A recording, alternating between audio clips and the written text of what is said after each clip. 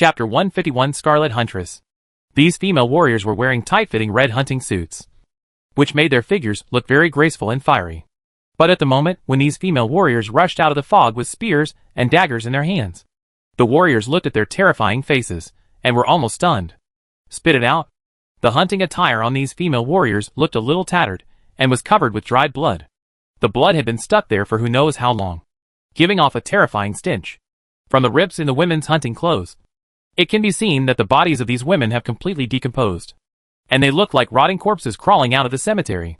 After smelling the fresh scent of human beings, they babbled wildly in excitement.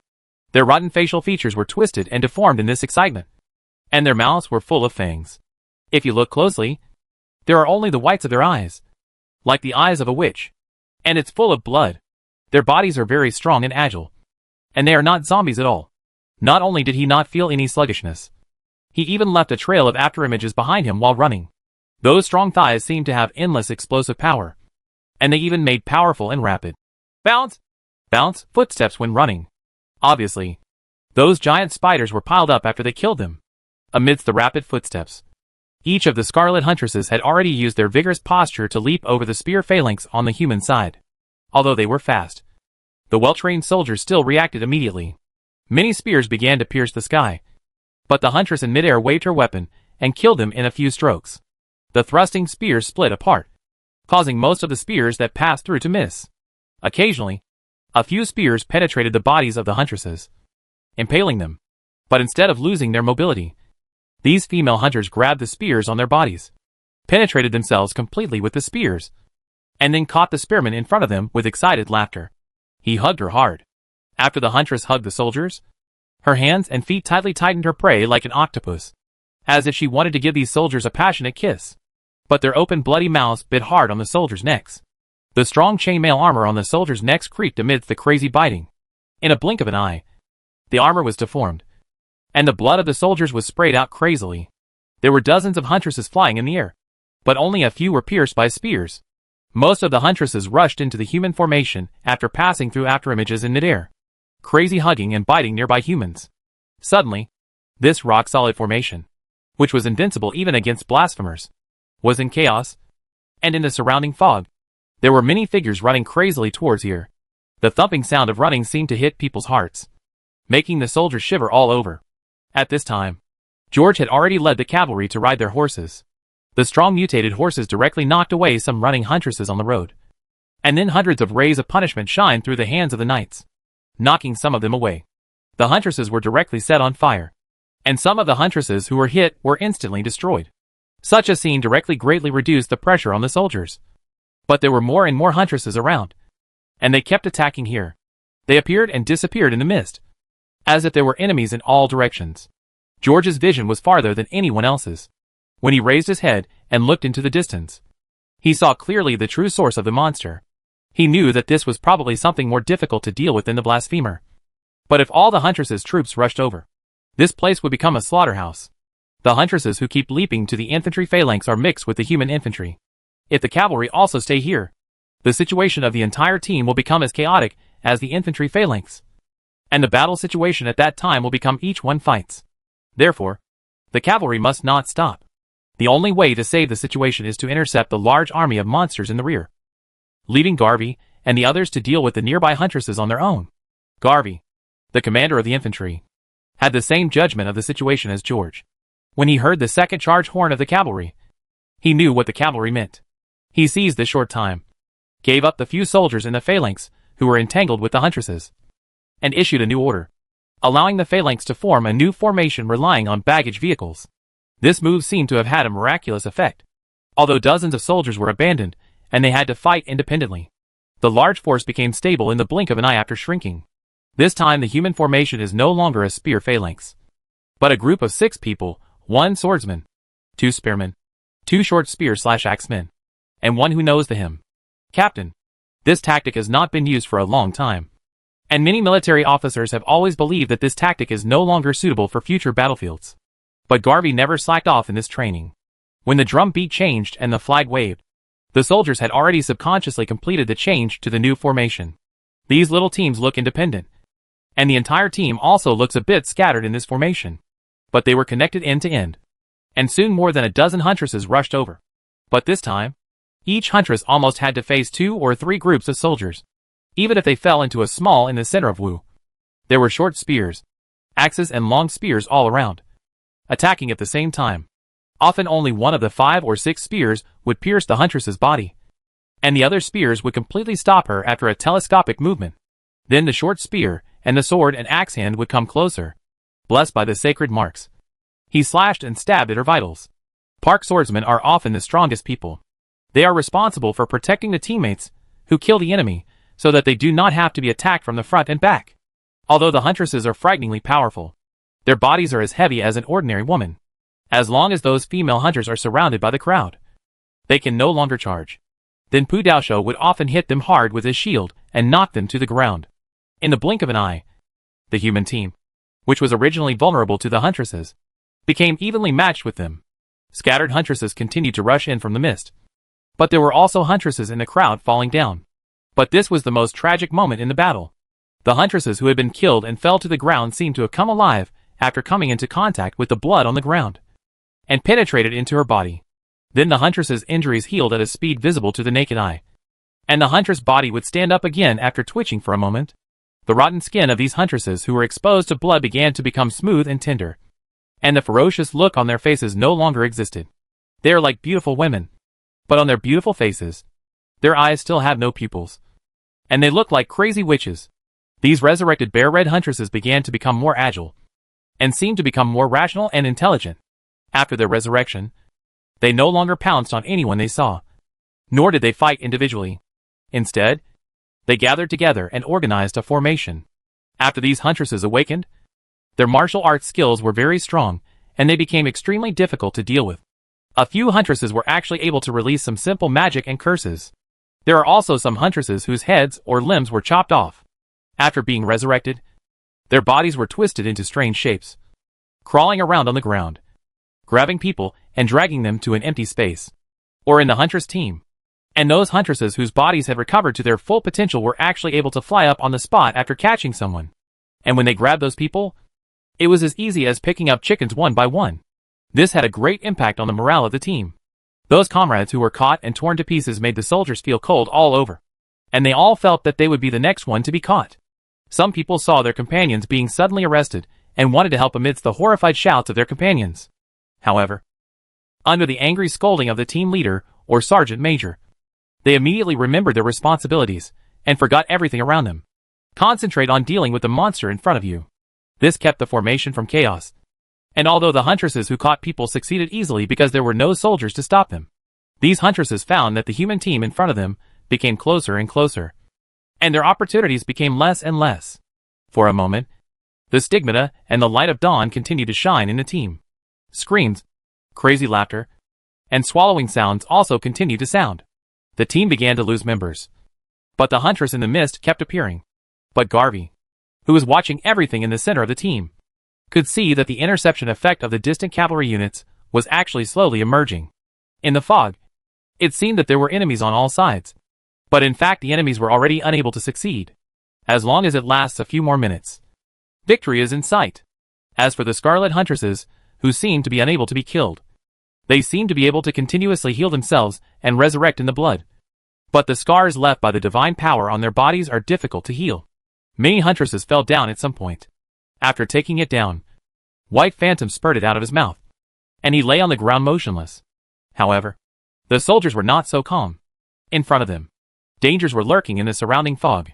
The enemies in front of them seemed impossible to kill, and among the corpses lying on the ground, they did not know which ones would suddenly come to life. Live yourself, facing these endless monsters that could not be killed. The soldiers almost lost their will to fight, and deserters began to appear in the ranks.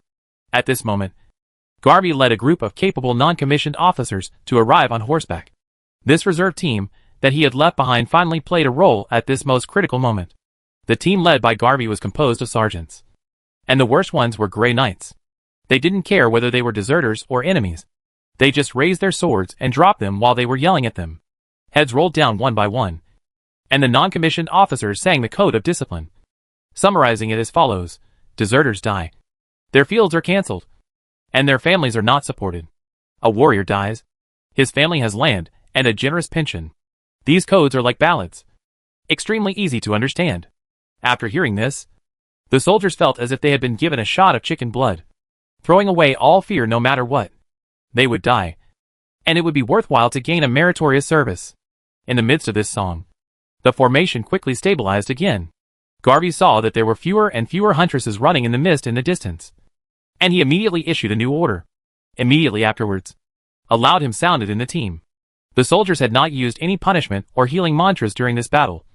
They were just waiting for this moment. In this hymn, the rays of disciplinary light flashed instantly. In fact, there are not many soldiers in this team who can master the disciplinary thunder. And they are simply unable to achieve what George and his group had caused before. The effect is to kill dozens of huntresses at most. But when they are used together, they are extremely powerful. And most of the huntresses who were entangled with the soldiers were exhausted. In the blink of an eye, these huntresses who were still mixed in the team were instantly ignited and even burned to ashes. The drum suddenly changed to a different rhythm. And the soldiers who had their hands free gathered towards Garvey's flag. The area Garvey went to was also the center where the huntresses gathered. They were still running rampant there, constantly grabbing people and tearing them to pieces. Unexpectedly, the human formations would change in the blink of an eye. In the blink of an eye, there were shields and rows of spears coming from all directions. Let them not even have a chance to escape. This time, the surrounded huntresses had no space to charge and accelerate, and the distance to jump was simply not enough. The formation of the human beings after the encirclement was unprecedentedly tight. The huntress jumped up and fell on the spear and was penetrated. Kill! Amidst the chorus of killing cries, the human team advanced neatly, and the hunter girls, who were completely overwhelmed, were pushed one by one, without even room to turn around. The shields were pressed against their bodies, and they were surrounded by countless spears. No matter how strong they were, and how good their martial arts skills were, they could only watch pieces of spears coming and going back and forth on their bodies. Amidst the screams, there was no chance to fight back. This battle has turned into a massacre. Chapter 152 Iron Plate. Maybe it was because of the massive disciplinary thunder just now. Or maybe it was because of the overwhelming momentum of mankind. The huntresses on the periphery, who watched the battle, turned out to be stagnant in the fog and cowered. Seeing that the overall situation had been decided, Garvey and the sergeant major beside him turned their horses and left the team, launching a charge towards the scattered female hunters still lingering in the fog outside. These crazy women, who had been very powerful before, actually began to break up after seeing this group of cavalry rushing towards them. In the blink of an eye, there were no monsters on the outside of the mist. After Garvey and others completely defeated these monsters, they used the defensive pattern of the baggage vehicles to carry out hasty rest and bandaging work. Some uninjured soldiers began patrolling and investigating the surroundings, and several scouts rode deep into the cemetery. George's side should have met a large army of monsters. Logically speaking, no matter whether they won or lost, they should all be back. But now there is no news. Using this brief time, Garvey calculated the battle losses and results. They discovered that the more than 500 of them had actually killed a total of nearly 150 Scarlet Huntresses. Among them, during the fiercest battle, more than 20 people were actually completely killed, and most of them were killed in the last dumpling making.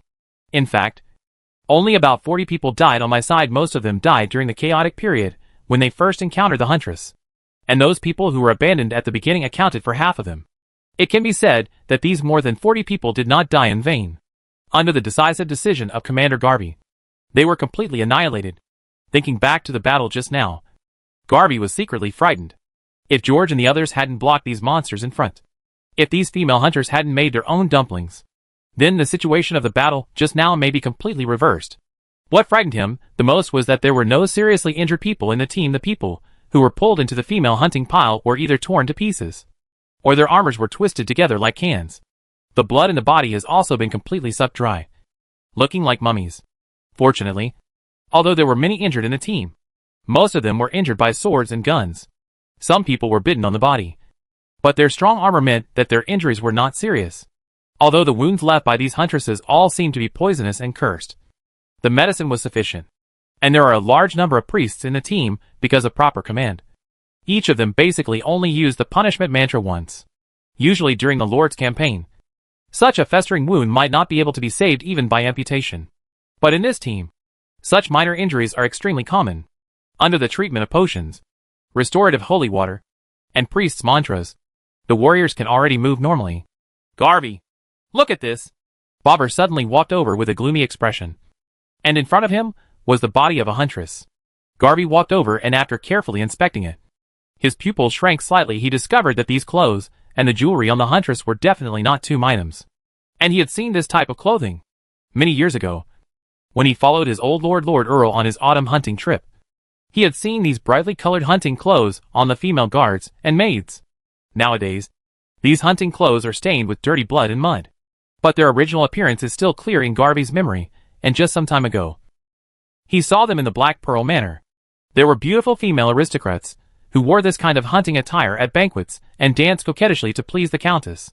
Garvey, this cemetery is by no means simple. Bobber's face was already livid.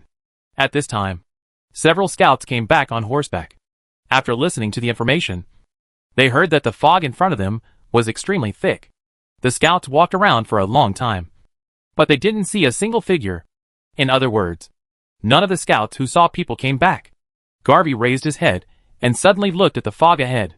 The entrance to the necropolis behind the Jingwan was like a trap waiting for the lambs to enter. A deep chill rushed from Garvey's spine to the top of his head, making both of them breathless. After a brief thought, Garvey slowly calmed down. He asked again about the route that the scouts had just explored. Then he took a look at the traveler's map and already had some guesses about the dangerous area. This time, the teammates around him were no longer the aristocratic militia troops scrambling to flee when they encountered danger. Instead, they are true knights with firm beliefs who gather around this great lord. In such an army, even if you die in battle, it will be an honor even if you are defeated. The spiritual leader who pulled an individual into the shelter was fighting in the front for the peace of the rear troops. No matter whether the battle in the front was a trap or a victory, there was no reason for the rear troops not to go to the front to support them. Garvey's battle, after today's encounter with those scarlet huntresses, means that the 700 of them cannot look back. Garvey, what should we do? Baron Bobber asked again. Should we send scouts to explore again? The fighter plane is right in front of you. Bobber. Garvey mounted his horse and looked at the soldiers who had formed a team of 6 around him. He pulled out his long sword and pointed forward. Follow me to the direction. Forward. After finishing speaking, Garvey led his troops and began to march in a certain direction of the dangerous area. It was a small building complex belonging to the morgue in the cemetery. This is an area in this dangerous area that is more suitable for defense.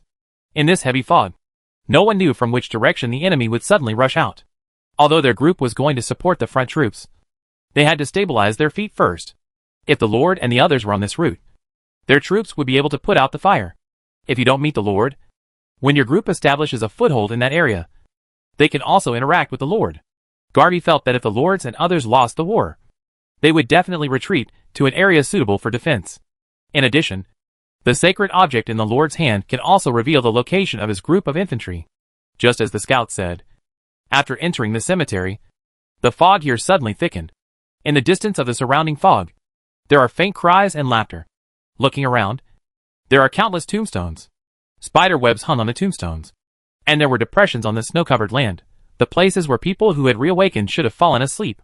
There seemed to be many snowflakes flying in the sky. Garvey reached out and wiped his face, and found that the white falling in the sky was not snow, but the sky is filled with ashes. Seeing these ashes, Garvey's eyes couldn't help but light up. He judged correctly. A battle had just been fought here, and it should have been very fierce. Although the ashes were flying all over the sky for some unknown reason, they should have been burned by the holy fire of ashes. These ashes are the ashes left behind after the huntresses were dismembered in midair and burned on the ground. Along the way, the troops only encountered a few small groups of blasphemers. After leaving more than 60 people to deal with them, Garvey led the large troops to move forward faster. As they approached that area, horseshoes and shouts began to appear around them. Judging from who lies white and red cloaks that were blowing in the wind, they were the Knights of the Dawn.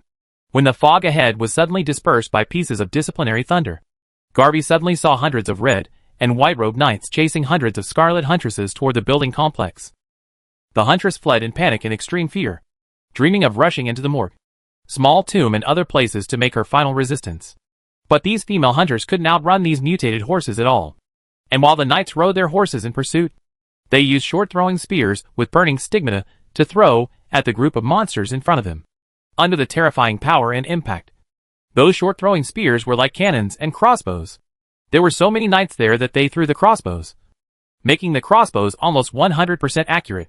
Those female hunters who were penetrated were often nailed to the ground, and their wounds would be burned with holy fire. As long as the injured huntress stopped for a moment, she could only cry and watch the knights charge forward on horseback. Under the terrifying power, their body was broken into pieces with one blow.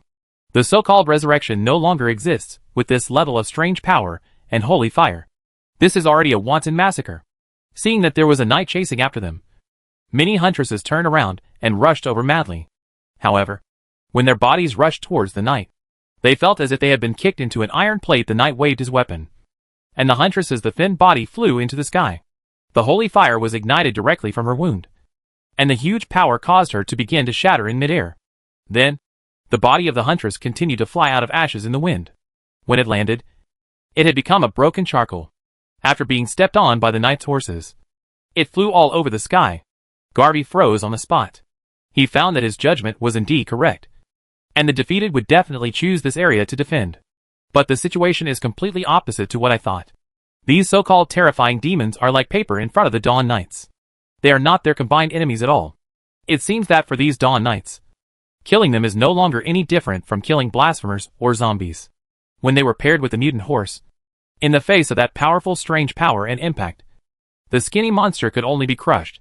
Garvey shouted, waved the flag, and captured the small tomb and other places first, although they only occupied half of them. Some of the huntresses, who had nowhere to hide, had no choice but to be slaughtered by the cavalry in the wilderness. In this small complex of buildings, the nimble huntresses were unable to display their special skills, and were no match for the infantry, who knew how to deal with them. The battle was over quickly and completely.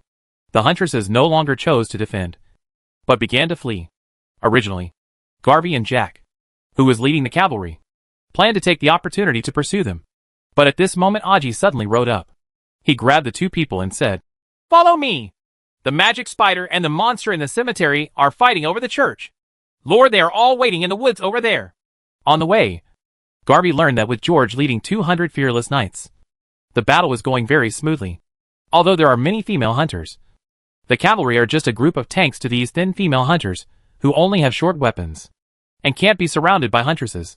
In this wilderness, the female hunters had no way to deal with these lightning cavalry. Coupled with the terrifying effect of the withering potion, the huntresses were quickly divided into several groups. What Jack is chasing is one of them. The ones George was chasing seemed to be the ones running towards the cathedral. According to what Aji said, there were many scary big spiders in that church, and the monsters in the entire cemetery seemed to be gathering there. Chapter 153, Close the door and eliminate pests. Just as Aji said, when everyone followed his footsteps and quietly came to the Deadwood Forest, what they saw was really surprising. Above the collapsed church in the necropolis beyond the woodland, the dark clouds in the sky swirled into a huge vortex, turning day into night. The surrounding fog seemed to be sucked in, making the surrounding vision extremely clear. The ruins of the church under the storm were completely covered with dense spider webs. Thousands of quasi-demon and demon-level monsters were carrying out a crazy fight around the three giant spiders climbing back and forth on the ruins. The battle of life and death. Those spiders, which were bigger than the farmhouse, seemed to be guarding several crypts under the ruins of the church. Spiders were constantly going back and forth in the holes, as if they were moving something. The spiders fighting the demons kept spinning webs with their hind legs. They will use their forelimbs to cover the surrounding monsters with spider webs. After the demon is covered, it will immediately act like a fool and cannot tell the difference between east, west and north. At this time, the demons and the little spiders began to fight for the demons caught in the cobwebs.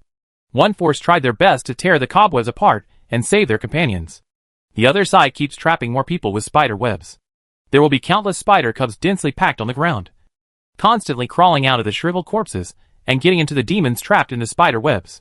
After hearing the roar of the big spider, they will become extremely bloodthirsty, continuously getting into the bodies of demons.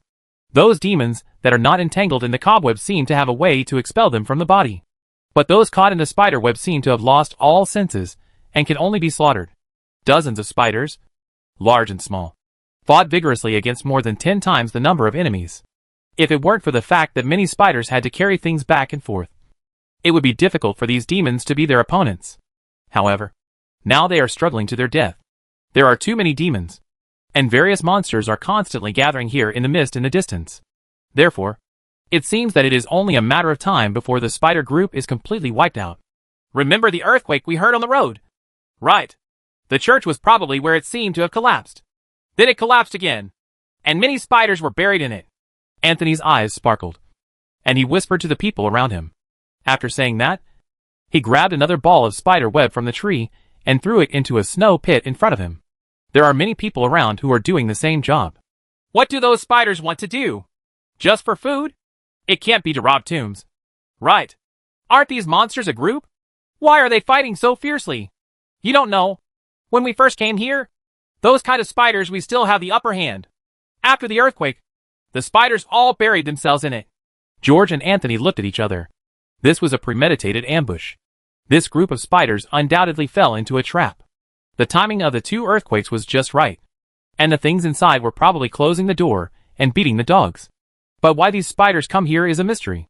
No matter what, we have to help them. George raised his eyebrows and said, Only the Black Pearl family knows the entrance to this tomb. If we dig in slowly according to our original plan, it will take several weeks, Garvey. There were only a few of us before, so we didn't do much to help these spiders. The monsters that were lured out were really good at running away.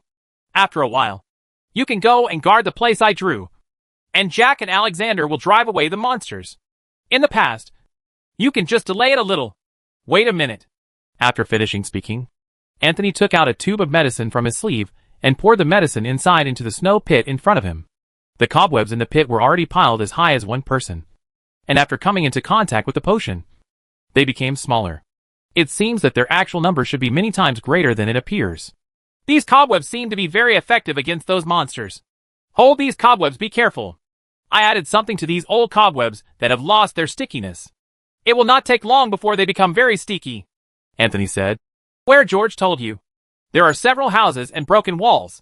You can use these cobwebs to make traps. It is best to sprinkle some blood. Those crazy things don't care whether the cobwebs are dangerous or not. After hearing the order, the barons took 2 teams of knights and all the soldiers into action. George waited for a while, and after seeing an injured giant spider being pulled into the demon group, he raised his eyebrows and raised his arms, and the remaining knights all moved out. Alexander, that reckless man, is actually sometimes rough and subtle, but most of them seem to not like any strategy at all. After he led the knights around from behind the forest, he plunged directly into the pile of demons from one direction. It's like a sharp knife cutting a piece of cake. While shouting, the knights directly cut through a corner of the monster group, and without looking back, they galloped in the direction of Garvey and the others. They even spilled a lot of spider blood on the way. This is not the first time this kind of thing has been done. The demons are already mad with hatred for this group of uninvited guests. Previously, they had obeyed orders and ignored the group of knights, but they were almost broken up by those annoying ghosts coming and going, causing the group of spiders to almost counterattack. A surging mental wave seemed to tell the hunters and blasphemers to deal with the spiders with all their strength. The huntresses with lower levels of decay seemed to have some sense and listened to the call of this power. But the same cannot be said for many of their peers. Hundreds of monsters rushed towards the group of knights madly. They were bloodthirsty and chased the scent of blood on the ground. It didn't take long before they got into the mist in the distance. The loss of 1/3 of the troops soon caused some changes on the battlefield, and the spiders began to have a chance to breathe. Let the big spider escape back into the spider web, but its glands seemed to have been pierced, and its 2 back legs had been dismembered. Unable to pull out the cobweb, it got into the ruins and started carrying it like the big spiders. This time, Spider lost a main force, which reversed the entire situation. However, although there is still a steady stream of monsters gathering here from far away, there are almost no monsters above the blasphemer. After a while, scattered scarlet huntresses began to run back during the call, but this time the number that came back was only a few dozen, less than 1/3 of the previous number. Not long after, the sound of iron hooves came over again. Such fast-attacking mobile troops, without fortifications, were completely helpless. No matter what method they use, they can't stop them. The demons can only watch as they pierce through their own team again. However, this time, this group of monsters seemed to suddenly go crazy. They completely ignored the knights and rushed towards the spider group desperately. George realized something was wrong and quickly conveyed the instructions on the scroll, asking the wolves to lead the soldiers back. After Alexander and the others ran far away, they found that there were not many monsters following them, so they turned back. Just when the knights rushed back to the area and were about to rush into the monster group, The ground began to shake violently. In this shock, the knights had to stop. And the monsters also fell down a lot. Suddenly, the ruins of the church collapsed completely. And two huge Caliceri suddenly emerged from the ground. After knocking away the surrounding rubble, a gray-black creature was larger than Goran and had 3 heads. The strange spider suddenly emerged from the cave halfway, struggling to get out. Spiders of all sizes were rushing toward it crazily, using their webs and bodies to pull it out. But the demons also rushed over like crazy. The strange spider hissed with a harsh and angry scream, and countless venom was suddenly sprayed out of its mouth. The green mucus was like a waterfall spanning 100 meters, with white smoke rising from everywhere it covered. His grandma's! Why is there such a big thing? Chapter 154 Transcendence. The venom spread across the entire battlefield, and the monsters that were contaminated turned into bones amidst the shrill screams. The monster's momentum paused, and then at this opportunity, the monster spider clawed wildly with its 3 claws, sending the rubble in the ruins flying all over the sky, and even several spiders around it were killed. But it was as if something was pulling it inside the cave, causing the huge strange spider to go up and down for a long time without being able to escape. In the end, due to the huge force below, the claws were firmly hooked on the ground, unable to perform other movements. Only then did George notice that there were many terrible scars on the body of the strange spider. Half of the compound eyes had been smashed, and the head was motionless and looked dead. Ahead, at this most anxious moment, bursts of incantations that seemed to come from the underworld resounded on the battlefield. The bones that had been riddled with holes by the spider cubs were almost completely corroded by the venom. The huntresses who fell motionless on the ground suddenly stood up again, and those broken bones on the ground, even if only half of their hands were left, were desperately crawling towards the strange spider. But this time, no matter how the spiders used their webs to trap them, the bones were no longer confused. As long as they were not fixed, they would crawl over the spiders. Once those spiders bleed blood, the huntresses who endure the pain of corrosion and hunger will rush over desperately. And as long as they drink a little, their incomplete bodies will grow at a speed visible to the naked eye. Thousands of crawling things reappeared on the battlefield. The turbulent momentum was overwhelming. Like an ant eating an elephant, dozens of spiders couldn't stop this momentum at all. The strange spider's venom seemed to have been sprayed out after that one spray. Skeletons and demons all over the place covered the spiders with a thick layer in a blink of an eye. Amidst the rustling sounds of eating, the claws of the strange spiders were about to be bitten off. Suddenly, the strange spider made a heart-piercing painful noise. And during its crazy struggle, the earth began to tremble. Its body buried in the ruins seemed to be stuck in quicksand, sinking slowly. The 2 claws that were about to be bitten off were broken by this pulling force. I don't know what kind of thing is underneath. So the scream of this strange spider begins to change from pain to fear. Its last Caliceri finally sank slowly with countless rubbles, burying the large pit that had been opened again. Boss, a red-robed knight looked at the spiders that were covered in monsters and rolling around. I couldn't help but swallow my saliva. Even under such circumstances, the spiders did not stop digging. But this time, I am afraid that no matter how deep and large the spiders dig the hole, the strange spider will not be able to get out. The strange spider alone is already something they can't fight against. If the things below scare it, the knights no longer dared to think about it anymore. Even Alexander's people in the distance outside the forest showed hesitation, but Alexander seemed to have dismounted, for fear that the venom would corrode the horse's hooves, and was ready to rush forward upon hearing the order. I told you! George wrapped many cobwebs around his legs, and slowly stood up from the ground. His eyes were red, like a gambler who was about to take off his pants. Today it's not me. Then push the things underneath back into the coffin. And that's where I'm lying. After George finished speaking, he took steps and rushed out of the forest. You're crazy! Seeing his behavior, Anthony hugged his thigh tightly. Even the knight's eyes widened, and they grabbed his cloak with all kinds of hands. He hugged him and said, George, please wake up! Even if we use our trump cards to clean them out, the monsters below are endless. Let's conserve our strength and fight another day. Get away! George pushed Anthony away. The sudden burst of power, the power of justice, even threw the surrounding knights away. Damn undead! Stop! Touch my spider coolies. After saying that, he had already rushed out of the forest. In the full charge, he had rushed to the vicinity of the ruins of the church in a blink of an eye. After the broken bones all around noticed the aura of this creature, they all automatically spun up without wind and rushed towards him overwhelmingly. This scene is like a person facing the swarm of bees in the sky. The sacred fire enveloped George, and he chanted words of punishment. The swarm of bees swarmed like moths to a flame. But as long as those bones are not burned out, they will come back after a while. Although the light of punishment will make the undead feel panic. But not far away. They will rush towards them again under the control of that huge mind. The swarm of bees seemed endless. And they were about to wrap him up with their venom. Not far away. Many dead bones that had not been completely corroded were also charging towards this side. Alexander and others on the other side of the forest, as well as several knights who had just stood up in the forest, looked at this scene and froze on the spot. But then, a sense of shame washed deeply into their hearts. They drew their weapons with red eyes, whipped up their riding whips in anger, and chased after their lord. At the moment when the swarm was about to wrap up the person, a beam of light suddenly opened up from the center of the dark clouds in the sky. Countless angel shadows fell from the sky at this moment, turning into streams of light and wrapping George up. The countless bones were blocked one step away by this stream of light, allowing them to penetrate all the way and not be able to turn in. George's eyes suddenly became extremely pious.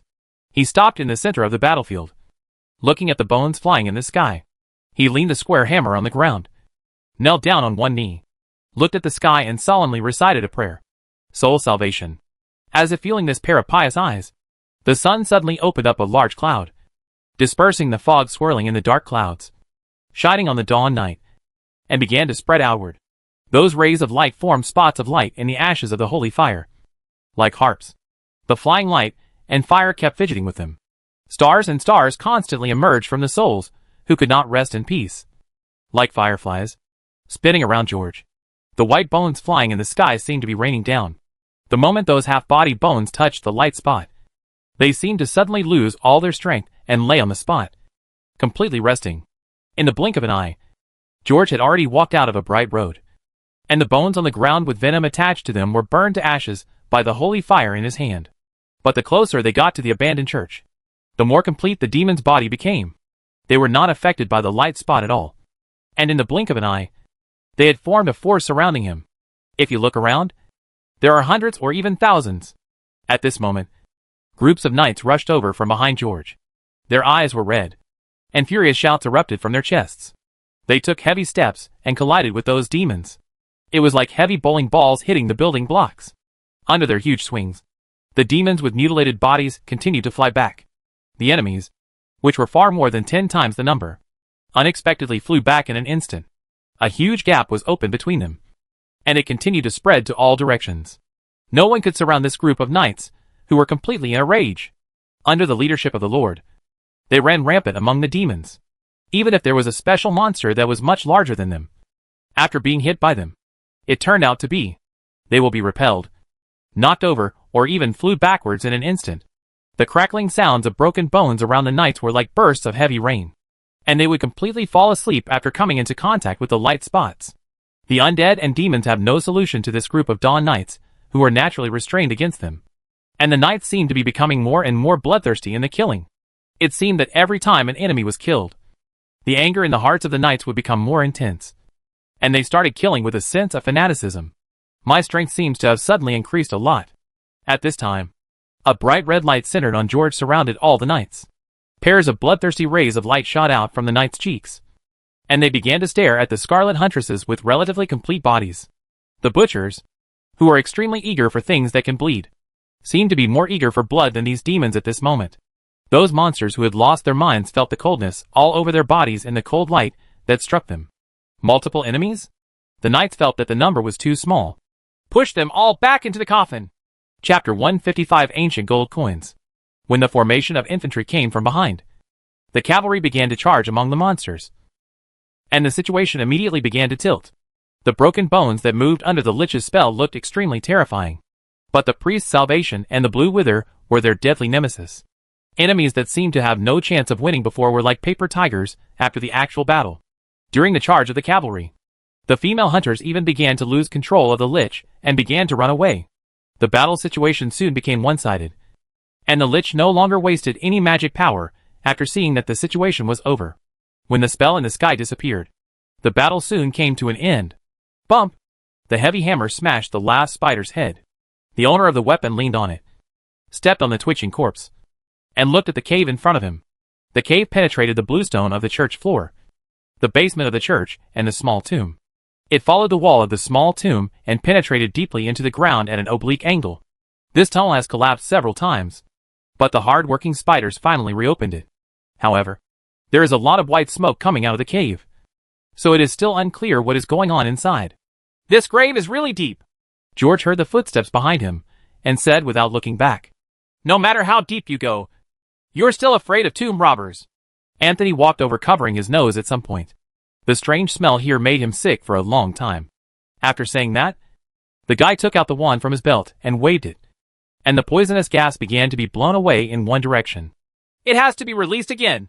George, there are already a lot of harmful gases in the big tomb, and now the poison is added." Anthony covered his nose with his sleeves and said it is really too smelly. The poisonous gas nearby, although it has been blown by him several times, it has been blown away, and the newly raised ones have also been blown aside. But in this cemetery, all the coffin lids have been opened, and the permeating strange smell cannot be blown out no matter how strong the wind is. "But don't worry. This kind of biomass toxin will soon lose its activity after contact with the external environment." After saying that, the guy put the wand back on his waist and patted it like a treasure. "Oh, my little baby. I will replace you in 2 days. How can I set that gym better?" "I don't know who just advised me to go back." George curled his lips, glanced at this guy, and left here. From the current point of view, they are really not in a hurry to go, and those undead souls can't stand it anymore. So it's a good thing to come out to seek death on their own. In the distance, Alexander was leading a group of people to clear out the remaining undead in the necropolis. While not far away, soldiers were cleaning the battlefield. The area contaminated by the venom had been planted with flags and cobwebs hung around it by Culler's orders. Although everyone knew that no one would be stupid enough to go there. People who had experienced many wars, the Barons, all know that when there are too many people, even the most bizarre accidents will sometimes happen. The gains here are much more than those outside the necropolis. The armors worn by the blasphemers were actually specially made tombs. The iron sheet is very thin, and they are all fake. But it couldn't handle the large quantity. He estimated that if all the junk in the entire cemetery was collected, there would be at least 10 tons of iron. But among the harvests, iron is the least valuable. Many armors are inlaid with silver and jewels. The various gemstones the size of a thumbnail, each weighing more than 2 carats. Sometimes, I find a belt with even more than a dozen large and small gems on it. It made the eyes of the soldiers cleaning the battlefield red. According to Anthony, many of the gems in these tombs are actually not valuable, and are not as valuable as the gems collected by the nobles and their manors. But the furnace doesn't pick these things. They all have the same purpose when used for burning. There are naturally a lot of gold coins, but not all of them are found from monsters. There are many small tombs under the many buildings erected around the church. Those buried in these small tombs are the gravekeepers of the Black Pearl family. These retainers served the Black Pearl family all their lives, and were buried generously after their deaths. Usually, many soldiers take turns guarding the necropolis to prevent tomb robbers, who are not afraid of being hanged. Moreover, each small tomb is completely sealed. If 1 or 2 people want to secretly dig underground and break open the green bricks around the tomb, it will not be a project that can be completed in a few days. But now these tombs have been excavated and opened. Some were accidentally done by spiders, and some were caused by the undead. But no matter what, this guy Culler thought of those coffins. Those people with some status would not only leave gold coins on their bodies, but also have their eyes covered with gold or silver coins when they were buried.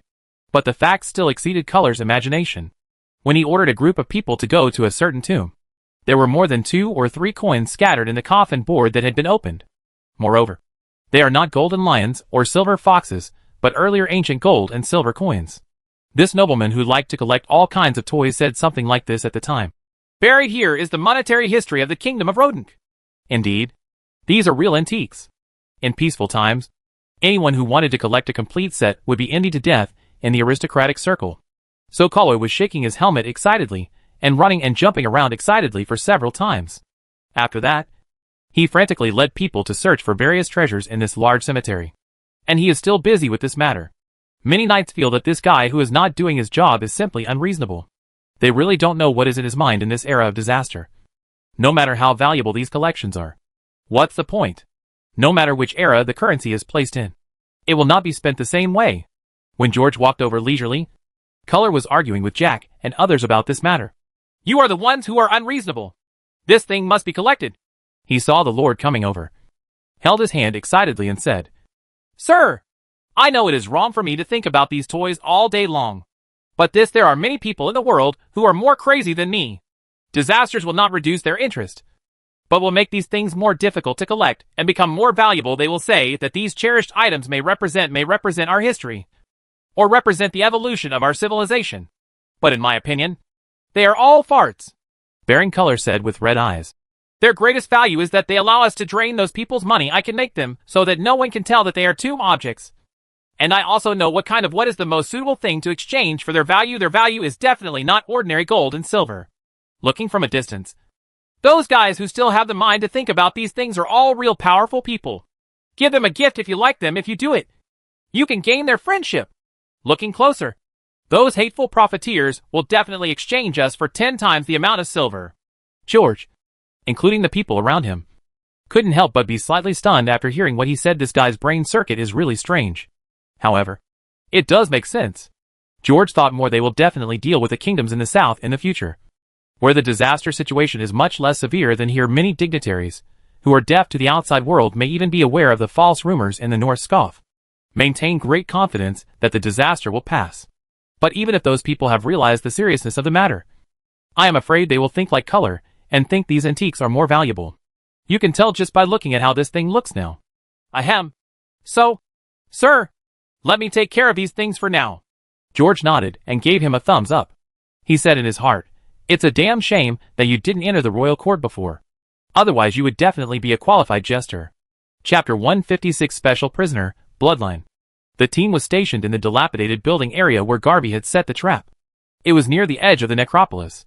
The ventilation was pretty good, and there wasn't that much of a smell.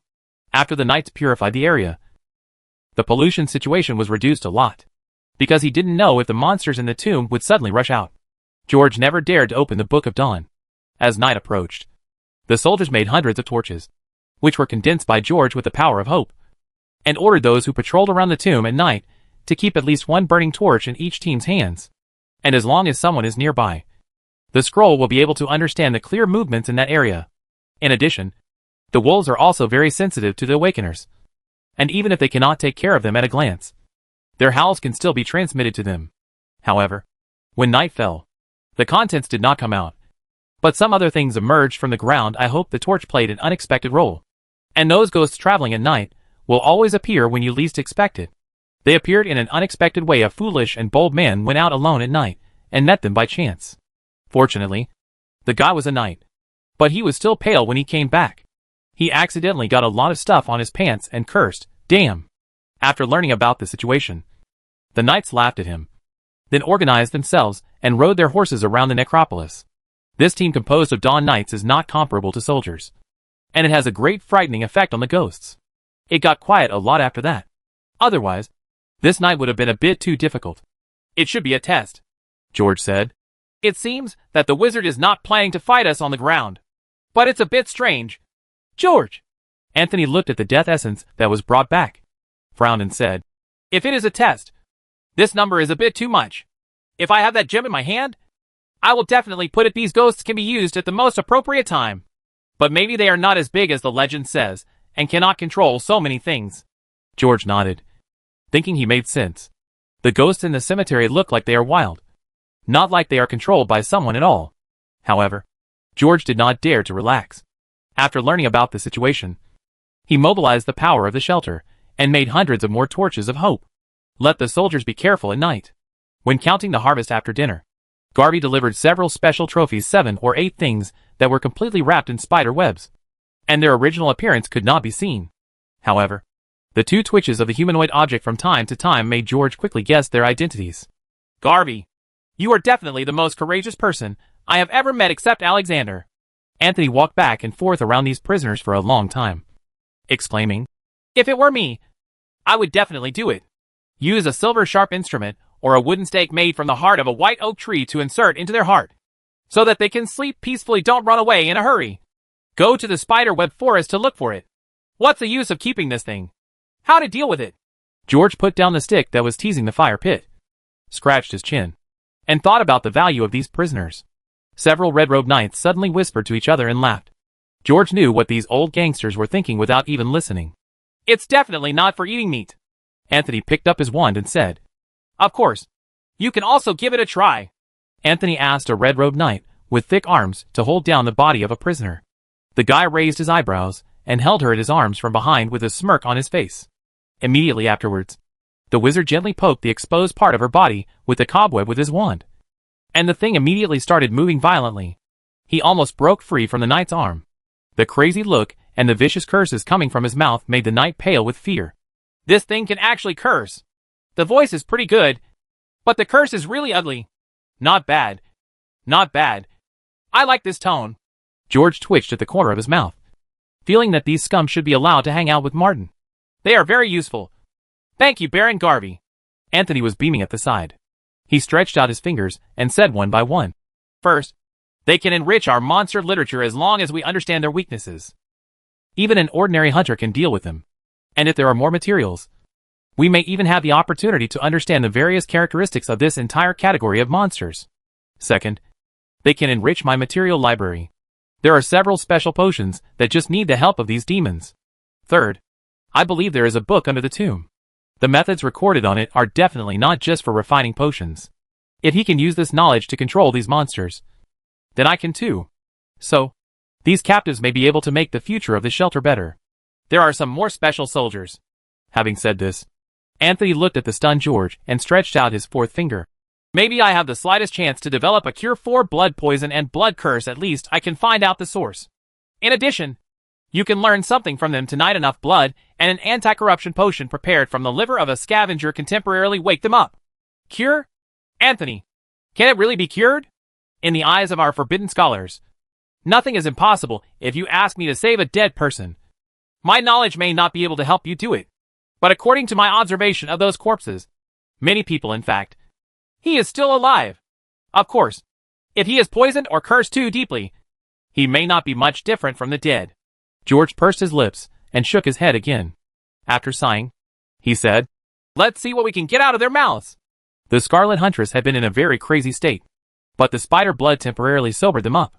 Only when they were awake would they feel fear when they saw the Templar Knights looking up and down around her, with complex divine marks engraved on their armors. The fearful look in their eyes was no different from those of the Black Pearl Knights and maids back then. Things are a little unexpected. They are all people who escaped from the Black Pearl Manor because of hunger. As long as they don't drink blood for a period of time, their minds will begin to lose their minds, and their bodies will begin to rot. This also meant that she didn't know much about the tomb chamber, and the most vivid thing in her memory was the story at the beginning. I don't know how many years have passed now, but in these years, I seem to have been living in a dream. The woman was tied next to the bonfire, her eyes full of confusion. We are all cursed. In the very beginning, I didn't know who was a living person or who was like me. So I was trembling every day, in fear and despair, secretly searching for traces of rats in the basement. I tried to secretly drink the blood of my companions. I didn't know they were my companions at that time, but I just felt that their blood was not as tasty as mice. And when I woke up, I also found teeth on my body. Mark, this scares me a lot. Amidst mutual suspicion and fear, I lived quietly. Every day I was afraid of being discovered and burned as a witch. Don't laugh. I really thought I was a witch. I was illiterate in many places. In all the stories I've heard, there's never been anything like me. It wasn't until I ran out and bit the first living person that I knew who I was. I suddenly realized that everyone in that castle is no different from me. Although I know there are many of my companions there, I no longer want to go back and live the days of enduring hunger. Until one day, I suddenly felt our king. She must have drank blood. Otherwise, I could hear the beating of her heart from that far away. The first summons made my eyes bleed. But in that emotion, what I received was the order to be exiled. She drew a circle in this necropolis. We are imprisoned for life, with the stench of the rotting dead forever.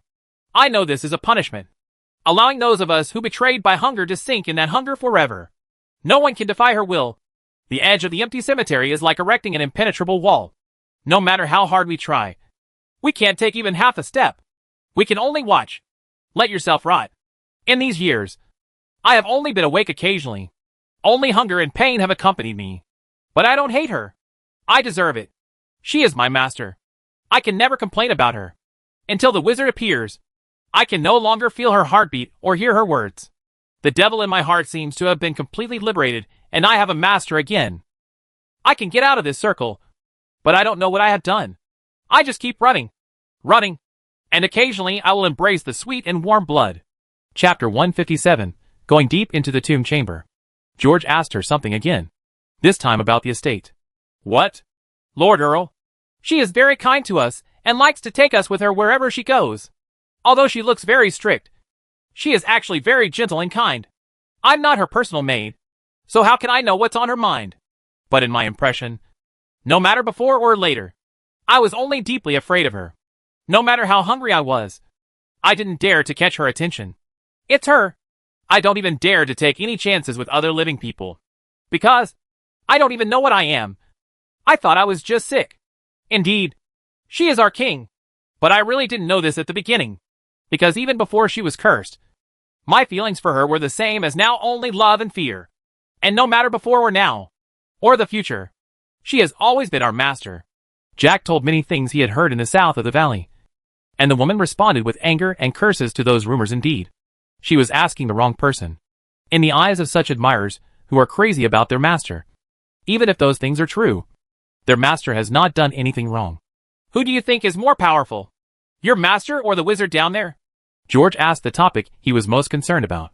That dirty, putrid thing is not worthy to be compared with my king, the woman said. He only deserves to play with maggots in the sewer. The woman's wakefulness only lasted for a while, and then she was entangled in spider webs, with a wooden stake driven into her heart, and fell into a deep sleep. Anthony, I think it is better to put that gem in your wand than to give Lorna a piece of jewelry, George said sarcastically. Look at the attitude of these things towards the wizard. Obviously, when they are awake, the gems don't have a high degree of control over them. If we really organize an army of monsters in the future, they might rebel at some point. It shouldn't be. Then he frowned, touched his chin, and began to think. Although these vampires are somewhat different from the undead, in theory, as long as a part of their souls are split, they can be absolutely controlled. You look. They have been out of that circle, and this is disobeying orders. Who knows? Maybe the treasure is not as useful now as it was before. Or maybe, the gem doesn't exist at all. Don't you dare embezzle my gems. Make jewelry for Lorna. You're not afraid of throwing her to death. Anthony stared, waving his sleeves and getting angry. If you don't give it to me, I won't do it. I don't know who persuaded me to go back before. George curled his lips. Now that the battle has not started, I think of the spoils. A night of silence. In the next 2 days, the entire cemetery ground area has been cleaned, including the ruins of the church. The soldiers also cleaned up. They used the rubble to build some defenses. But disappointingly, the thing deep in the cave never appeared, as if what the spiders had opened was just an ordinary tomb. However, when cleaning up the vicinity of the church, they also got a lot of unexpected gains. In addition to some silverware and colored glaze in the church, the soldiers also found a lot of things from the coffins in the small tomb. Doing the math, the total of the various trophies in the past few days is indeed a large number. Just the thumbnail-sized gems inlaid on the ring and armor alone totaled more than 300. There are countless gems less than 2 carats. After rough measurements, the figure of 800 carats has been exceeded. It can be said that the gems harvested in the area above the cemetery alone are more than those accumulated by the nobles in the southeastern part of the valley. Of course, there is a slight difference in quality. I don't know if the family members of the deceased had changed the details before the burial, or if the Black Pearl family used these gems that were not shiny enough to deceive the deceased. It seems to be more like the former, because many gems are of medium to upper quality. The annual output of gems in the valley is not a small number, even if low-grade gems account for the majority. The number of good gems that are singled out is a bit scary. Compared with gems, gold coins and silver coins are somewhat less, with a total of only more than 6,000 coins. However, there is also a lot of gold and silver outlined on those armors, in addition to some silverware. The armors buried with some noble knights with higher status are still made of silver. Therefore, if all were smelted, it should be equivalent to 12,000 to 14,000 silver foxes. Considering that the shelter mainly needs silver, the ancient gold and silver coins collected here should also be kept. Therefore, after discussing with Garvey and others, George decided that the future rewards would be mainly the golden lions left in the shelter. Gold will always be more valuable than silver in people's hearts, and those soldiers who have no worries about food and clothing. I was so excited when I heard that the reward had been raised to a higher level. In addition to these treasures, there are many materials that can be used in the cemetery. Most of them grow in small, dark and damp tombs. And they are some strange little plants and creatures. A large amount of death essence, spider webs, eggs, and special organs were also collected after the ghosts were burned. In fact, there were many things among those corpses that were recorded in the book. But apart from a few rare monsters from the Scarlet Huntress, Anthony did not order anyone to collect too many other things after all. There was a lot of work involved in doing this kind of work. There is a risk of infection if you are not careful. Compared with monsters such as scavengers, these undead are not very valuable. However, some brave knights and soldiers did not let go of the corpses of the blasphemers, and searched them all over. Some of them even knocked out the gold teeth of the dead. The poisonous gas basically dissipated on the second night, although it cannot be ruled out that there may still be some harmful gases in the tomb due to poor ventilation. But according to Anthony's experimental results, the venom of the strange spider has lost its activity. No one wants to stay here for too long. The more treasures buried inside also make the knights and soldiers eager to get ready. Those things have dazzled the eyes of these guys. Different from the beginning. There now, I have no fear of what is inside the tomb. Taking too long to consider can be detrimental to morale. In the early morning of the third day, George led the team to set off only more than 100 knights and more than 100 soldiers. Most of the soldiers were left on the ground, and in a complex and crowded environment below. Too many people might be troublesome. The ground exit also needs to be guarded. The main reason is that George is afraid that the tunnel will suddenly be blocked or collapse. It's much easier to dig above than below. The soldiers who went with the knight were the most elite. They were the best among the soldiers in terms of will and body. With the current equipment, they are better than the first batch of gray-robed knights in the sanctuary. George hopes that they can gain some insights after this battle, and that someone can become a true fearless knight. Considering the effect of last night's Torch of Hope, George brought a lot to everyone this time. The soldiers collected materials on the spot, and whittled tree trunks into simple short-throwing spears, so that they could be used to deal with the enemy in emergencies. And the underground is very dark, which may affect the field of vision brought by the illumination. If you throw the Hope Fire Spear, it can be thrown faster, more accurately, and further than a torch. In addition to these things, the soldiers also brought two special things. One is Blue Wither, which is made from the remaining 100 bottles of potion from the First War, and replaced with crystals with some mithril added. One is a lavender crystal with mithril added to it, which Anthony specially prepared for the wizard. Both crystals are made into rhombus shapes, and there are iron hoops on the ends. It takes a while to use local materials to make throwing spears. Although they were stronger and safer than glass, they were still wrapped in thick linen and weeds, in order to avoid accidentally breaking the two things on the belt during the collision. However, because the number is too small, it is entirely up to Anthony to decide when to use it. For this work of exploring the dungeon, the scholars of the sanctuary have been preparing for a long time. An extremely special torch was made for this purpose. It burned light blue fire, with almost no temperature and no brightness. But it smells fresh and a little vapory. The so-called fresh smell is actually a little pungent. But according to scholars, the pungent smell of water vapor can absorb the most harmful gases in the underground city. When he heard Anthony's explanation, several vague chemical formulas were swirling in George's mind. He roughly guessed several possibilities, but he didn't know how they combined those bases. Oxygen and hydrogen. This kind of torch was combined with the Torch of Hope. More than 200 people were holding it in their hands, forming a long dragon in the wide tunnel, slowly going down.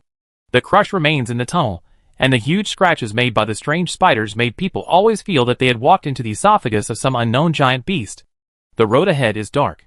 Chapter 158 Underworld Palace. The dark cave, superimposed with the tragic scenes around it, looks like a tunnel leading to H.L. The knights couldn't help but feel shaken. But when their eyes looked at the Lord at the front of the team, the firm back gave them endless confidence. Indeed, along the way, Asylum has gone through too many H.L.s. Right? What does it matter if there is H.L. ahead?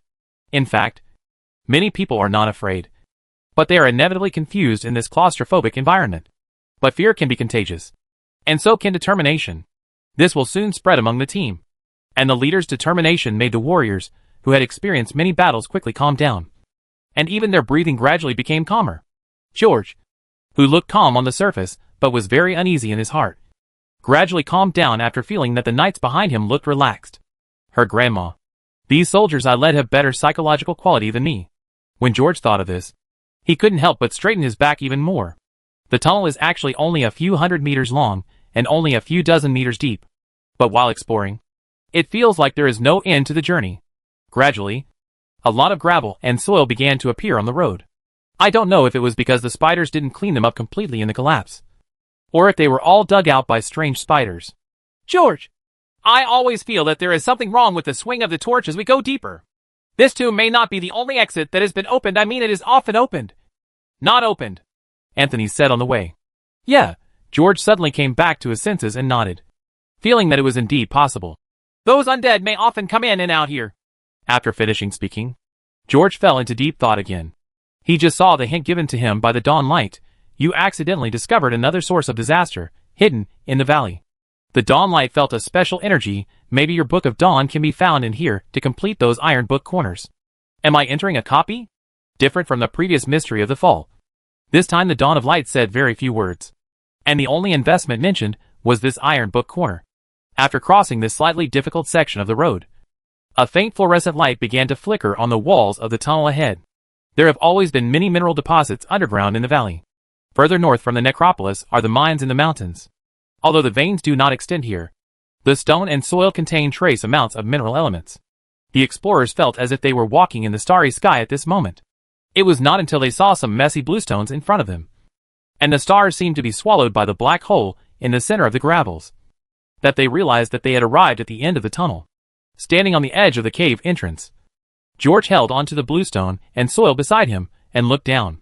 The power of dawn allowed him to see further than others in the darkness, brightness, and the dim vision in the darkness. It made her feel as if she had seen the palace of the underworld. At this moment, they were standing in the gap in the wall of the hall. Below this gap, there is a huge spider web. It was broken, pressed against the wall by the corpse of the strange spider. In this huge body, the chitinous surgery on the body has been completely shattered. The internal organs seem to have been squeezed out by something, and the lower body of the abdomen is also twisted out of shape and is a mess. George suspected that there might be some giant scorpion or snake-like thing here, but when he looked around, he found no trace of such things. When everyone held their hands towards their weapons, like George, they also saw the pitch-black hall clearly. While gasping for air, they saw the broken bones piled up around the body of the giant strange spider. They were like a huge carpet, covering almost the entire floor of the hall, spreading to the ends of several dark passages in the far reaches of the hall. In the main hall, many corpses of spiders were lying on top of these skeletons. Many sarcophagi have been opened on the ground, on high platforms, on stone pillars, and on the walls. Rubbles, coffin lids, and funerary objects were piled messily around those statues. Most of the dense spider webs in midair have been broken into pieces, like long sheets of white cloth, floating on top of the treasure and corpse. The jewels reflected a faint light. George looked upward along the source of the light, and saw the flickering fluorescence on the dome. Like stars, they illuminate the surrounding paintings.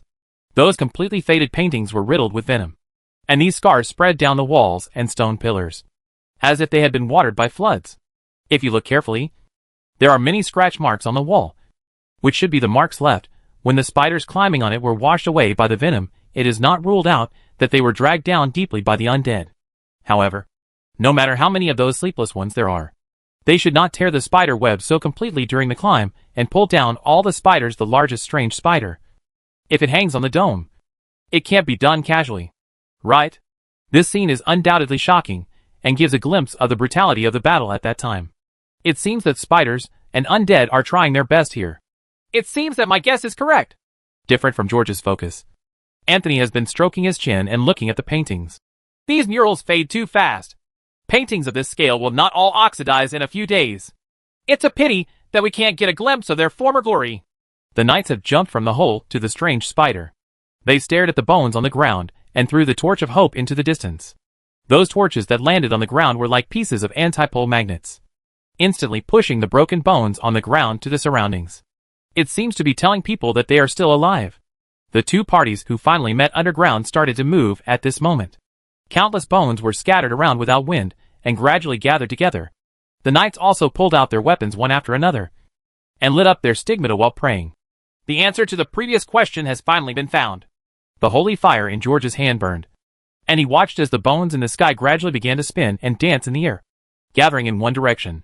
At this moment, the hall seemed to become extremely dark, and an aura of despair spread. The illumination was weakened a lot in front of it, and it seemed that there was only light around the holy fire and torch. A dozen torches of hope and some spears lit by the holy fire were thrown into the darkness. The light and fire illuminated the hall again, allowing people to see clearly what was almost taking shape. The countless bones and skulls were densely piled together. There were some gaps between each skeleton, which were connected by blue-green phosphorus fire. The relaxation was like breathing. And this body is constantly flowing and changing shape like quicksand. The large bones on the ground and even the corpses of the spiders continued to roll towards its lower body, forming flowing streams. Whenever large objects flow into its body along the stream, they will quickly wither and be crushed into pieces. If it wraps up the strange spider in the tunnel, the flowing bones will continue to pull back like crawlers. The force of this pulling will far exceed the spider's chelicerae. When crushing the prey, it will also need to more powerful than scorpion pincers and snake body. Several torches in the air hung on the spider web, and other torches and spears also landed on the monster's body. People suddenly noticed that the bones that were pierced by the light suddenly shrank, and the phosphorus fire that was touched by the fire suddenly went out, and the connected bones fell down one after another. But soon, the fire gradually extinguished, and the torch and spear were shattered by countless broken bones. Those that fell on the ground began to gather towards the monster's body again, as if they were attracted by some kind of force. The hall returns to darkness. "Transfer this devil!" George shouted and threw his flaming square hammer. The knights who filed out of the cave jumped onto the strange spider and landed on the ground. They shouted scriptures that saved the souls of the dead. The short-throwing spears in their hands were ignited by the holy fire, and they ran towards the surroundings of the hall. At the same time, torches of hope kept coming from the hands of the soldiers at the rear, mixed with scattered blue crystals, chasing the burning square hammer in the air, and throwing it into the darkness. Chapter 159 God descends to earth. The heavy square hammer hit the monster's body hard, as if it hit a pile of sand, causing a large piece of the surrounding bones to shatter. Immediately afterwards, several blue crystals and hundreds of torches and javelins came one after another, falling on it like meteors, making the monster's body pitted. A blue fire soaring into the sky rushed towards the center of the monster's main body during the spell. Wherever it passed, the phosphorus fire was extinguished, and the bones turned blue and shattered. Bone rain fell from the sky, and the falling heads made cries of despair. As long as they were not completely burned by the holy fire, they would pursue those who hit them with weapons with a sense of resentment. Even those bone residues that were crushed into extremely fine pieces in the blue wither automatically flew to the main body of the monster without wind and became a part of it. The extinguished phosphorus fire suddenly rekindled. These phosphorus fires seem to have an extremely strong corrupting power, and they are mixed among the bones. Among the bones that rushed towards the knights, there were too many to count, like lightning connecting the bones. When they pounce on the knight's body, the fur on the armor will quickly wither as if burned by fire, leaving patches of black marks on the armor. Even the holy fire couldn't completely digest them for a while, as if they felt that the flying bones were effective. The bones on the ground flowing towards the monster's body were like many carpets that were suddenly lifted up, and they rushed towards the knights like waves with a vicious scream. After the first blow, the knights looked at the burning bones rushing towards them, and suddenly realized that they were about to be wrapped up in the blink of an eye. Amidst the desperate cries of those skeletons, bursts of gloomy spells were suddenly recalled in the hall. People cannot hear its source. It is as if it is everywhere, ringing deep in the heart. In the blink of an eye, all the white-robed knights suddenly felt their eyes dim and their hearts trembling, as if countless hands were scratching their bodies, causing an uncontrollable fear to suddenly arise in their hearts. They suddenly felt that it was unreasonable to wield weapons against countless skeletons. So they turned around and started running in the hall. But the more I ran, the darker and darker my vision became. The more despair and fear in my heart became more and more. And the holy fire on my body became darker and darker. Only the red-robed knights did not run. Instead, they rushed towards the oncoming bone waves and successfully crushed them. At the same time, the main body of the monster began to sweep up towards those who were still resisting like a rolling mudslide. Almost in an instant, the situation changed. The knights who originally surrounded the monster and planned to play kickball were chased around like mice. Although the first blows seemed to have a good effect, causing the monster that feared the holy fire to drop many bones. But compared with its huge size, the hundreds of bones that fell, less than a few tenths of its total, the main body of the monster continued to flow forward. And in the blink of an eye several knights were swept into its body. The few knights who were eaten were wrapped in bones, emitting a dazzling light. Like a swallowed light group, it flows into its body. The light ball seemed to ignite the inside of the monster's body, making it feel pain. But after several twists and turns, The bones charred by the holy fire in its body flowed out of its body, falling off like molting skin. But the light group became smaller and smaller, and as it flowed toward the center, the light group gradually extinguished. But compared to the number of those little bugs, this efficiency seemed to make the monster dissatisfied. It speeded up its flow and no longer looked for a single target. Instead, it flowed throughout the entire hall in a frenzy, like a flood that suddenly submerged this place. The bone waves continued to surge in the hall, overwhelming the sky and the earth. Suddenly, a tall figure with flames burning all over his body rushed towards the flood, and in his furious shouts, he actually smashed the waves.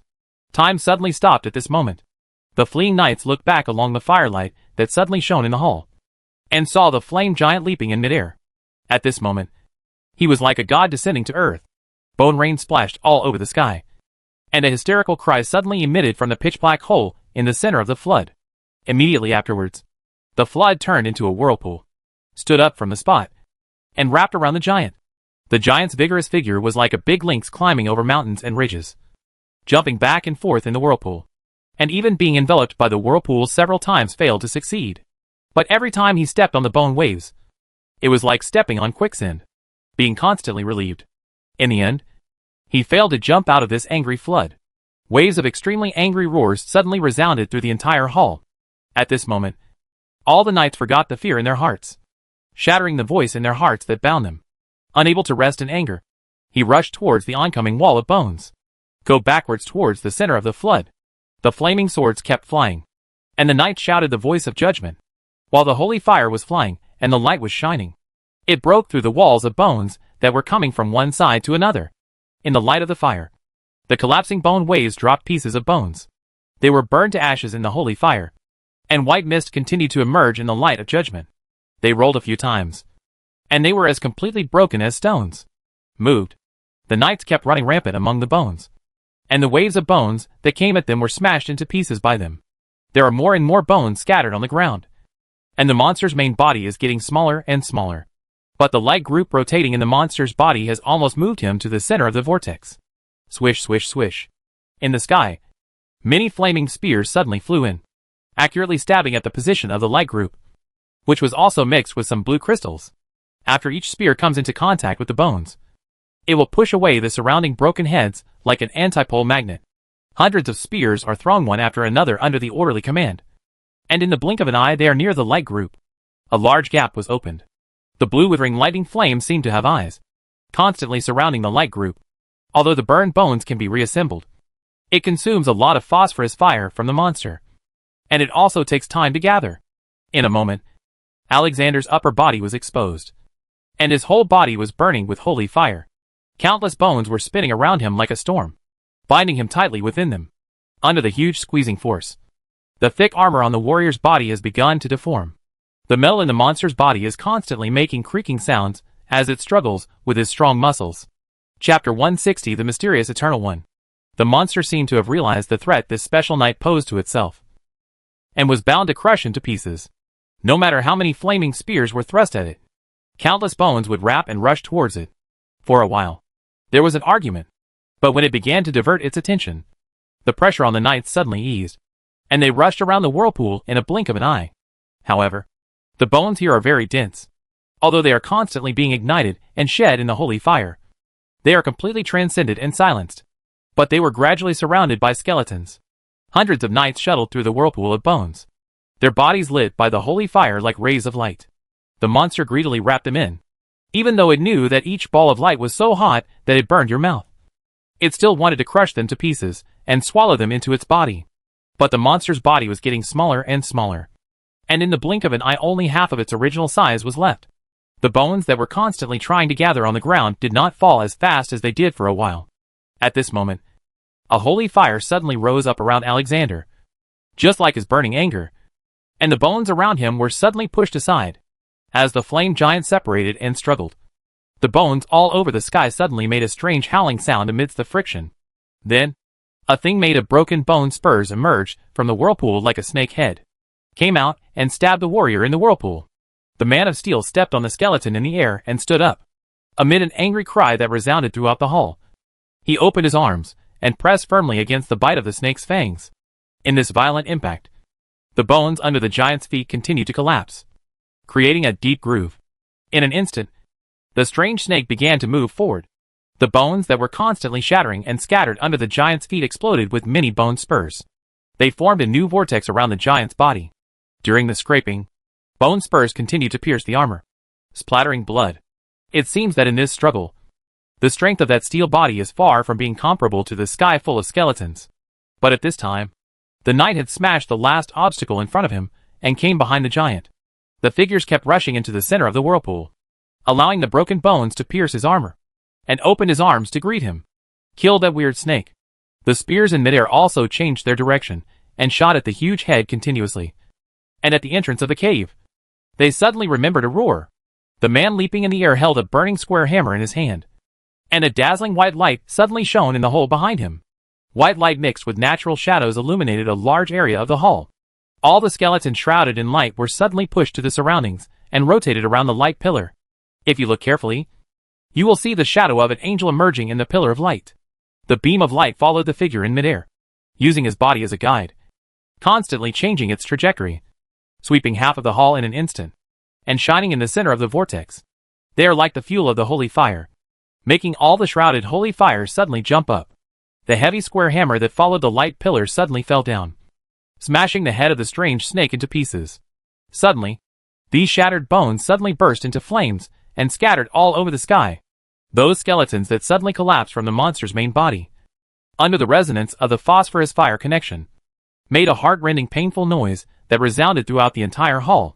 Amidst the bursts of gloomy mantras that suddenly sounded in the hall, all the phosphorus fire burned fiercely. Those dead and charred skeletons seemed to resurrect at this moment, burning up their last strength, flying crazily from the ground, shrouding the dozen or so light groups in the center, and shrinking rapidly. But the power guarded by hope is like an unbreakable barrier, forming a blank area in the center of the sphere. No matter how sharp the surrounding bones are, they can't reach the people in the center. One after another, knights, burning with holy fire all over their bodies, smashed through the sphere from the outside, like balls of light being swallowed up one by one. But these light clusters are gathering more and more, constantly illuminating the rotating bone ball from the center, igniting the restless bones. More than 100 light groups finally condensed together, and the shining light pierced the bone ball, eventually burning it into a huge fireball.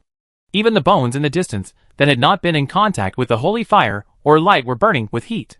Suddenly, the burning bone ball shrank twice, then collapsed and shattered. At the same time, the gloomy sound of a curse started to vibrate and suddenly stopped. Several passages connected to the main hall were suddenly blocked by stone gates under control. In the center of the hall, a clean area has been cleared. 23 knights are lying there, their eyes just touched by George. These warriors have long thought that this day would come to them, and the living have a deep understanding of their thoughts. So when the knights tore off their cloaks and covered their fallen teammates, they all lowered their arms on their chests and stopped mourning. George waved his hand, and everyone alive became busy. The injured man sat aside, cursing and pulling out the bone spurs on his armor, looking at the closed passage doors with eyes blazing from time to time. The usually clever guys in the team also gathered around the stone doors, studying how to open them and break the coffin boards of the wizard inside. Others, some drank some water and took a short rest. Those who are usually more active are already wandering among the broken bones, picking out the hidden jewels. Occasionally someone would pull out a huge gemstone ring from the rotting silk, and the people around it would gather around and exclaim for a long time.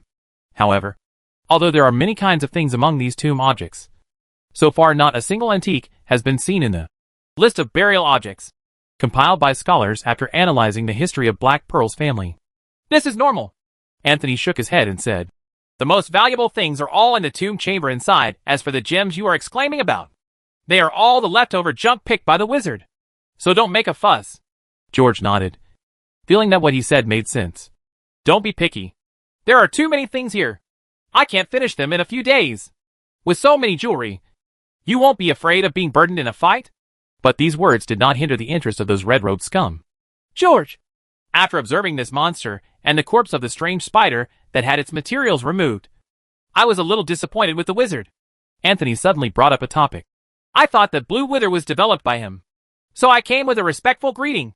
But after we saw these things, I found that he was only making a superficial copy of the book and that he was delusional about the attitude of immortality, and that it is absolutely impossible to develop such a genius potion at this level.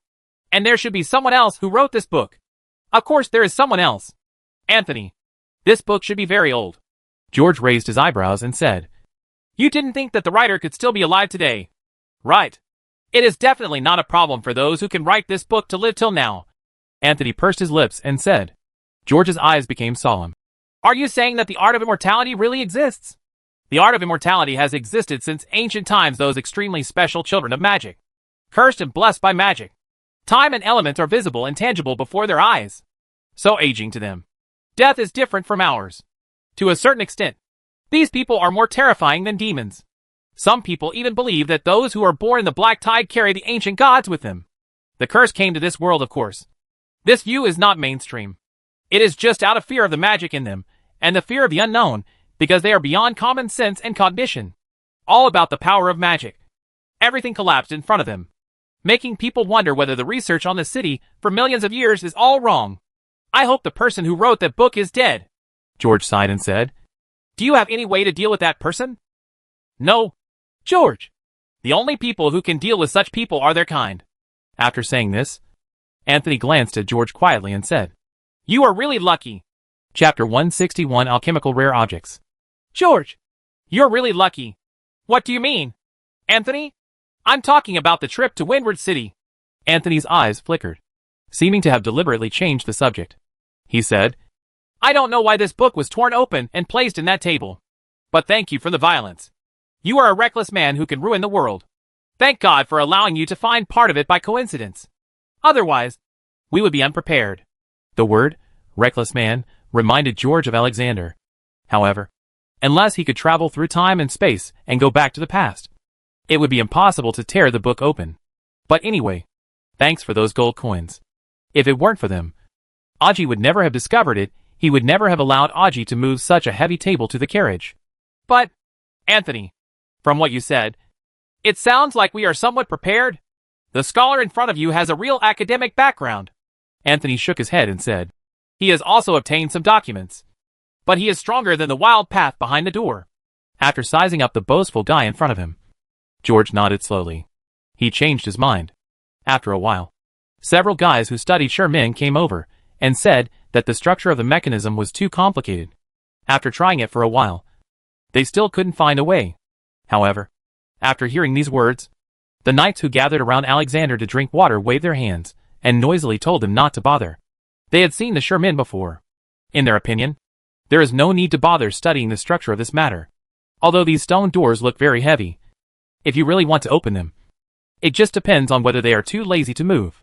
What George frowned at was not the stone doors, but the passage behind them. There are many mechanisms behind these passages. If you get lost in this maze, you will have a headache. Don't worry, George.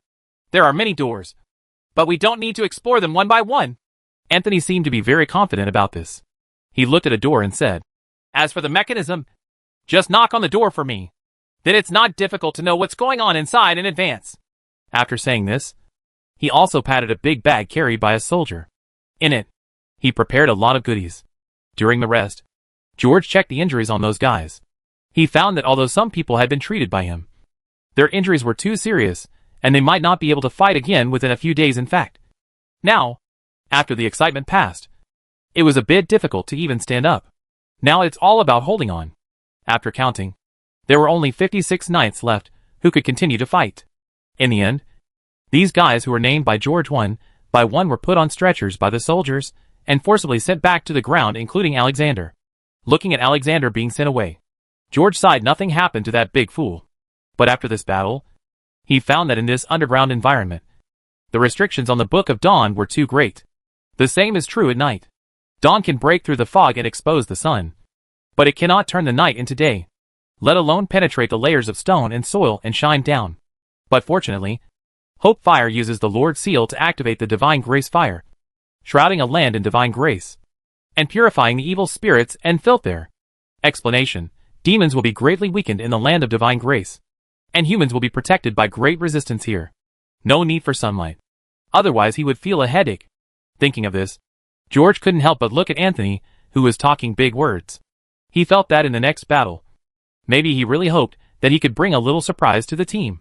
Not too much. Just a little is enough.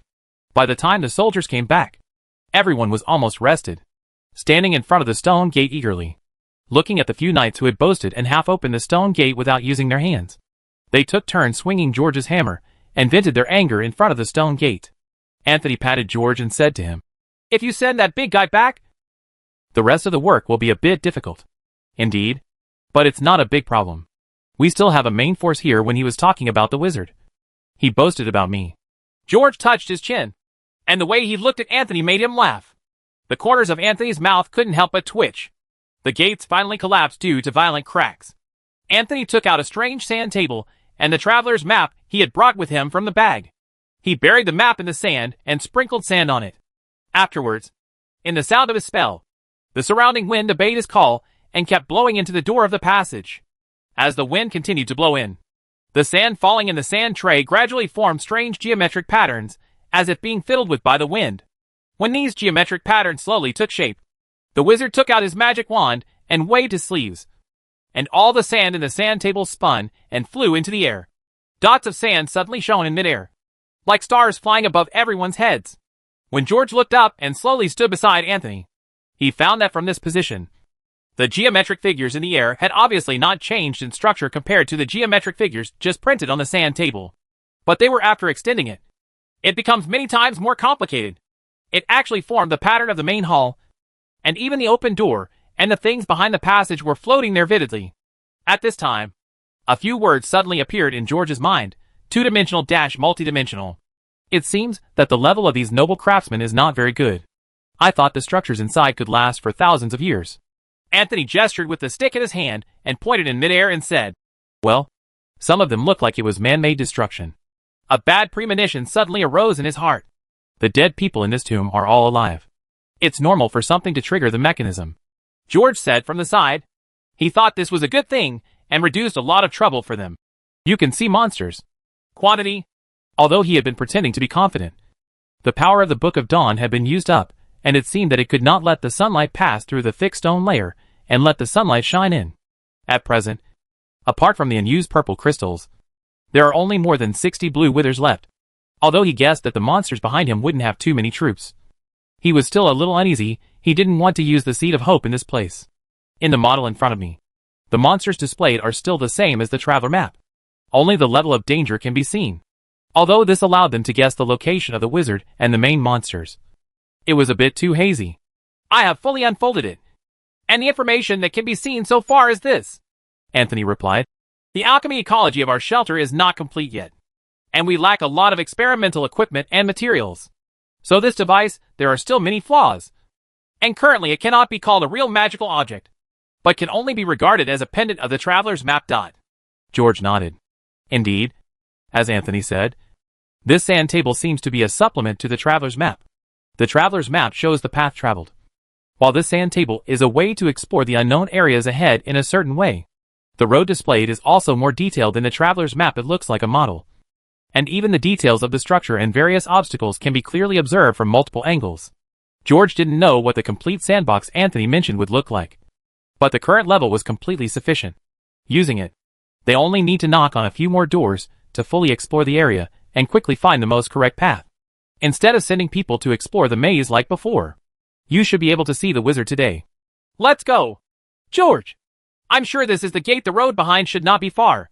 After saying that, Anthony pushed the floating sand table in front of him, took the lead in stepping into the gate, and walked into the long road in front of him. In the long passage. Chapter 162 Arrogance. The knights filed in after the wizard, and soon they were all in front of him. But after traveling for a while, they discovered the strength of this wizard in this area. They did not encounter any monsters or ambushes, and even some sudden accidents were passed through without any danger. But it frightened them into a cold sweat. Those traps were very insidious.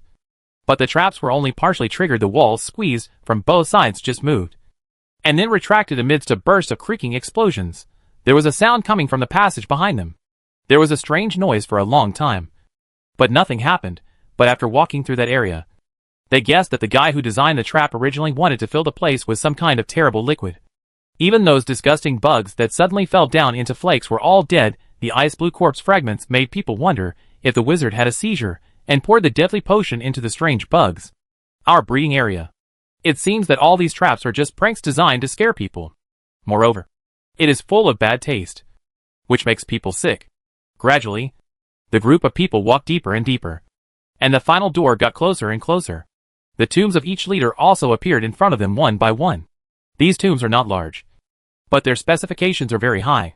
There are often many knight statues erected on both sides of the passage through the tomb hall. They are the most loyal retainers of the Lord, and they are buried together with the family owner after their death. However, they were unable to find peace in this long-sealed tomb. The sarcophagi of each one had been opened, and some had taken apart the best parts of the bodies of the most outstanding warriors. The remaining worthless parts were randomly thrown into every corner. When the knights stepped into the tomb, these mutilated warriors stood up again. But they were no longer able to carry weapons, and could no longer protect their masters. These resurrected people were somewhat different from the blasphemers that George and the others had seen. Although their broken bodies were strong, they also had some skills. But the power of blasphemy is low. After checking, Anthony stood up and said, "Seeing this, I can already understand what results he has achieved in these years." Speaking of this, Anthony couldn't help but shook his head, with a look of disappointment in his eyes. That guy really wasted his time. The documents in my hand, after going through them, only have a few things I am not questioning his smart little head. To be honest, judging from the things outside, he is very creative. I just think that he is very creative. You should study more in various libraries instead of sneaking out to do experiments impatiently. There are many burial objects in these tombs, far beyond everyone's imagination. The hammers, axes, swords, armors, shields, and even horse gear are all inlaid with huge gems. And many weapons are still as sharp as ever during these thousands of years of silence. A knight clashed his steel-patterned dagger with a picked-up sword inlaid with rubies on the hilt. However, after the fire broke through, the seemingly flashy sword actually had traces of it on the Uvado's steel. There was a deep scar. This sword is more powerful than us. George took the sword from the knight's hand and looked at it carefully for a long time. I found that it looked plain, with no steel lines at all. It's just a little bluish in color. However, if you pick it up, you can tell the huge difference. George could meditatively feel that this sword was much heavier than the knight's long swords. You know, in order to make it easier for these rough guys to use it, and also to make the weapon stronger. The long swords in the hands of the knights have increased in thickness. Normally, a standard cross sword, including leather, wood, fabric and other accessories, weighs about 3 to 6 pounds, one-handed long sword. Two-handed épée. But the long swords in the hands of the knights are all more than 12 pounds. This kind of long sword usually has a name. Sword. Don't underestimate the number of 12 pounds. Because weapons are not like dumbbells. After reaching a certain length, the pressure on the wrist and jaw is very large. So let alone 8 pounds. It is a long sword of about 3 pounds. If an ordinary person wields it for 10 minutes, the mouth and wrist will be numb and numb. In the fierce battle on the battlefield, the physical strength consumed can be several times higher than during training. In the fierce fighting, if the hand loses even a little strength, the weapon will be knocked away. And on the battlefield, the better you maintain your physical strength, the easier it will be to survive until the end. Therefore, although he is not extremely powerful, he cannot hold a two-handed heavy sword. And with more than 80 kilograms of equipment on his body, he can run around with the team, jump left and right, and dash through the crowd. 8 pounds is already equivalent to a mace. Generally, weapons exceeding this number can only be used by some knight generals or warriors with special talents. People with strong strength may be able to use it, but it will be difficult to maintain the balance of the body during long swings. But the weight of this sword is probably 17 or 18 pounds. It's mixed with fine gold. Anthony took the sword and said, "But the proportions are a bit wrong. You look at the color. There's too much fine gold mixed in. This will make it lack flexibility and make it difficult to build. It's even more time-consuming and labor-intensive." The knights were reluctant to throw away these things, and hung many of them on their bodies, although they were still powerful against those corrupt things. But most of the things they picked were hammers, flails, axes, sledgehammers and the like. They are very heavy, easier to use, and have a better impact. The knights feel that after igniting the stigmata and the sacred fire, it should not be much different from daybreak. In the following encounter, these things were indeed used under the strange power of the knights. Those blasphemy-level monsters, even without the power of daybreak, were instantly destroyed. Those monsters that were directly crushed although sometimes they could not die completely, were all burned to ashes by the holy fire. George saw all this. He felt that the weapons and equipment in the shelter were indeed a bit too monotonous. For many people, they feel more comfortable using more violent weapons. And many knights have already said to themselves that they have long wanted to play with something similar to the one in the Lord's hand. After passing several tombs, the knights were already a little tired of aesthetics, and were no longer impressed by the dazzling jewelry. But Anthony would happily hold his documents and observe the surroundings whenever he found time. It's really interesting. Have you noticed that the most valuable funerary objects here seem to have been picked over by others? I suspect that the wizard has a hobby of collecting antiques. He is really not doing his job properly, Anthony said, shaking his head. He seemed to be very sure of his judgment. After passing the last tomb, Anthony stopped before the last door. Looking at the magnificent gate, Anthony knew that this was the resting place of the ancestors of the Black Pearl family. The entire tomb chamber is built around the main hall behind the door. Before each generation of lords died, they would follow the rules and open a space on the edge of the large tomb in a certain order, connecting it with the entire family tomb. However, over thousands of years, the overall layout of the tomb area has not been messy at all. This makes people have to suspect that when the ancestor ordered the design of this tomb, he had already imagined the scale of today. The specifications are not much different from those of the royal family. Indeed, this valley ruled by the Black Pearl family can already be called an uncle. Even in history, contemporary earls are sometimes more powerful than kings for various reasons. For thousands of years, various families have been fighting for the supreme throne and fighting for immortality. But the Black Pearl family never seemed to show any ambition, as if they just wanted to live here and accumulate their wealth. It seems that no matter how strong he is, he will follow that oath. Assist the Guardian of the West to bring peace to the West. This can't help but make Anthony a little confused, because if you look at history carefully, it is not difficult to find that sometimes the actions of the Duke and the Earl make people wonder whether their identities have been swapped. It wasn't until he read through all the documents from Wind Singing City that he discovered that their bloodline and family branches had spread throughout the entire Western Territory. Even the current Earl of Wind City has more blood flowing through his body. Which family has more blood is probably a difficult question to answer. The Duke of Wind City in certain eras often also held the title of Earl of Black Pearl. And some Black Pearl counts often have the right to inherit the title of Duke just like the current one. Today, when he stood in front of this large tomb, he suddenly realized it. The Black Pearl family is not without ambitions for that supreme status. It's just that it keeps accumulating. If disaster does not come, one day in the future, Black Pearl will suddenly rise and raise its flag. And all the interest groups in the Western Territory will definitely stand behind them. However, the person who nominally led the princes at that time was the Duke of Yongfeng City, or the Earl of Black Pearl. It's just something that's hard to predict. But what is certain is that by then, this large tomb will become a royal tomb. The knights and soldiers were all ready, facing the gate and arrayed behind the wizard. Fellow warriors, there is a glorious history inside this gate in front of you. But now it has been desecrated and dirtied by an ungrateful person. Let the dead here have no peace. Anthony turned around and said. The most annoying thing is that this thief has a treasure for nothing. But he doesn't know how to make good use of it.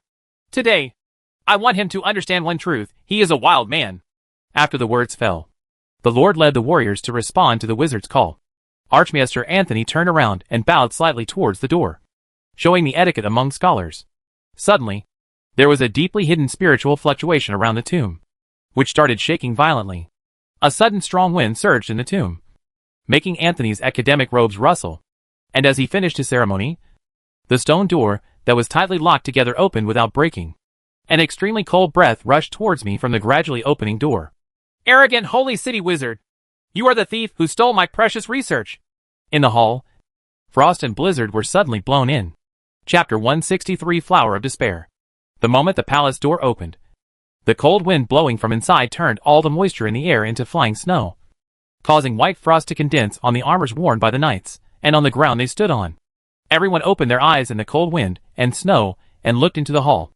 I saw that in the spacious hall, there were ghosts floating and parading in the sky. Wherever it passes, white frost condenses.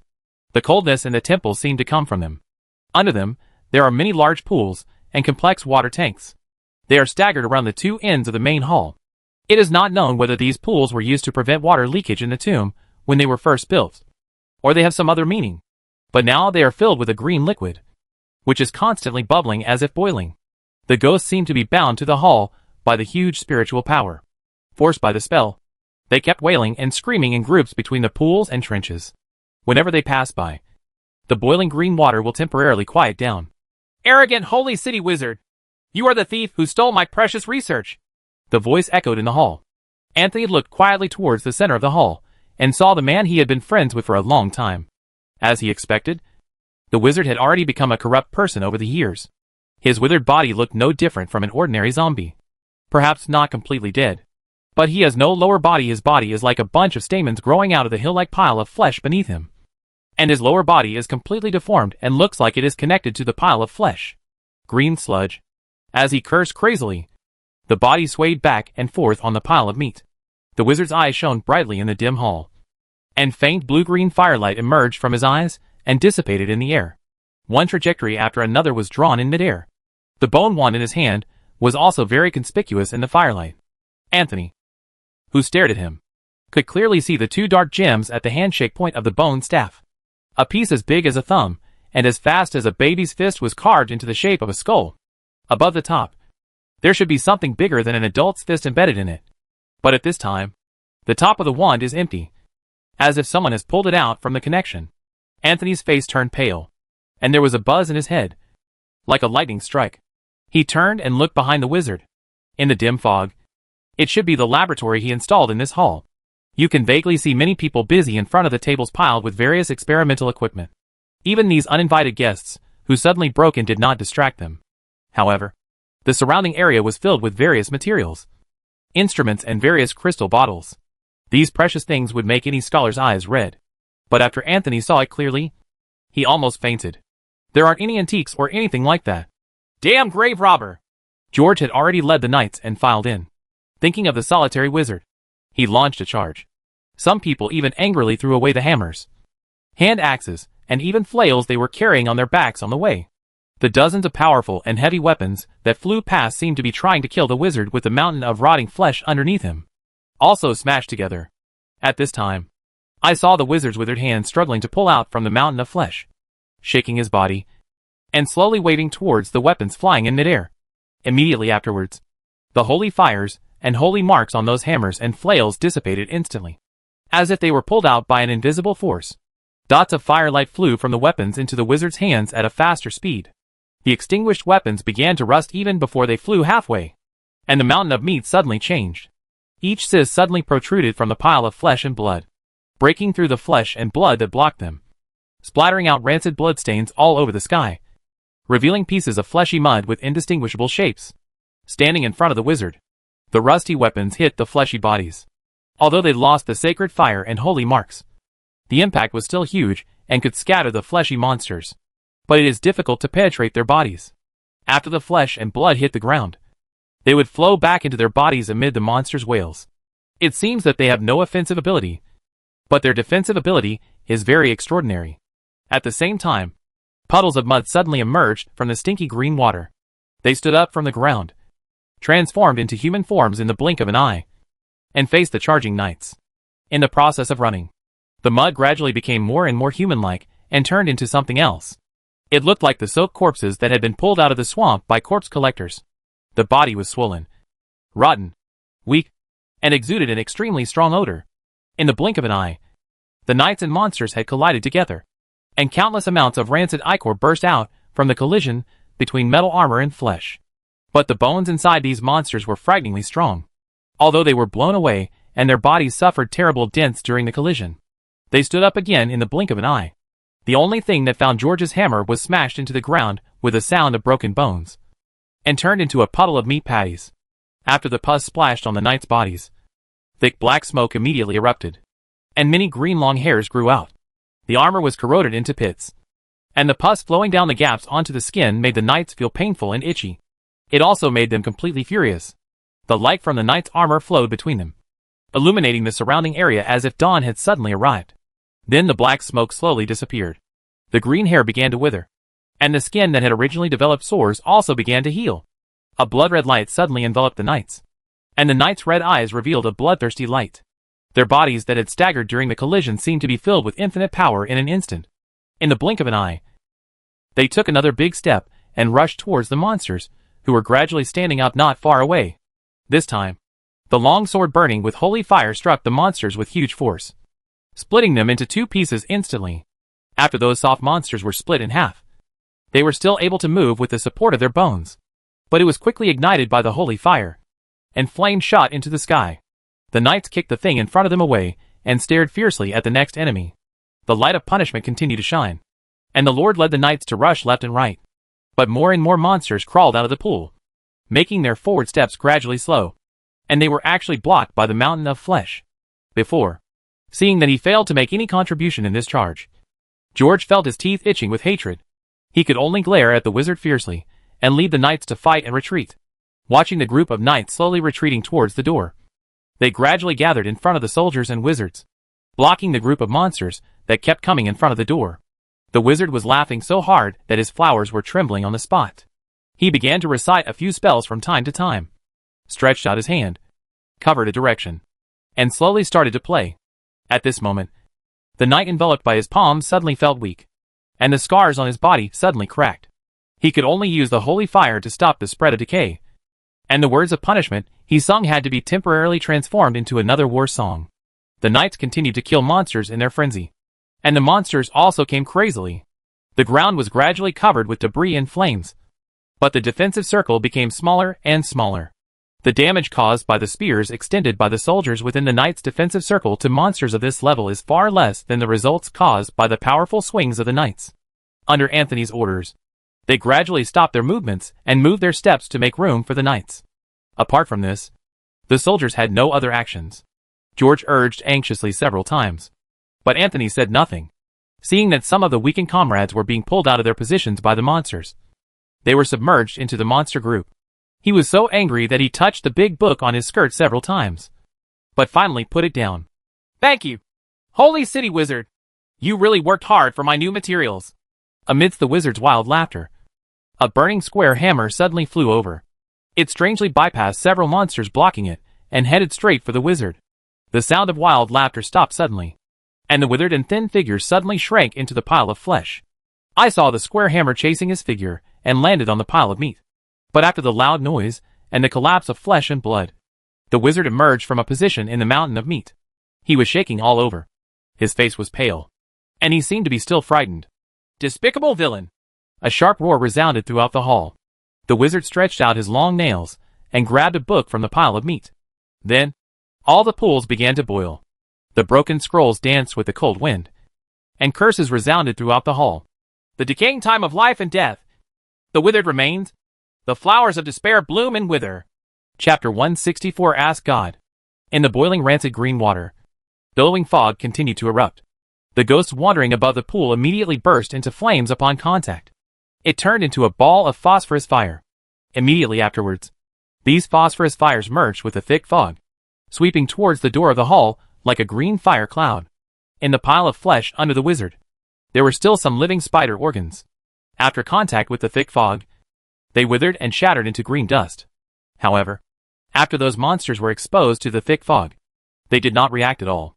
In an instant, the thick fog that enveloped the entire hall had arrived in front of the knights. But at this moment, a thick purple mist suddenly swept over from behind the knights.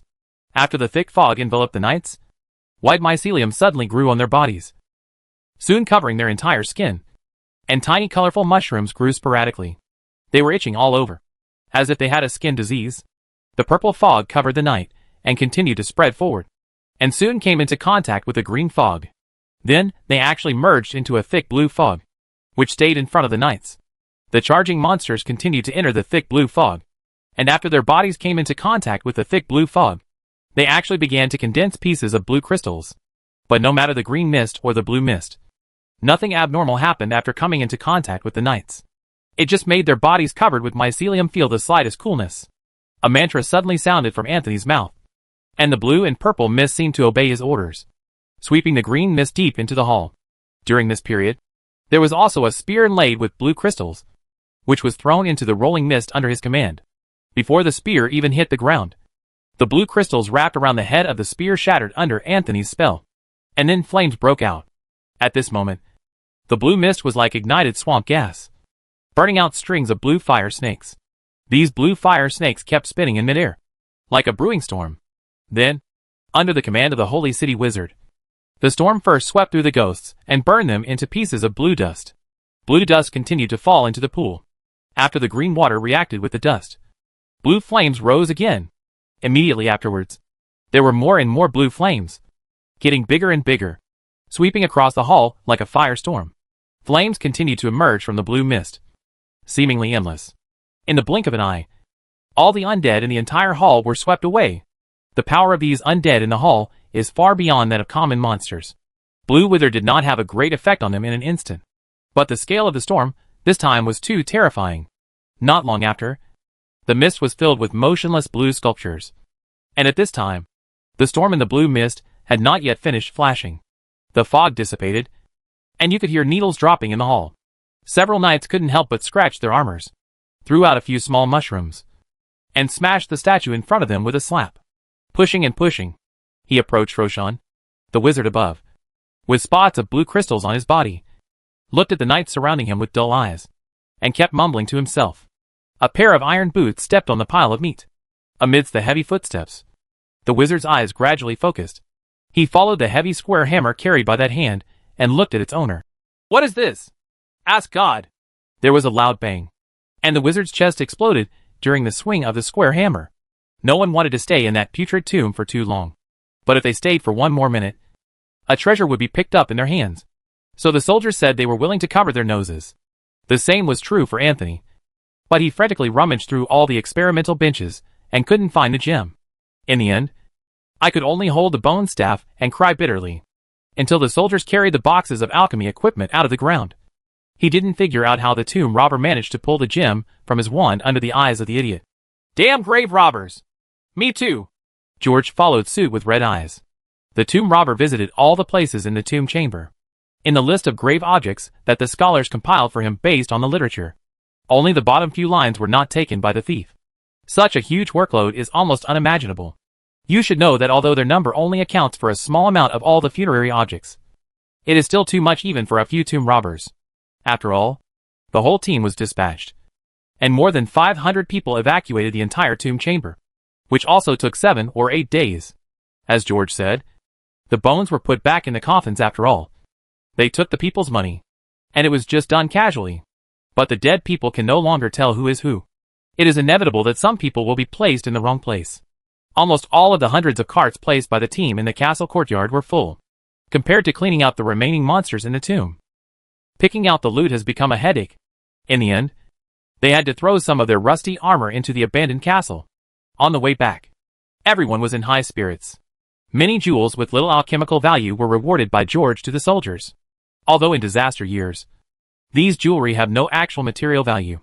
But no matter what kind of disaster, people are willing to hoard gold. The visit to the necropolis also made them believe that the disaster would eventually pass. The iron book corner found on the experimental bench made George study for a long time. The partially completed sacred object is not only more suitable for hitting people, but the effect is also very amazing. 1. Breaking Dawn. After being rebound, the Book of Dawn will be able to store more things such as sunlight. Not only that, the book collision corner will make its power even more impactful. The dawn will break through all the darkness. The previous dawn was temporarily dispersing the fog in your field of vision, allowing the sun to shine through. But now the explanation is simpler. When George reread these notes on the carriage, he couldn't help but recall the past few days during the 7 or 8 days of clearing out the remaining power in the tomb. The Book of Dawn thrown by George was like a bullet. The rising sun, the sunlight shining out of it also penetrates the surrounding walls, sweeping through every corner of the tomb. Not only that, this dawn can even reverse day and night. It can be said that the current Book of Dawn finally has the true appearance of a holy object. Since then, there has been no attrition in the team. The light rain at dawn made the soldiers feel like they were training on a school field. The monsters fled in panic in the dazzling sunlight, eager to get into the cracks in the ground. Later, George even asked all the soldiers to take turns to come down and conduct a large-scale military training. And these strong-willed warriors lived up to his expectations. Among the more than 400 soldiers still alive, he had secretly noted 60 or 70 people on the list. However, among these more than 400 people, only this number may eventually become fearless knights. Among the remaining people, if everyone undergoes knight training, they will all have the opportunity to understand. But their potential is somewhat lower, and there will be fewer and fewer up-and-coming people. unless George personally teaches them one by one and gives them the opportunity to do what the Grey Knights did in the past, facing the invincible enemy in despair and helplessness, and made such a move. There are differences between people. This kind of thing cannot be forced. After all, being able to stand on the front line in such a catastrophe, as ordinary people, they can already be said to be heroes. 2. Waiting for hope. The protective gear will make it more difficult for the power in the Book of Dawn to leak out, and the duration of the power of hope will be increased to 7 days. This ability can be said to make George burst into tears. This trip to the necropolis could be said to have drained his capital, in order to ignite those torches of hope. The power of hope in the Book of Dawn is simply not enough. Although every time a battle is won or rich loot is obtained, the hope rising in the hearts of soldiers and knights will provide some supplementary power to the Book of Dawn. But it's only a dozen units a day, so those torches have consumed all the hope stored in the shelter. The total improvements brought by Iron Book Corner are only these 2 points. But the effect of this attack and defense is huge. And the most important thing is that after the Book of Dawn was completed, there was an additional blueprint in the pages of the book The Hall of Heroes. Finally, some special warriors can be summoned. I wonder if Valkyrie will be among them. Sunshine! Sunshine! George! We are back! During Anthony's push, George narrowed his eyes slightly and looked at the sunshine outside the window, and couldn't help but narrow his eyes. The soldiers outside the carriage had already let out bursts of cheers.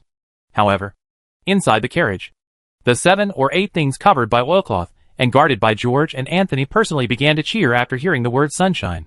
Shivering. Chapter 165 Spend it hard. The crowds in the castle compound were busy, and the newly fallen snow last night was trampled into dirt and mud. Baron Color led Maddock and others back and forth among the vehicles and crowds, counting supplies. George was playing with a few ancient gold coins in his hands and strolling around the yard with a few guys who were too lazy to work. So, that guy's power comes from this book? George looked at Anthony beside him. He didn't see the fire in his eyes, but he couldn't help but feel a little surprised. Indeed. I discovered it after rebinding the 2 fragments. They actually merged into a new one. I think it should be called the Book of the Dead, or the Language of the Dead, which would be more appropriate. Anthony threw a string of gemstone necklaces back into the car, patted his sleeves and said, After looking through that guy's diary, I found that he was just an ordinary person like me. This makes I was also a little surprised. I was expecting to feel the witch and feel the surge of the elements. Maybe this book is also a bit of a pick-me-up. Pick someone. Anthony, it's a good thing you weren't picked. If this book picks someone, I'm afraid it will be someone from the ancient gods. I don't want to see my friends around me turn into monsters one day. Here, George couldn't help but think of the female monk. Based on my current research, I really can't refute your point of view, Anthony said slowly. After a pause, he suddenly said with excitement, However, George, if I use some clever methods, I can still use the special and interesting spells in it. Those weird things are a bit beyond my understanding. So you need to pay a little price to escape those difficulties. Spend it hard, George said with a big wave of his hand. The gemstone rings on his 10 fingers were shining brightly in the sunlight. The various gemstones in the tomb add up to a terrifying figure of more than 8,000 carats. There are more than a dozen necklaces named XX Star or OO Heart. If it hadn't been for the wizard's consumption over the years, and the group of tomb robbers' patronage, there would definitely be more jewels inside. But no matter what, George felt that this time Anthony would never be able to drain himself dry again. I somewhat underestimate this guy. The dead things are enough for the time being at most. Some ghosts and other things can be burned when casting spells to balance the balance of elements. Anthony smiled and said, But in this book it's more than just spells. If you want to use all the good things inside, you may also need some living things. Anthony, George stopped and turned around, with a surprised look in his eyes. I think you have some misunderstandings. George, I mean, I need you to send someone to help me catch some special monsters. In addition, I don't plan to create any monsters. I don't necessarily have to use all the knowledge in this book. On resurrecting the dead, Anthony tapped the sweaty soldiers with his chin and said, Don't you feel that their bodies are still a little weak if you want to equip them with protective gear made of special metals in the future? It's absolutely impossible not to have a strong body. The experimental equipment we moved back from the tomb can already meet the needs of making more potions. Those experimental logs also gave me a lot of inspiration. I plan to use this potion named Giant. Don't be nervous, George. The material doesn't have to be that big. Those small ones, or those mutated monsters with strong bodies, can all extract useful blood crystals. After hearing this, George's eyes sparkled, and he understood what Anthony meant. The soldier's physique can be strengthened. This is something that comes from the bottom of my heart. The average physical fitness of current soldiers is around 2.2. All the clothes on the body add up to more than 80 kilograms. This is an extremely terrifying number. The word, hard work, is probably not enough to describe these soldiers who are marching and fighting. But in the future, the equipment worn by the knights will gradually be eliminated, even if it is only worn by sergeants. The full body armor weighing more than 120 to 150 kilograms will definitely crush them to the ground. Not to mention 150 or 102. If you add a little more to these 80 kilograms, the soldiers may be overwhelmed, let alone fighting. Just marching is a bit strenuous. Although now on the Cathedral of the Dawn, in addition to the skull of the giant, there is also the skull of the fallen hanging. But without someone to lead the way with the fearless light, George would not dare to let them feel the depravity. Of course, some of them will surely gradually appreciate the fearlessness, so that they can finally stimulate their greater potential with the blessing of the giant. However, as the sanctuary continues to develop in the future, the ratio of soldiers to knights will still become larger and larger. Knights will always be a rare unit, while soldiers are a huge base. But if all these soldiers can be trained into super heavy armor, then even if they face the same number of noble knights, they can crush them. Anthony, those things extracted from monsters won't mutate the soldiers. Right. George pointed to the sky with some worry and said, "You have to know that in this world, there is something that can control those monsters, George," Anthony said. "In fact, since the arrival of this heavy fog, each of us has become a little different. Haven't you noticed? Even those who have not been bitten. After death, even if you are not exposed to any source of infection, you will become a walking zombie. However, although those of us who survived all carry some corrupt substances in our bodies, we have some resistance to the darkness." George understood what Anthony said. T-virus. Of course, it seems a bit inappropriate to call it a T-virus. Perhaps it is more accurate to call it a corruption virus. But beyond what it's called, this virus has infected everyone, and let the people who survived have some antibodies. It's just that there's something special about this so-called virus. The conditions under which it is stimulated do not entirely come from environmental and physical factors. More of it comes from the spiritual level. This makes it so that as long as despair arises in people's hearts, they will gradually hear the echo of the ubiquitous voice. But you can rest assured, I will keep these biological agents to a safe level. In fact, in essence, their physical structure is not much different from the precious herbs taken by the Templar Knights outside. The difference is that if you can help me find more documents, I can even make the soldiers more resistant to corruption and plague after taking these potions." George raised his eyebrows, and a word suddenly came to his mind: vaccine. "Anthony, how much can you improve the physical fitness of these soldiers?" George asked. "According to the unit reference you gave, the physical fitness of one unit is equivalent to being able to bear about 40 to 50 kilograms in combat. The number of explosive power is about 3 times. So according to the results of my previous physical fitness test on the soldiers, judging from the results, their current physique should be around 2.2. This is an average number." George nodded. This guy's calculation was indeed accurate. My current physical fitness is 9.6. After every life and death battle, potential will be stimulated a lot, and the power of the light of dawn is constantly nourishing him in addition to potential. Blood of giants plus 2 constitution. Fearless light plus 1 constitution. Power of corruption plus 2 constitution. He hadn't thought about carrying a heavy load all over his body, but now that he was reaching out and lifting a thing that weighed more than a ton, there was no problem. He can be called a qualified reckless man. Anthony continued with excitement. "According to my prediction, the giant potion may not improve the knights too much, but the soldier's physical fitness can probably be improved to above 3. Of course, the materials are different. If you can catch me a Goron and bleed it, depending on the user's physical condition, it will be possible to increase the number by 2 to 5 or even higher," Anthony said with excitement. "I heard that you used to use that. Has this thing been bathed in blood? You guys are really lucky. Generally speaking, if you use it crudely like this, although there is a certain probability of success, it will kill people, and it is really a bit wasteful." Some of them did reach the number above 5. Alexander. He dealt a fatal blow to Gron. The increased strength is 5 plus 20% of the basic physique. As for the others who participated in the killing, they all came from bathing in blood with 3 to 2 points. And 1 point came from the fearless light. Compared to Alexander's data, this is really too little. So when he heard Anthony tell him that they actually had a chance to achieve the highest reward of the fatal blow, George's chest couldn't help but boil. "Anthony, Can your potion be reused? I mean, I can help you catch another Goron. No. Anthony couldn't help but say with a hint of ridicule. No matter how many more Grons you capture and bleed for me. That's all you will do. Hey, George couldn't help feeling a little regretful. But no matter what, if Gron is captured again in the future, then the physiques of the subsequent knights, who have sworn in the Cathedral of the Dawn, will also have a chance to reach the level of the old bandits before. There was a physique gap of 2 units.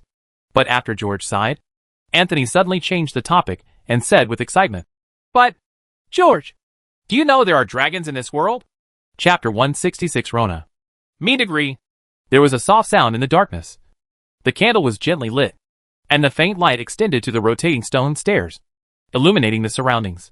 Lorna once again pricked up her ears and listened to the sounds above. Then she took a gentle breath, put down her slightly nervous mood, and continued walking down while holding on to the wall. The stone stairs are very steep, and sometimes there are gaps that are easy to step on, and people can fall down if they are not careful. Anthony complained about this to George some time ago, and wanted the servants, who were busy building the Hall of Valor, to come over and repair it. George agreed wholeheartedly, but obviously didn't take this matter to heart. This incident made Lorna secretly laugh for a long time, because she really couldn't understand how Anthony missed the mark when those places were so clear. Maybe I was thinking too hard. After a long time, the surrounding environment finally became more and more spacious. Lorna jumped over the last stone step with some excitement, and the weak candle that had been flickering was suddenly extinguished. Without the light, Lorna became a little panicked. She looked at the kerosene lamps on both sides of the door, hesitated for a moment, and did not choose to light them. Instead, he stretched out his finger and lit the candle again. The renewed firelight gave color to the door in front of her, and Lorna's nervous heartbeat gradually calmed down. Then, she put her little face in front of the door, bit her nails and observed. On the stone door, there are many secret texts carved on it. They are interspersed with the complex geometric patterns, vaguely revealing a sense of mystery. The rings in the center of the stone door are slowly rotating, seemingly irregular. Teacher Anthony is really amazing. He cleverly uses the trajectory of the stars to make the seal of this gate automatically change every short period of time. And as long as you add a ciphered text that only you know, the secret lock on it will become irregular when changing trajectories, making it impossible for people to crack. Even if the energy connection node between the alchemical furnace and the gate was destroyed, the ring stopped rotating. It cannot be opened at once. Destroying the ciphered text is tantamount to completely sealing the lock. At that time, the ignorant fool can only choose to use a hammer to slowly break open the heavy stone door. Of course, things are never absolute. In certain situations that are beyond the understanding of scholars, and even beyond the common sense of this world, the door will also open. After a long time, a hint of cunning flashed in Lorna's eyes. Teacher Anthony seems to have not discovered that little trick yet. She stretched out her long index finger and pressed it in front of the mouths of the tadpoles. Then, as if they were wandering in the water, they followed the bait and switched positions on the stone door. The timing is just right. After several rings complete a rotation cycle, the structure originally used to change the magic lock is unlocked. Amidst the clicking sounds, the thick stone door slowly opened in front of Lorna. When she took a step forward, the stone door closed again. But it doesn't matter. After a while, it will turn on again. The basement is always so warm in winter. After adding the magic node, the energy of the furnace is delivered through the air. Let the temperature and humidity here be in a suitable range. Currently, there is only this location in the entire castle that enjoys such preferential treatment. The stingy George was not willing to renovate other places like this. This basement was originally a cell in the castle. The interior was damp, dark, and covered with moss. Although it has now been cleaned up, the walls are no longer filled with torture instruments. But every time she came in, Lorna would feel a little scared. The candlelight only illuminated a small area around her. Beyond that, there were several large alchemy tables. It was filled with many crystal utensils and tall glass bottles. And in those large glass bottles, there were many organs and limbs floating. There are even monster fetuses. As if sensing the popularity, these things began to sway in the dim candlelight. Rona, who was passing by, couldn't help but swallow her throat. When passing by a certain experimental table, Lorna glanced over there cautiously. I remember the last time. There was a strong human body with its brain taken out. The human body only had one upper body, which was covered with tiny mushrooms, swaying like parasites.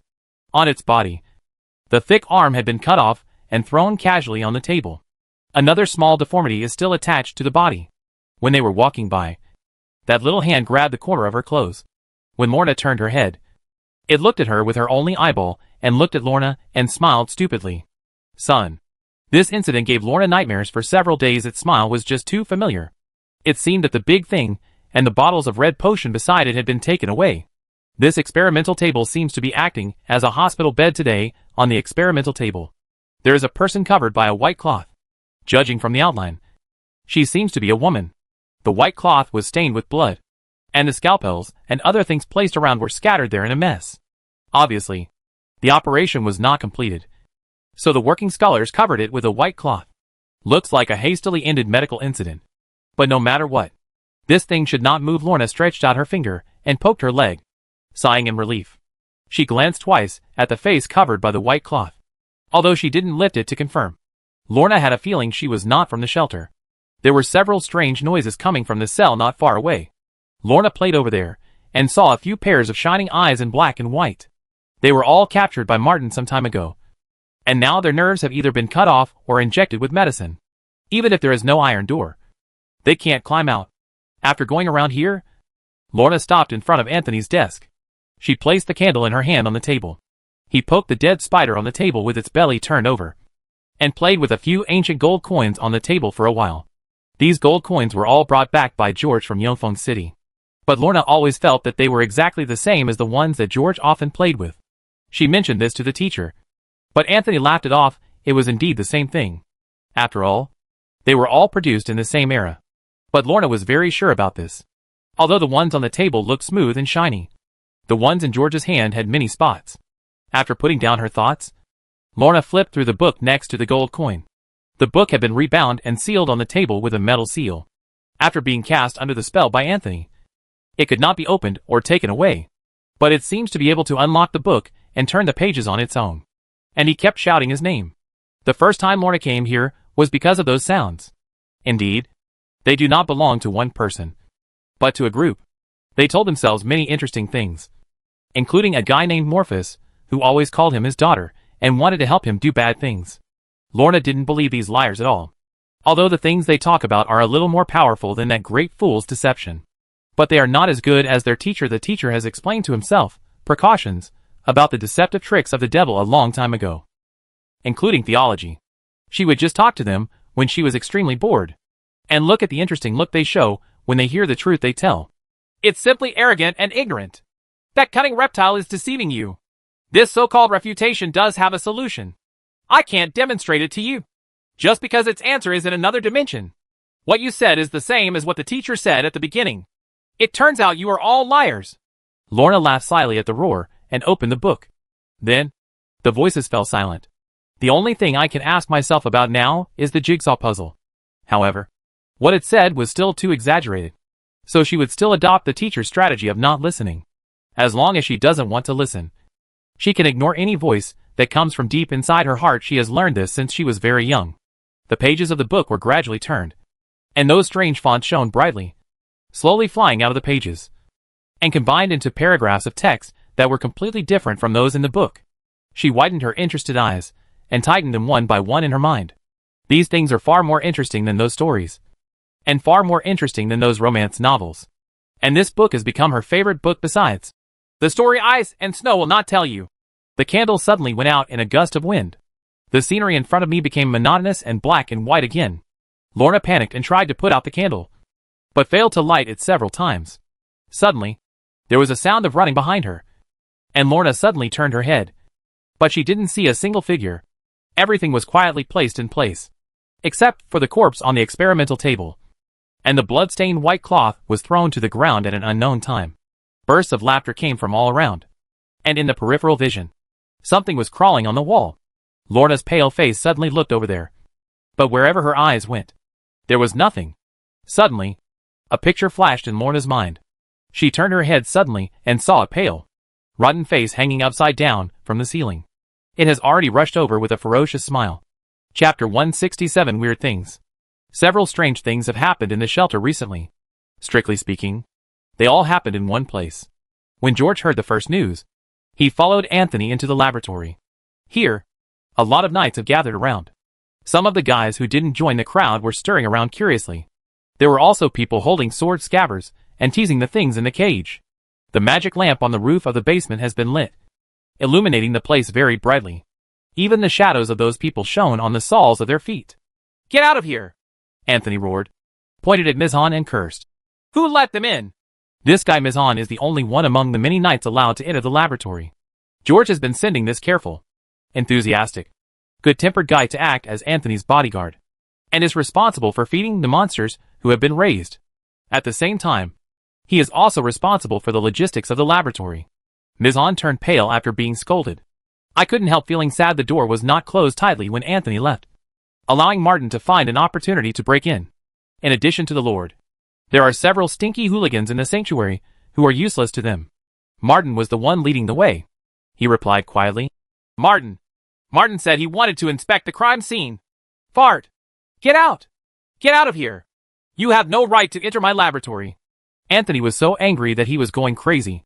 He had just opened the door, and not long after he walked away, so many people came in, and he told the scholars who stayed in the laboratory not to spread this matter. As a result, those idiots not only disobeyed, but also called the guards. In George's eyes, Martin, who had satisfied his curiosity, smiled and let his subordinates run out at Anthony's feet. But he was shameless and stood beside George, looking at this smiling old bandit. Anthony's face darkened, but in the end, he swallowed the words he wanted to curse into his throat, waved his sleeves, and snorted fiercely, ignoring him. Boss, I really opened my eyes today. I didn't expect that these scholars would dare to play more games than me, Martin said in the ear of the Lord. This is really exciting news. Damn it.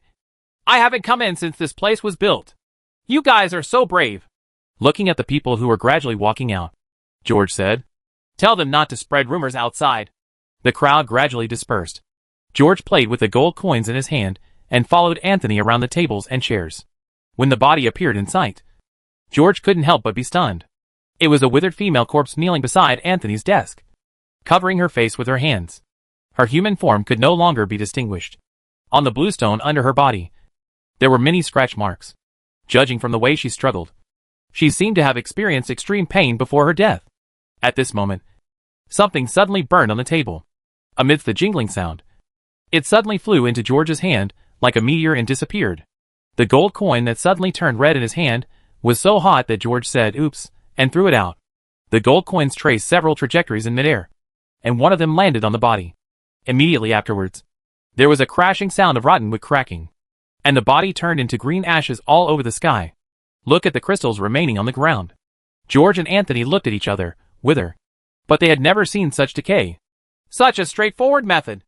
Anthony's eyes widened, and he took a breath of air, his face full of disbelief. I didn't put a spell on your gold coin. Let's get back to the topic first. Anthony rolled up his sleeves impatiently and sat on the sofa in front of the fireplace. He reached out and took the cup of black tea that was served respectfully, and glanced at the maid with a cold face. Great job. Lorna's little face turned pale. She pretended not to hear, and carefully sent another cup of tea to George. Looking at this girl who seemed to have suddenly changed into a different person today, George took the teacup and said thank you. Then he drank tea and looked her over. This girl has done well in evil studies recently, and she seems to have become better behaved. Maybe she was frightened by this incident. At that time, people in the laboratory had not yet left, so this matter was probably spread out now. There are very evil rumors outside, all about the Dark Wizard and his experiments. Anthony has solidified his reputation. Thinking of this, he looked at Lorna's note again. The scrutinizing look made Lorna's hands tremble slightly, and the flames burning in the fireplace could always be seen in the eyes looking at the ceiling. Lorna, monologue, nothing happened. Right? You feel that this girl, who has grown a little taller, looks more and more familiar. Comprehensive combat effectiveness. You don't know her well enough. George couldn't help but sigh. To be honest, this girl has indeed not paid attention to her for a while. This led to the words, you don't know her well enough. Currently, there are many people in the shelter who do not show comprehensive combat effectiveness, and most of them are the people he has not had much contact with. But there were only two people around. The other is Anthony.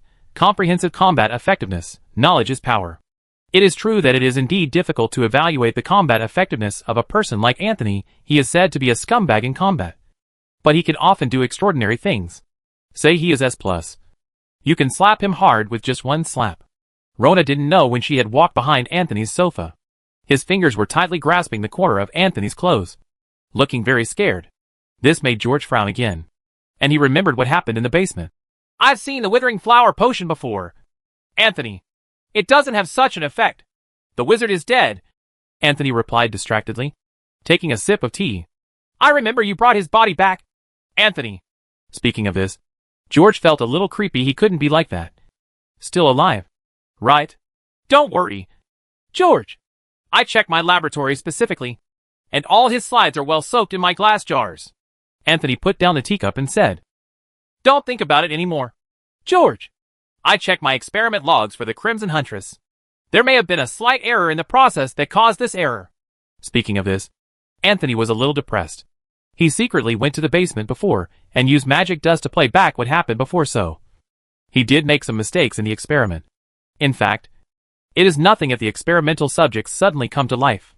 This kind of thing happens often in the school city, and it is often passed down as a joke. And that gate was also designed for them, so they had no way to go out and mess with it. At most, they would just mess up their own things. But he never thought that other than himself, someone else could open that door. Thinking of this, he glared at Lorna again. What a blessing. Although George was still a little confused about Anthony's statement. But he has been busy with too many things recently, and has no time to worry too much about it. He has read all the shelter scrolls. It is very peaceful here, and there is nothing wandering in the territory. The light of dawn did not give him any hint. George, I have always had an idea that I have not told you. But today I have to tell you about it. Having said this, the small hands massaging Anthony's shoulders couldn't help but tremble for a moment. Anthony's solemn tone made George raise his eyebrows. He nodded and motioned for the scholar to continue. Next time I go out, I plan to take my apprentice with me. She should have experienced something, Anthony said. Anthony, I respect your idea. But George was a little surprised. He looked at the confused Lorna and couldn't help but put down the teacup. I always feel that if a woman goes to the battlefield, George, she is my student, and I have the right to make all decisions for her. As Anthony said, Lorna was his student. Among maesters, this is second only to the relationship between father and son. It has the right of inheritance. So even as a lord, he has no right to interfere. But the lord in front of him was different from all the lords. He is the spiritual leader of the entire sanctuary, and has far more power than anyone else. So Anthony knew that no matter what rights he had to nod in this matter. Listening to Anthony's words, George put his hands together and put the backs of his hands on his face. He hesitated a little about this matter. In these days, even he himself did not know when he would die on that battlefield. He even had plans to make a will quietly. He was also prepared to see people around him die in his arms, but if he could, he didn't want to collect anyone's body. Letting women go to war, this was something that George felt a little humiliated before. And Lorna is like a sister in his heart. However, when disaster strikes, no one can be spared. The more you experience, the stronger you become. And in this disaster, only by making all preparations can we survive better. George finally raised his head, looked at Lorna's confused and youthful face, and pursed his lips. He finally nodded. Chapter 168. Sergeant Wayne. The light snow slowly drifted into the window and fell on Wayne's face. Feeling slightly cool, Wayne looked at the still dark sky, picked up a towel and wiped his face, poured out the hot water in the basin, closed the window, and picked up the large kettle on the stove. Amidst the sound of his busy work, the comrades in the barracks also got up together. Seeing that most of his friends were wearing clothes, Wayne felt satisfied. After kicking two lazy guys who were still in bed, he put on the armor with the help of a squad leader and a corps leader. Sir, according to the latest military regulations, I have a military rank. You should call me second lieutenant, the captain said. I can't change my words right now. Wayne's face turned red and he asked, What's my name? Lieutenant. Sir, the ensign replied. Am I not a sergeant major? What is the difference between a sergeant major and a lieutenant? Wayne couldn't help but want to scratch his head. Sir, sergeant major is a master sergeant and has no subordinates. Lieutenant is a military rank and has more than 30 subordinates, the second lieutenant said. Okay. Sergeant Major Wayne looked at the soldiers in the barracks and understood what the name of the commander in charge of the three teams should be. Although for a while, he still couldn't change his words. But Boss Martin said that in the past, because nobles led the troops, the army organization was very chaotic.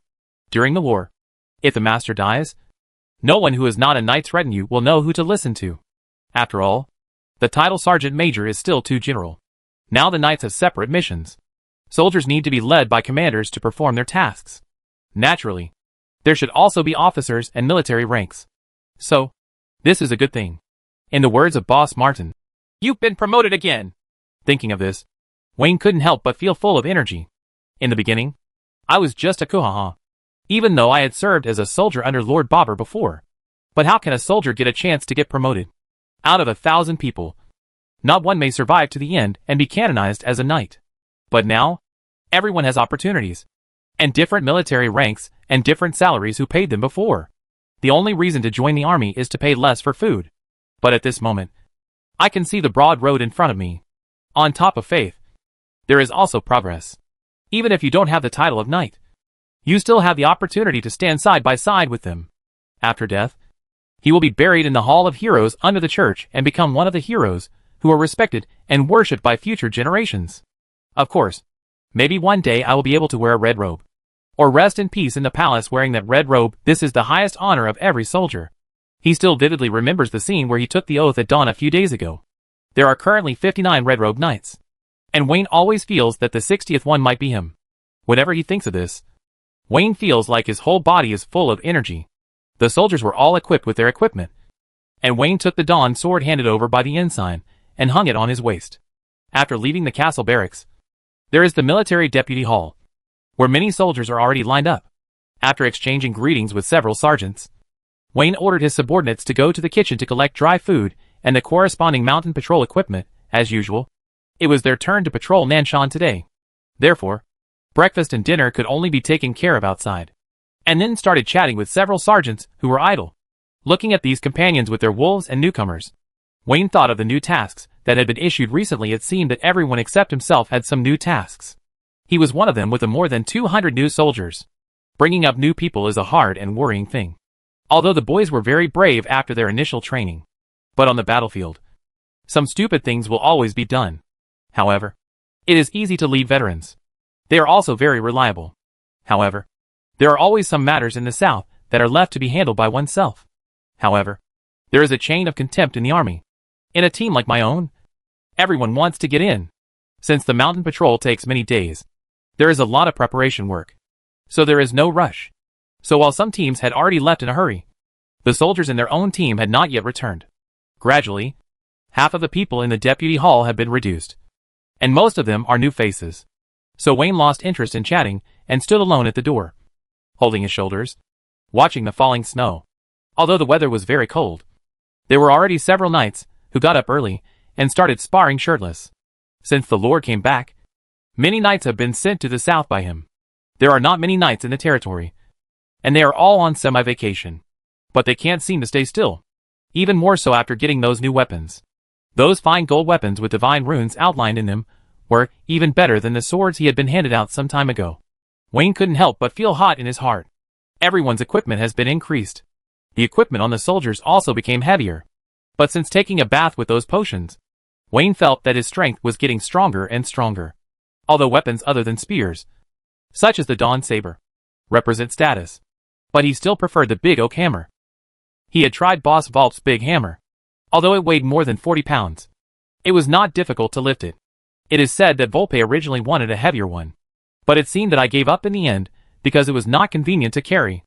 It just so happens that Boy Wayne is taking people to the south today. Just leave it to him here. That's the one standing there stupidly. Martin put away his two long swords and pointed this way. Seeing Master Martin pointing at him, Wayne quickly ran over to report.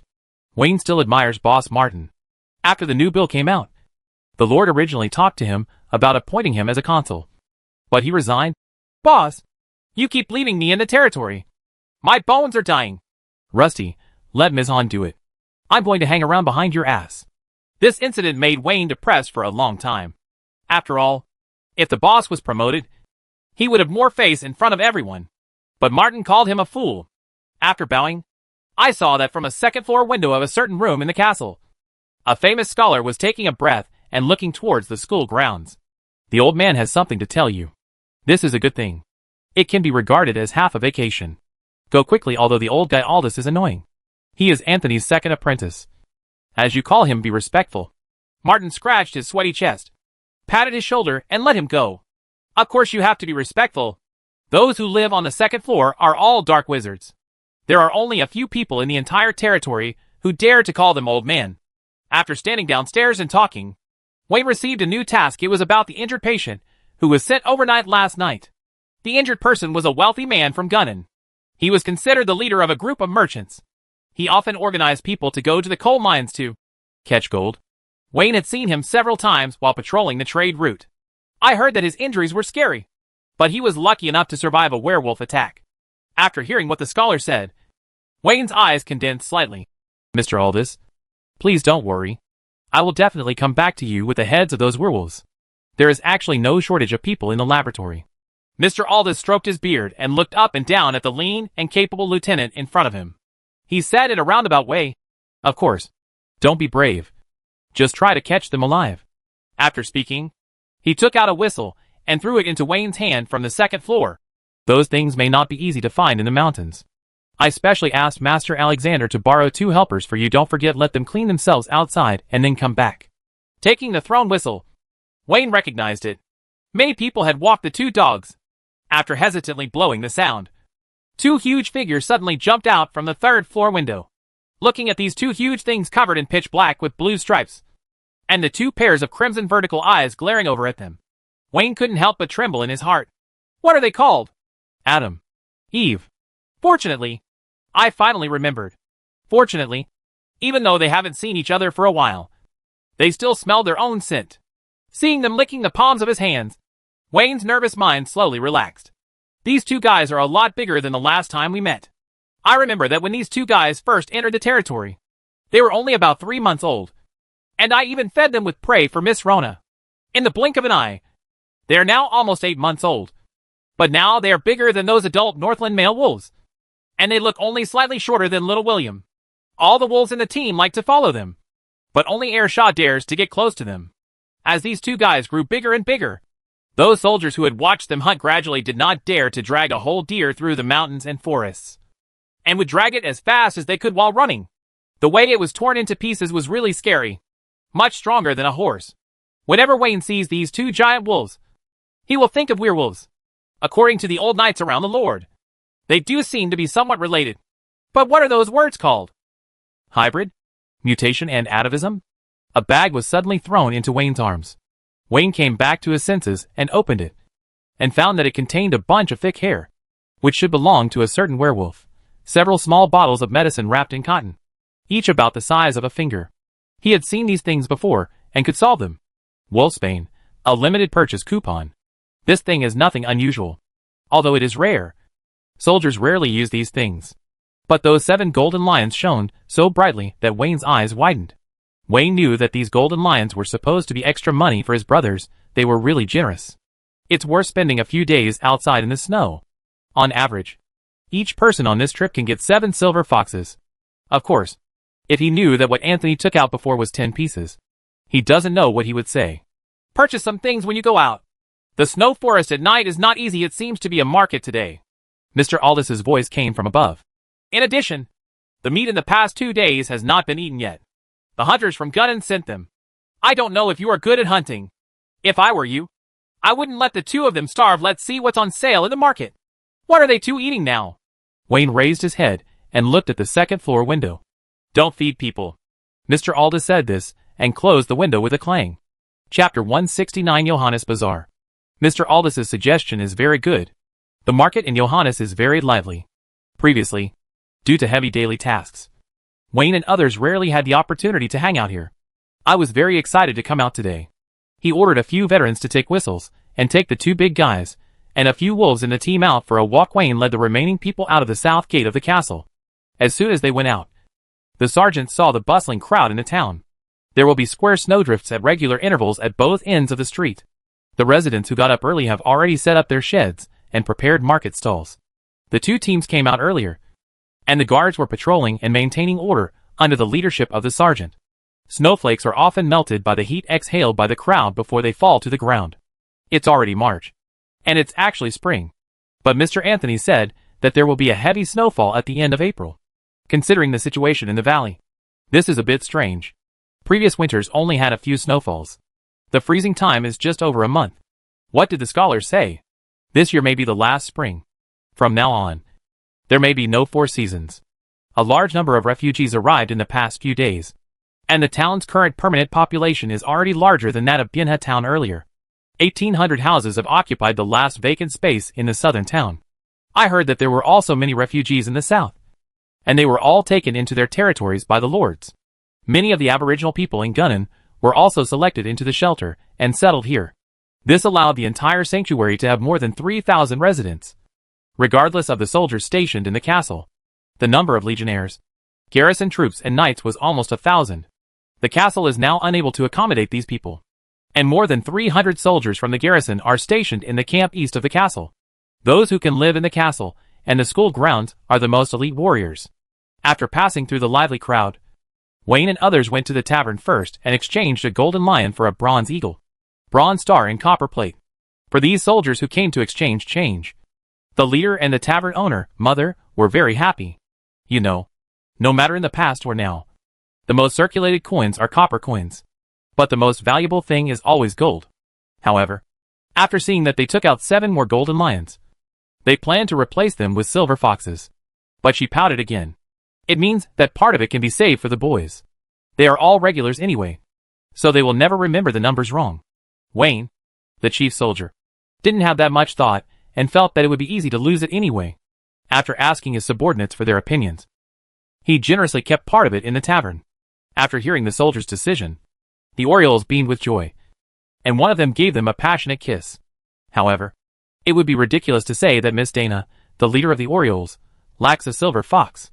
Even if George comes and takes away a batch every month, the wealthy Gunnan merchants who live here will also contribute handfuls every day. Everyone wants to stay here for a longer time. So even though the tavern has been expanded repeatedly, it is still packed. In addition to the extremely high charges in the tavern, there are also some limited purchase coupons that occasionally come out here. I heard that not only do you need a deep relationship to get them, but they are also terrifyingly expensive.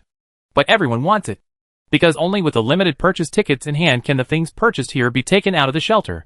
In addition to the tavern that can exchange silver for a small amount of limited purchase coupons, the castle will also issue them. However, the limited purchase coupons issued by the castle are based on the materials sent to the shelter, and it will not allow a caravan to obtain too many limited purchase coupons. This makes the limited purchase coupons in the tavern already have a tendency to be auctioned. There are more and more people coming and going from the shelter, so at the same time, a lot of labor and materials are brought to the shelter. At present, some people have begun to publish tasks in the tavern. Most of them are orders and tasks such as group gathering of supplies. There are also a few combat and escort missions. Occasionally, the shelter will post some things that the soldiers are too busy to do. If you observe carefully, you will find that most of the people who take on such combat missions are just the same group of people. There are 7 or 8 people in each group, and they enjoy a good reputation among the caravans. Ms. Hahn and Martin also knew them. I don't know when they will give their small team a name and form a real mercenary group.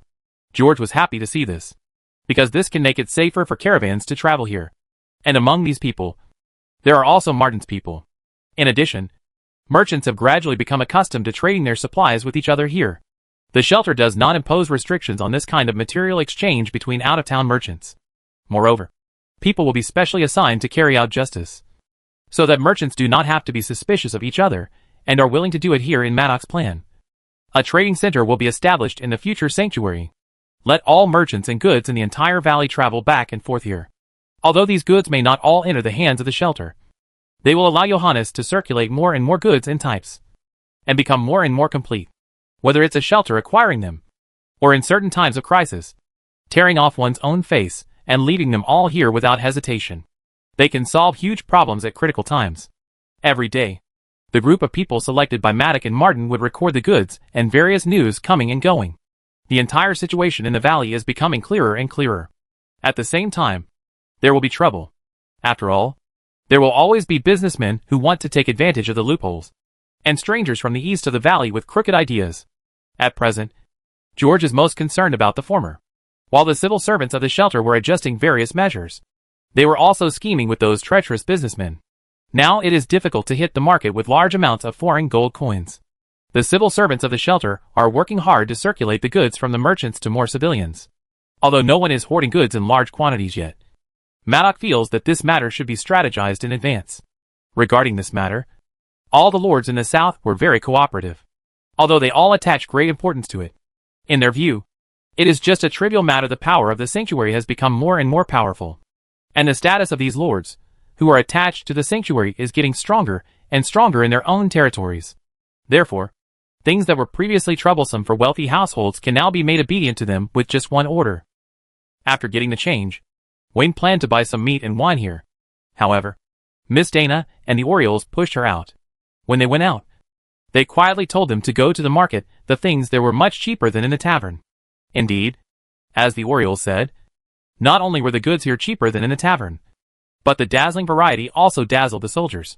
The most popular ones are of course the mushrooms, because they are not as easy to store as wheat.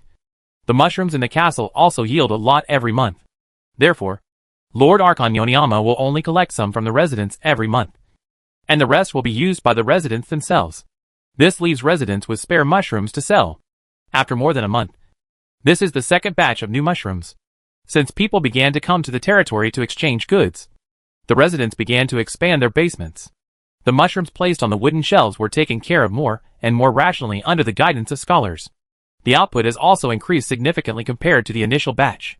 Wayne's friend told him not long ago that his home received 400 to 500 kilograms of mushrooms this month.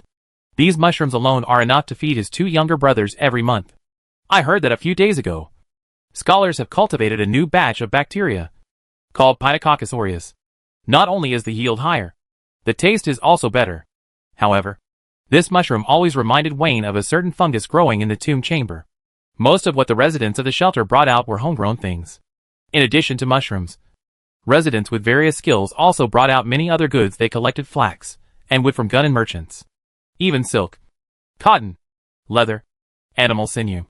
They brought out pieces of cloth, clothes, shields, bows and arrows, and furniture. The caravan guards would also pay craftsmen to help them sew clothes, repair leather armor, or buy them directly. As for the wealthy households in Gunnan, they would exchange all their stored grain, leather, wine and spices. In addition to these items, there are salt, bottles, linens, olives, cheese, honey, coal, and other items on various stalls. When picking these things, Wayne couldn't help but feel a little sad. My job this time is related to coal for money and a better life. The residents organized together like crazy. Even on a snowy day, some people would follow the team and spontaneously go to the mountains to dig coal, cut down trees and open rocks. People in shelters often go too. Of course, in addition to these things, there are many meat products. These are all things hunted in the mountains. Hunters often keep a little for themselves and take the rest to the shelter in exchange for mushrooms, wheat and other supplies. Now, many inventories in the homes of wealthy households have flowed into the hands of residents in the north and south. There is a difference between the attire of the sanctuary guards and the legionnaires. The garrison wears a double-layered mail coat. The legionnaire storm armor is a real full-body armor, and it's also engraved with divine patterns. This makes even the residents of the shelter often mistakenly think that the legionnaires are knights. The residents of Gunnan regarded them all as the paladins stationed here. Their relatives, who knew their identities, all lived in the shelter. And when they talked to outsiders, the words that spread were not the paladins, but the Templars, the sergeants, who rarely appeared in the market, soon received a pair of eyes. These are the paladins who wiped out the necropolis. The thing on the shirt must be the heads of giants and demons. I heard it is hung in the cathedral, as expected of the cathedral. My dear old man, what he wears is more beautiful than the armor passed down by our father. The soldiers' faces were slightly red, but they couldn't help but puff up their chests. As he walked out of the market, the sharp-eyed ensign poked Wayne. Wayne followed his eyes, and saw the Lord and Miss Lorna behind him. The two of them were in front of a stall, holding a black velvet piece and bargaining with the merchant. The Lord's bearskin coat seems to have been bitten by dogs and has lost some of its hair, but this velvet seems to be for Lorna. Wayne's heart couldn't help but beat a few times when he saw several red-robed knights behind the Lord, but no one was wearing armor today. No outsiders recognized them. Seeing that the Lord saw him and smiled and nodded to him, Wayne was so excited that he almost raised his hand to salute. However, the second lieutenant quickly grabbed him and walked out of the crowd. "What are you doing?" Wayne stared, a little unhappy. Boss, we've almost picked everything. Let's get on the road quickly. The second lieutenant felt a little helpless. By the way, how much did we spend in total? The change was not used up, which is less than one golden lion. The two big guys spent half of the meat. 30 of us had dry food and only bought some meat and wine to keep warm at night. 7 or 8 days, that's enough. The second lieutenant said as he handed the limited purchase coupon in his hand to the guard guarding the door of the market for inspection. Prices are becoming more and more stable. Look at the Dawn Cathedral illuminated by the golden morning light, and the wall of mist rolling in the distance behind it. Wayne put his arms on his chest and swore silently. He led the soldiers neatly into the distance. Put up the flag, Lieutenant. Chapter 170. Fulfill your lifelong wish. After the solemn ceremony, the crowd in the church gradually dispersed, and Martin sat alone in the first row. A figure came down the steps and sat next to Martin. His eyes stared at the dawn light. Silent. Boss. After a long silence, Martin took out 3 blood-stained letters from his arms, slowly placed them on the table, and pushed them in front of George. George looked at the 3 letters. The writing on the envelopes had been covered in blood, and the paint was either squeezed out of shape or torn. But you can still recognize from the pattern where they should come from. One of the letters was inlaid with gold wire, faintly outlining the pattern of a rose, which was extremely bright red among the bloodstains. Although the other 2 envelopes look simple, such envelopes are definitely not affordable for ordinary people. Moreover, this size and shape should have been sent somewhere by the Du Tianwang flying thousands of miles either from the east or the south. Martin said slowly. The messenger from Bianhe was supposed to have delivered these letters to the territory 2 weeks ago. But the caravan the messenger was in was attacked by werewolves. I found the mailbox while checking the relics. It's a habit. I looked through it and found that these 3 letters should be for you. George looked at the 3 letters and slowly identified the paint on the letters. Looking at the seal, he probably guessed what happened. Those 2 letters should have been sent to Black Pearl Manor from the Duke. One of them should be a letter written by the Duke, and it should have been opened. I don't know what Elizabeth meant by sending it here again. The other one should be from Gale. It should have been sent directly to Bianhe town by Duschenwing. Johannes doesn't have Duschenwing's beacon yet. The last letter naturally belongs to Elizabeth. After the 3 letters arrived at Bianhe, the messenger's team was attacked by werewolves while detouring through Nanshan, and finally arrived at the shelter 2 weeks late. These werewolves should have always lived in Nanshan. Martin's expression was calm, but his eyes were always looking ahead and did not move. Previously, residents rarely went out, and there were enough monsters and beasts in the mountains for them to hunt. Therefore, occasionally the territory close to Nanshan is attacked, and it is impossible to tell who the attacker is in the fog. Everyone who sees it is already dead. George nodded, somewhat understanding why there have always been few monsters in Nanshan, but many ghosts. Martin continued. But now the entire eastern part of the valley has calmed down. It is no longer monsters that are active in the mountains, but humans. Therefore, caravans disappear in Nanshan from time to time until the lair is investigated. I realized that there was more than one caravan. The funny thing is that I had always thought that those people got lost in the mountains and encountered the remnants of the devil. But in fact, everything else had long been killed by werewolves. The only monsters left in Nanshan are the werewolves. Boss. Martin turned around and looked at his lord. In other words, Nanshan is now completely peaceful. The soldiers have completed their mission. How many werewolves are there in that lair? George asked. Yesterday, Martin and the others made a special trip to collect the bodies of the soldiers. It is said that Martin and the others later searched around the lair, but found that all the werewolves entrenched there were dead. 48, said Martin. Not one too many. Not one too little. They are all here. George raised his head and looked at the 36 coffins placed on the steps and the 48 heads stuck with spears. The brutality of that battle was as if he had seen it with his own eyes at this moment. They accomplished an impossible task. He was still replaying in his mind the scene yesterday, when the 2 giant wolves returned to their territory carrying the bodies of 3 soldiers holding tattered flags. The flag fluttered in the wind amid the heavy snow. 48 werewolf heads were tied to the rope with a clanking sound and dragged on the tail of the giant wolf. 2 soldiers without flags, one holding a mailbox, the other holding rags tied together. The rags, which were completely stained red with blood and torn into pieces, were torn from the cloaks. They were supposed to belong to 33 people. But on the road, as the seriously injured ones died, most of them were blown away on the road. Wayne and the others. Martin gritted his teeth, tears and snot flowing between his teeth, and clutched a few blood-stained rags in his hands. Their long-cherished wish in this life is to be able to wear the put on the red robe. Now I have got what I wanted. George knew that Martin was referring to the blood-stained cloak. That color is more dazzling than the red robes of the knights. Martin, the hero's red robe needs to be given by anyone. George stood up and said, because the moment they entered the lair, they had already become heroes. George never thought that before the Hall of Heroes was built, heroes would end up here. He never thought that the legion he planned would be numbered in advance by the light of dawn on this day. Soul of Legion, Wolf Slayer. The mission must be achieved. There is no holy object and no dawn. The sergeant reaches deep into the dead, lighting up the darkness with his chest. They don't need to be led by heroes, because the moment they realize their mission, they become heroes. Death wish, even if they fight to the last man. A soldier will not retreat, because the fate of a soldier is to die on the battlefield. The stories passed down by the 36 sergeants, and those legionnaires, who will die in the future, will be always sing in the army. Revenge, 1.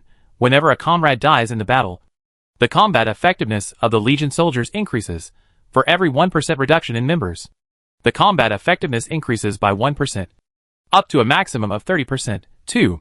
When the sergeants of the wolf-slaying legion face certain monsters win, the combat power will be directly increased to the maximum value, plus 30% combat power. Currently, werewolf. Tip: the shelter school grounds can now also be hung with special items, relics, flags, trophies, etc. can all be used as representatives. The things on the wall of deeds will affect every soldier, can increase the maximum combat effectiveness of the legionnaires. The bodies of the soldiers were finally covered in red robes by George himself. It was placed in the small temporary tomb under the church. After the main hall deep below is completed, they will be buried where they should belong. Also buried here with them are the knights who died in the tomb. They are side by side. After the funeral was completely over, George, Anthony and others returned to the castle and read the 3 letters. What George was most concerned about were the 2 letters between Gale and the Duke. The Duke's letter was actually addressed to Elizabeth, mainly to express gratitude for the contribution made by the valley, specifically to thank Elizabeth and her knight named George. The 3 barons were also mentioned, and the praise was not stingy. However, these letters were originally supposed to be 3 pages long, but the last page was not put back into the envelope by Elizabeth. After thinking for a moment, George looked at the 2 pages again, thinking about the Duke. It is not difficult to imagine that this Duke, who is far away in the east, has fully understood what happened in Windyong City, and also guessed who was the leader, judging from the mention of George. The Duchess should have told him everything. Or maybe the year that the Duke left behind in Yongfeng City wrote everything down to him. But literally speaking, the Duke did not care about this matter. It looks very impressive. The letter also mentioned the grain, which made George relieved. However, only half of the food was sent. The batch sent by Yongfeng City was successfully transported to Bishui City. But the more peaceful food heading east from the South Waterway was cut off a lot. But no matter what, the effort was not in vain. In addition to the food sent to the valley, other leaders of the caravan also sent a lot of food. Taken together, it's enough to last for a while. The letter also said that the war situation was very anxious. One should normally report good news, but not bad news on the front line, especially when writing to him in the rear. So saying these words shows that the situation is already a bit bad. However, the Holy See in the south has already sent out troops. It seems that some opinions in the south have been unified through the efforts of the Holy See. As for Gale's letter, the content is slightly less.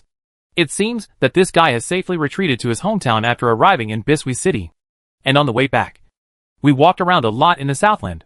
He didn't mention much about the batch of food he sent, but from just a few words, it is not difficult to think of the hardships along the way. Although there are not so many monsters attacking the waterway, this road may not be so peaceful. After all, there is a lot of territory to pass through. However, after this matter was successfully completed, the status of the head of the Valley of the Cooperation Association seemed to be a bit unusual. I don't know if it's because the resources and connections of the Mutual Aid Association are really that great, or if this guy got some benefit from being deceived in the South Country. Gale mainly mentioned one thing in his letter. Sir, I asked about the smell of the treasure in your territory. They are of no use to you. But there are plenty of people down south who are. You have to think about it. If the war in the east fails, then contact with the south will be of great help to you. If appropriate, I hope you can come to the south. With your eloquence and ability, you may be able to win the support of many kings and even the Holy See. If you are willing, I would like to do my best to facilitate this. My new friends and I should be able to provide a lot of help. Signature, your dearest partner, I hope you and I can prosper. Seeing this, George looked at the seal on the letter again. The seal has been squeezed and blurred, but it can still be seen that it is a little bit special. That style should be something that only nobles such as earls are qualified to use. Who the L is the partner of a profiteer like you? George's face was slightly sour. Anthony, look at this seal. Where did this kid buy his title? Chapter 171 decided to go to the manor. After Anthony read the letter, he couldn't help but shook his head. The South does have a great temptation for sanctuary if the situation in the valley is stable. It may even be possible to trade with the Kingdom of Elda in the future. And if you establish good relationships with many nobles in the Kingdom of Elda, you will also be able to obtain many of the alchemy equipment, blueprints, and prescriptions that the shelter urgently needs. The most important thing is that the Kingdom of Elda has a large cathedral and many powerful cathedrals. The disaster caused by the fog has stabilized, so there is a lot of food. Many areas produce 2 or even 3 seasons. But it is obviously inappropriate for them to go there now. And the entrance to the south is in the west of the valley. There is a bloodbath there. Judging from some of the things in the wizard's experiment log, the power hidden in the manor is not something that can be easily dealt with like the necropolis. Let's discuss it later. George, Anthony said as he put down the letter in his hand. We can discuss it later. George shook his head and sighed. Although the necropolis is now clean, the black tide in the east is about to reach its peak. I wonder if Archduke Adeline can survive it. Moreover, in the valley to the west, Duke Adeline's rear area, there is still a huge hidden danger that cannot be solved. Thinking of this, George couldn't help but pick up Elizabeth's letter and handed it to Garvey and others for circulation.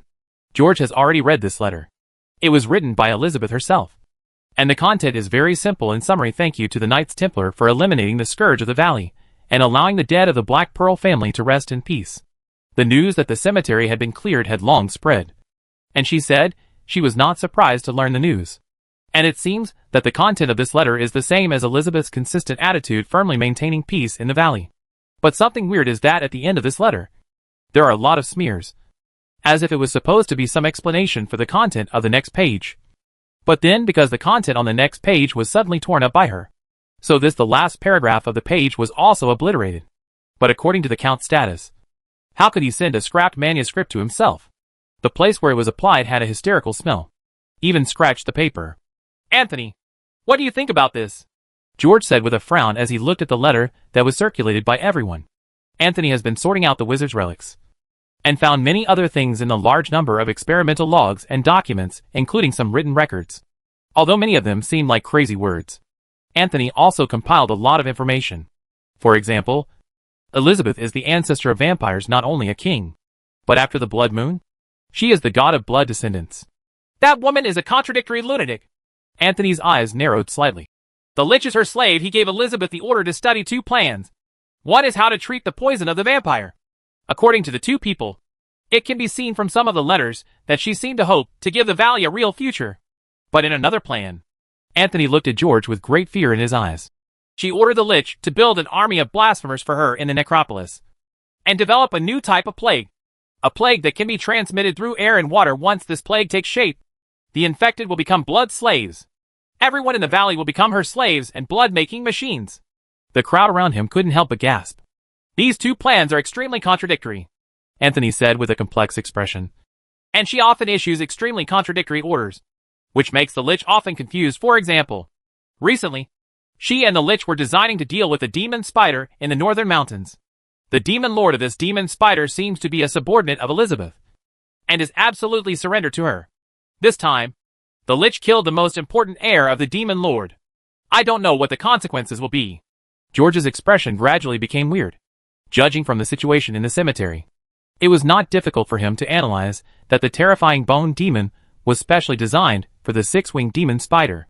And those scarlet huntresses were specially dispatched by Elizabeth to deal with the demon spiders. Their characteristics and the demon spiders restrained each other.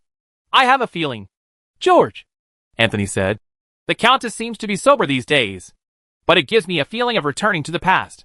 George's eyes gradually became a little complicated. He felt this way too. It's as if this woman already knew that her madness was about to be out of control, and at the last moment, she wanted to clear up all the hidden dangers here. George couldn't help but purse his lips. Garvey, have you found out any new information in Gushi?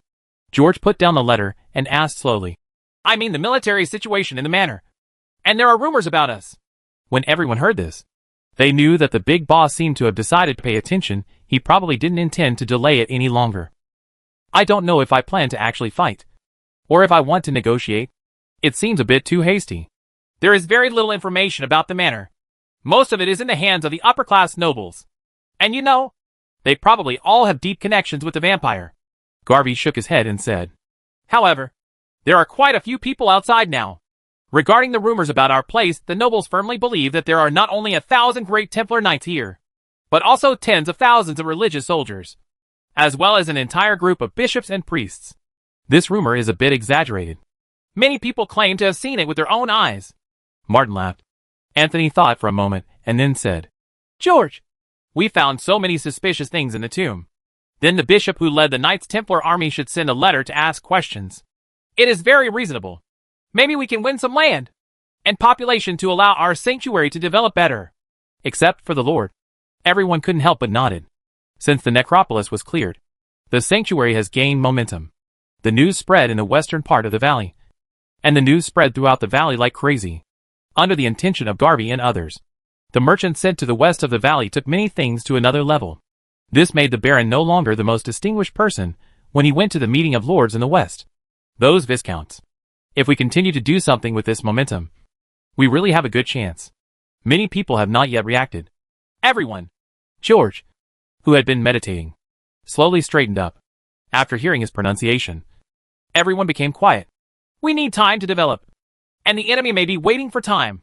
But time will not wait for us, because every day, the situation will become more dangerous. The blood moon is this year, and the black tide from the east is also coming westward. So, we don't need time, but we are rushing for time. Before the black tide comes, we need to mobilize the entire population of the valley to build a city wall at the entrance of the valley. Hearing this, everyone's breath was slightly suffocated. Indeed, there are many things that shelters are not ready for right now. But as the Lord said, if you want to build a city wall, I'm afraid you have to find a way to control the territories in the west of the valley now. We don't raise the question of whether Elizabeth has a conscience or which side she wants to be on, since she said she wants to maintain the peace of the valley. Then we will give her a chance. This is simply arrogant. George's eyes revealed a sense of determination. It's time to have a serious talk. The knights in the hall all clenched their weapons, and a murderous aura gradually spread. They know that this talk is negotiating with the devil. Moreover, the things we are talking about are still rights in the hands of the devil. Therefore, if the result of the talks is not satisfactory, then there will be an early decisive battle. I just said, what's the point of discussing it? Alexander, who had been dozing, rubbed his eyes, and his eyes lit up with energy. It doesn't matter what kind of people live in the manor. Once you cut it down, you will understand everything. Hearing this, Anthony put down the teacup in his hand and grabbed Alexander's arm. Don't start a fight. Otherwise, everything will be exposed. Now it's not a matter of revealing the secret or not. George's eyelids lowered secretly. Returning to the bedroom in the evening, he read the letters between the Duke and Elizabeth several times. That missing page always reminds him of many things. As for the food matter, it is very likely that the Duke has another reward. Logically speaking, we have just cleaned up the large cemetery, so there is no reason for her not to invite us, even if it is just a pretense. It is appropriate. If she is extremely strong, she doesn't care about any of this, then what she expressed in the words in the letter is too weak. Of course, this is all speculation on my part. So maybe I am just a meat bun beating a dog, and I take the initiative to deliver it to my door. But no matter what, there is no point in hesitating. While tossing and turning, George studied the last erased text at the end of the page many times. It wasn't until he turned it over that George's pupils suddenly shrank slightly.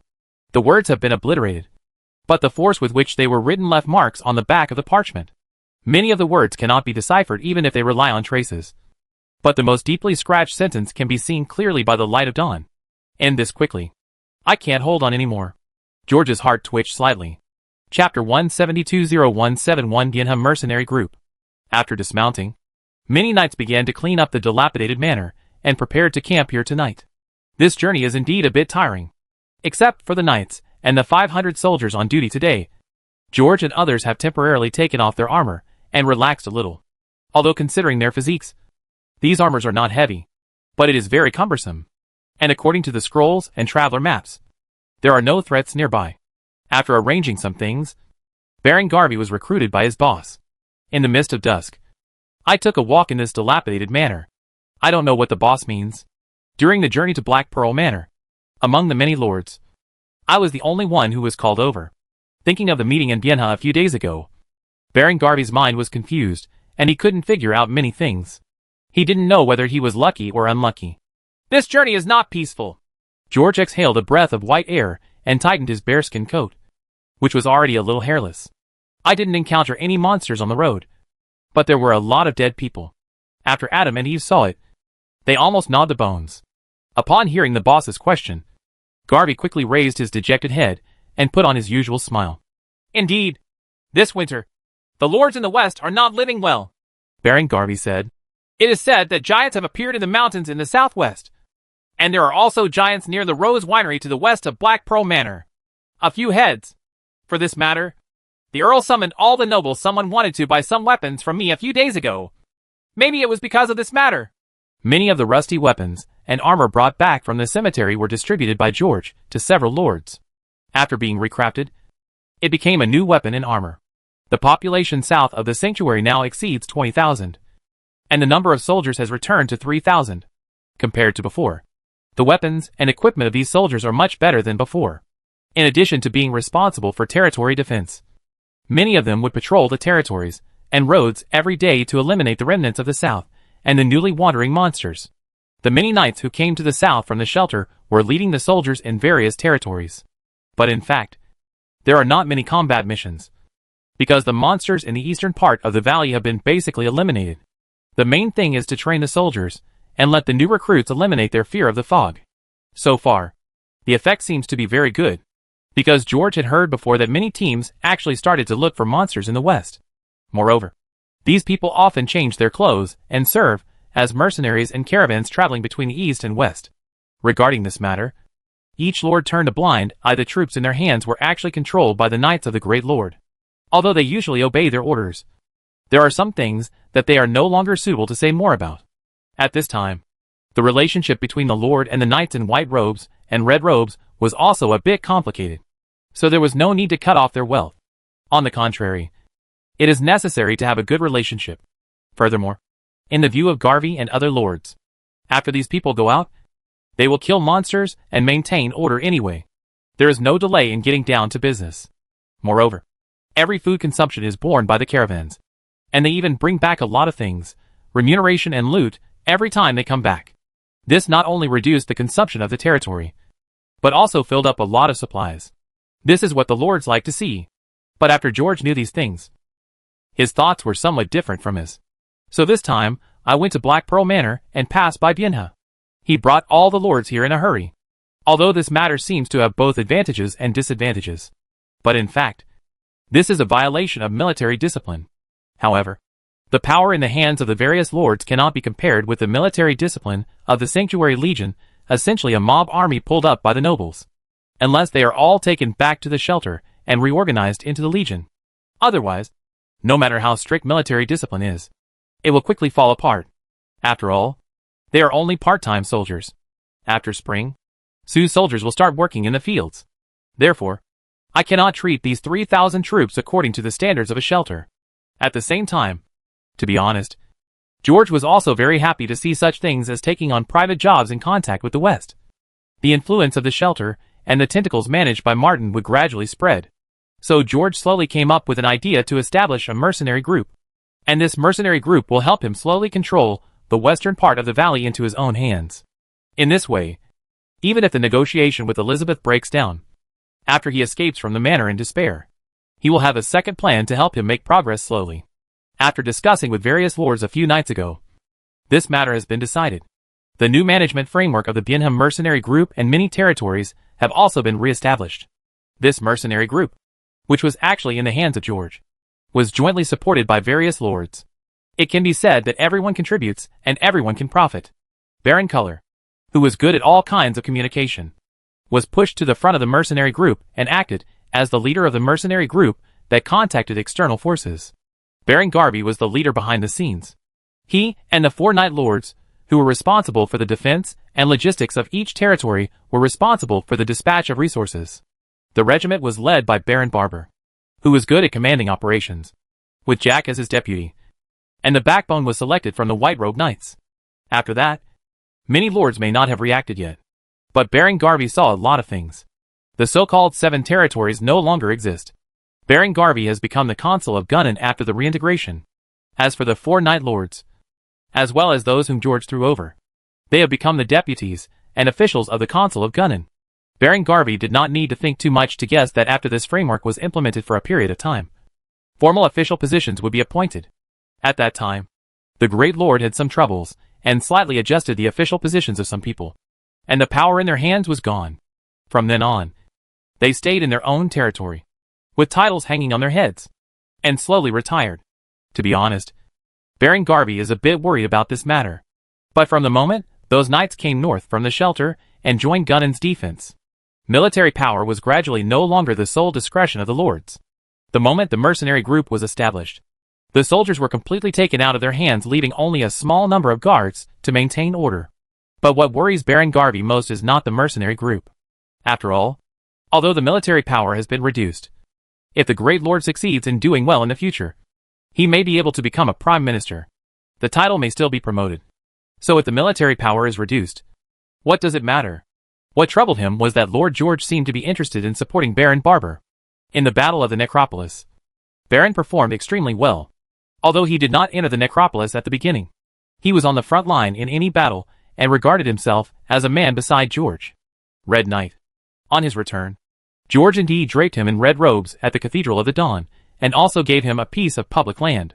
Garvey didn't think much about it at the time, but only speculated whether the meaning of the Red Knight, with the title of Baron receiving a piece of public land, was just to pave the way for other Red Knights. But Garvey only knew after Baron Barber was appointed as the mercenary leader. This old scalper who has been silent and allowed George to drive him has a status that is no lower than his own. To be honest, what Baron Barber did was worthy of the Lord's love. But everything he did was no worse than him. In comparison, what I got was just a push and a pull. After going back and forth, except for the edge of the river, it became richer under the slope of the shelter. I didn't get anything else, I just received a bigger pie. And this so-called consul, let alone whether he has a chance to become prime minister in the future. Even now, I can't sit still. Maybe he was brought here by the Great Lord because he was worried about himself. Therefore, Baron Garvey was very confused. Garvey, I have always had a plan. After a long silence, George opened his mouth. After the fog came, the giant swept north of Johannes again. Since then, the only surviving Viscount Geoffrey has also died. To this day, the title of Viscount in the eastern part of the valley remains vacant.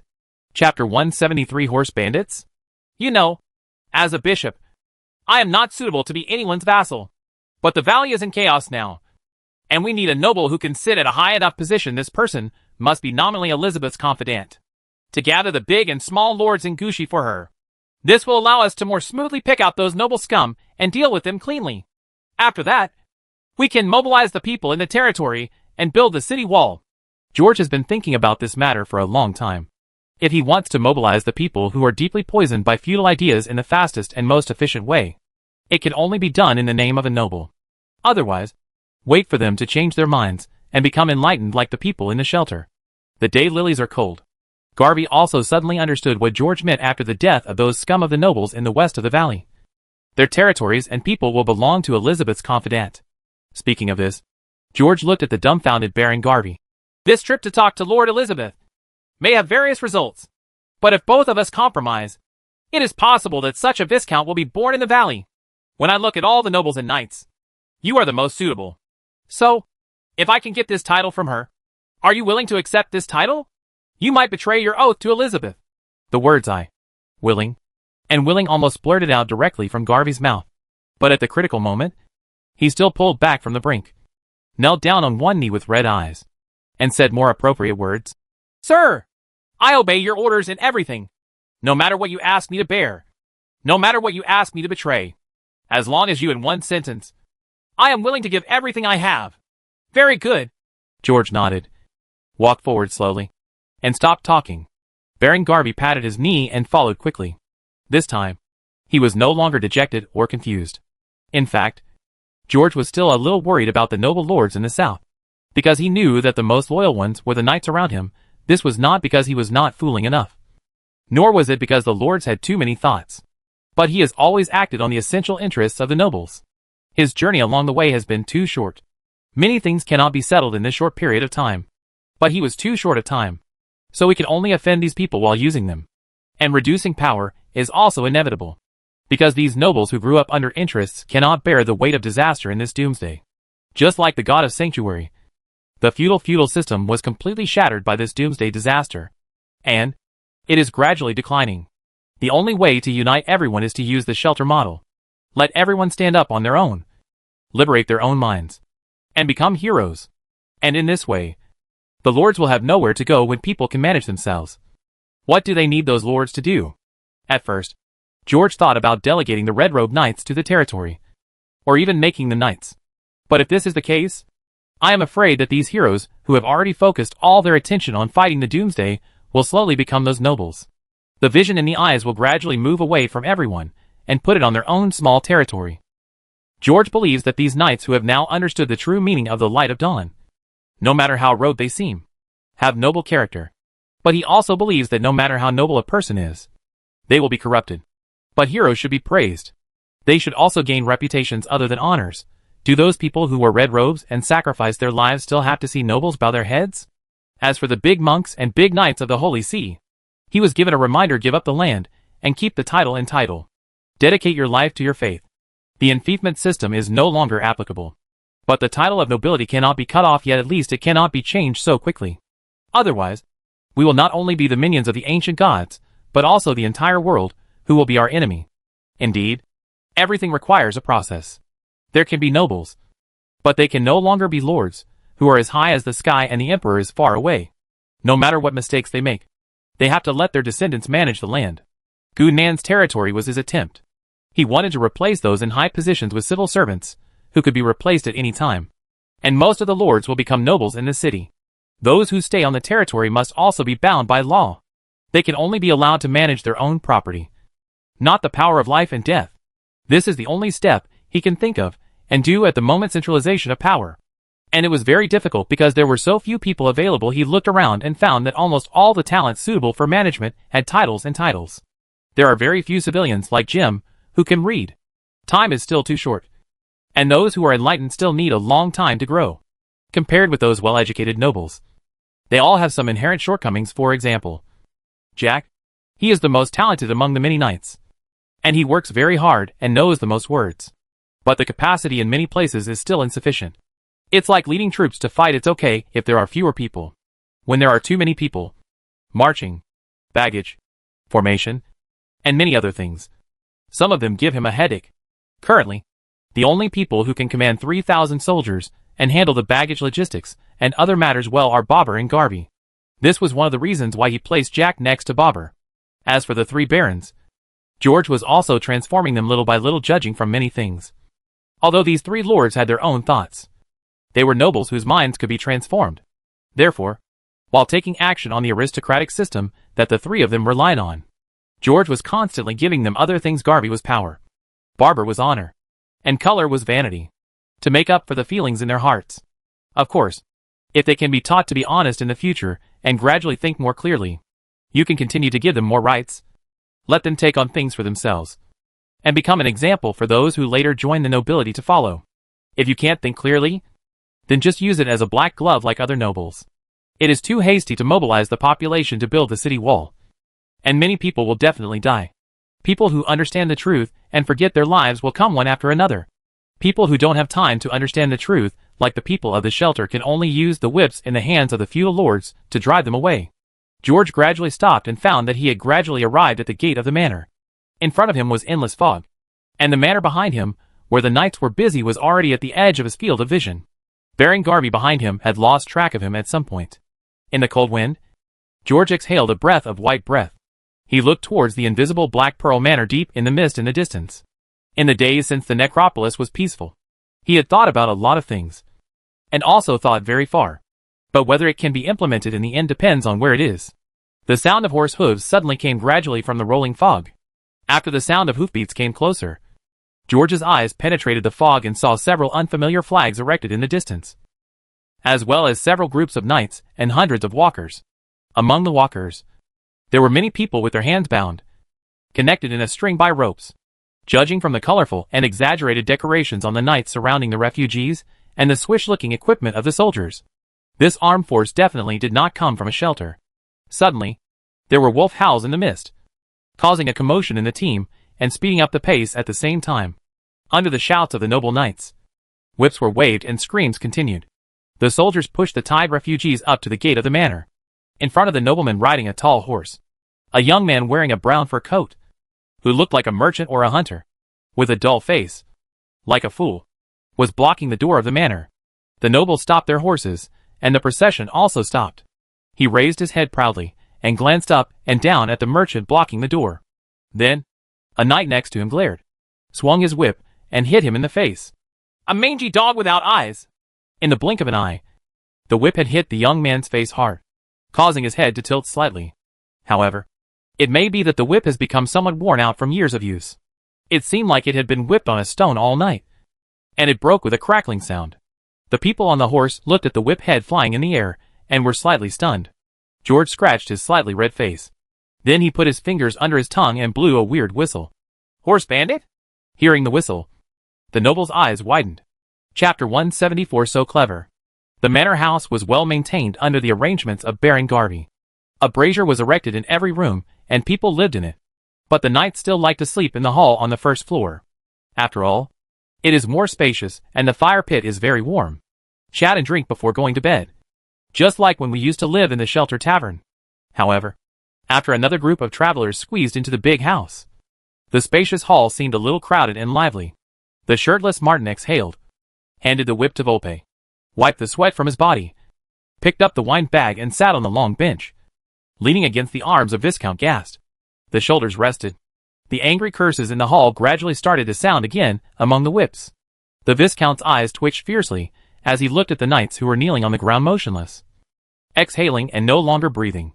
Even his increasingly dizzy head suddenly sobered up a bit. Damn! I really can't help but throw those voiceless guys into the snow. Martin took a sip of wine, rubbed his chest, and looked at the silent Viscount next to him. Softly he said in a loud voice, Don't be afraid, Gaster. We are all serious Templar knights, not horse bandits. You continue with your business.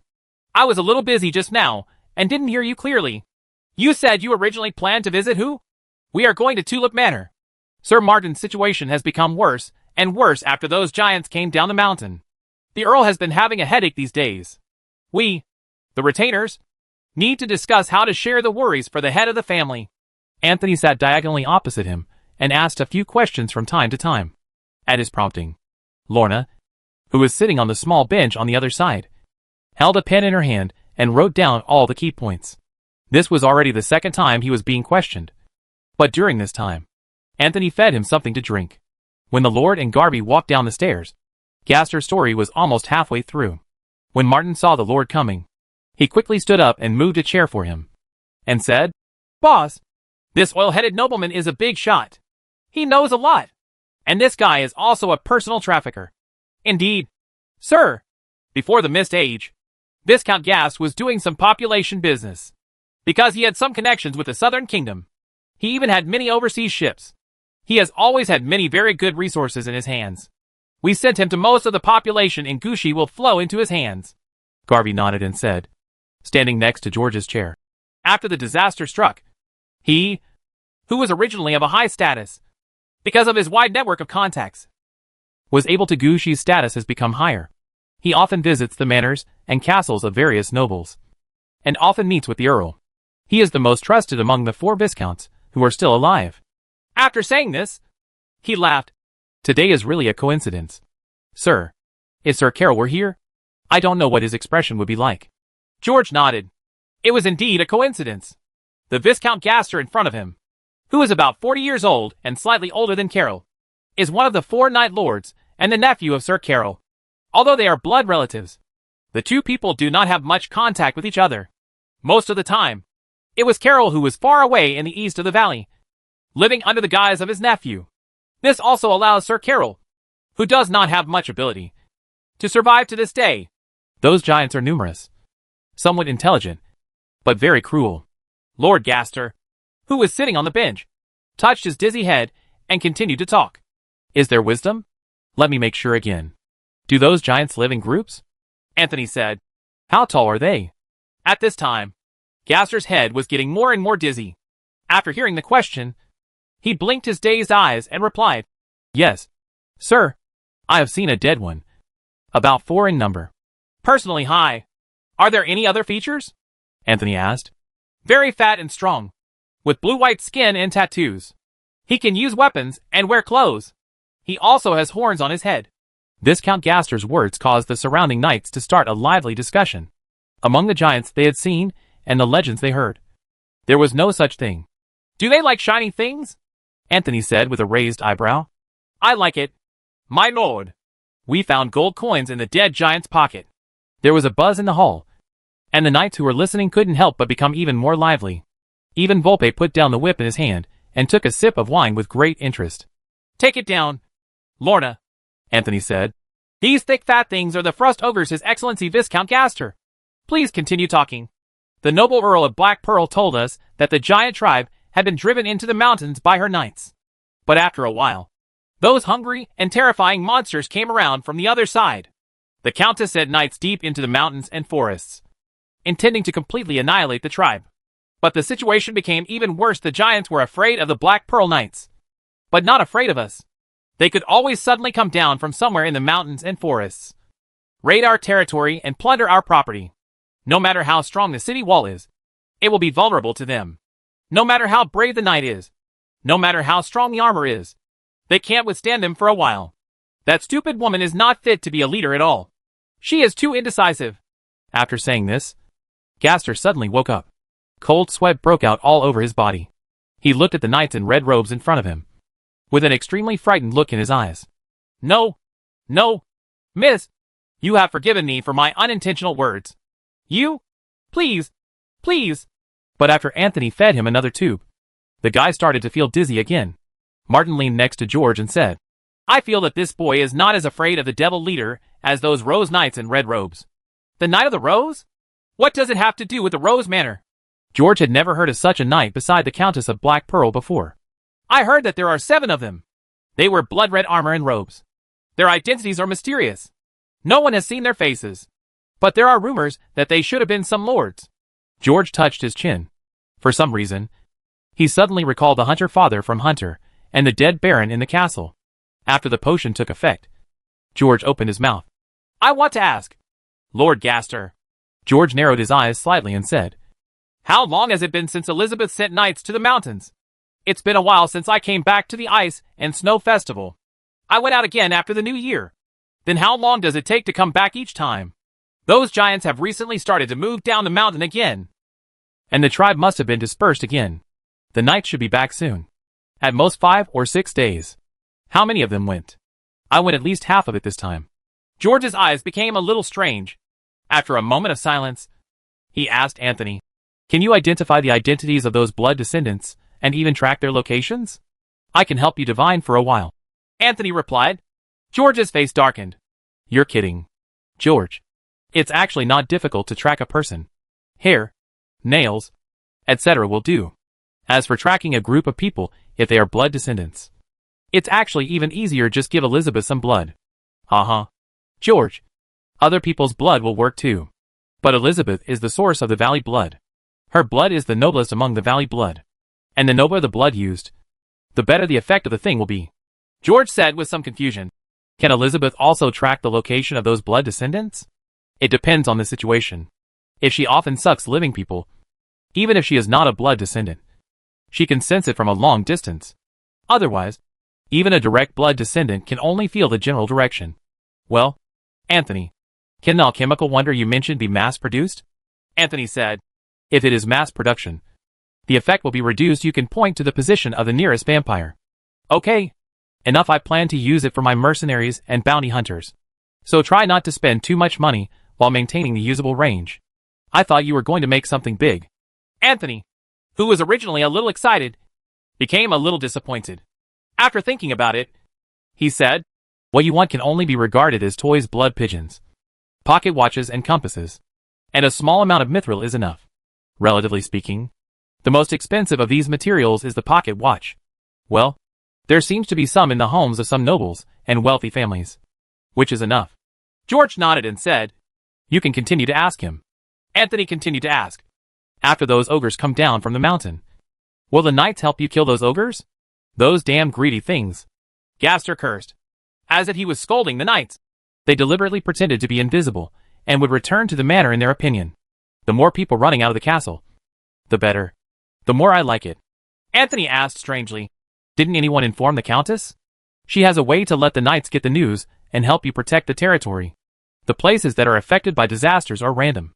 How can the Earl know where the disaster is? It takes time for the Lord to run over and notify. It takes time for the knights to rush. The giants who come back and forth have already returned to the mountain. However, we have already thought of a way. It was discovered by the clever Viscount Clover. He is our hero. His method makes us no longer worry about the castle being captured." The bored knights couldn't help but pricked up their ears and became interested. Martin even joked about this guy with a smile. "Kick all the people out and feed them to the giants, so they won't bother to smash your stone castle." "Right. The enemy," Gaster said, hammering his thigh.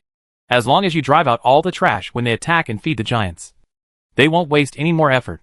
Martin opened his mouth in surprise, and the noise of the knights gradually stopped. "They are called ogres, and they do not only eat humans." Anthony's voice was frighteningly cold. "They are omnivorous, but in their eyes, animals are the same as humans. And they like to eat humans just because human flesh is richer in salt. Hungry ogres don't have to choose people to eat. You have so many grains, pigs, cattle and sheep. Why do you have to feed them people? Then what do we eat?" Gaster shouted with red eyes. "Leave those precious grains to feed those stupid people? Those wastes will only waste food." "Anthony, please continue to let him talk," George said. He turned his head and looked at Viscount Gast. "Tell me what you did. This method is very good. But there is another problem." Gaster continued. "Those damn giants are like wolves that cannot be fed enough. After they know where the food is, they will often go to the vicinity of the castle to harass them. We came up with a plan. Start driving those stupid people into the wilderness." The situation became effective when the foraging giants had something to eat. But those damn stupid people are always wandering around, running near our camp, and not leading with them. So we thought of another way. We united and drove those damn fools into the mountains, you know. After the fog came, everyone stayed very idle. There has been no autumn hunting for a long time. This clever method can not only solve our problems, but also allow us to communicate emotionally during activities.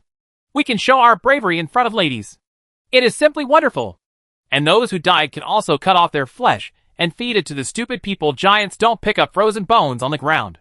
In this way, not only will there be fewer people eating food, but the waste that eats food will also be useful." The sound of a needle dropping could be heard in the hall, and the only sound left was Alexander snoring. "That's really clever." George clapped slowly. Chapter 175 Vampire Queen. "Don't you have a lot of food? Why do you feed the refugees?" Anthony asked, trembling all over. He could not imagine that such a thing would happen in this world. Gaster was stunned. This nobleman had a very dark heart, so he was confused as to why someone would ask such a question. "Food is money now, Lord Anthony," Martin said while hitting his palms with his whip. "In times of peace, nobles save gold and silver. And in times of war, nobles save grain." Garvey couldn't help but nodded, and he said with some sigh, "The nobles now rely on food to control the army, and they rely on the army to control the territory. But as everyone knows, if you do this when there is sufficient food, it is often counterproductive." Garvey no longer uses this stupid method. He has now learned from the great lord to master thoughts and control people's hearts. Gaster opened his mouth at this time. "Who knows how long the disaster will last? It's better to save more food, and even if I feed those stupid people gold every day, they are too lazy to work. Anyway, for those untouchables it doesn't matter what you eat. But the human flesh is a waste if you don't eat it." After saying this, many people gnashed their teeth in hatred.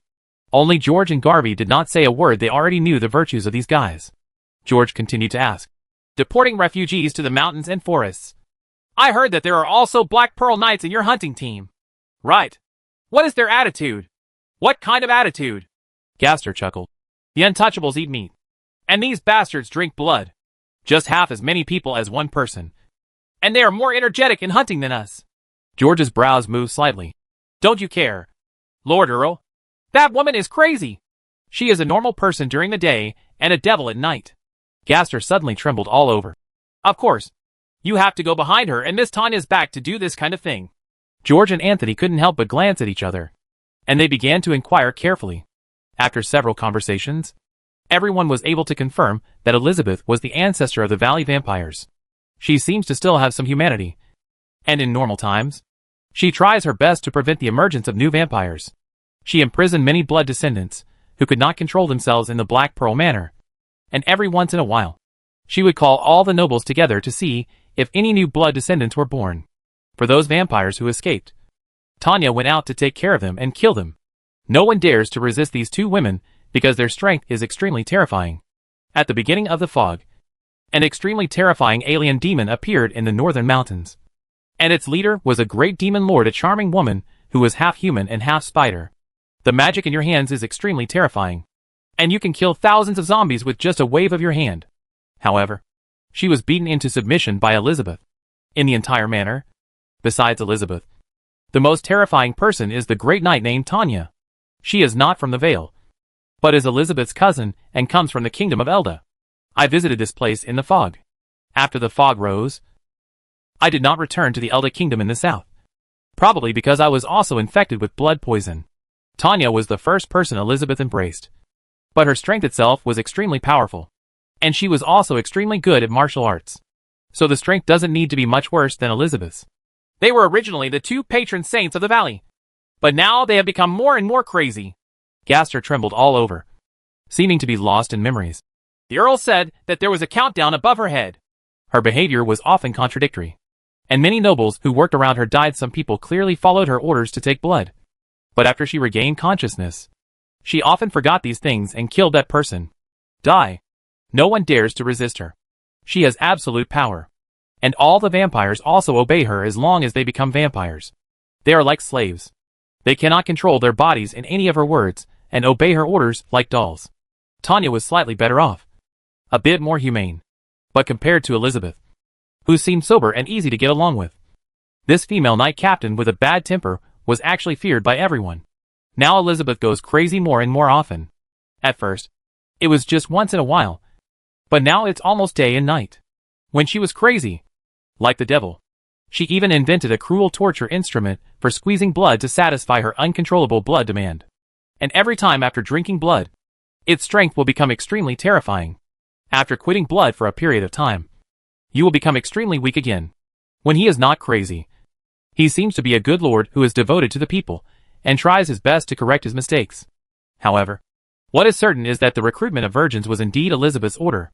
At first, she regretted many times the order she gave when she was crazy, even sent those girls back. But now, no girls are sent back. None of these girls have been bitten in recent months.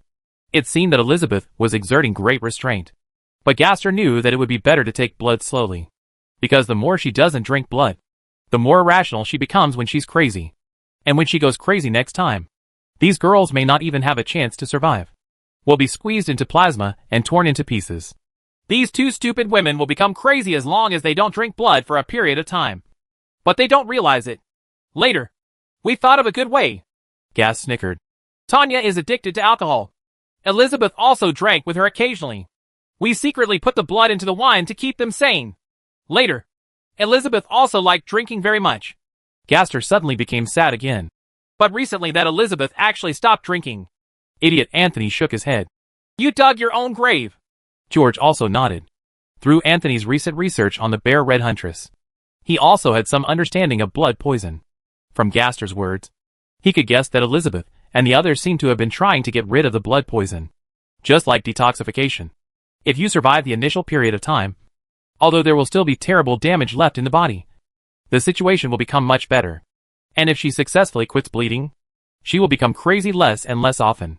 After the blood moon, her strength is also low, and she can still handle her madness even if it cannot be redeemed. Is there any hope? George looked at Anthony and asked.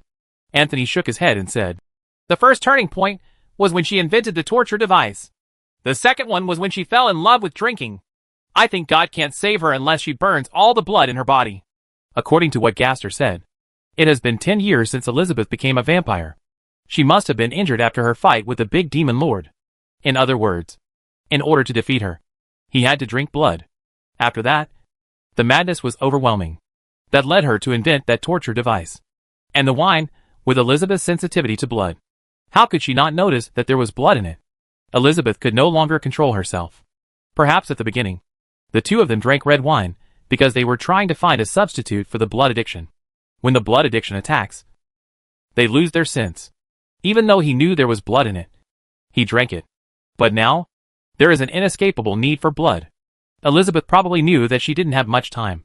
So she was trying her last-ditch effort to stop bleeding. But Anthony is not optimistic about this matter. Anthony feels that this matter is meaningless. After so many years, he is now crazy about quitting blood. Not useful at all. After that blood moon, she would probably turn into a puppet completely. A tool that would be enslaved forever. And as long as the mastermind behind the scenes controls her, he will control all the blood descendants in the valley. She should also know this. So it is meaningless to quit blood now. But she insists on doing it so much, which makes Anthony very difficult to understand. She has done a lot of evil. Even if George's merits and demerits are equal to each other, he cannot leave this hidden danger. George nodded. Even if she had been doing good things, he couldn't leave this hidden danger behind. Before the blood moon came, she had already defeated the great demon lord in the north. How to play after the blood moon? Now, she is at least on the same level as the great demon lord. And after the blood moon? I'm afraid it won't be the same level anymore. If there is a person behind all this, George thought of the priest. Then the royal capital in the east and the valley in the west are probably special seats. According to Anthony's classification, something stronger than the great demon lord is called fallen angel level. Or doomsday level. If she really can't be cured, go completely crazy after the blood moon, the whole valley will go to H.L. with her. After that, she will lead the army to the east to kill the empty Windsong City, and then head south to invade the hinterland of Eldar. Therefore, no matter what, we must not keep her here. Moreover, whether the vampire ancestor is crazy or not affects all vampires. After her death, the vampire's strength will be greatly reduced, and he will be able to deal with it better. However, they don't know how many blood descendants are hidden in the valley, and it's impossible to kill them all or catch them all. If this civil unrest is dealt with in a completely tough way, the valley will not be at peace for many years. Therefore, according to George and Anthony's plan, a two-pronged approach was used to deal with these blood descendants.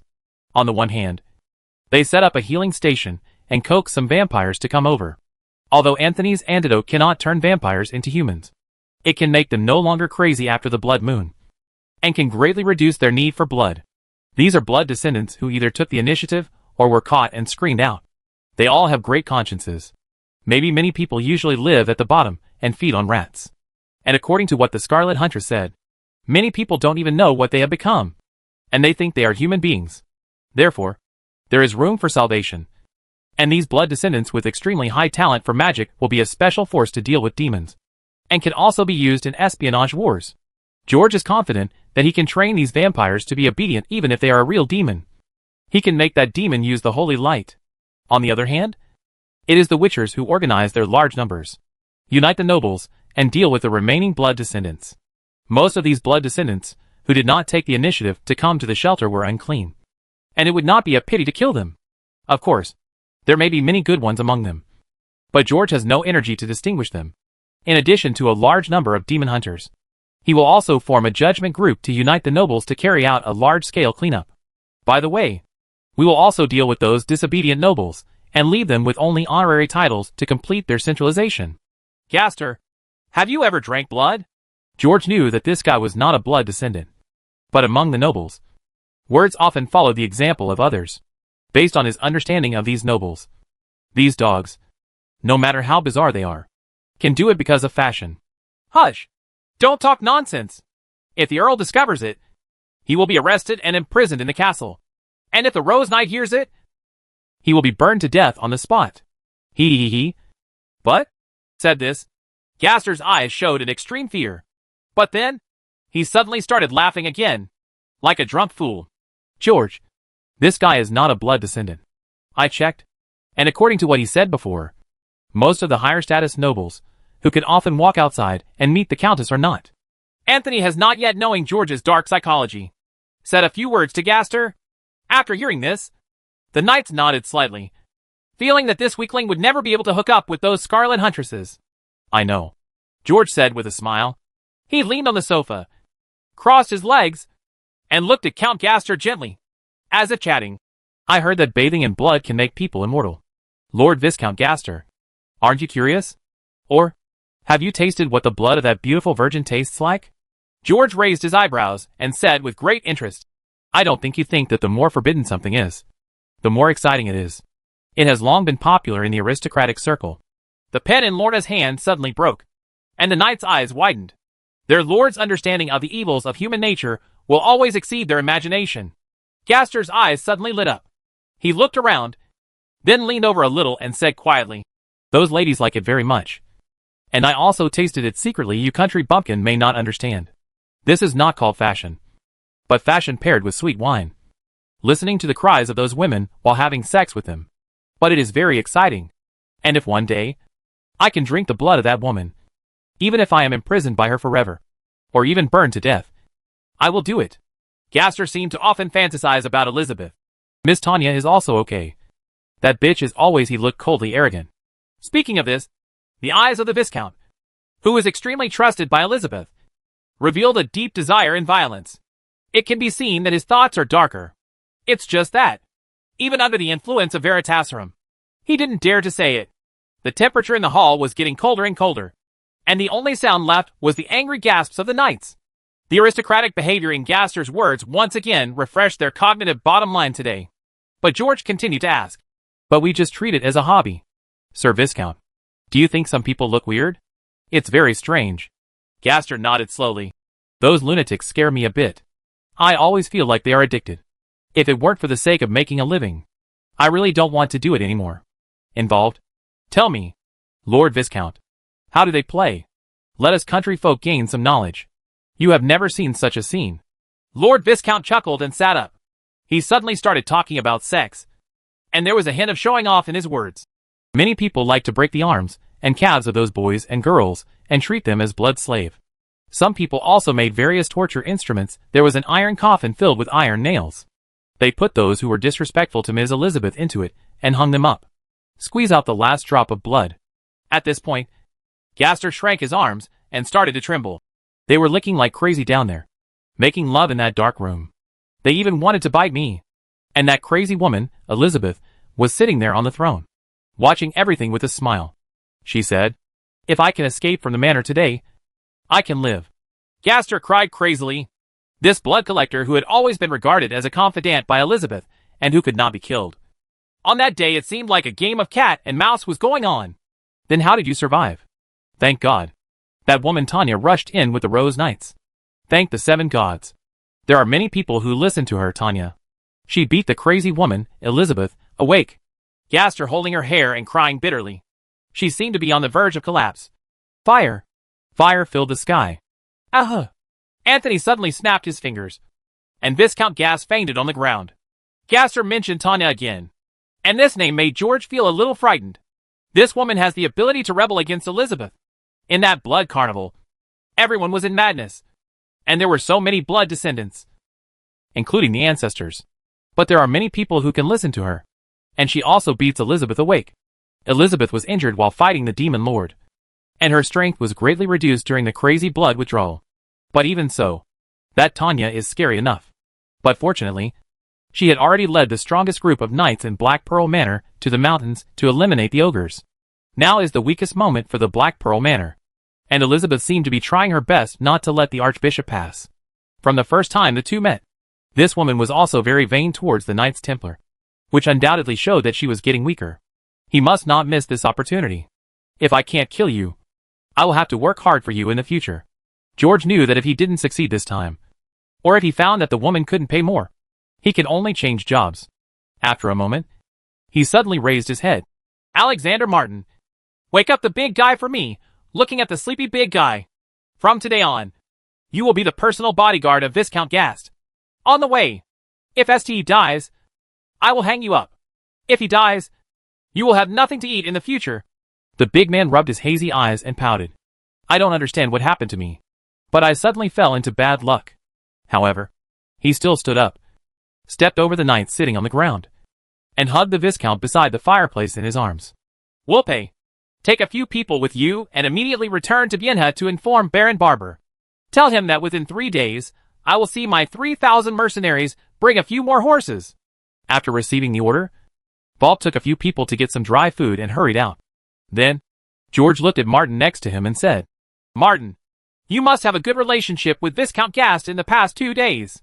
Because from now on, you will be his chief knight. You lead someone to replace him. Good clothes. Accompany Mr. Gaster to continue to Tulip Manor. Remember, invite several viscounts here. And the others. George looked at Martin deeply. Don't worry, boss. We will definitely do it perfectly. Martin's eyes flashed sternly. He called several knights down to the basement. Gradually, the sounds of pleading and screaming came from below. After arranging all this, George looked at Baron Garvey, who had been standing there silently. Baron Garvey, have you seen what these nobles are doing? I saw it. Baron Garvey gave a brief answer with a livid face. If I say that I want to slowly uproot these rotten nobles in the valley, will you help me? I don't know if I can get anything for you. And among those people, there may be others. There are many of your friends and relatives. Obligated? Very good. George nodded and said, there are too many people in Gushi. And people and monsters are mixed together. If you are not careful, the situation will become unmanageable. Monsters are easy to deal with, but people are difficult to deal with. The history is long, and you know the foundation of any noble in the valley. In the past few days, think carefully about what to do. Before leaving, I want your answer sheet. Speaking of this, George said in his heart, just the title of Viscount is not easy to handle so many things. He needed a count. A Count of Black Pearl. He will have to hang on to the title of Bishop for a long time. And the Bishop cannot carry the title of Earl of Black Pearl. However, this Earl may not be Garvey. There is someone who is actually more suitable than him. It makes the nobles more convinced and obedient. Although this person is just a scumbag, he has an excellent reputation among the people. Elizabeth, you have no control over this valley. You can't take care of it. I'll take care of it for you. After hearing the Lord's instructions, Baron Garvey slowly fell into deep thought. This mess in Gushi is really difficult to clean up. Those nobles are more glib than the others. And what they have been learning and practicing all their lives is to play with the fools under them. The people are under their rule. And what the Lord say is what they believe. So if things go wrong, the situation will be completely chaotic.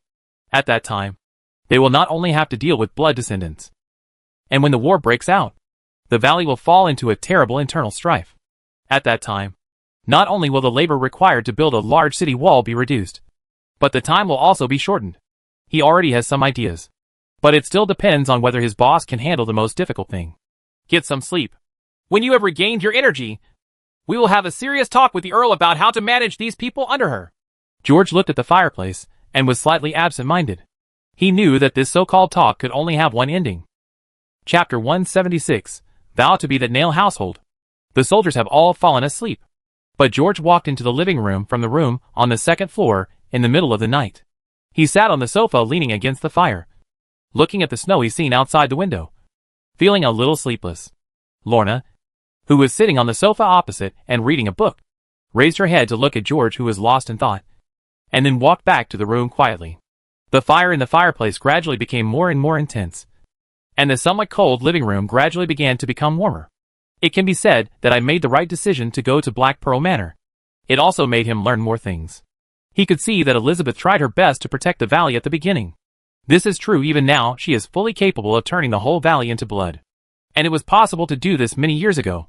But now they are restricting the necropolis, sending people to fight with the giants, and fighting the great demon lord in the north, causing both sides to lose.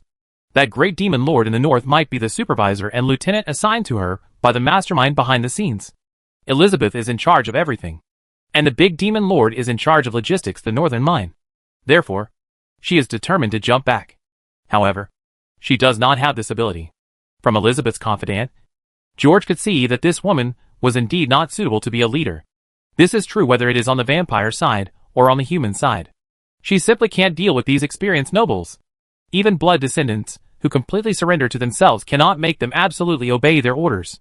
Even the plan to deal with the ogres was simply ridiculous for the first time. She actually drove those ogres back to the mountain, rather than introducing it into the hinterland. Perhaps she did this because she thought about the people who were affected by this plan and couldn't bear it. Maybe she was too naive, too kind. But thank you for the kindness. Because only those who possess this kindness and innocence will do their best for the valley even when they are in darkness. But no matter what, This innocence did not give her what she really wanted. Elizabeth has gradually lost control of her rights. This is true whether it is control over humans or blood descendants. She worked hard to let the vampires coexist with humans. However, due to her decisions, the valley has now reached an irreversible ending. Either she and her vampires will all commit suicide. Either throw yourself into the darkness and turn everyone into blood descendants. But she hasn't recognized this fact yet. Moreover, the Templar army still at the entrance of the valley is still watching with eager eyes. He also sent many of his knights into the mountains. No wonder Elizabeth didn't invite me this time. I felt that the Duke shouldn't be so stingy. He only praised me a few times and had nothing else to say. George had always felt that. As a demon leader who was strong enough to push the ogre tribe back into the mountains, he was pushed flat in the cemetery. Even if she was grateful in her heart, she still had to show off her muscles. Unless she is a little timid. You really think too highly of me and underestimate me too much. Elizabeth. The look in George's eyes slowly became blurry. He passed through the fire and looked at the manor in the distance. George had extremely complicated feelings about Elizabeth. He could see that she had been trying to break free from that darkness. She even thought about whether she threw herself into the darkness for the hope of others. This resonated greatly with me. They all received a special legacy. They are all people working towards a goal. But I am luckier than her. People's hope drives them forward and towards the light. But in the design of the ancient god or demon, she was pushed step by step into the quagmire of darkness by the hopes of the people and nobles. In that struggle, she exhausted all her strength and just wanted to see more light. But everything I do will probably be meaningless. No. She is probably already aware of this. Because she understands that after the blood moon comes, everything, whether orderly or disorderly, will eventually turn into that bloodthirsty and crazy thing. But George didn't understand why she continued to move towards the light when she knew she could no longer see the end. But she could no longer reach the light. In this world, there will always be people who carry on with their sins. However, God arranged for another person to come and deal with the guilty person. George wondered whether the light of dawn exerted some influence on this woman, causing her to retain a light in her heart in this darkness. Maybe she has seen her own death. It was too late for her to stop bleeding now. I'm afraid I made myself so weak just to die. George slowly flipped through the Book of Dawn and repeatedly read the conversations recorded in the book about his previous conversations with the light of dawn. If that fire of hope is ignited in a demon's body, the power it unleashes may not be able to kill a great demon lord, but it is enough to kill an extremely powerful blood king. The premise is that she has not yet become a fallen angel. Anthony walked over at some point and sat across from him. He leisurely placed the teacup in his hand on the coffee table, and then looked at George again, with no intention of getting him a cup as well. The maester looked at the fire in the fireplace, and then looked out the window for a while. Then, he set his sights on the person in front of him. When George asked himself how to track the blood descendants, Anthony couldn't sleep a little, but this guy didn't pay much attention to political issues, but thought about those alchemical gadgets and the potions he studied. Recently, the antidote I researched has some direction, but at most I only have confidence that I can keep those ordinary blood descendants sane in the blood moon. It seems that there are still a few months left. I don't know the antidote. Is there still a breakthrough in the future? Solve Elizabeth's problem if she becomes crazy. Then the madness of all blood descendants will be irreversible. George felt that this guy was just here to cause trouble. Let's put aside the matter of your potion first. Anthony. He really doesn't want to listen now as a leader. He hates hearing the words maybe. Maybe and don't know. What he wants to do most now is to throw away the thoughts in his mind and have a good sleep. After all, he had already decided how to do it. But this super technical straight man has no vision at all. I studied the gadgets you asked me about when I was in the room. I thought it was feasible. And if a vampire with a higher status can help, he can use my pointer to identify those vampires who hide their identities. It will be very simple, George. Do you think Elizabeth will help us pick out the vampires one by one, and then kill herself? Anthony didn't know whether it was because his brain circuit was different, or he was joking. Said very seriously, after talking with the Little Barons and Knights and Gaster's team, I feel that she is too tired to live. Anthony, I'm more tired than her. Don't be so nervous. Anthony, I'm just kidding, George said with a forced smile. To be honest, he originally came out tonight just to relax. But now he feels even more tired. However, since all the work issues have been dealt with, George couldn't help but continue. Anthony, actually, I can't predict what the outcome of the next negotiation will be. We can only see. Circumstances determine. Judging from many information, she is extremely weak now. But George has no idea whether they can handle this level of weakness. So if it doesn't work tomorrow, he will have to try his best to find an opportunity to come again. And judging from Nagast's description, the 7 Rose Knights are all big demons, like Viscount Geoffrey. Therefore, he was indeed very unsure about this assassination. Of course, it will be harder next time. So, it's easier to change jobs. Ahem. Just say it. As for his worries, George could not tell his subordinates. I mean, no matter what the outcome is, it will take us a lot of time to deal with the mess of these nobles and blood descendants in the valley. So, maybe tomorrow will be a negotiation. The assassination was decided in George's mind. But use this negotiation as a disguise after all. If it is not suitable for assassination, this negotiation will become real. Which is the way out? The mess in the valley is another headache. Anthony nodded, then shook his head. After the blood moon comes, the power of the black tide will not be as strong as it is now, whether it is the Duke's army or our future city wall. I'm afraid, in fact, I have been thinking about one thing these days. George, if we can't deal with Elizabeth, or if we can't deal with this mess in the valley, have you ever considered moving south? After hearing this, George laughed. He looked at the nerd in front of him and said, What if we can't survive in the south? Then go south. If that doesn't work, go to the sea, take the people we rescued, and me to the Forbidden Sanctuary. At this point, Anthony suddenly became excited again. The place in the academy is quite big. It's enough to accommodate everyone. And there is no safer place in this world than there you don't know. I have long been dissatisfied with those old pedants. You just helped me teach them a lesson. Anthony, George said slowly, once you retreat, there will be no safe place in this world no matter how solid the city wall is. If people's hearts are scattered, an ogre can turn it into ashes therefore. It's not that we can't fix Elizabeth, nor that we don't deal with the consequences of this mess in the valley. But we have to get all these things done. Anthony fell silent. George said, However, if I have time next time, I will take you to the south. We cannot be left to die here while they stay so comfortable. The south is an extremely fertile land. And from the current point of view, the black tide has just begun in Rodunk. It was still bustling there. Anthony nodded. According to my estimation, in the next winter at most, the army of princes in the east will be completely defeated because the rivers around Biswee City will freeze. And next winter, the blood moon will come. Unless the Holy See and the south, all countries must go all out. Otherwise the Duke will not be able to resist the black tide and the blood moon. Not to mention the black tide. Just the swarm of corpses is probably enough for Grand Duke Adeline to endure. Once the rivers around Biswee City freeze, Biswee City's defense will be zero, no matter how strong Archduke Adeline's army is. Even if the Holy See provides some support, they will not be able to defend Biswee City. And when the zombie tide suddenly pours into Blue Water City, millions of people will become Adeline's enemies. A figure suddenly came up from downstairs. Before the person arrived, the voice came up first. The countries will not go all out. Grand Bachelor Anthony. Baron Garby held 2 blankets in his hands and walked over slowly. The geographical location over there is not as suitable as the south for defense. And the nobles in the south may not know those things before they have seen them with their own eyes. Even if we have seen such unity with our own eyes, we may not have seen it with our own eyes. Therefore, I am afraid that the Holy See has already given up on us, to put it mildly. You too. The southern countries are too prosperous, and no one is willing to come to the north to die. When the sky collapses, there is a tall one holding it up. Under the leadership of the God of Mercy, the Holy Court once defeated the army of Morphus. The master of the netherworld hell, Morphus, was the master, king/devil, of the netherworld hell. But in the end, he was defeated. The fate of the seal. As for the Holy Court's holy army, a temple knights composed of the Holy Sun's troops. They are either descended angels or human saints. Compared with the other 2 temple knights, the members of the Crusaders are all paranoid fanatics. And they are not vegetarians.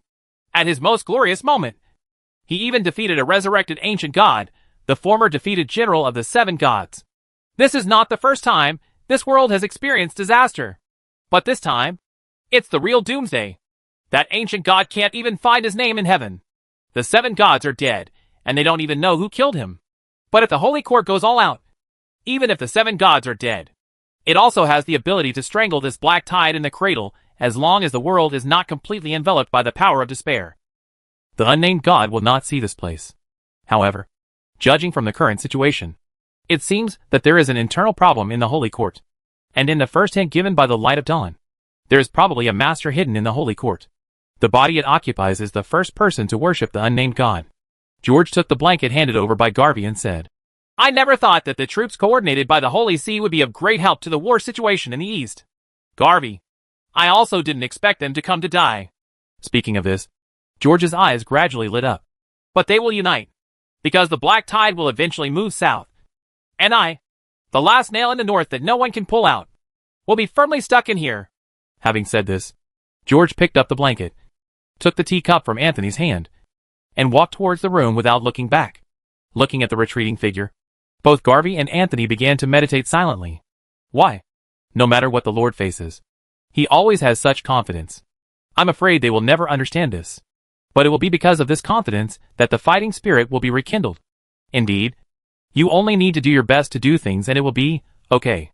The remaining problems that cannot be solved can be solved by the boss anyway.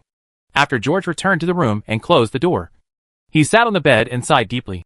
I am really in trouble. Chapter 177 You fool. The pale-faced chief maid Delina couldn't help but walk to the window again and carefully open the curtain a little. Looking around, in the mist outside the Black Pearl Manor Castle, there are surging figures, flying dust, and a forest of spears. Absolutely thousands of people. Delina swears she could hear these people's heartbeats surging like war drums. The many other servants standing guard in front of the windows also had their hearts beating frighteningly fast. Suddenly there was a deafening chorus of shouts outside the window, which made Delina's hands tremble in fright. And she couldn't help biting her lips. A trace of blood flowed from her lips, and she was unaware of it. The atmosphere in the manor castle is so depressing that it feels suffocating. Since the early hours of last night, those soldiers began to appear in the fog. They didn't make any movement, as if they were quietly waiting for the day. At that time, several teams of Black Pearl Knights couldn't help but rush into the fog. But after entering the fog, a few white lights suddenly flashed. And then, there was no more movement. I wonder if anyone from those groups of knights successfully rushed out. Miss Tanya, you must come back. Delina closed her eyes and prayed deeply. Many of the dukes in the castle went out with Tanya. That night, everyone in the manor castle was unable to leave the house overnight, even though they had not slept at night for a long time. But everyone. It's been a long time since I've been as lost as I am now. During this night, she kept drawing the curtains and looking outside. Every time she looked at the dense crowd of people outside the window, she couldn't help but think of the scene 10 years ago, when the fog first appeared. At that time, there were so many things surrounding the city outside. But what's different this time is that it's monsters that are besieging the city. That was the biggest crisis Black Pearl Manor had ever encountered. At that time, they were still human beings. At the beginning, there were just some monsters emerging from the mines connected to the castle's underground fortress. At that time, there were not many monsters surrounding it. The knights blew up the exit of the mine in time. Fortunately, a group of knights sent by the family master broke out of the siege without disgrace. There are only 8 lords summoned by this team of knights. The other lords gave up here after seeing the scene outside the manor. Only the 8 of them led their knights and rushed into the manor. They used this manor castle as a defense and were lucky enough to block several attacks from the zombie tide. But as the fog in the valley became thicker and thicker, the ancestors in the valley, who had been buried for thousands of years, all woke up. Those knights who defended the valley thousands of years ago had become a nightmare for all creatures in the valley. The manor castle could no longer withstand the endless attacks of the Lord. The land outside the manor was almost completely covered with corpses, and Lady Elizabeth had to ignite the special divine fire left by the great priest. He called that fire hope, according to what the priest told them before. They prayed devoutly towards the dawn that appeared in the sky, and the light began to spread outward as the priest said. But their number was too small, and they ultimately failed to spread to the territories of the vassals. Naturally, no one saw the sunshine and joined the prayer team. This fire indeed gave them hope, but only one day. When dusk came that day, the first heavy snow of early winter began to dance in the sky. The hope in people's hearts was eventually replaced by despair. The power of the fire could last for the last night, and its power prevented the dark clouds in the sky from covering the full moon. Under the crimson moonlight, the thick fog outside the manor was like a 1,000-foot-high cliff, and more monsters were coming from the north. They were hiding in the depths of the mist. Looking in the direction of the manor, there was a blue-green light in his eyes, and the rows were like light shining at night. Only then did Delina believe that what that person said was all true. The end has come. The valley is in real disaster. They only have one last night left. Everyone knows that when the sun rises tomorrow, they will not be able to see the sun again, because the fog will block the sun again. And when the monsters destroy this place, they will continue to go south, extinguishing the last glimmer of hope in the valley. Despair begins to creep in. The fog begins to advance, and people stop praying. Elizabeth sang the song of hope that the priest often sang, and led the 8 lords on horseback to the shore of Duchine Lake. She knew that there was still one last hope in the Black Pearl Valley, and she also knew that this hope was only for people outside the manor. For herself, the Duchine Lake leads to an abyss. A noise outside interrupted Delina's memories. She saw a group of people who seemed to have stepped out of the fog and were slowly approaching the manor. Delina stared hard at the mist, and the fingers holding on to the curtains turned white from the exertion. She expected that the figures coming out of the mist were the Black Pearl Knights who defeated those soldiers. But when she saw the shining armor on those people, she felt dizzy in her head. They all wore divine battle robes, and the leader wore golden armor and rode a pale golden war horse. The war horse was recognized by Delina the first time she saw it. It's the one that was lost in Black Pearl Manor. Behind the man was a phalanx of 50 or 60 red-robed knights, and more than 100 white-robed knights. And behind them was a phalanx of numerous infantrymen holding spears. The phalanxes spread into the depths of the fog, and it was impossible to see how many people there were. I could only vaguely make out that deep in the mist, there were many flags waving in the wind and panicked figures. Among the soldiers that Delina could see, they were all wearing divine battle robes. Their actions were uniform and very impressive. The moment Delina saw the battle close on their bodies, the last trace of fantasy in her heart was finally extinguished. The people who came were indeed the Knights Templar. In that frightened situation, Delina couldn't help but look at the leading priest with a complicated expression. He is younger than when he came to Black Pearl Manor more than 10 years ago. The master has been waiting for him for more than 10 years. And just like what this man said before leaving, he really came back again. And he also said that if things really have to come to this, he will come back to take the life of his master. Indeed, if there is such a person in this world, he has the ability to take the master's life. Then I'm afraid it is indeed the person in front of me. Moreover, he also picked such a time. Miss Delina, the chief personal maid, closed her eyes, a look of pain and despair spreading on her face. She opened her eyes, clasped her hands together, couldn't help but look at the mist above the sky, and began to pray to the 7 gods. But I don't know if he can respond to a special person like me. God! What did we do wrong? Please help Master. This vampire, like many of her companions, has not yet fully understood her identity. The 7 gods had already abandoned them.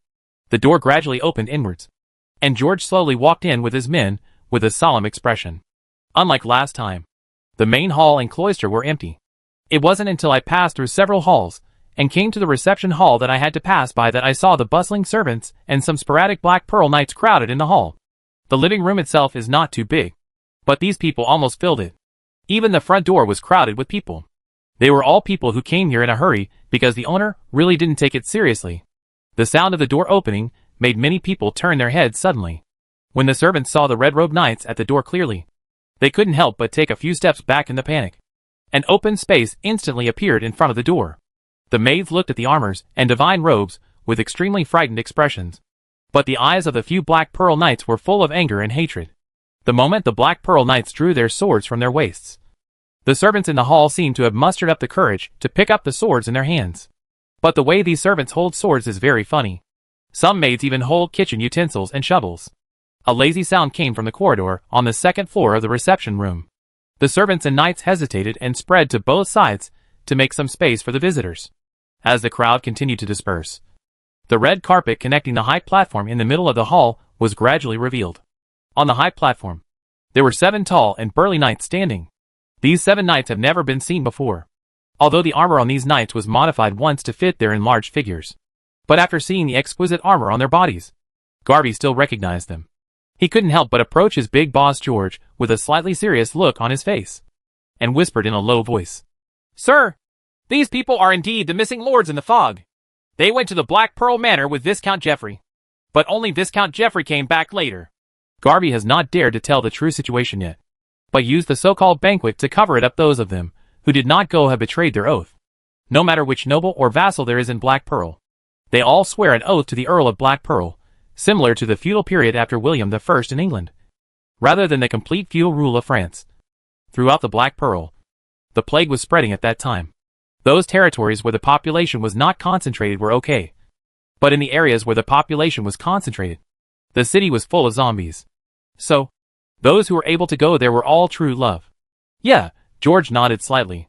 A few nights ago, after Gast and others provided the list of nobles, he and Garvey had already guessed the identities of these Rose Knights. His eyes did not linger on the Rose Knights. And then he looked at the escalator leading upstairs. Miss Elizabeth had already slowly walked down the stairs. She was still wearing a nightgown with a coat on top. It looks like he just woke up. Seeing the Countess' coldly looking eyes, George showed a slight apology on his face. After bowing slightly, he raised his head and said, "It is really presumptuous to come to visit so early in the morning. But please understand, because I have heard some shocking rumors recently, there are some things that I have to talk about." After he finished speaking, he straightened up and waved. Then, several red-robed knights were seen dragging several tied nobles, and walked in from behind George. After entering, these knights coldly threw the nobles onto the red carpet in front. The crowd around the red carpet stirred slightly, and made some space. They all looked at it with their eyes. The nobles who were kneeling on the ground were trembling all over, burying their heads under the figures of their companions, not daring to show their faces. But Elizabeth still recognized the Viscount Gaster hiding at the back. "Please step back." The Countess looked at the servants around the red carpet, and frowned slightly. After she waved her hand, the crowd was quiet for a moment. Then the Black Pearl Knights looked coldly at the uninvited guests before them, and led the servants out of several side doors around the hall. After there were fewer and fewer people in the hall, the Countess looked at the motionless Templar Knights at the door, and her frown raised again. "Your Excellency, your knights can't understand me." Retreat to advance. George looked at the 7 knights standing still beside Elizabeth and hesitated slightly. What the Countess meant was actually to ask everyone to leave. She understood that what Gaster and others said next was not suitable for others to listen to. At the same time, this move is also in line with the meaning of the bishop let's talk. And a real bishop should naturally not be afraid that there will be no right people around him. He waved his hand, and many people behind him retreated. A few minutes later, only Martin and a few other red-robed knights were left in the hall on George's side. They were standing beside the nobles, especially Alexander, who was stuck in front of Gaster like the big bodyguard. In addition to several red-robed knights, George was also accompanied by Garvey. The total number of people was about the same as what was left on the Countess's side. On the Countess' side, only the 7 Rose Knights behind her and her personal maid Delina were left. As for the other Black Pearl Knights and maids, they were lying on the crack of the side door, looking nervously at it. Many people who had stayed in the manor for more than 10 years had their eyes fixed on George. George looked at the maid who had been staring at his company, and then looked away, looking at the nobles kneeling on the ground. They opened their mouths coldly. "Explain!" After the words fell, Viscount Gast, who was kneeling on the ground, trembled. He raised his pale face, first looked at Lady Elizabeth timidly, and then at George, who was staring at him coldly not far away. In those nights a few days ago, he had already explained all the things that should be said, and those that should not be said. He knew that there was no turning back. Now that the Templar Knights are overwhelming, the Black Pearl Manor is empty. He knew exactly whose side to side with. So, in his strong desire to survive, he put down the fear in his heart, opened his mouth, and loudly complained about Elizabeth's crime, listening to the unpleasant insults and the many imposed crimes. Elizabeth's face gradually turned pale, but his face is getting weirder. Chapter 178. You are really joking. Gaster is a good person. The crimes he mentioned avoided Elizabeth's sensitive identity, and did not mention anything about being a blood descendant. But it is very unpleasant to hear, because they are all things done by nobles. And there are many rumors similar to burning fertile land to plant grapes. Some things were indeed ordered by Elizabeth when she was delirious, but most of them were made by these nobles themselves. And Gaster imposed the entire valley's disaster on this woman. There was no mention of the time she once led the vampires to clean up monsters and resist demons. But Gaster's curse was righteous, just like a minister scolding a foolish king. She even said that she had been molesting the maids, and also mentioned a lot of the ambiguity between the Countess and Tanya. Of course, most of them were guessed by the nobles. It sounded like he was dying. But the thing that really made Elizabeth absolutely not want to spare his life was not mentioned. But the crimes revealed are very suitable, and can basically reach the qualifying line in the heart of the bishop to anger Elizabeth, challenge her bottom line, and find ways to make her lose her mind. George wanted to see how weak she really was. Judging from the time, she had not drank blood for a long time, and she must have gone crazy once during this period. If he didn't drink blood when he went crazy, you can see it in his anger today. Even if the army is pressing down, he will not be able to restrain himself in the face of a group of terrifying Templar Knights. In this case, even if a fight breaks out, you will not be weak. But on the other hand, if her blood withdrawal has already failed, she can maintain her sanity. They will not choose to go to war, but will show off their power, pretend to be pretentious, and then choose to negotiate. Gaster kept stretching his arms repeatedly on the edge of death.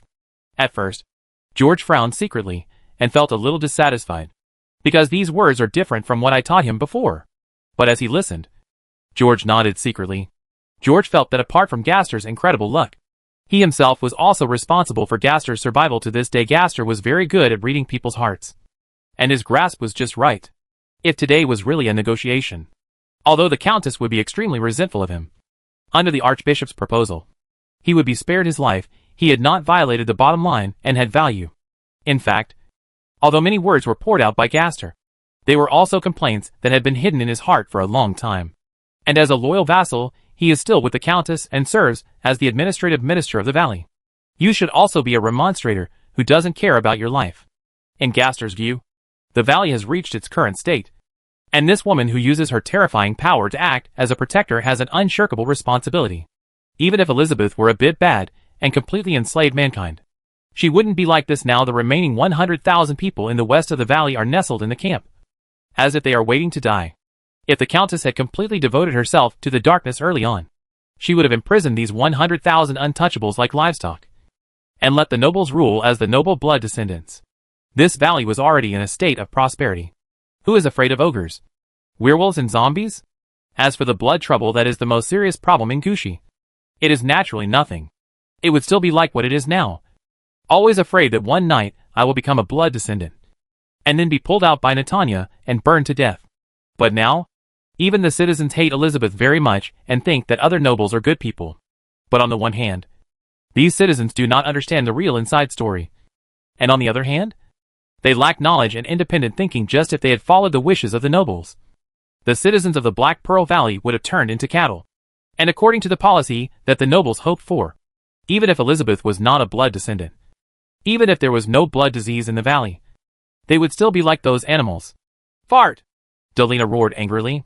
Elizabeth's face also turned from white to green, and the anger in her eyes almost burst out. However, Gaster stood up angrily, stared at the maid and shouted angrily back.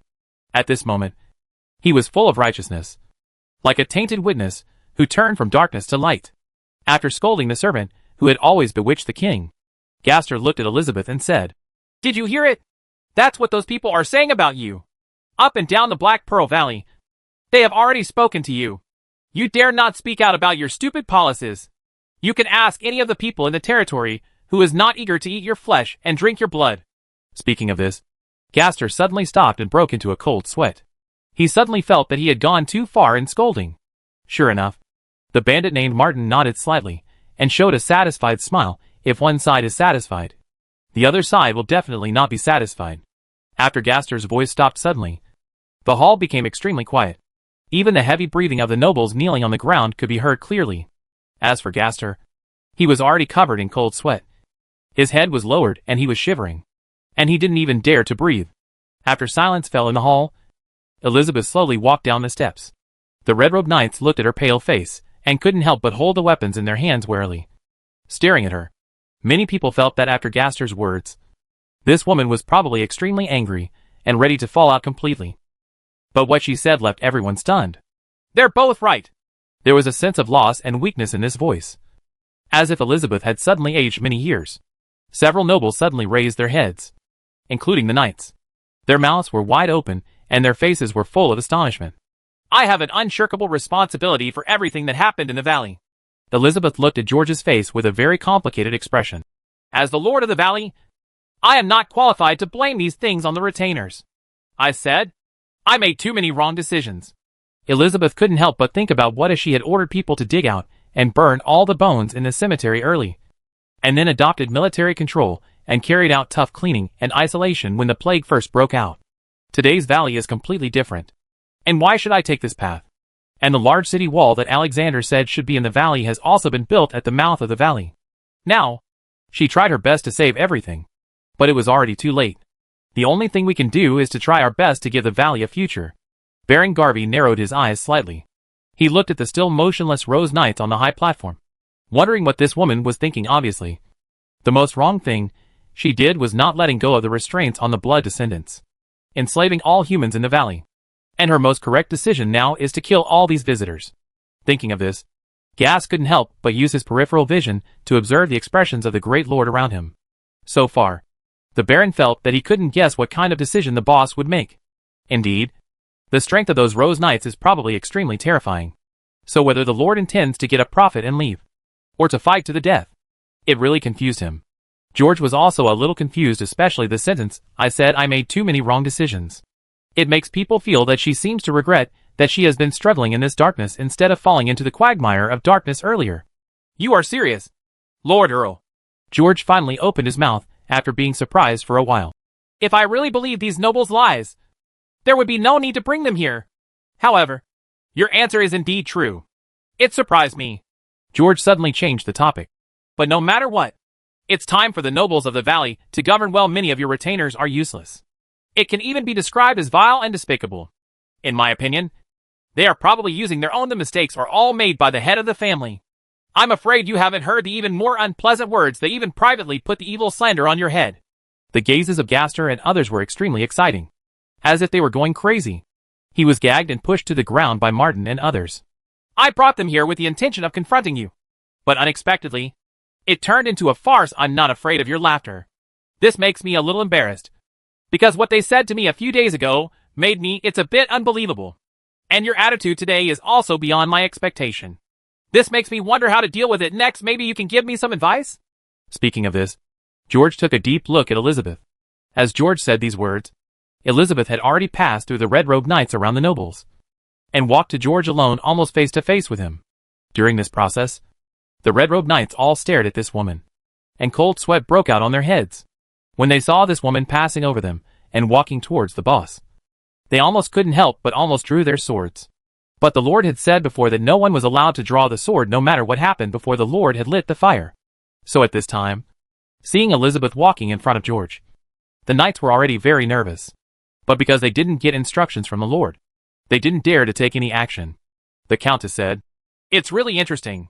It's you who came uninvited today. But you seem to be prepared. Sometimes, I really can't figure out why you are always so confident." George looked into her eyes and smiled slightly. "It seems that these 2 short meetings have left a deep impression on me." "The noble Earl, your confidence also surprises me." The Countess took a deep look at George, then turned and walked towards her seat. At this moment, the entire hall, whether it was Elizabeth, Garvey, and the many red-robed knights, all breathed a sigh of relief. Only George and Elizabeth were calm, as if they were just chatting for a few words. But no one noticed that George's little finger twitched quietly a few times. George knew that whoever failed among them today would die. Seeing that Elizabeth had turned around and just passed through the red-robed knights, George suddenly opened his mouth. "Sir, you seem to have forgotten one thing." The sudden sound made Elizabeth's body tremble slightly. The red-robed knights and Rose Knights all clenched their swords at this moment, and the atmosphere in the hall suddenly fell into dead silence. Indeed, Elizabeth ignored the Templar Knights, who were only 1 step away from her, and turned around, as if she suddenly remembered something. "The Duke did mention this matter to me before." Elizabeth's words were calm, but her face was a little pale. She looked at George, her eyes no longer as calm as before. George laughed. "I think what the Duke mentioned may be a bit unpleasant, but you have also seen what these nobles in your country are like.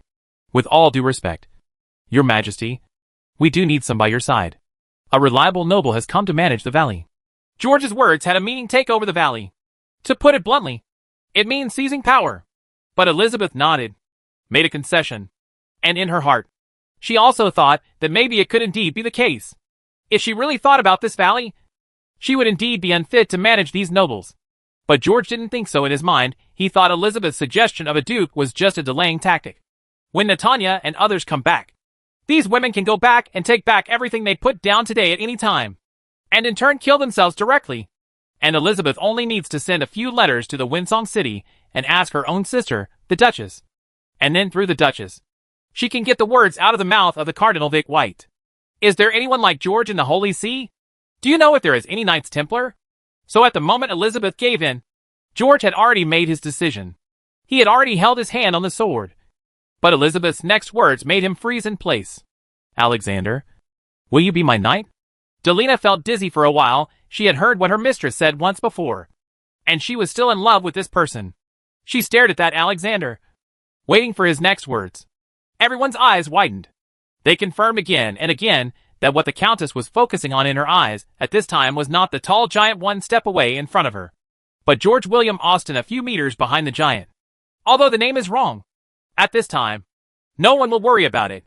Many people still don't know what George has planned today. In their opinion, their thoughts are not as deep as George's. Even Neji away, in the midst of the imagination of power, his eyes shone incomparably. Wasn't this just for this thing that he put so much effort into? If she could cooperate, Baron Garvey felt that they might not be able to turn a blind eye to her identity. The originally solemn atmosphere in the hall suddenly became a little more relaxed. However, the Lord suddenly laughed. Lord Earl, you are really joking. I am a priest, and I will only serve the 7 gods in my life. How can I kneel down to you? Delina suddenly opened her mouth and looked at George not far away, her face full of disbelief. Not a single word is bad.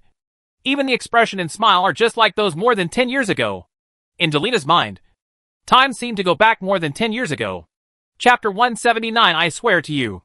Delina opened her mouth and looked at the 2 people in front of her with disbelief on her face. Elizabeth smiled silently, and George was slightly surprised. George came back to his senses and said, Besides, I'm afraid we are not the same people. These words had never appeared in history, which made the original atmosphere tense.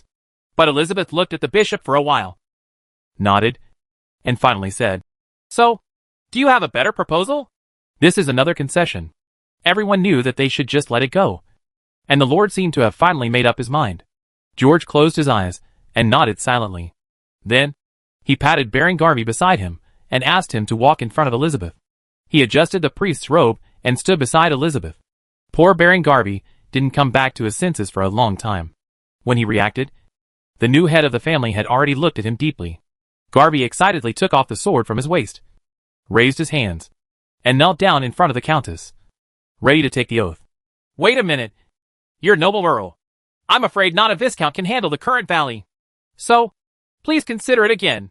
George's suggestion sounds a bit over the top, but if you think about it carefully, indeed makes sense. So after Elizabeth thought about it for a moment, she nodded and said, I made an omission. I have heard about the demon-slaying warriors, and even the matter about the Black Pearl family cemetery has always made me think that many warriors should be awarded the title. No matter what, there shouldn't be only one person. For her to agree so simply, George expected it in his opinion. He was now approaching the city, and this lady was using a delaying tactic. Naturally, he will readily agree to any of his requests. After finishing speaking, Elizabeth walked to the high platform of the throne to prepare for the canonization ceremony. George clapped his hands and signaled a knight behind him to open the door and call in all the Dawn Knights outside. The atmosphere outside the door was tense. The Black Pearl Knight and the Dawn Knight, who had arrived from the castle, were standing on both sides of the corridor, confronting each other. George had expected this scene. They had been chatting in this hall for so long, and the Black Pearl Knight in the castle had already arrived. And at this time, I am afraid that many important locations in the castle have been fortified by the Black Pearl Knights. Although most of the Black Pearl Knights followed that Tanya out, the total number of knights and soldiers in the castle should be between 500 and 600. However, the sunlight emitted by the fire is extremely deadly to these vampires, so it makes no difference how many miscellaneous soldiers there are. He ordered people to open the door and let the Dawn Knights in, mainly to use all his strength to deal with Elizabeth and others at this first opportunity. And as long as they die, no matter how many blood descendants there are in the castle, they will be easily solved. After George glanced outside the door, he led the knights to the high platform. At his signal, the red-robed knights all stood in front of Elizabeth. Garvey and some of the Dawn Knights who came from noble families were excited after hearing this order. But Jack, Volpe and others bowed down extremely reluctantly. Those wearing red robes are all meritorious officials, and it can be said that no one was left out this time. After that, the atmosphere in the hall also relaxed. Even the many maids, who were secretly looking into the hall from the side door, also came in. As a bishop, George plays the role of a witness in this canonization, so naturally he will not kneel to the ground. So after he made arrangements, he slowly walked to Elizabeth's side. Delina also happily took Elizabeth's lord's sword from the hands of the maids. Then Delina glanced at George next to Elizabeth with a smile, then pulled out the long sword and prepared to send it to the maid. In the Count's hands, however, George stretched out his hand, held down the long sword in Delina's hand, and gestured to use the holy sword in his hand. Although it was an act he should have the right to act, because those who are canonized with noble titles are Templar knights. This scene made Delina frown slightly, because if the knight's sword is used for canonization, then who should the knight be loyal to?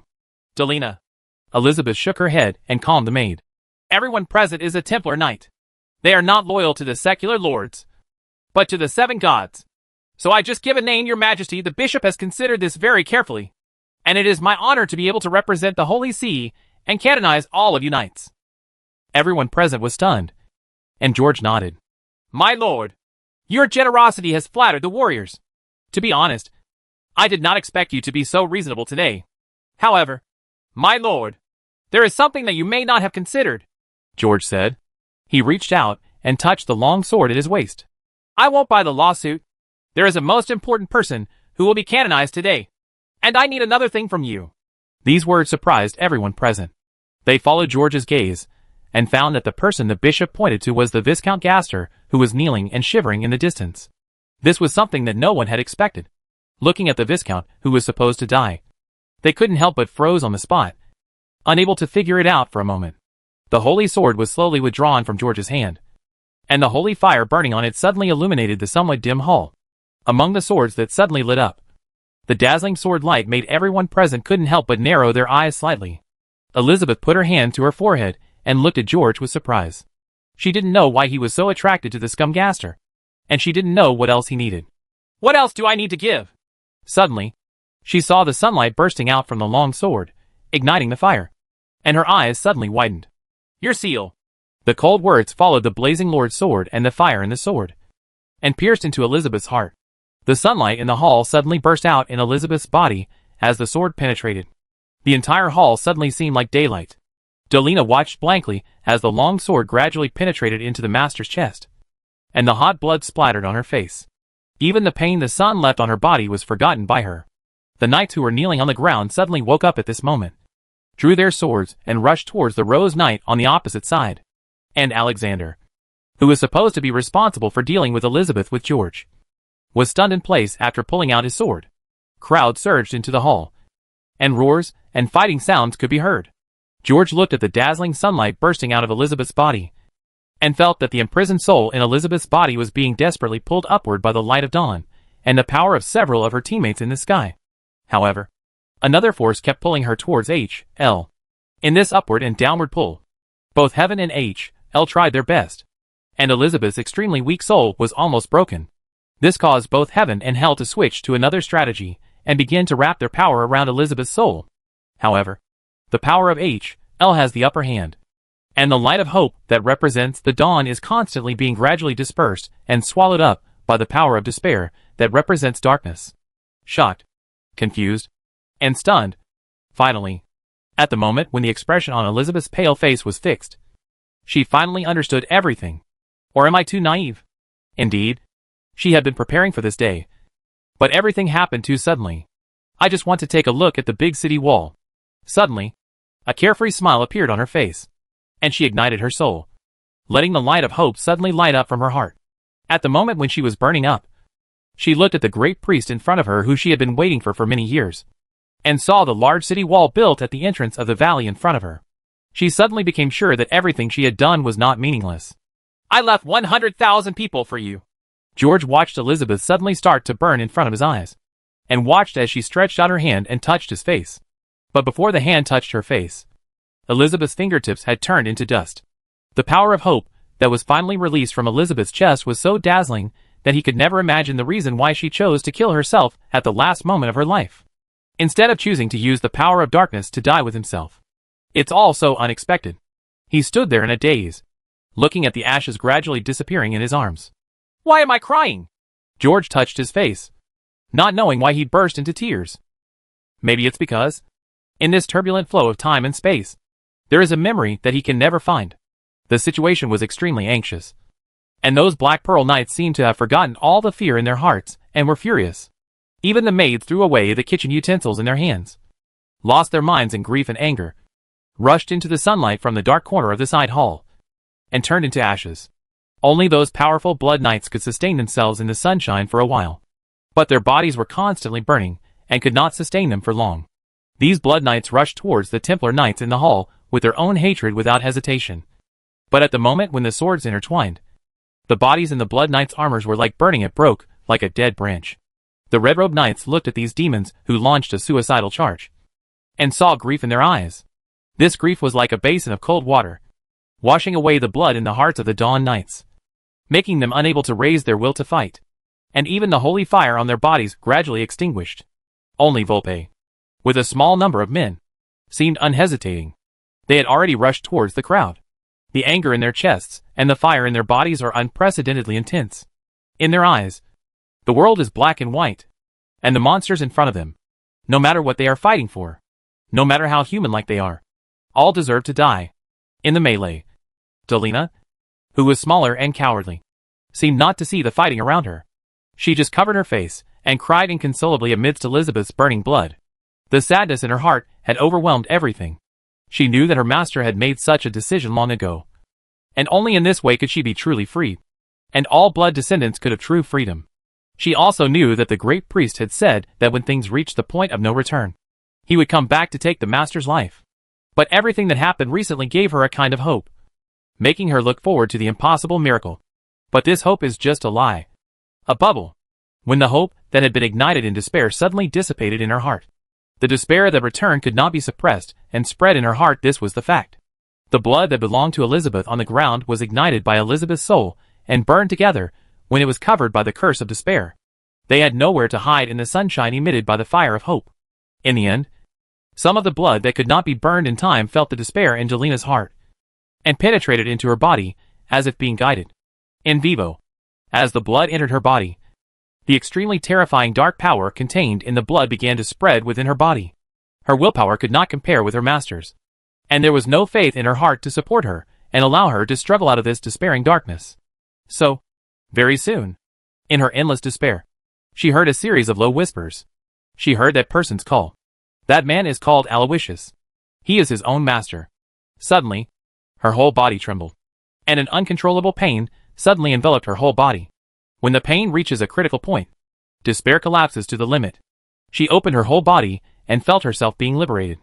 Then, she felt an unprecedented feeling, and her whole body began to tremble. She suddenly felt that she shouldn't be sad because death should be pleasurable. Delina's hands that were covering her face suddenly tore her face apart, and blood dripped out for a moment. She suddenly started laughing loudly. In this crazy laughter, her body began to gradually expand, and ferocious horns emerged from the top of her head. A white-robed knight saw the sudden change in the maid, and suddenly discovered that this seemingly defenseless maid turned out to be a terrifying demon. The knight suddenly woke up and struck with his sword, but the maid's hands seemed to be faster than the sword. In the intertwining of the hands and the long sword, a spark suddenly burst out from the long sword, and then it broke between Delina's sharp claws. Then her sharp claws dug into the knight's chest without stopping. The knight's armor was like tofu in the claws, being cut open instantly. Then the sharp claws suddenly grabbed at the chest and pulled out the knight's heart. In the blood splattering, Delina felt unparalleled satisfaction and pleasure. All the blood on the corpse she killed also penetrated into her body at this moment. In the blink of an eye, her body had grown longer against the wind, bursting her skin and robes. It was as if there was a demon that had been hiding in her heart, and now it had come out of her body. The red muscles all over her body were exposed to the air after the skin was broken. And what was exposed was not something so beautiful that it was embarrassing. Instead, there were strong muscles and 3 pairs of swollen breasts that spread to the abdomen and were several times larger than a human head. This ugly and ferocious demon. The horns on its head were even more terrifying than Jeffrey's, and the muscles on its face that were exposed to the air were constantly dripping with blood. Although it still has a nose, it looks like a bat, a pig's mouth, or a wolf's snout. The thing behind the tail vertebra is like a snake or scorpion. In the blink of an eye, the frail maid, trembling all over, was already half taller than the demon, and the horns on her head had broken the chandelier under the dome. The hall suddenly became dark, and the huge bat wings on the demon's back stretched out. But they looked like butterflies that had just emerged from their cocoons, looking extremely fragile. But the strong wind it whipped up still made the entire hall surge. "I'm still so hungry. I'm still so thirsty. I hear your heartbeat." Delina, who had transformed into a blood demon, looked up to the sky and let out a piercing scream. There was an incomparable joy and desire in this scream, which instantly shattered the glass on the window. Listening to the blood descendants around them, the cold blood flowing all over their bodies suddenly began to boil. At this moment, the vampires felt a call from their hearts that had been suppressed for many years. This summons wiped out the last trace of humanity in their hearts, and there was no longer any sadness, anger or hatred in their eyes, replaced by an incomparable desire and madness. And a black-red flame soaring into the sky suddenly ignited from the 7 rose knights. Under the summons, the demons in their bodies ripped open their flesh and blood, crushed their armor, and came out ferociously. But in this fire and sunshine, the blood demon's power received double layers of damage and suppression, which was incomparable to Viscount Geoffrey. And after Elizabeth burned all her blood, the blood in the body of the demon, who was cursed with her, suddenly also burned. The blood given to them by Delena was quickly ignited after being integrated into their bodies. Amidst the impact of hundreds of Dawn Knights, they quickly fell down one by one. At this moment, a pair of fallen wings suddenly wanted to come out of Delena's huge body, and the power in her body also increased rapidly. But because her strength is very different from Elizabeth, and she has not received the smooth stimulation of the blood moon, in the end, these fallen wings failed to fully appear. But even so, the afterimage left by the wings in this world still made the entire hall suddenly dim. She followed this force, and suddenly grabbed the priest, who was not far away, trying to pull this person out of his pores, along with the blood all over his body from the nobles around him. But an invisible force did block the priest's body, shrouding the 4 nobles under protection. George looked at Delena's suddenly transformed ugly body, and suddenly knew that maybe Elizabeth looked like this when she was going crazy. The long sword in George's hand gradually turned into a square hammer. He recited the mantra of heavenly arms. Immediately afterwards, many phantoms of angels appeared in the sky, tracing a trajectory in midair and flying into his body. The moment these angels flew into his body, a pair of wings of light suddenly spread out from his back, and the armor on his body was shrouded in golden light. He knew that the last remaining contaminated blood in Elizabeth's body was in Delena's body. The blood failed to burn in Elizabeth, although he failed to find the memory that he shouldn't have found. At this moment, he suddenly understood why Elizabeth did what she did today, and why she was willing to die in his own hands, and help him kill himself. Because she believed in the stranger in front of her and the knight she chose. He could finish what she had failed to do. "I left 100,000 people for you," as George shouted. The square hammer in his hand suddenly emitted dazzling white light, wielding all the power given to him by the angel Shadow. The square hammer seemed to have tremendous power at this moment, and like a cannonball, it suddenly flew out of George's hand. The trajectory of the square hammer across the air was fleeting, and it hit Delena's body in the blink of an eye. The terrifying impact force suddenly knocked Delena's huge body into the air, and smashed it into pieces. The huge glazed window sash behind him flew out of the window. Many Dawn Knights followed Alexander's footsteps, chasing the demon, who was knocked out of the window, and jumped out of the window. The soldiers guarding outside also rushed towards the demon while shouting. The devil finally could no longer hold up under the sunshine and fire. But although she was very far away from the fallen angel, she was still very powerful, and finally flew into the sky in embarrassment, fleeing towards the distance. She followed the call of the new master, and kept flying towards the holy court. The last blood seed was left for that Aloysius. The blood descendants of this world has since been divided into 2 factions. One faction was unable to free itself from the shackles in the end. With Delena's escape, it will take root again in the distance. With the burning of Elizabeth's blood, one faction was lifted from the curse by Elizabeth and obtained a true only one, led by Tanya. The moment the fire burst out in Elizabeth's chest, the battle at Black Pearl Manor had become a foregone conclusion. Although she made many wrong decisions, she was able to obey the great priest's prophecy from the very beginning after all. That down-and-out guy was like a big liar when he wandered here. She had to bear all the sins. And even though she tried her best, she still couldn't finish the work she wanted to do. However, at the last moment, this man who was guilty and moved forward handed the baton in his hand to someone else. George couldn't guess all these things, but at this moment, he was looking at the sunshine outside the window. Suddenly I understood many things. Maybe she wasn't weak. I just feel too tired. Or maybe she is waiting for someone. Waiting for a knight who can take over the baton in her hand. Because she is in darkness. No matter how hard she tries, she can no longer touch the light. Facing the irreversible countdown above his head, she knows that no one can change the past. In the end, I can only look at myself in despair, reduced to the nightmare that scares me the most. George didn't know what kind of strength allowed her to carry the mountain of despair. I don't know what it is that makes this person, who can't see the end, struggle forward in the dark quagmire. But at this moment, he suddenly felt that maybe he should tell her that he was the person she had been waiting for, because he will take the baton in her hand, along with the hope she treasures in her arms. And if he could do everything, he could to let her see him running forward at the last moment. Then she also knows that everything she does is not without doubt, because someone can take her hope and face the light that she can never reach. Who said all this is meaningless? Elizabeth, I will accept your 100,000 people. Even if they are shattered to pieces one day, I will drive away the darkness above their heads. George looked at the sunshine in the sky and shed tears. With all his face, he said what he should have said to Elizabeth. I swear to you. Chapter 180 Captive?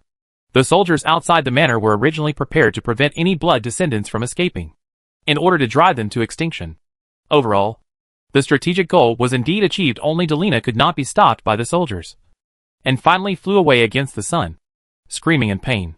But although the other blood descendants stayed in the manor, they were killed in order to drive them away. When the soldiers rushed into the manor and exterminated the crazy vampires and demons, during the subsequent search, they found those trembling and hiding in dark corners such as under the bed, in cupboards, and storage rooms, maids, and those young noble men and women. With their frightened expressions, they looked like ordinary people. Listening to their cries, the soldiers hesitated with the weapons they held. If they follow their ideals and beliefs, they should have mercy and put down their butcher knives to these special people who have done nothing bad. But Faith never said, you should have mercy on monsters? But are they really monsters? These soldiers suddenly felt that they were like a group of invaders, slaughtering a group of innocent people without restraint.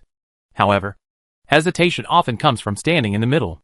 As long as someone takes the lead, their steps will tilt to the left and right, thinking that is the right direction. When Volp rushed in with a group of people and angrily reprimanded the soldiers who called him, those soldiers who had heard many stories, and even had the same experiences as Hunter, finally remembered their hatred. They began to follow the officers one by one, carrying the men and women one by one into the sun and turning them into ashes. In this kind of venting after the war, everyone's eyes turned red. But as said before, hesitation comes from standing in the middle. So when another group of people, led by Jack, met them, the conflict began. When Jack heard the report and came to the room where they held the prisoners, he looked at the open curtains and the soldiers who tortured the prisoners. Jack froze at the door with his eyes widened. He couldn't believe it. Jack, I didn't expect that there are so many hidden in the manor. Jack strode forward and punched Volp under the chin. What are you doing? Volp, do you know that you are dealing with prisoners privately? Jack's eyes turned red when he looked at the maids, who had been reduced to ashes and could no longer be saved, dying in despair and crying. Prisoner? Volp stabilized his body, touched his chin, and looked at the comrade in disbelief, who was fighting beside him just now. He never expected that he would say such words. Jack! Look at it! What are these? They are not human. Neither of them expected that their partner, who had always stood firmly with them, would have such a big difference in their ideas on this matter. Volp believes that as long as they are monsters, they all deserve to die. But Jack confirmed that they were no longer able to resist, and they should not raise the butcher knife to this group of defenseless and defenseless people. For such an idea, Volpe felt that it was simply ridiculous, because if these monsters are not dealt with now, will they still be raised, or even released to eat people? Jack, look! We killed their king! They look cowardly and pitiful at this moment, but they will never forget today. One day, the seeds of hatred will burst out. The soldiers couldn't help but feel that what Volp said was very correct. When they looked at the blood descendants, their eyes gradually turned cold. Even Jack hesitated slightly. But when he turned his eyes to the vampires, who kept shaking their heads and crying, the softest area in his heart was touched. They did not take up arms. The blood descendants who fought with them in that hall just wanted to live. Because I don't know what I did wrong. And I don't understand why I was killed. Jack! Don't forget that you killed many more vampires than me today. The moment you raised the butcher knife. Didn't you realize it? Volp said angrily. I've killed enough. Volp, do we have to kill all the people in every place we go? After killing the people in the manor, go and kill the people outside. No matter how dirty they are. No matter what their reasons are. As long as they are infected, if you have blood poison, you have to kill them all. But can't we kill them all? Hatred cannot be washed away by killing. Blood will only make the flames of hatred grow stronger. We are the Knights of the Dawn. Some soldiers were very surprised. Not judge who punishes heretics. At this point, Jack stood alone in front of the soldiers and Volpe, shrouding the vampires behind the door in his back. I stick to my point of view, Volpe. As long as they deserve mercy at this moment, I am willing to give them a generous gift. I believe that people can change. Bandits with blood and sin on their hands can become Templar knights. So blood descendants who eat rats should also have a chance to be redeemed. Opportunity. This persistence in faith may touch some other soldiers. Their cold eyes couldn't help but soften again, and hesitation began to arise in their hearts. But there were also some soldiers with anger burning in their eyes. Many of them had the same experience as Hunter, or their close friends died at the hands of the Scarlet Huntress. Their hatred for the Bloodborne is unforgettable. The words, redeeming the blood descendants, made them sound extremely harsh. Jack, you are protecting people, not monsters. Volpe, maybe humans and demons are not distinguished by their appearance. Look at the yearning and expectations for hope in their hearts. I will not allow anyone to extinguish them. It's so righteous.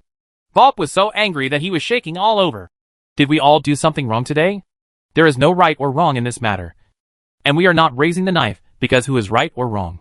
Jack closed his eyes, feeling very painful. I remembered a lot of my past. Sometimes we take up the sword just to keep more people alive, not to let everyone die. You always act like a good old guy. Jack, I've had enough. The contradiction became increasingly irreconcilable, and in the end, it could only be resolved with fists. Faced with the different opinions of the two leaders, the soldiers didn't know what to do. But fortunately, this matter finally alarmed the Lord, and the decision was finally made by the Lord. When George saw the scene in front of him, he wanted to stop it immediately. Although Elizabeth didn't say much to him before she died, he could understand many things from her eyes. She hoped that she could also take in these people. This was her. She has been doing her best to create a world where humans and blood descendants can coexist harmoniously. But she couldn't do this. But she believed George could do it, even without Elizabeth's hope. In George and Anthony's original plan, many blood descendants were to stay. Anthony's potion was almost completed. But when George saw the hatred-filled eyes of Volpe and others, he knew that he could not make everyone let go of their hatred. In this valley, there are many people like Hunt, whose relatives and friends were killed by blood descendants. So if he wanted to rescue these good blood descendants, he had to find another way. Slave. Before the territorial people could accept them, before the medicine could be developed, whether they are good or bad, these blood descendants must be isolated from the people. Moreover, many blood descendants were once pampered nobles. No matter how pure and kind their nature is, they still need to be trained to get rid of many bad habits. Before that, he could only temporarily assume the role of the big bad guy. Then he will develop a black glove, find a guy who takes the blame, and then slowly transfer the hatred. Then use this method to slowly pick out and deal with those blood descendants who are loyal to Elizabeth and unable to cooperate with themselves. The rest will only be loyal to themselves through good brainwashing. Of course, George still cannot imagine that in the future he will meet people who are loyal to Elizabeth and loyal to himself. In the end, it was this person who led all the blood descendants to join the asylum in the name of Elizabeth. Keep an eye on them all and kidnap them all when it gets dark, no matter whether they are blood descendants or not. When the snow melts, even the undead will have to work for me. Although no one dared to question the Lord, some people couldn't help but raise some questions after hearing the Lord's words. How to deal with it in the future? Do these prisoners harbor hatred? Will these prisoners take up arms one day? Can Anthony's medicine even be developed in time? Regarding these issues, the Lord played with the ancient gold coins in his hands and chuckled. Is that something you should consider? Do your job well? Those gold coins were not found in the Black Pearl Manor, but the most precious ones in the necropolis, because of their preciousness and the influence of Baron Culler's hobbies. George had always kept them in his pocket. Later in the Anthony's laboratory, after these gold coins strangely eaten the ancient gold coins brought back from Winsong City on the desk, he kept these gold coins with him. Lorna has been I feel that these gold coins are exactly the same as the ones placed together with the fragments of the Eternal Rebirth Scroll. But this little stammer didn't tell George about this. This incident finally made everyone breathe a sigh of relief. Volpe tilted his head, wiped his tears, and said nothing in the end. After George shook his head, he did not stop here. The gold coins flew up and down between his fingers, just like his restless interest. He called a group of soldiers and continued to follow Anthony to the east area of the manor castle. He could not comfort Volpe for his grievances, but there was no blame in my heart. He could see that many people had an unforgettable hatred for any monster because of their past experiences. I also know the despair and grievances of many blood descendants in this manner. Many of them even thought that they just had a strange disease. But in war, what is often unattainable is kindness to innocent people. After a war, soldiers often frantically vent their emotions, either desire, hatred, or long-repressed anger. Not to mention, the losers of the war were not only a group of monsters, but also a group of upper-class people. Almost all blood descendants could be considered true upper-class people, including the maids in the eyes of civilians in various territories. Servants in castles are often the best and most advanced professions. This gave many soldiers, who had been tortured by monsters and oppressed by nobles, a better reason to raise their butcher's knives. But after the soldiers rushed into this prosperous manner, they did not let the victory go to their heads. They burned, killed, and looted. It can be said that the soldiers had good military discipline. In the face of these monsters, most people do not raise their swords and guns and abuse them wantonly because they have a reasonable reason, which is even more worthy of praise. But the contradiction exists. Even if someone knew the stories of these blood descendants, I'm afraid they would do the same. Looking at the beautiful scenery outside the cloister window, George temporarily put aside the things in his heart and followed Anthony while talking and strolling. Black Pearl Manor Castle is designed in a round shape, with solid and luxurious buildings on all four sides, serving as its outer wall. There are no low buildings at all in the entire manor castle, which is like a huge square cake. Every room has excellent lighting. If you open the window, you can see the beautiful scenery in the distance. To the north are the magnificent deep forests and mountains covered with silver. To the east and south are the beautiful banks of the Black Lake and the Danube River, surrounded by fertile soil, fertile fields, and horse farms. Further away, there are wineries and vineyards, and to the east, there are the vast plains and hunting grounds. Every autumn, the lords who are lucky enough to be invited here can enjoy the hunting ground. If you were on vacation, this would probably be the best area in the Northern Territory. But if you look at it by the standards of a fortress, it is indeed a bit unqualified. Indeed, Black Pearl does not need a fortress, because the entire Western Territory is its solid wall, and Windsong City is its gatekeeper. But often, even the strongest fortress will be breached from the inside, when disaster strikes and the Kuroshio army surrounds it. This is the only place to sign the surrender contract. George, who was walking in the corridor, retracted his gaze looking into the distance, while Anthony was already standing in front of the tall and wide door at the end. Chapter 181. I am the Big Devil. There are 7 or 8 places where books are stored in the manor. After I came in with the mercenaries, I searched for a long time. This will definitely be the library with the most comprehensive collection of books in the entire valley.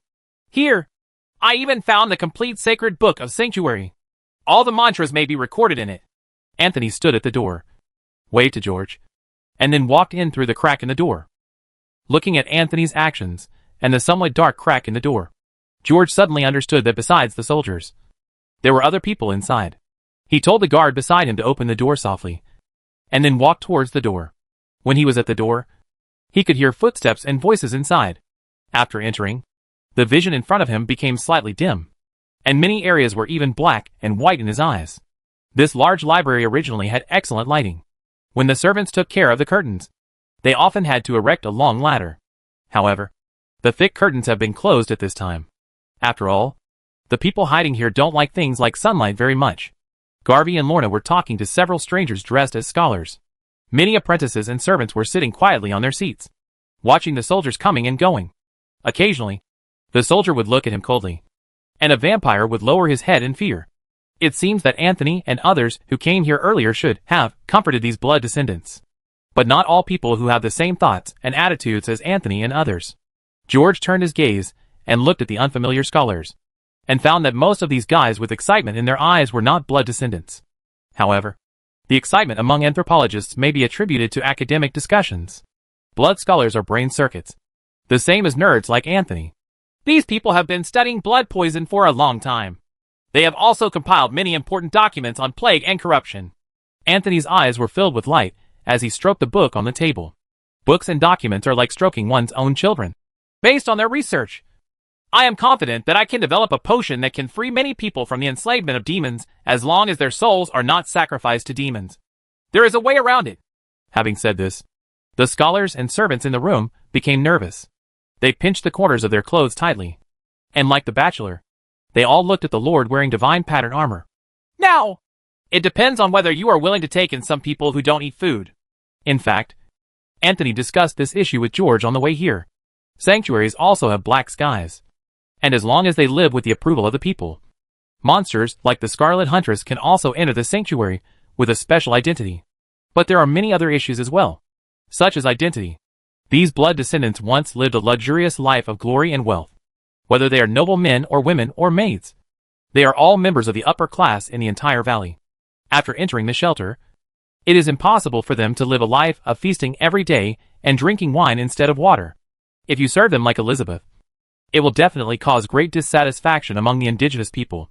And if they were treated like the people in the shelter, these people would definitely think that they had received injustice and abuse when they were doing the hard work. If things go on like this, he might turn into a white-eyed wolf, causing all sorts of troubles. There is also the issue of food. Blood is more difficult to obtain than food. The current farm animals in the valley are pitifully scarce, although these blood descendants' demand for blood is much less than the soldiers' demand for meat. But the blood on a cow or sheep is much less than the meat. Besides, they have to drink the blood. Many people even think that they only drink wine, actually mixed with blood, because after getting sick, they become more noble. So, this is another problem, the relationship between humans and vampires. When the two get along, there will inevitably be conflicts. Even if there are no conflicts, disputes will arise in trivial matters in daily life.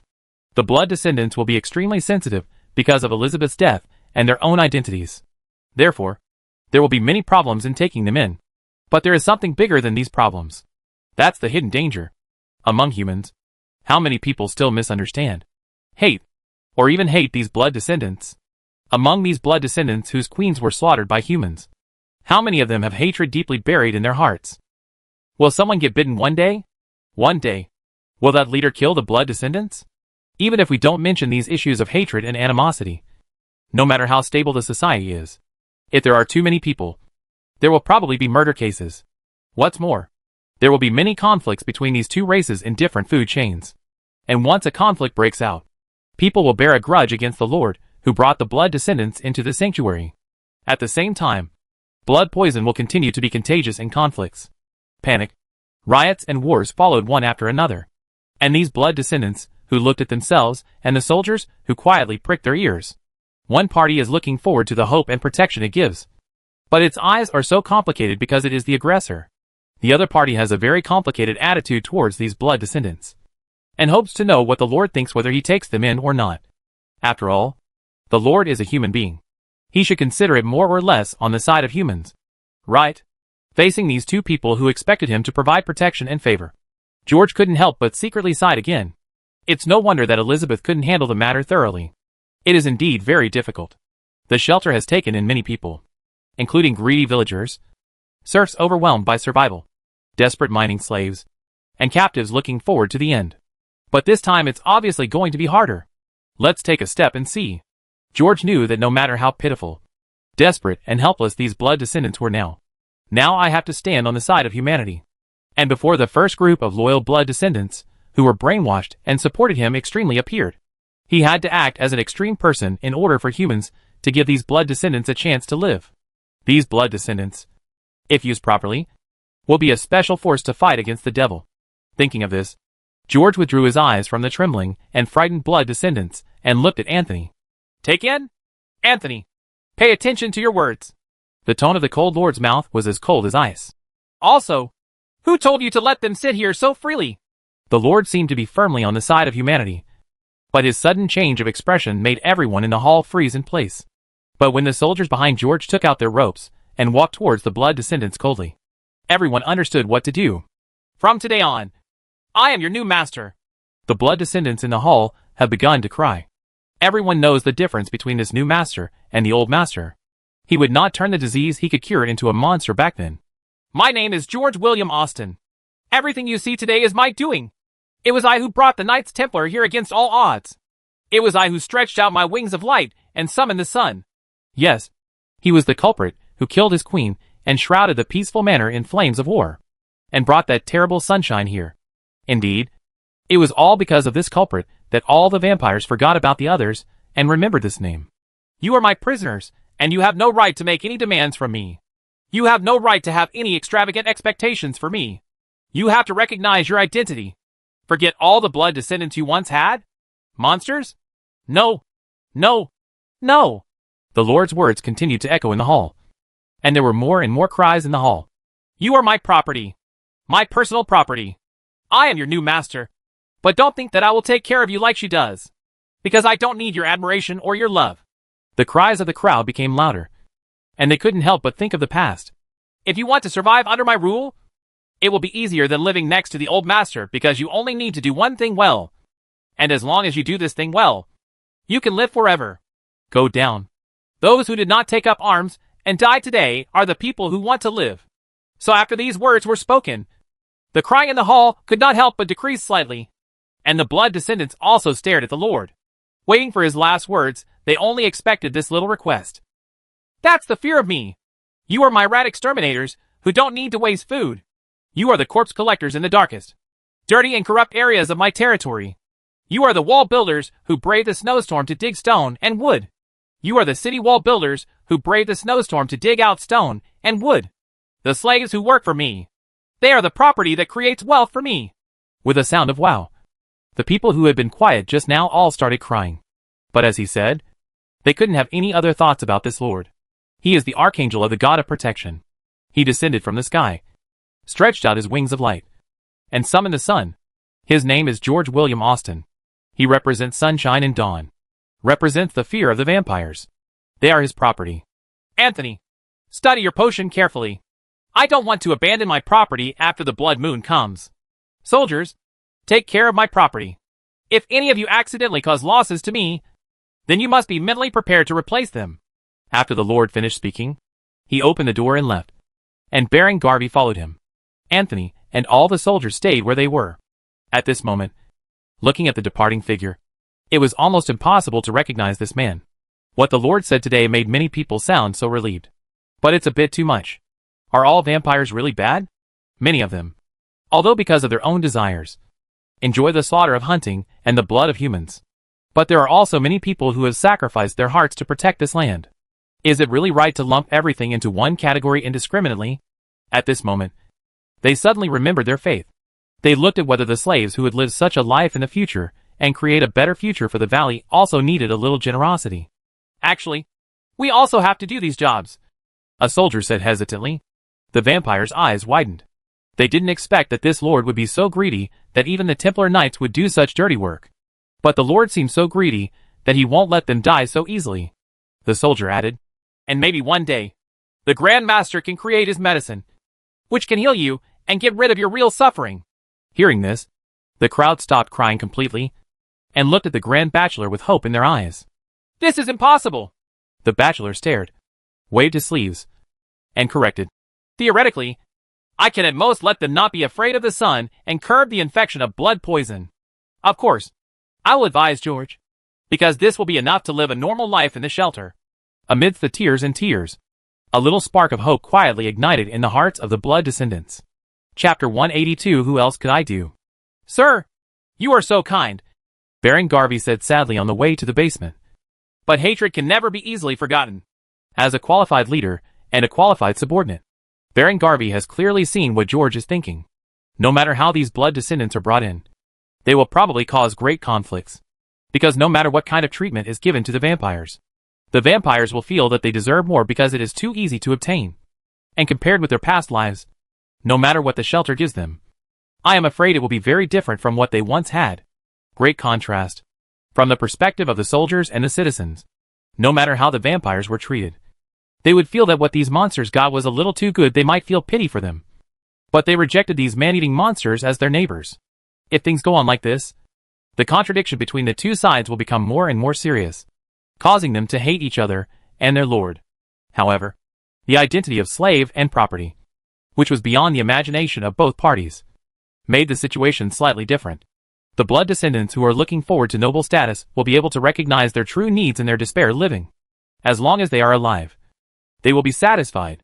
And if one day in the future, I can also obtain the status of a citizen, the satisfaction it will bring will far exceed everything that was once easily available. In turn, such treatment and status will also win some sympathy from the soldiers and the citizens, making them willing to be a little more generous. This bit of generosity is like a bit of light in the midst of suffering, allowing these blood descendants to slowly accept the kind-hearted people among humans. After all, These humans are probably much cuter than this new lord. Now the situation has become reversed, and the vampires feel that all the subsequent treatment they receive is reasonable. The soldiers and residents felt that perhaps these patients deserved more living space. However, one thing is hard to deny. That is, all the hatred and dissatisfaction in the hearts of the blood descendants will be transferred to the Lord alone. Perhaps one day, people like Jack will influence the hatred in the hearts of the blood descendants, resolve the hostility in the eyes of the soldiers, and make each other willing to be generous and let go of the prejudices in their hearts. Find a way to get along appropriately. But in the hearts of the blood descendants, one person will always be remembered. This person gave them all the disasters and sufferings, and all the fear and despair come from this person. This reminded Baron Garvey of Elizabeth. She and this lord have completely different ways of dealing with conflicts among their people. Living in darkness, she always wants to let her people understand what light is. But George, who is in the light, always wants to let his people understand what darkness is. Garvey felt that George's handling method was more decisive than Elizabeth's, but he was worried about whether the head of his family could handle all this in the end. Hate! I don't care about this kind of thing. George's eyes passed through the large glazed window at the edge of the stairs and looked at the fog far away in the horizon. He suddenly smiled with a smile on his face and said, "There will be more and more people who hate me. What are these thousands and hundreds of numbers?" He couldn't help but think of Elizabeth. Compared with her, the hatred he carried was nothing. Compared to those things, these people who hate me while creating wealth and future for us and the valley are more than a little cute. Compared with the basement of Johannes Castle, the basement of Black Pearl Manor is much more luxurious. In fact, in the entire Black Pearl Manor, the upper part is the big house used to live and receive the lords, and the lower part is the real fortress. All kinds of facilities are available here, including a blacksmith workshop, an alchemy room, a wine store, a treasure room, and even a prison. In the event of an emergency, with the complex structure here, soldiers can stay here for a long time. But in fact, if the enemies of Black Pearl have already arrived in front of the manor castle, then the meaning of the soldiers staying here is just to give the lord more time to escape after escaping from the secret passage. Since there were not many guards in the manor, most of them were fighting to the death, with George and others in the conference hall upstairs. So there were only a few knights who fled to the basement. So when George and Baron Garvey entered here, Alexander, Bobber and others had already led the soldiers to clean up the place thoroughly. Most of the blood descendants have been imprisoned. When they saw the lord coming down, the Black Pearl Knights in the prison cursed loudly. For this kind of unyielding loyal blood knights, who will definitely appear in the property in the future and incite the blood knights to cause trouble. George played with the ancient gold coins in his hands, and couldn't help but recall a name in his mind, Lord Viscount Clover. Like Gast, the Viscount Clover was also a wonderful man. But his name is much louder than Gaster Skin Picker. The name originally came from the sheep that the family kept over the centuries. And the leather produced in this Viscounty is also the best. But the family of Viscount Clover dug this name deeper and deeper. And they were always determined to use fear to manage their people. Quite an achievement. For such an interesting nobleman, it was natural for everyone to have a deep exchange with him. And when George was communicating with him, he couldn't help but applaud again and again. But at that time, I never imagined that one day I would be inspired and learn from Lord Viscount Clover's management plan for the people in the territory. Indeed, these loyal Black Pearl Knights have done nothing wrong. George even admired their strong and unyielding character. But Viscount Clover said it well. It's actually very simple to prevent those stupid people from resisting. Just kill all those who know how to raise their heads. I wonder, my lord, have you ever observed the sheep? Those sheep whose horns are longer than the standard length have a bad temper, have their own ideas, antagonize the sheepdogs, and often lead the sheep into the forest and wolves. The more they are killed, the less they will be. And when some smart softies, when you know how to obey and know how to make other sheep obey, you can make it the leader. So, should these knights stay?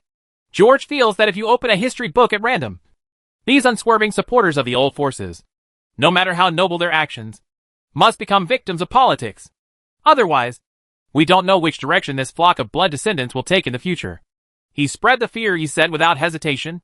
If you want to get along with humans, aliens must be a group of obedient people who know how to be grateful and reverent.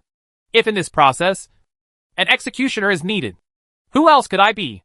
Chapter 183 Spider Labor. George used Viscount Clover's tricks to the extreme. It wasn't until all the people who had scolded him had shut their mouths, and the others, in this bloody dungeon, had completely learned how to surrender, and were kneeling on the ground, trembling and crying, without even daring to look up at him. That he with a look of satisfaction. He slowly nodded his head. In addition to me, there should also be a group of characters like me among the soldiers, so that the vampires can see clearly at a glance who is the terrible bad guy and who is the lovely good guy, rather than generalizing all shelter citizens and soldiers.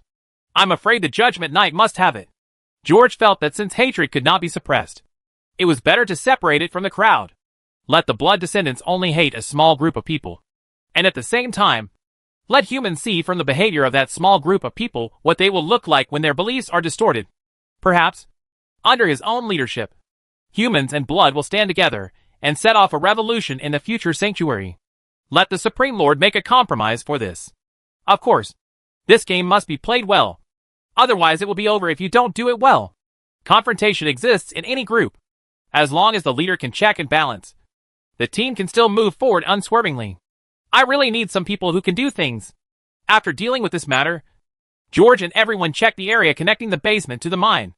This mine is said to be an iron ore, but to be honest it is a bit reluctant because it has too many associated ores. The quality of metal ores is mixed and somewhat difficult to mine. This is inevitable, relatively speaking. Although the iron ore in the northern mountains has less associated ore, it is pure and has a high content. But it is undeniable that the mine under the Black Pearl Manor is a treasure mine. This is not only because the metal mines of mixed quality are accompanied by many precious metals such as silver, but also because it mainly produces crystals and gemstones. And by taking advantage of the convenience of waterways, the output here can be transported to everywhere. But at this time, George felt a headache looking at the mines. The secrets of the vampires prevented Elizabeth from using a large amount of labor, which made manpower a difficulty. This means that over the years, all the easy-to-exploit parts have been exploited by the vampires. So the areas that can be seen now are the parts that are extremely difficult to mine, especially those mine walls containing elements such as fine gold. I know there will be good stuff down there, but digging inside is extremely difficult. There are still some iron ores that can be mined, but the miners have to be very, very strong. But if some dissolving agents are used, at the cost of increasing a lot, these iron ores should be able to melt our mercenaries, armed with half the standard of the Legion, Garvey said. In addition, Anthony and I also discovered an interesting thing when we were looking through the library documents and asking the blood descendants, although the strength of the blood descendants is they are larger than ordinary people. But mining these minerals is also very laborious. So they have not mined for a long time. So where did the inventory in Black Pearl Manor come from? George felt a little strange. The manor has been continuously providing minerals to various territories, and the iron ore is extremely pure and easy to smelt. There is a clear difference with the iron ore produced in the mine here. This made George curious. That's the problem, sir. The light in Garvey's eyes slowly flashed. The Black Pearl Knights often go to the mining areas in the northern mountains to look for trouble from the spiders. According to them, in that mine, they don't have to do any digging, because the spiders dig out lots and lots of ore every year, so the blood spawn have coolies. George's eyes lit up slightly. Thinking of this, he unfolded his shelter scroll, and on it, the foothold was almost completed. The words, Sealed Demon, are about to appear on the scroll. After checking the time, George left the mine and walked around the treasure room. Baron Culler and several knights are counting supplies here. Contrary to what Elizabeth and herself said, the gold and silver stored by the Black Pearl family are far from their heyday. Sir, according to the records in and out of the treasury, after Lord Elizabeth inherited the family property, the wealth of the Black Pearl family has reached an unprecedented high. But the strange thing is that in the first year after her husband's death, this view a woman who seemed to be very economical actually started to spend money. Among them, the largest expenditure occurred in the last autumn before the year of mist. According to the steward, all those funds were used to purchase food. There are various expenditures since then, most of which are transactions with traveling merchants. However, there is already a hint of selling off the property. From Baron Culler's narrative, George heard a strange meaning. She seemed to have expected this disaster, but she didn't believe it at the beginning. This reminded George of the prophet Elizabeth spoke of. For wealthy families, they have to encounter a few magicians pretending to be prophets every year. As for a rich and beautiful lord like Elizabeth, I'm afraid there will be people wondering how to get through the gate of Black Pearl Manor every day. Therefore, to be able to convince Elizabeth to such an extent, this magic stick's deception ability should be at a certain level. George expressed doubts about whether the prophet really knew what the future held. because even Anthony does not believe that there is any prophet in this world, unless he comes from the future. And if there really is such a person, the first place he would go to should be the Holy See or the royal capital. The second place is Yongfeng City. But judging from the current situation, the royal capital and Yongfeng City were unprepared. I don't know if this guy has accomplished nothing, or if he is really just a speculative liar. But no matter what, he thanked the liar from the bottom of his heart.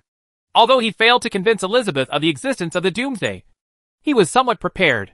Of course, it would probably be better if he could let Elizabeth know her own future. Maybe that big city wall has been built a long time ago. If I could go back in time, I would let Elizabeth know these things. Hey, what a pity for such a rich woman. George couldn't help but shook his head, looking at the few gold and silver jewelry left in the treasure house, as well as the knight's armor supported by the filling. George was somewhat touched. The reason why these armors are filled to look like puppets is to symbolize the protection of wealth. However, the reality is often so dramatic. These loyal defenders ultimately failed to protect the last wealth of the Black Pearl family. I just heard you mention the butler. At this point, George scanned the faces of the people around him.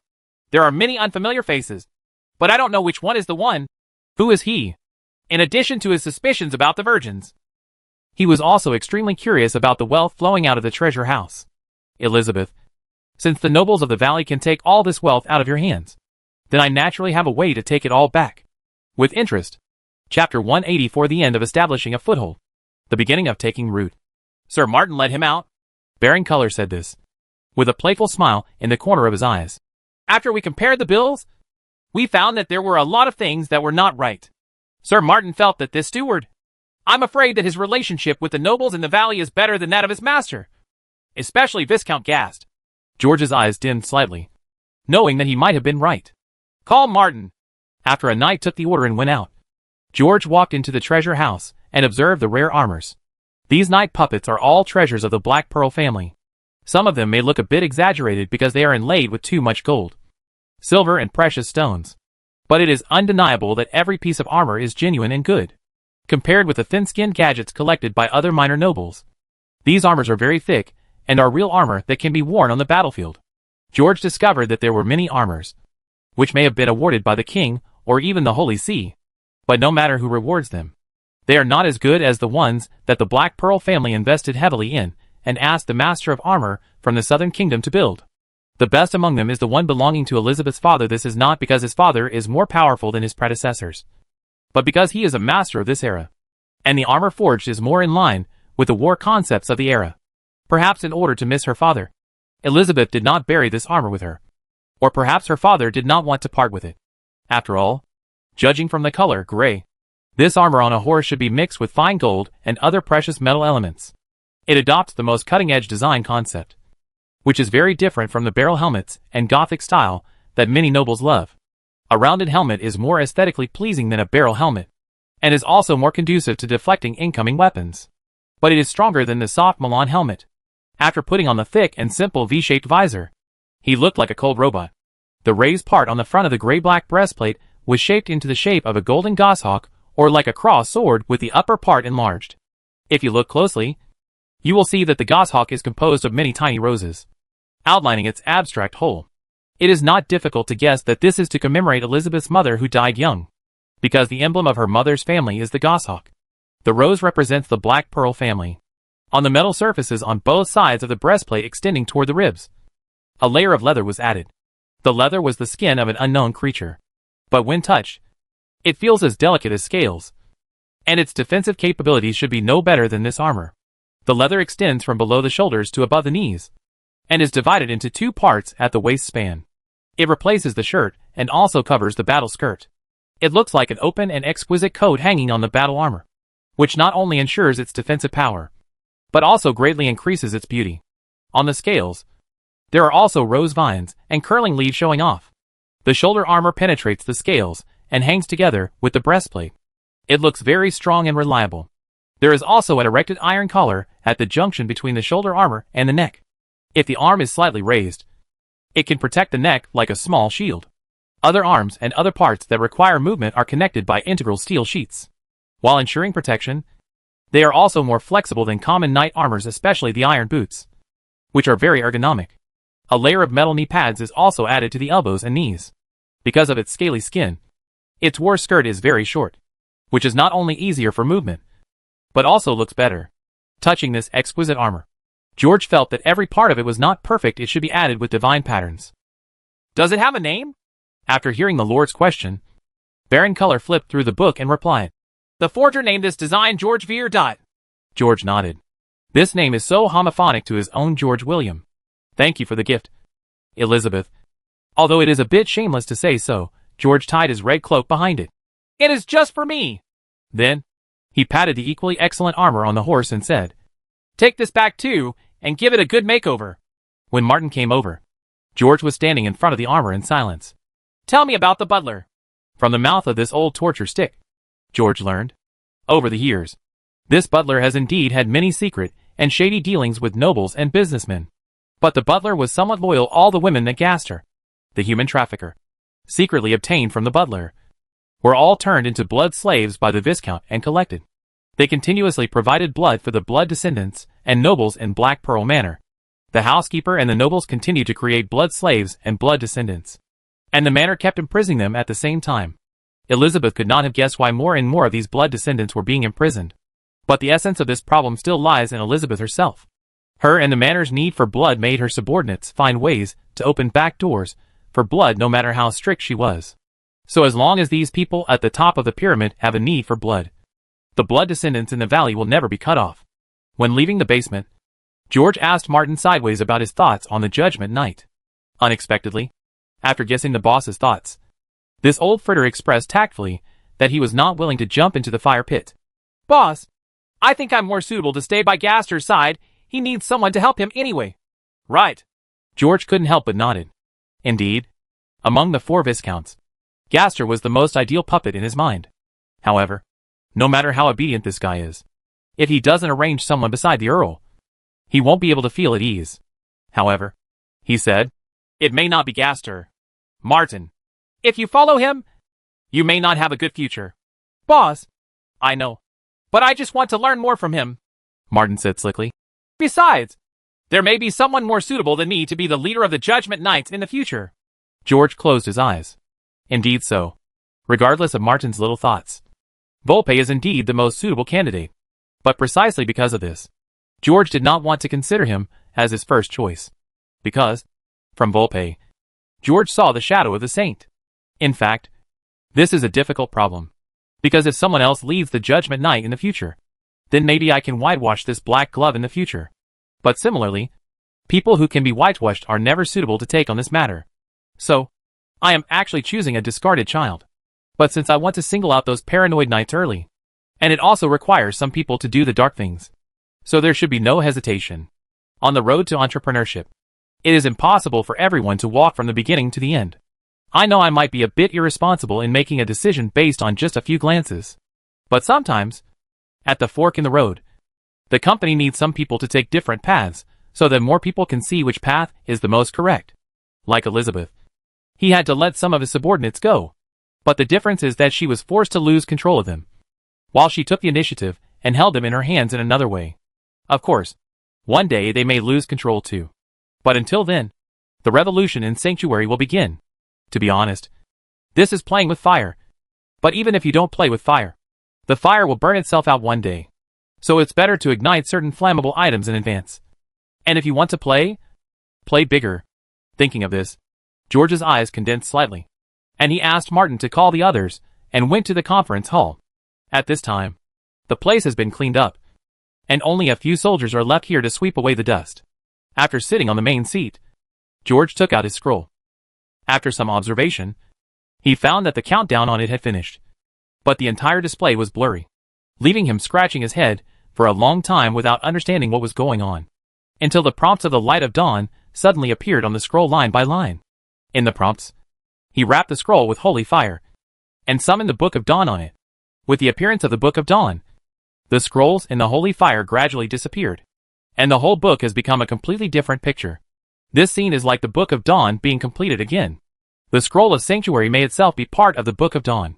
The Book of Dawn has become heavier, or it has not increased in weight, but has greater inertia, as if it is an object with a huge mass, and is in a state of weightlessness. In the new book, there is an extra chain. One end of the chain is like a shackle, reinforced on the corner of the iron book. The other end can be tied to yourself or to the holy fire in the void. Suddenly, as George looked at the book, a realization came to his mind. A few words of introduction were engraved in his heart.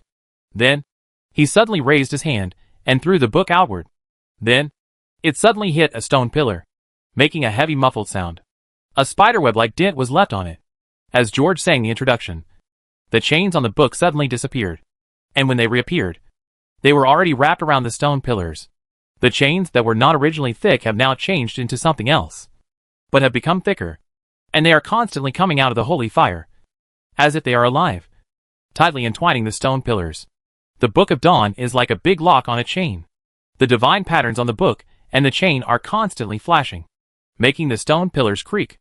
After George read an introductory sentence, the chains in the holy fire pulled hard. However, just when the stone pillar looked like it could no longer bear it and George was about to let go, those shining divine patterns were extinguished before he could sing another introductory sentence. A line of notes was displayed in front of him. This is the first time I use it. I think I should give you a hint. It consumes hope. The hope left in the book has been burned out. And if you continue to play, you will consume the shelter. Light of Dawn! You are such a big trap! The corners of George's eyes twitched twice, and he quickly summoned the book. The book and the chain also disappeared out of thin air, and were refocused on his body by the light. This holy object finally looks good. As he flipped through the Book of Dawn, the corners of George's mouth twitched twice, ignoring the few pieces of gravel that fell from the stone pillar, and the power of hope that had returned to zero in the book. Then he closed his eyes, and sang another intro. Immediately afterwards, several servants of heaven, with small wings of light stretched out from their backs, condensed from the light emanating from the books. After they circled the stone pillar twice, whatever this guy did was wiped clean by the servants of heaven. These servants of heaven are summoned from the sanctuary, and each summons requires the power of hope. The power of hope in the book and in the sanctuary will do. The data consumed is 1/3 that of summoning a servant. Although it's a bit expensive, summoning servants in this way allows them to stay for a day. In addition, the night watchman can also be summoned through books according to what the Light of Dawn says. Take the dawn as a guide and fight for the dawn. The first S-level evaluation. I don't know how much investment money I spent on Dawn of Light. Raising his eyebrows, George began to read the Book of Dawn carefully. Zhu Mingguang said that the Book of Dawn can now access the archives of the Kingdom of Heaven and all the documents placed in the sanctuary. And as long as he wants, these notes can be written on the book by light like physical text, so that others can also view it. Seeing this line of light words that suddenly appeared on the book like a miracle, George touched his chin and nodded. He felt that not only would it be easier for Anthony to access documents in the future, but he should also write something and place it in the shelter. Library definitely able to pass off as an oracle. After watching for a while, George lit a holy fire in his hand, summoning it on the page like a summoning scroll. Immediately afterwards, the text on the page began to change, forming a world map. This map looked very similar to the sanctuary scroll, and most of the entire valley is already in its display. In George's eyes, the fog on the map is being dispelled by a force over there is the spark of hope. Every time the sunlight touches a territory, it will suddenly accelerate and spread, eventually covering most of the entire valley. The monsters marked by red dots throughout the valley are all shown in the book, and all the monsters recorded by Anthony also have their names shown in the book. George could clearly see that many monsters disappeared after being exposed to the purifying light full of hope. But most of these were zombies and blasphemers. Those who are slightly stronger than them, or have human bodies, had the opportunity to hide. Judging from the distribution of monsters, there are still many monsters in various towns, most of which are vampires and demons. There are many ogres to the west and south. The largest number of monsters are gathered in the mine in the northern mountains. The note says six-eyed demonic spider. Among the demon spiders, there is something unknown. Lines of text in the light of dawn gradually appeared in front of George's eyes. He learned that maps could only be seen in such detail if there was sunlight. In addition, when there is sunlight, the Book of Dawn can now display the hope value generated by each territory in the entire valley. Just bring it there, or build a Church of the Dawn there, and collect those hopes into a book. Nodding, George excitedly started to turn the pages forward. The notes that Dawn had written to him before were all there. Seal the demons, lock them in shackles, and suppress them. Explanation: 1. The weaker the devil is, the easier it is to be sealed. And within that seal, These cunning and cruel things are often willing to agree to anything in order to survive. 2. The Light of Dawn reinjects a power into this book, so it can also temporarily take other creatures into custody. 3. The inspiration will contact the Kingdom of Heaven and sign a contract with them. George has just tried the method of sealing the devil.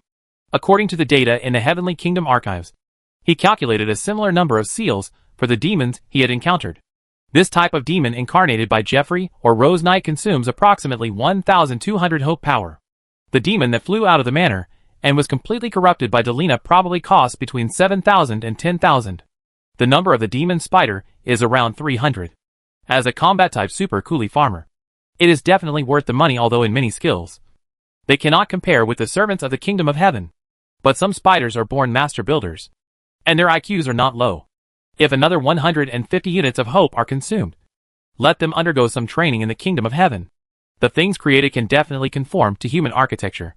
From now on, this damn thing will be my biological transformation and biological crane. Ha ha ha ha ha. The Lord crouched and laughed wildly, turning a blind eye to the 4 Viscounts who shrank at the door and were pushed in. And Martin Garvey and others also ignored the boss's daily madness, ignoring the group of guys waiting for him to attend the meeting. George sat on the main seat, crossed his legs, and leisurely checked out the new main tasks assigned to him by Dawn of Light. And he found that the conditions required for city after town were relatively simple to describe. But if you want to do it, it will take some effort. You need outer walls and docks, and you need to establish trade relationships with at least 3 cities. The next main work is even simpler. Nail house. As you said, you have to take root here and become a nail that the black tide cannot pull out. As for the next investment and rewards. Investment and rewards, first edition description. In this world, there are many legacies left by the gods and mysterious treasures. Go find them. When certain special spaces appear near the Book of Dawn, it will sense them. Maybe you think there should be a more simple explanation to let you understand why these investments and rewards are a little different from before. So, Dawnlight specially prepared a second copy for you. Investment and rewards, second edition instructions. You have passed the novice stage. You have almost inherited the inheritance. Go outside the valley and look for investments. After all, this company is crowdfunded, and the main shareholders are retail investors, survivors. I understand. The Light of Dawn. George slowly closed the book, his face livid. Your company is not crowdfunded at all, but broke, because this major shareholder is not a sensible meeting. Only retail investors are left. In the midst of angry complaints, Lord Dawn calmed down.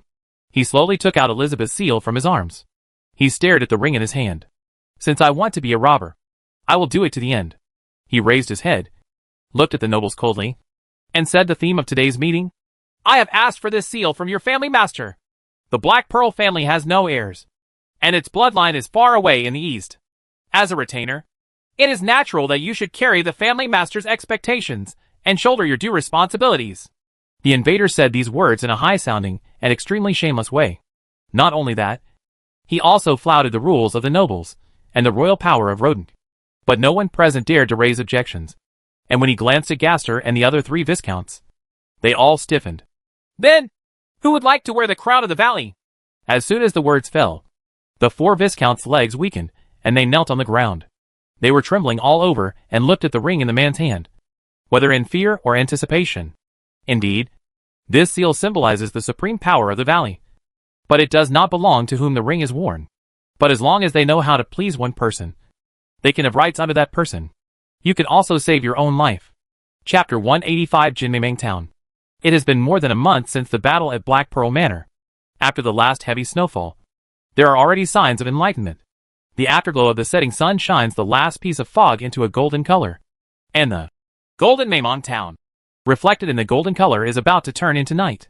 The mercenary Hunt and several of his companions walked down the street with a sad face, opened the door of the tavern, found a seat, and started drinking. The fat tavern owner Bill was very familiar with this group of people and knew the reputation of these 7 people. A large glass of ale was specially given as a gift. This small town in the center of the valley deserves to be the largest town in the valley. It is really prosperous. There are enough people and enough food. And there is even ale to drink, although I often hear my father mention this town. I didn't expect that we could live like this here. Hunter took a big sip of ale, exhaled comfortably, and relaxed his brows a lot. Those brothers in the shelter, but they all envy us. After guiding George back that time, His father's deeds made the son of Orion suddenly grow up. After that, as a new soldier, he picked up weapons, put on his battle armor, and participated in the battle in the necropolis. After the regiment was officially established, this outstanding recruit was promoted to sergeant. After that, under George's arrangement, he followed Martin and became his attendant. Afterwards, Martin felt that the son of Orion had some special talents. So he sent him to the Bienham mercenary group together with a group of old sergeants with different talents. To be honest, although the training in the shelter was hard and Hunter had only spent a few months in the Legion, Hunter still missed it. However, the mercenary group is not bad. Since accepting missions one after another, the life of this boy from the countryside has become more and more colorful. Now, he has become a member of this elite bounty team. And in order to make himself look more mature, this 18-year-old young man who is married and whose wife is about to give birth has also begun to grow a beard. Indeed, Hunter was under great pressure because the partners around him were all sergeants and priests from the shelter. Hunter, this is not prosperous yet. You didn't catch up last time. When I get another chance, I will take you to see Yongfeng City. Captain Ian spoke. Compared with Hunter, Ian is he is seniority, he is the son of Mother Hathaway. At the same time, he is also the first male priest besides the Lord in the sanctuary. Hearing this, Hunter felt a little sad. After a while, he came back to his senses while listening to the discussion of his companions. Looking at them, he whispered, "The last time I went to the city hall to hand in a task, I heard the mayor, Lame Jim, tell me that we probably don't have many days left to drink this ale. He will issue a ban on alcohol in 2 days. Although the food it's quite a bit. But it's not okay to waste it like this." That treacherous old man, even if he didn't say it to others, would tell this young man who was related to the Lord. So the news Hunter said was absolutely correct. After hearing the inside information, they quickly took a big sip, took out a silver fox generously, and threw it to the hot waitress, asking her to get a few more drinks. The weather outside always gets darker earlier than in the shelter, and as night falls, the tavern becomes more and more lively. Many new mercenaries greeted them. The lobbyist who often stayed here also walked into the tavern.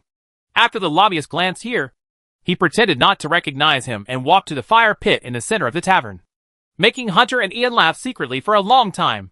Although this lobbyist is an outsider, he seems to be much more popular than the playing and singing poet.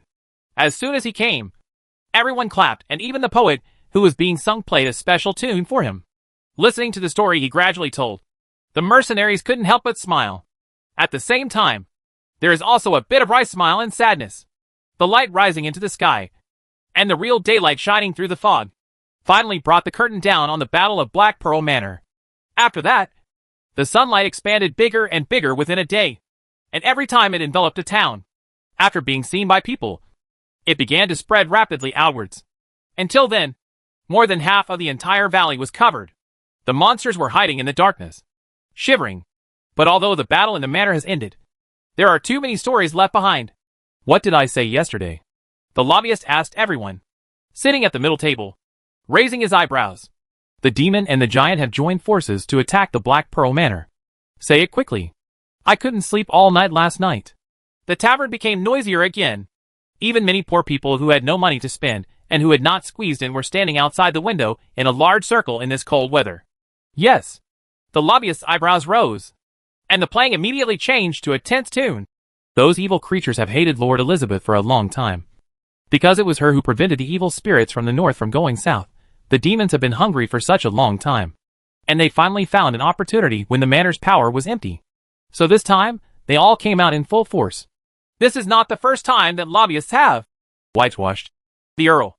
In fact, after the secrets in the manor were unearthed one by one, the mercenaries who participated in the killings all believed in everything Elizabeth had done for the hundreds of thousands of creatures in the valley. But among these hundreds of thousands of people, there are still many people who are extremely suspicious of that cruel, foolish, and greedy countess. Therefore, many people have always maintained a disdainful and questioning attitude among these stories. But there are fewer and fewer of them. Today, Hunter saw a man who had just heard the story yesterday. He pointed his finger at the sky and swore that he had seen with his own eyes the body of the giant spider with 10 heads and 10 times bigger than the castle. That thing was what she designed to kill. She was actually a holy son. Although it is a bit exaggerated, some merchants have indeed been to the shelter and have seen the spider legs made into works of art. It is indeed very scary. Others said that they had been to the manor with their own eyes and saw the big hole in the wall. In fact, 7 great demons have been imprisoned in the basement. If Black Pearl Manor was destroyed, the south side would have been destroyed long ago. It's all thanks to her that people are alive. The crowd at the tavern was talking a lot. Under the guidance of the lobbyists, many people began to guess where those demons came from. Someone mentioned the Baron, who was taken away by the Templars in the Golden Maimon Castle, although the Baron still looked so charitable. Many people visited the basement of the castle. It is indeed unbelievable. But the truth is often so surprising. Those demons were once noble lords.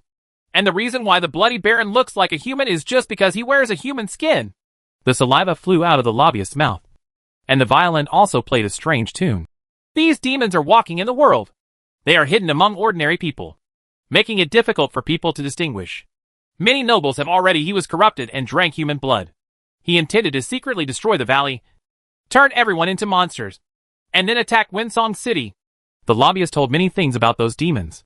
The terrifying and ferocious appearance after taking off the human skin made people's hearts tremble.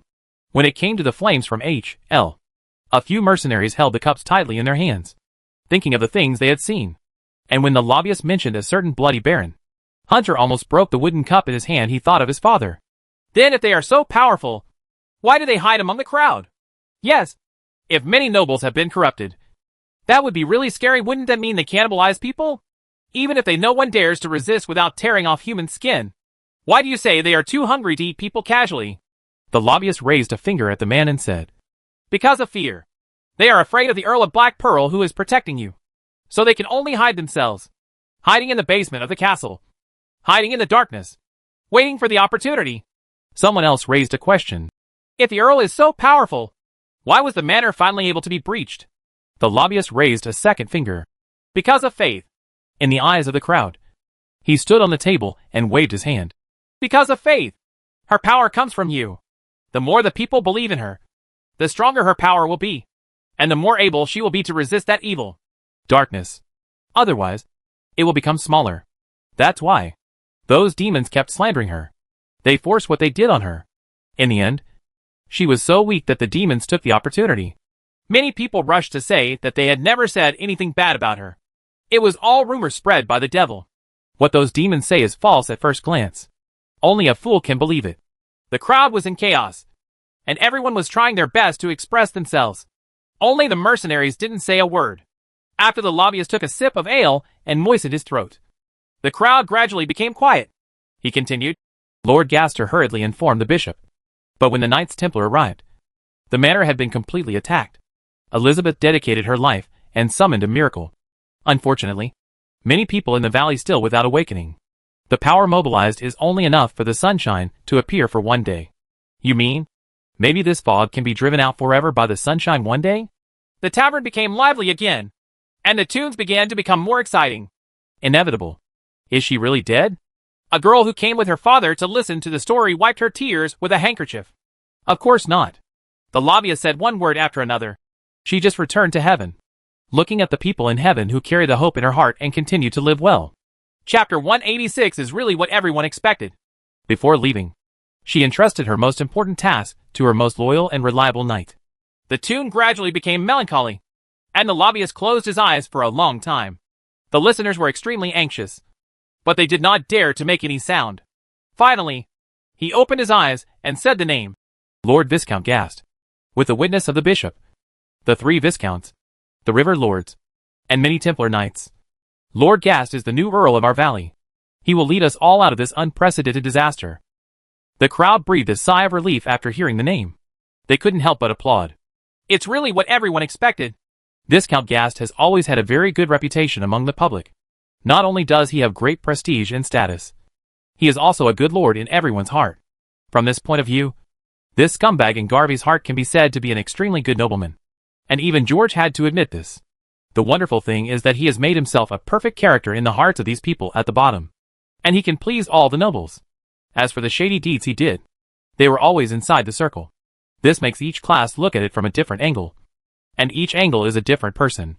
And the reason why George and the others were able to see this coward so thoroughly was simply because, for the first time, he revealed all his true words like this. Lies and disguise are the armor of a nobleman. once stripped away. Even the most majestic person can turn into a mouse.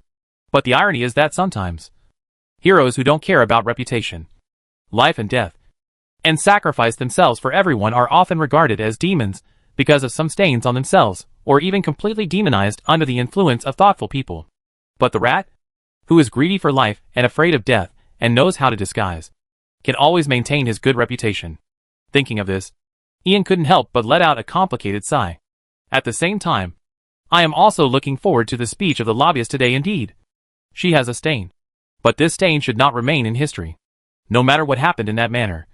No matter why the woman chose to sacrifice herself in the first place. Everything she does will leave a glorious page in history. And except for the senior officials who were in the hall at the first moment, no one knew what happened that day. The vampires who witnessed all this are already dead. In this story, everything that happens in the future will be as Elizabeth hopes. Humans and vampires will gradually eliminate hatred. And first of all, it starts with the hatred of the people of the valley towards Elizabeth. While thinking, Ian listened carefully again. A knowledgeable wealthy family said, "Although title transfers are common, with the status of the Black Pearl family, similar situations in history are very rare. It can be said that now it is a great responsibility."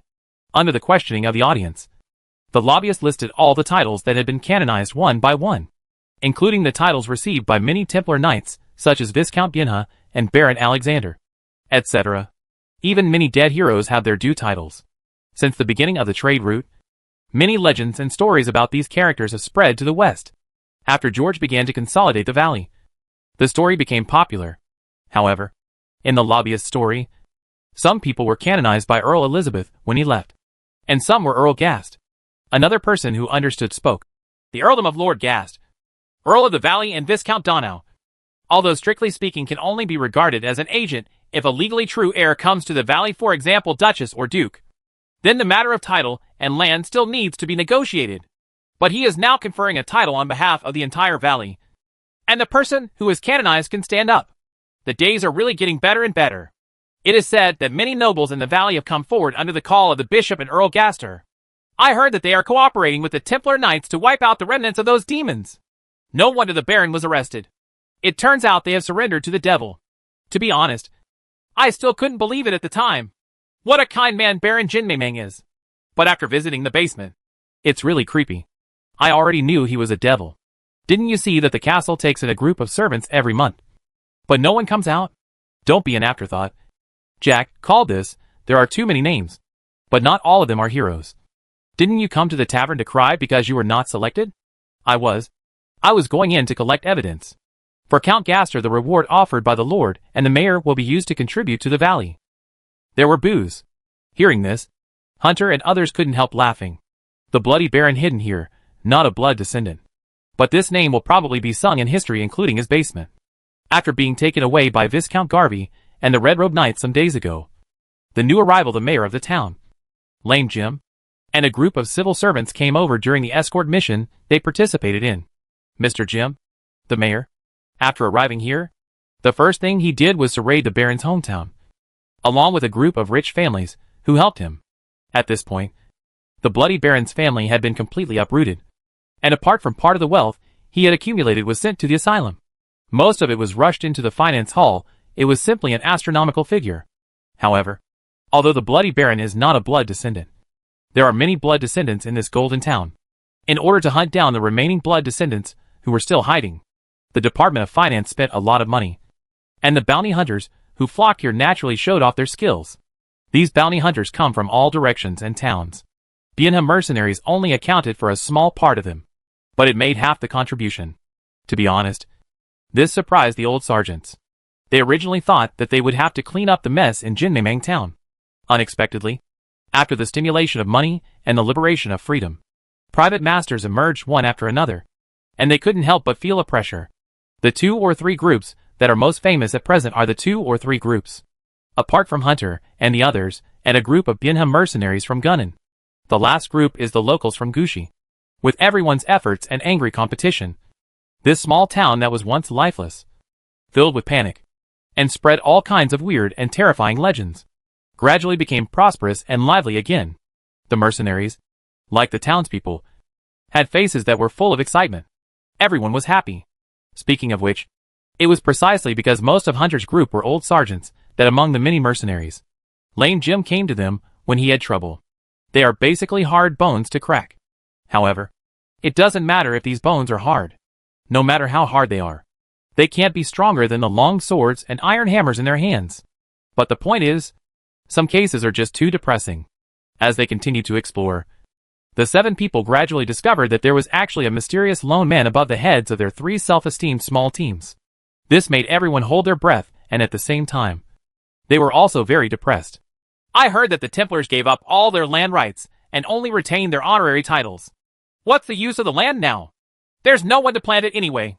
Hearing this, Hunter and others had a look of disgust on their faces when they looked at the audience in the tavern. In these days, they could be said to have witnessed how these parasites lived before their eyes.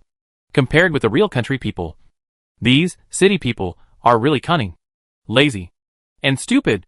Moreover, many people bully the weak, fear the strong, have exploded views, and are extremely selfish. If we expect them to build a large city wall, I am afraid that the people in the valley will become extinct, and the materials have not yet been transported to the entrance of the valley. Many people, in this apocalyptic world, are simply dawdling, waiting for the distribution of food every day. Especially these idle men and wealthy people who frequent the tavern, are simply a bunch of maggots. Before the Bloody Baron was captured, they were the group of people who had the best life. They had some connections with knights and nobles in the past, and they got a lot of food. So there is food in stock. The food distribution in the entire town was calculated by Elizabeth after racking her brains. As a result, these people's warehouses were full. And naturally, there were fewer things for people. The reason why nobles see waste in their eyes is because they always feel that there is not enough food. As a result, those who worked hard just to survive were eventually sent into the mouth of the ogre. And these maggots, who are somewhat powerful, have become useful talents in the eyes of the nobles. They can help them manage the waste. Let the territory settle down. Elizabeth and the nobles spoiled these people too well, and all of them became white and fat. The days of pampering have made them always think that the sky has changed, but it cannot fall on their heads. However, after the lobbyist heard that, there is no race anyway, he showed an imperceptible sneer. He quietly winked at someone in the audience. So, the fun begins. The shelter may not be able to extend a black hand to deal with these guys, and its name that inspires hope cannot make people feel awe or fear in fear. But some black gloves are okay. Chapter 187, The Cruel Viscount Clover. No! Ha. Haven't you heard about the new bill issued by Lord Gast? After coming here this winter, there will be no free food in the future. I don't believe it. Can we still starve to death? What an ignorant guy. The merchant smiled coldly and opened his mouth again. You really take it for granted. The Bloody Baron is a vassal of Viscount Clover, and his heirs are also dead. The Holy Church, the knights, seem to have given up the land, but the Holy See did not accept the donation of this land. Therefore, our land will be taken back by Viscount Clover. You must have heard of that gentleman. Right. There was a creaking sound, and the instrument was accidentally pulled out, making a long noise. The busybodies gathered outside the tavern dispersed. Then, the cold night wind blew in through the open windows and doors of the tavern. Under the swaying flames of the fire pit, the entire tavern fell silent, in order to keep all those things away from themselves. Some lords took great pains, but some lords always like to name themselves with fear. Viscount Clover is that one. There are people here who want to pour dirty water on others, and there are people who like to take the dirty water over.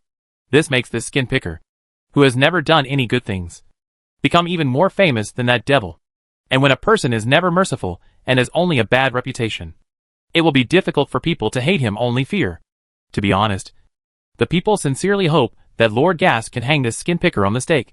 But the key point is that everything this guy who never shows mercy has done, even though many nobles are extremely angry with him. But what he does is clean. Instead, he brought down many nobles who accused him. Viscount Clover once robbed a guy of a batch of grain, but that batch of grain was also stolen goods. More importantly, the noble could not prove that the group of robbers were sent by Viscount Clover because all the witnesses were dead. The only evidence is that even if the dead people were skinned, this matter cannot be regarded as real evidence. He went to the noble court 3 times during this period, but in the end, he was acquitted. This Gaster is simply stupid. Obviously, this is an extremely skilled high-level black glove. He has done so many bad things, and his butt is still clean. All the charges are just groundless, without any evidence. After George's last private conversation with Cropper, George, who originally planned to kill him as a bad example, completely changed his mind. This matter also made those anxious nobles feel completely at ease, to be honest. If someone really investigates, no matter how good a person is, there is something wrong with him. According to the weird laws of the Holy See, he will be labeled as a heretic. But even such people survived and started working for Lord Dawn. So obviously, they can still continue to be free, but it is a pity that these fools who thought they had escaped believed this. At that moment, it was already a grasshopper in autumn. The lobbyist's eloquence was extraordinary. After he reviewed Viscount Clobber's methods for everyone in the tavern was completely in a cold sweat. To be honest, many laws are ineffective for wealthy squires. But this Viscount is not that easy to talk to if he wants to do something. No one can stop him. And now this damn guy seems to have deceived the trust of the stupid Lord Gaster again. The good days are gone. Many people sweated when they thought about how those people in his territory were still alive. The crowd couldn't help but talk about it, as if a disaster was coming. The first thing that greedy skin picker did after arriving here was probably to empty out all the food hidden by the wealthy squires. No one can bribe him. And these grains were obtained by everyone through unfair means. There is no way they can go against it in court. Don't worry. I'll give you a way to survive. Didn't you hear that the mayor, Lame Jim, is gathering people to cut wood and cut rocks? Those who don't want to work can donate food and finance. And those who just want to work, you can have enough to eat. Otherwise, I heard that Lord Viscount Clobber never raises waste. He never shows mercy. If any of you have unclean things in your home before, you'd better go to Mayor Jim as soon as possible. Discuss the donation. Otherwise the big city wall will be short of people. And the giants on the mountain will be hungry too. Oops. I heard that Lord Gaster has sent people to negotiate with the giants. Many people who have committed crimes have been sent up the mountain. Ian smiled secretly when he heard this. Someone was indeed going to negotiate. But it was not Gaster, but the big lord. As for the so-called sending people to the west, it is not to send them to the giants, but to dig traps there. Many sergeants and mercenaries have been ordered to wait for several castles in the southwest. It depends on which castle the big lord will deceive the giant gate to kill. The plan was extremely complex and top secret. Only a few people in George and Ian, the second-generation super official, know is the Mother Hathaway. However, everyone in the tavern was frightened. Some people just rushed out of the door. They planned to spit out the things and ask the mayor for a chance. And those poor people who had no money to eat in the tavern and gathered outside the tavern to listen to stories also hurriedly went to the city hall to sign up. They would have enough to eat just by working. This kind of thing was really rare in the past. All of a sudden, there were only a few people left in the tavern. The lobbyist in the tavern stopped talking nonsense and started telling stories about the adventurers. But most of the remaining audience members were already distracted. There are always those who do not believe in evil. After old Jim came over, this series of things was really done beautifully. Hunter couldn't help but whispered. Indeed, old Jim had received advice from the Lord before he came, coupled with the full help of Viscount Clover and the advice of a group of civil servants under his subordinates. He had done more than one or two good things. Among the various town mayors promoted by George, his prominence has gradually emerged. The black and white drama between those weak-minded nobles and the various mayors has fooled these lazy guys. You weakling? You haven't seen the methods used by those nobles to govern these people. Those who are unruly must be punished by evil people. In the past, Lord Elizabeth, Earl, saved so much food. But it all ended up in the hands of these squires. I can't wait for Krober to skin them all. At this point, everyone fell silent. The amount of grain stored in Gushi has been calculated. 3 million bushels.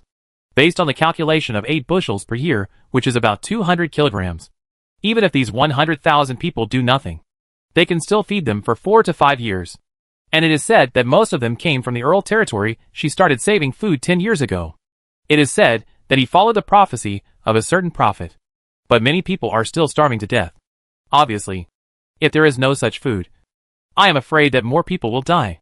According to what Boss Jack said, we can be considered as overturning Miss Elizabeth's case. If she really goes to heaven, no matter what, we can't be blamed.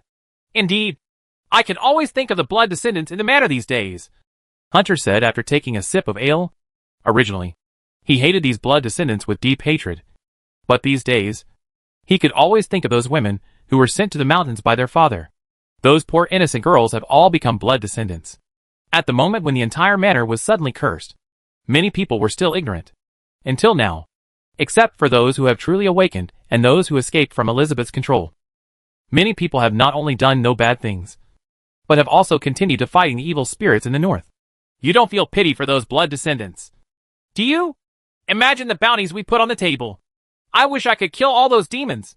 These words couldn't help but remind everyone of the cases they had investigated these days, the townspeople who died tragically, the girls who were used as blood slaves, the children and even babies who were sacrificed.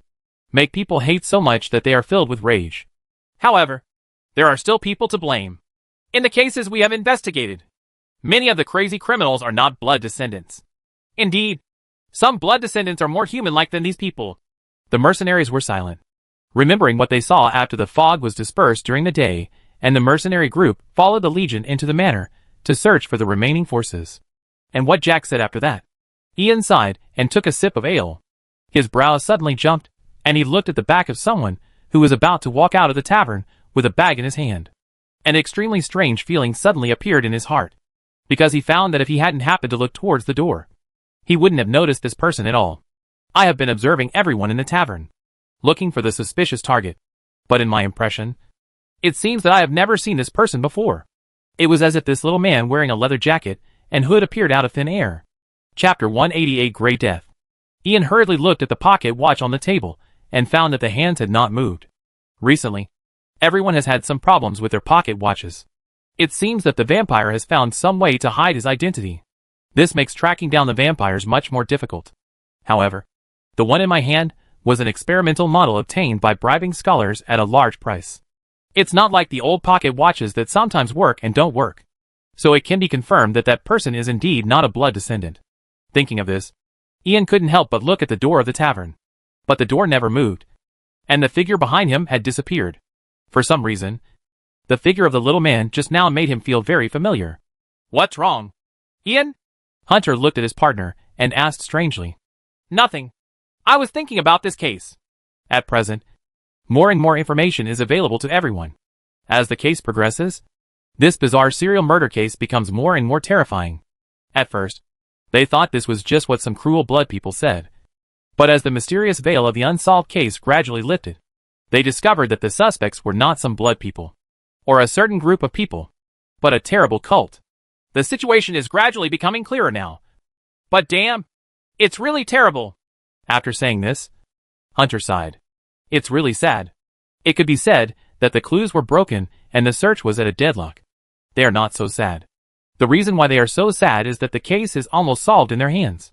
But they seem to have done nothing. In other words, every time they found clues and chased some suspects, all they found was a pile of corpses. Of course, every time the death scene is collected, there will be new developments in the case. The mayor will be shocked, increase the reward, and take part of it, hoping that this group of bounty hunters can continue to pursue it. Jim once said something like this. Hunt! Ian! I have already reported this matter. Jack said that he will come over after finishing what he is doing. And you don't want to go there first. We're in the Southwest. Why are you holding on to this matter here? No money? Didn't you kill the person? Can the case be solved without you? Are you going to fight the ogre? Fart. If you don't finish this matter, you don't want to go anywhere. When they think of this, everyone feels bad. Why do I always feel that we have been kicking the ass of the real person who solved the crime? It's not the feeling, Hunter. It's the kid who deliberately left the scene to us and kicked his ass. Damn it. It's too late. For a few minutes, now all the clues are broken. Hey. Yes. After searching for so long in vain, that stronghold must have a list. Speaking of which, that kid is quite powerful. There are so many blood descendants. And there are even a few, a Black Pearl Knight and a Demonizer. They both seem to have been taken away by death in the blink of an eye. Having said this, everyone couldn't help but feel a chill in their hearts. In the eyes of the many dead, what was revealed at the end was disbelief. This makes people wonder if they had not yet reacted at the moment of death. How many swords and how elusive a figure did it take to achieve this? To be honest, everyone present is the one who is qualified to wear the white robe. Even many veteran Red Robe Knights will take the initiative to nod when they see their Captain Ian. If they were to face these vicious cultists, they were confident of victory. But if they could die like this, even a group of Red Robe Knights would shake their heads and stare. And the most shocking thing is that the invisible god of death seems to be a monk. In some scenes, Ian and others found some ashes. That kind of ashes is exactly the same as the demon burned by the holy fire. Ian wanted to change his colleagues, who had mastered the holy fire. But no sergeant major, or even the red-robed knight, had such skill. And it is undeniable that this guy stealing business must be one of our own. I wonder how that guy is getting on. Hunter shook his head and sighed. The other partners also became sad. Judging from the scene in the past few days, this group of cultists seems to be preparing for a big move. But the 7 people have made no progress in the past few days. This made everyone very worried. They were worried that the man would not be able to handle the matter on his own. And they were also worried that this time, he would slap his group in the face again. To be honest, to solve the case to this extent, I'm afraid it only requires a little luck. Everyone is under a lot of pressure. Captain Ian brought everyone here, saying that he wanted to collect some information. But it also meant that he was drinking to relieve his worries. Tonight, Ian was a little restless. Coming to this tavern was actually due to some intuition on his part. But things like intuition are always unclear and unclear. It made him even more upset. Dinner time has not yet ended. But the tavern is already a little quiet. The lobbyists and other mercenaries have all left. But the captain has no intention of leaving. Instead, he took out the Dawn scripture on his waist and immersed himself in it. In the book. Looking at this book, Hunter showed an envious look. I couldn't help but touch the savings in my pocket and remembered my Type 2 Giant Potion, also known as Blood Giant. The captain's complete classic copy from the Black Pearl Manor is of great value. The money donated to the Cathedral of the Dawn for this purpose is enough to be worth 3 bottles of scavenger power, or 1 Blood Giant. As a latecomer, Hunter's savings and qualifications are not as good as these old sergeants. So he has only taken the power of the scavenger so far. However, if this case can be solved, then after the money is divided equally, not only can my savings be exchanged for the Blood Giant Potion, but I can also start preparing fearless armor. According to the evaluation of the Mercenary Union, my current score is 39. If I take the Blood Giant Potion that can transform a person, my score is likely to exceed 70. I am qualified to compare with the old sergeants here. By then, he would also be able to compete with those snow and frost giants. Many of them had already set off to prepare for stationing in various towns in the southwest. Not only Vienna's mercenaries and legionnaires, but also Krauber slaves were ready in various towns in the southwest. When the big lord gives the notice, work will begin. If they hadn't still had this unsolved case, they would have gone long ago. Thinking about those fat idiots recruiting him, Hunter couldn't help but feel hot in his heart. A giant can be exchanged for 3 copies of Blood Giant Potion and even 1 copy of Frost Demon Power. This is so damn tempting. For that Frost Magic Potion, the White-Robed Knights and even the Red-Robed Knights all went crazy. Everyone is scrambling to fight this battle. Compared with current part-time jobs, this kind of work is everyone's real main job. You know, if you could perform well in battle, you don't need to prepare the fearless armor yourself, although the equipment you put on is not completely your own and cannot be passed down as a family heirloom. But as long as you have enough merit and wear the fearless armor, you can change your name for only half the money. So not only the knights, but also the sergeants are looking forward to the next battle. I just don't know if the big lord can trick those big fat guys out. It should be no problem.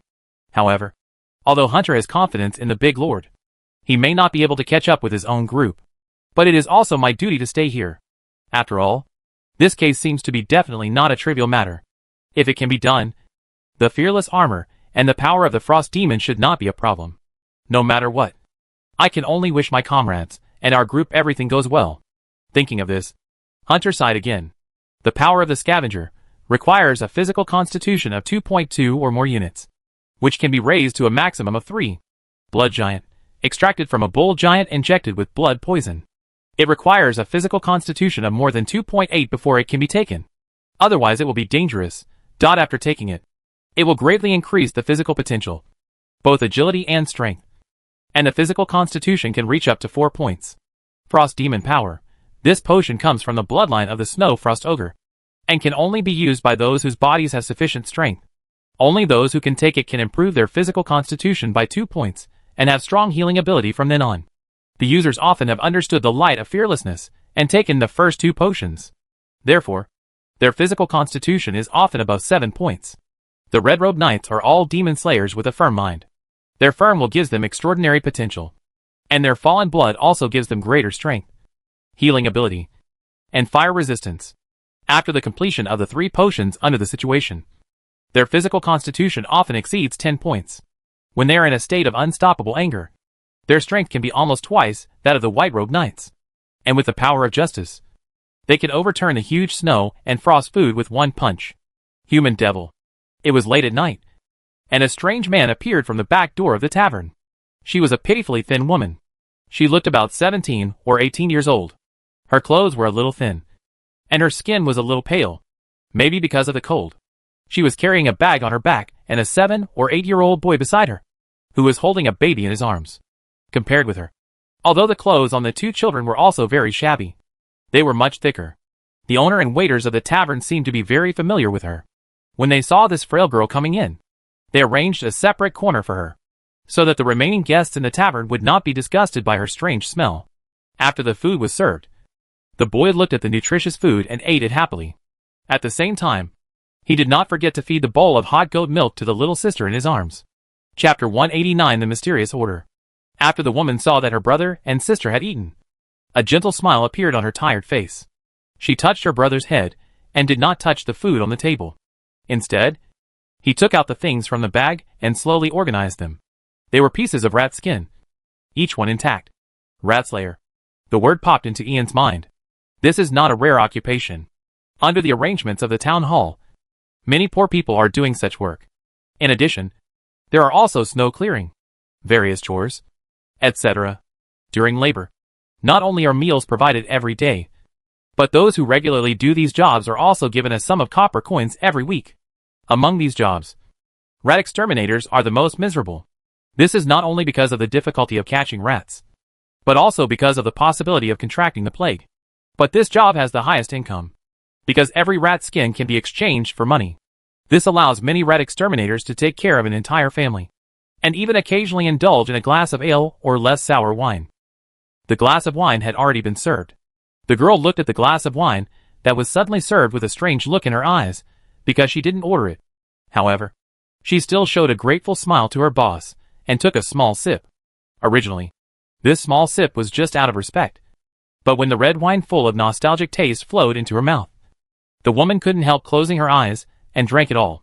The 7 mercenaries in the tavern left the place at some unknown time. Under the warm smile of the tavern owner, the girl left here with her brother and sister after a full meal. The tavern owner's eyes gradually withdrew from the woman's back, and then looked at the empty seat that Ian and others had occupied before. The 7 people left the tavern quietly, without drinking all the ale on the table. After drying the wine glass the girl drank from, the tavern owner slowly put on his coat. Then he knelt down and opened a small cabinet under the bar. However, it was empty inside. He reached out his hand with disbelief and touched it several times.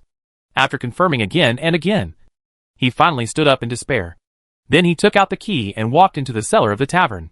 When he came out, there was already an extra package in his hand, and the panicked look on his face finally diminished a bit. Before leaving, he did not forget to remind the employees, "I have something to go back early today, so you guys don't be lazy." After walking out of the door, the tavern owner Bill shrank his neck in the cold wind, looked at the quiet streets around him, and resolutely walked into the dark fog with a bit of anxiety and fear. "Damn it! Put the bait in front of me, Hunter. It's up to you. Don't forget to leave a mark. We will follow you soon." In the dense forest outside the town, there is an abandoned hunter's cabin under the evergreen trees. The tavern owner closed the floor above his head, wiped the sweat from his brow, and walked slowly into the tunnel with a torch. "I woke up really early today and rushed to a late market. Those damn mercenaries stayed in the tavern, preventing him from going out casually. It stands to reason that whenever the lobbyist finishes telling a story, the mercenaries are the first to leave. After all, vampires have a lot of activities at night, so they can't make any money by staying in a tavern. To be honest, if it had been a few days ago, no matter how many mercenaries were in the room, he would have left long ago. But recently I heard that those mercenaries had caused a lot of trouble, causing trouble in the town, so I had to be a little more careful.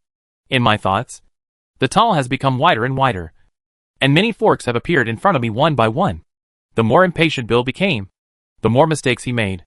He walked back and forth several times and almost walked out of a tunnel. At some point, there was a sound of footsteps behind him, and he was so frightened that he quickly extinguished the torch. It wasn't until the person opposite called out his name that he felt at ease. "Is it Mr. Paladin Clark? Thank God. You must be here to answer me. Come here quickly. I'm waiting for you. The speaker was a noble knight with some status in the order. He saw the tavern owner smiling flatteringly at the dark wall like a blind man, and couldn't help but reveal a look of disgust. Stupid and stupid humans. If it weren't for the current shortage of manpower.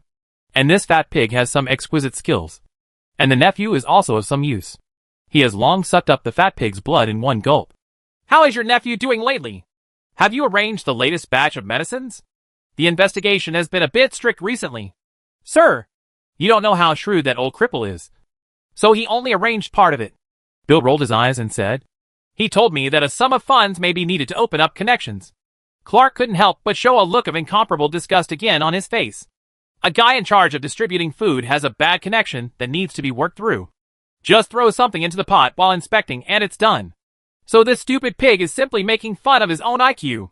But no matter how stupid they are, only stupid and greedy people like this will believe that these medicines are for those blood descendants. However, these medicines are indeed of some use to vampires. They will make the vampire's body no longer so pure, making it even more difficult to be discovered. Money is not an issue. Clark knew what the greedy uncle and nephew had in mind. But he still said in a pleasant tone, as long as we can ensure that our people can survive this disaster safely, the priest will reward you again. Sir, we don't need rewards. As long as my daughter can survive and our people can survive this disaster safely, I will do anything you ask me to do, Bill said seriously. At this time, he considered himself a blood descendant. Of course, if you could also make some money during the whole process, that would be the best of both worlds. Looking at this idiot, Clark nodded, lifted up his cloak, put on his mask, and said no more words. No matter how many more things this guy can do, it doesn't matter much anymore. Because after tonight, the entire Jinmei town will be filled with blood-born wolf slaves, following the footsteps of the two of them. The passage has reached the end. After opening the heavy ironclad wooden door, a wide underground cave appeared in front of them. This cave is very transparent and was once a werewolf's lair. In order to exterminate this group of werewolves, the Blood Knights worked hard, and even fought a decisive battle here. For this reason, the Master Sword will remain here forever. But what they didn't expect was that this place would now become a place of refuge for them. The cave was already filled with many people. At a glance, there are hundreds of them. The floor in the cave is almost filled with stands. They are all believers hidden in this small town of Jinmei. But only a small group of people can be called believers. And only this small group of people know their true teachings. After Clark came in, he led Bill through the crowd and came to their high priest. After delivering the package in his arms, Bill took off his mask, knelt down at the feet of the high priest devoutly, and kissed her bare toes. Whenever this happens, he will tremble with excitement. I don't know if I am doing it for my dead daughter or for this moment of glory. After his lips touched the cold white jade once, the high priest moved away without leaving any trace. And Bill also came to his senses. He raised his head and looked at the 7 gray-robed men in the central open space, and found that the 9-pointed star under their feet and the complex incantation were almost finished. Fortunately, I arrived in time. This sacred ceremony was not missed. After tonight, his daughter will be back on her feet. For this moment, he even secretly found most of the medicines and used them to soak the treasured corpse in the coffin. My daughter, why did you leave me? You were too cruel.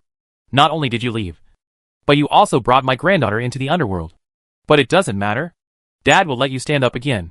I will warm you every day, whip you, brand you, fill every part of your body with the joy and despair, and give birth to a pure-blooded heir of our family.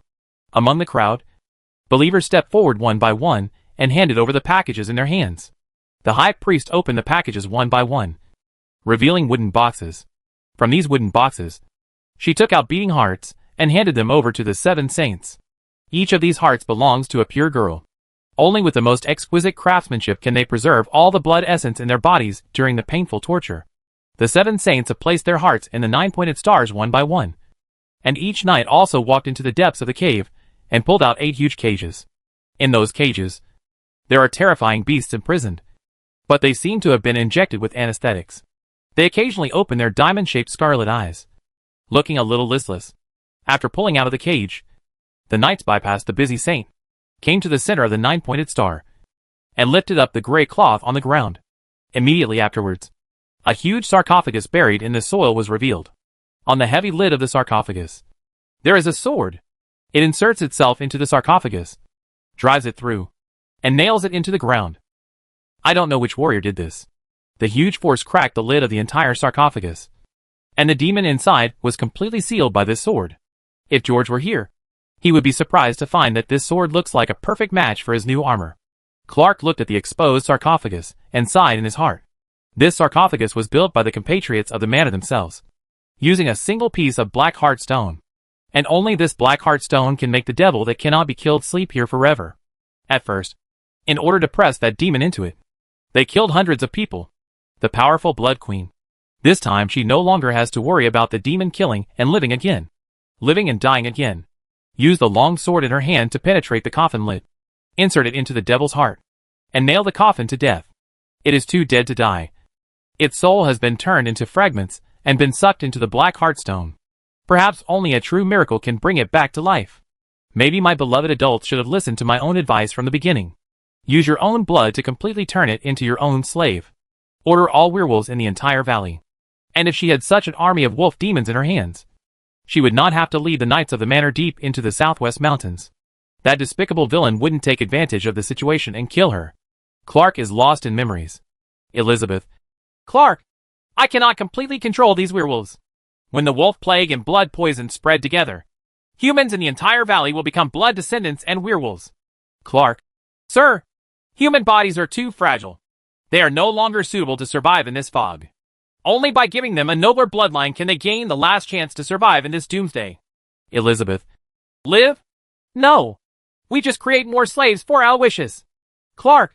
Whether blood or werewolf, can't show his claws to Aloysius. Maybe someone one day. You can stand in front of him, draw your sword, and fight for the true freedom. But there must be a group of human partners around you, so that you can see the hope of freedom. Clark. What about you? My lord. Elizabeth. Me? Clark. I can no longer give you hope, because I have become the source of despair and the shackles on the blood. Sir, Clark thought as he looked at the sarcophagus, I will let you see me standing in front of the devil, but I am not surrounded by humans, but by 100,000 compatriots. Unfortunately, he is not the direct blood relative of his master and cannot inherit her blood. Otherwise, the bite taken from Delina will definitely make him stronger. Delina, who was seriously injured and on the verge of death, was now frightened and went to the east without listening to dissuasion, taking many of her compatriots with her before leaving. Otherwise, with their strength, together they will definitely be able to fight that person again. There is no need to join this disgusting cult. This is not a virgin's heart. An angry female voice behind him made Clark turn around. He saw that fat pig Bill, kneeling in front of the high priest, constantly explaining and crying. Indeed, this is indeed not a virgin's heart, but something that Bill usually uses to practice his skills. After all, although those processes are not difficult, the incantation is a bit difficult to draw. Even if the high priest has simplified them again and again, non-true believers cannot guarantee that they will be completed in one go. So in order to keep the goal of your choice until the end, many people have died in Bill's hands. The one handed over is one of them. It was originally a collection that he planned to leave to his daughter so that he could appreciate her happy expression when she saw it. In the midst of his tearful prayers, the high priest seemed to gradually lose his temper. He stretched out his white hand and patted Bill gently on the face. Then, he turned around and left. Bill felt relaxed all over at this moment, and the warm touch of the high priest could not help but make him think wildly. However, during these few breaths, blood suddenly came from Bill's nose. Then, he scratched frantically all over his body and let out bursts of heart-rending screams. His fat face rotted away at a speed that was visible to the naked eye. Countless black maggots continued to crawl out of his skin and flesh. In the end, only a pool of black blood and broken bones were left. The bones are full of wormholes. Such a scene frightened many believers, and even the blood descendants felt chilled to the bone. However, those believers turned a blind eye and focused on what they were doing. The 35 beating girls' hearts were already filled with runes and placed on the altar composed of 9-pointed stars. But there is still one last stone left before the demon can be resurrected. The priest's eyes swept across the crowd, and his gaze lingered on a few frightened virgins for a moment. Finally, he shook his head gently, showing an expression of disgust. She waved her hand, and the 7 saints knelt down in front of her. During their devout prayers, they stretched their hands to the sky and looked at the unknown God above the mist. The high priest closed his eyes, listened to the voice in his heart, and finally stretched out his hand, slowly choosing a person. The chosen saint was so excited that she almost collapsed with excitement as her whole body trembled. At this time, the believers had already cleared an open space among the crowd, and used the burned tomb dust of despair and the ashes of the dead hare to outline a simple star map on the ground. In the envious eyes of the believers, the chosen saint lay piously on the ground. And in this situation, those who are close to their hearts feel a chill from their tailbone to the top of their head. They also used this method to do this. And the people involved in this were all murderers who had seen blood many times. So they knew that the most important thing in this matter was not choosing a suitable girl. Instead, the victim must be tied to the ground. But these believers and saints had no such intention, and they opened their swords directly.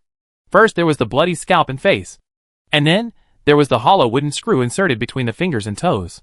Slowly peel off the skin along the wound to the chest. When the last piece of human skin was connected to the saint's chest and abdomen, the intact part that had been peeled off had been spread flat around her body, carved with chaotic incantations. The surgeon finally took out another tool and unfolded the wings on the saint's chest. The moment the 12 pairs of wings unfolded, the blood seemed to be alive, flowing along the blood vessels all over the saint's body and pouring into her hands and feet. And the red flesh and blood exposed to the air began to turn pale. The evil blood flowed out and passed through the star diagram on the ground. At the moment when the saint died, the blood flowed back to the body and was continuously squeezed into the heart. At this moment, the saint who had been praying devoutly suddenly felt extremely painful, with her whole body trembling and trembling. She let out the last echo of despair. Her eyes widened, and she embraced her with hatred for the world. God of doom. The heart has been taken out by the believers. Amidst the constant beating, blood-like runes are flashing on it, and this body was like a pile of trash, left there casually and indifferently by the believers. 36 hearts were finally gathered together, and the high priest showed a satisfied look. That smile that comes from the heart is like that of an extremely pure girl. Clark couldn't help but retched and clung to the stone wall with one hand, feeling sick for a long time. The disgusting odor of the mist. He admitted that what slowly flowed out was food. But this was not an elegant ceremony at all, and he would feel sick no matter how many times he saw it. The sacred songs spoken by the believers have echoed melodiously in the cave. In that song of despair, there is a kind of abnormal beauty. On the altar, 36 beating hearts followed this rhythm, seeming to recall the scenes of the last moments of their master's life, and began to beat crazily. Blood continued to flow from the heart, passing through every spell. They gathered around the sarcophagus and entered the coffin as if they had traveled through time and space. The extremely suppressed sounds of hunger and thirst continued to echo from the sarcophagus, and the sword was squeezed out a few inches by the blood flowing into the coffin. Chapter 190 Hero's Wrath. The Blood Knights looked at this scene with almost disbelief. Can anyone really resurrect a demon whose soul was shattered into pieces? So if the master's body is not completely burned by the holy fire, will there be any chance? Clark's heart suddenly aroused an overwhelming expectation, and he worshipped wholeheartedly before the miracle that was about to begin. It wasn't until the high priest glanced at him coldly that he remembered what he should lead people to do. Under Clark's instructions, the Blood Knights walked around the altar one after another, rushed towards the cages, and dragged out all the beasts. It turned out to be 8 werewolves. No one is more skilled at butchering these things than the vampires. Even if that person has never fought a werewolf, he can smell it with his eyes closed, which artery is cut at which position, and the steaming blood can happily flow out. And as long as you use a little more guidance with your thoughts or apply some saliva, the blood will not be able to coagulate. Even with the werewolf's powerful body, the blood will continue to bleed under the blood poison. Of course, they also hate the crazy diseases among werewolves. Silver daggers flew. During that slaughter, the werewolf's blood continued to flow into the altar, gradually blending with the pure blood of virgins, and gradually becoming one. After more blood flowed through the 9-pointed star, they began to enter the sarcophagus like a flowing waterfall. Squeaky. The harsh noise echoed in the cave. In the sarcophagus, there were iron fingers scratching the stone wall constantly. The sword was squeezed out a few inches again. Several spells left by the Blood Queen also flew into the air and continued to dissipate. The low roar, hissing, filled with endless desire echoed continuously from the sarcophagus. The demon that had been sealed for many years was about to be reborn and awakened. But this ceremony is still missing the last and most important step. The high priest sang that melodious and obscure tune and slowly took off his robe. Her perfect body was exposed to everyone's view. Among the people lying on the ground and watching, there were several swallowing sounds. At this moment, these new believers, like the devil in the sarcophagus, had endless desire for that peerless appearance and that pure white jade. She slowly picked up a dagger on the altar, stepped on the blood-stained altar with bare feet step by step, and gradually walked towards the sarcophagus in the center.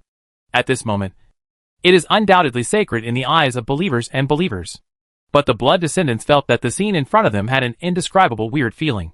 At this moment, there was a sudden violent banging sound from the door, and then the heavy door panel shattered.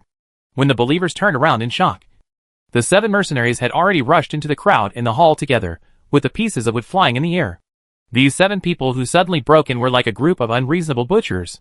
The Dawn sword, mace, flail, and big oak hammer in his hands were shining on the surrounding cultists, and they began to swing them wildly regardless of the indiscriminate nature. Some people were so frightened that before they could scream out, their heads were smashed like watermelons. Suddenly, blood and mutilated limbs were flying everywhere. The crowd was in shock, regardless of whether it was sacred or not, and the head-holding rats hurriedly ran away in fear. But the originally small open space was already crowded with people. These guys with desperate beliefs only felt that they had no way to escape. For the first time, they truly understood what despair is. Before the mercenaries had rushed in, the believers who were close to the altar began to rush towards the altar regardless of anything. They were so angry that the real Doomsday believers and Blood Knights drew their weapons and stabbed them. Those guys. In the blink of an eye, the massacre started one after another. Soon a passage appeared in the entire hall, allowing the 2 points to collide and engage in hand-to-hand combat. Those Doomsday cultists only had daggers in their hands. But when facing the enemies who were armed to the teeth, their eyes revealed a fanaticism. They chanted vicious curses loudly in their mouths, and they rushed over without fear. However, this time, when the all-conquering Doomsday curse fell on the mercenaries, they did not turn into withered bones like Bill did in an instant, but only the skin festered a little. This made the Doomsday cultists show expressions of disbelief for a moment. Divine pattern armor! Holy water! Holy blessing! A believer's eyes widened, and it was hard to believe that these mercenaries in the town were actually wearing the best attire of the Holy See. But before he could think about it, he was cut in half by the sword in the hand of an old sergeant major. But this scene did not frighten the believers, but made them rush over even more crazily. However, no matter how hot their heads are, they will be smashed like a watermelon with a hammer. Looking around, no one is the enemy of the mercenaries. It wasn't until those Blood Knights joined the battlefield that the situation improved slightly. Although the Blood Knights were outnumbered by the mercenaries in terms of strength, and felt as if they were out of breath every time they fought in close combat, they were well equipped, had superb martial arts skills, and had an advantage in numbers. It was difficult for them to fight for a while. Solve the problem. At this time, the 6 saints also suddenly made suspicious moves. They cut their own chests, and went crazy and began to mutilate themselves. Amidst the desperate and painful screams from his mouth, gray mist kept rushing out of his body and flying rapidly towards the door. When they died on the ground and were completely motionless, the souls in their bodies came out of their mouths. After the desperate soul inhaled a trace of mist, it actually formed into burning gray figures. Like a banshee, with hatred for the world, it screamed and rushed towards the mercenaries. Amid this scream, the mercenaries' nostrils instantly started to bleed, and they felt as if all their strength had been drained from their bodies. After coming into contact with the gray mist, their whole bodies seemed to be frozen. I could only watch those laughing banshees flying towards me. But at this moment, the storm armors on the mercenaries suddenly shone in response, and the priest's hand also flashed with light. Immediately afterwards, the mercenaries felt a warm force filling their bodies again, and the invisible shackles that locked the body were instantly dispelled in the priest's light. In the blink of an eye, the attacking banshees directly collided with the weapons of the mercenaries, screamed in terror in the light of dawn, and turned into ashes. The effect of the banshees was only to allow the Blood Knights to take a breath and strike with their swords. But this sword only cut a spark on the thick storm armor, and the angry old sergeants took crazy revenge. No matter how sophisticated the equipment of the Blood Knights is, it cannot compare to the temple-level divine pattern armor. It's not as thick as the mercenaries' armor. On top of the flail and sledgehammer wielded by the strange force, a large piece of the knight who was hit collapsed directly and flew up on the spot. Not only that, after those dawn weapons come into contact with them, the vampires will feel a shock from their souls. One hit would almost kill you. The body of a vampire has no meaning at all in front of the mercenary sect. You can only fight with your skills. But those fanatical believers shrouded in gray fog began to change. Their bodies continued to absorb the mist, and their muscles continued to expand. Not only did they become extremely powerful, but they also made a metallic sound when stabbed with swords and guns. And every time someone dies in the hall, their desperate power before death will increase the combat effectiveness of the fanatic believers. Demonizer! The soldiers' eyes widened as they recognized these things. As those believers died, the fanatic believers fought more and more fiercely, and after those corpses came into contact with the mist, they gradually began to stand up again. There will be a suppressed low roar in the throats of these awakened ones, who look like blasphemers, but they care about life and death. They seem to still have emotions in their consciousness, with their crazy looks and distorted and hateful faces, as if they want to bring all the living back to H.L. together. And they will continue to fight even if their heads are cut off. They are very difficult to deal with.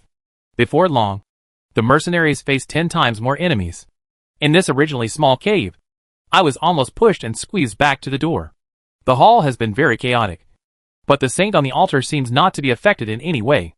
When the Blood Knight was approaching the mercenary, the saint had already walked slowly to the sarcophagus, and in the unchanging singing, she gently hugged the coffin lid. Halfway through the song, the 6 saints mutilated themselves. At the moment when the saint turned into a succubus, the high priest lowered his head and kissed the sarcophagus. The songs in her mouth are holy and pure in her elegant throat, without any trace of extravagance, until she suddenly cut her own throat with a dagger. The song in the throat began to change. The priest continued to sing crazily while he was on the verge of death, but the crackling sound in his throat was like a stream of distorted noise, and this sound seems to be connected to H.L. The blood in her arteries continued to pour into the sarcophagus crazily. Amidst the noise in the throat, the sarcophagus could only start beating, pulling the broken soul in H.L. back to this world. Boom! The sarcophagus suddenly began to vibrate crazily. The awakened wolf demon roared hoarsely. But it was this wolf-like roar that greatly stimulated the group of mercenaries who were about to lose. They looked at the sarcophagus that was about to be opened, and suddenly there was endless anger in their hearts, and they felt an incomparable humiliation. At this moment, their eyes burst out with a brilliance that was more passionate than fanaticism, which was called the rage of the brave. Following Ian's roar, a holy halo suddenly shone in front of the door of the hall. The introduction used by this light is actually the same as those that have been released before, but the understanding and perception of faith and spirit are different, and the power released is also very different. The sacred halo instantly dispelled the hazy gray fog in front of the door. All the resurrected people who came into contact with the halo were instantly on fire. They were originally crazy, but at this moment they stopped hurriedly with great fear, wandering around like refugees ignited by a fire. The hymn sung by the sergeants overwhelmed the roars of the fanatic believers, and sacred fire suddenly ignited on their bodies. The halo that passed over them not only dispelled the curse on them and healed their wounds, and it seems to have given them a layer of protection, making the storm armor on them stronger. Damn the Templars and priests! A fanatic shouted and rushed over with a dagger, but his head was severely smashed by a big oak mallet in the hands of a sergeant major. He lay on the ground, pulled out a few times, and then stopped moving. Don't wave your fruit knife in front of me! The situation was reversed in the blink of an eye. The 7 Templar Knights, wrapped in holy fire, waved the weapons of dawn angrily. All the enemies struck by their justice were shattered into pieces and burned to ashes, and the disciplinary light that was constantly shining around them also enveloped each enemy. It was okay for those fanatical believers to be shrouded, but the gray mist on their bodies was instantly dispelled. But after the resurrected man and the Blood Knight were enveloped, their whole bodies burned instantly. The Blood Knight who was directly hit even turned into ashes while screaming. At this moment, these old sergeants, who were shining with the light of dawn, seemed to be suddenly wearing a red invincible shirt. The Blood Knights seemed to have found the deepest fear in their memories. They covered their eyes and took a few steps away. They looked at their long swords that had broken through the gap in the enemy's armor. Suddenly, I can't muster up the courage to fight again. But although the situation has been completely reversed and the blood descendants have gradually dispersed, the believers surrounding the mercenaries are still struggling desperately. This made them unable to break away from the battle for a while and rushed into the altar. At this moment, the ceremony in the altar has come to an end. On the lid of the sarcophagus, the crack around the sword was suddenly completely shattered from the inside by a big black furry hand. The body of the high priest, which was not completely dead, was held by the big hands like a rotten rag doll in a gentle smile. Immediately afterwards, a huge wolf kiss stretched out from the coffin and bit off her head and half of her shoulder in one bite. The sound of crunching sounds continued to be heard as the devil slowly swallowed the sweet offering and slowly crawled out of his upper body.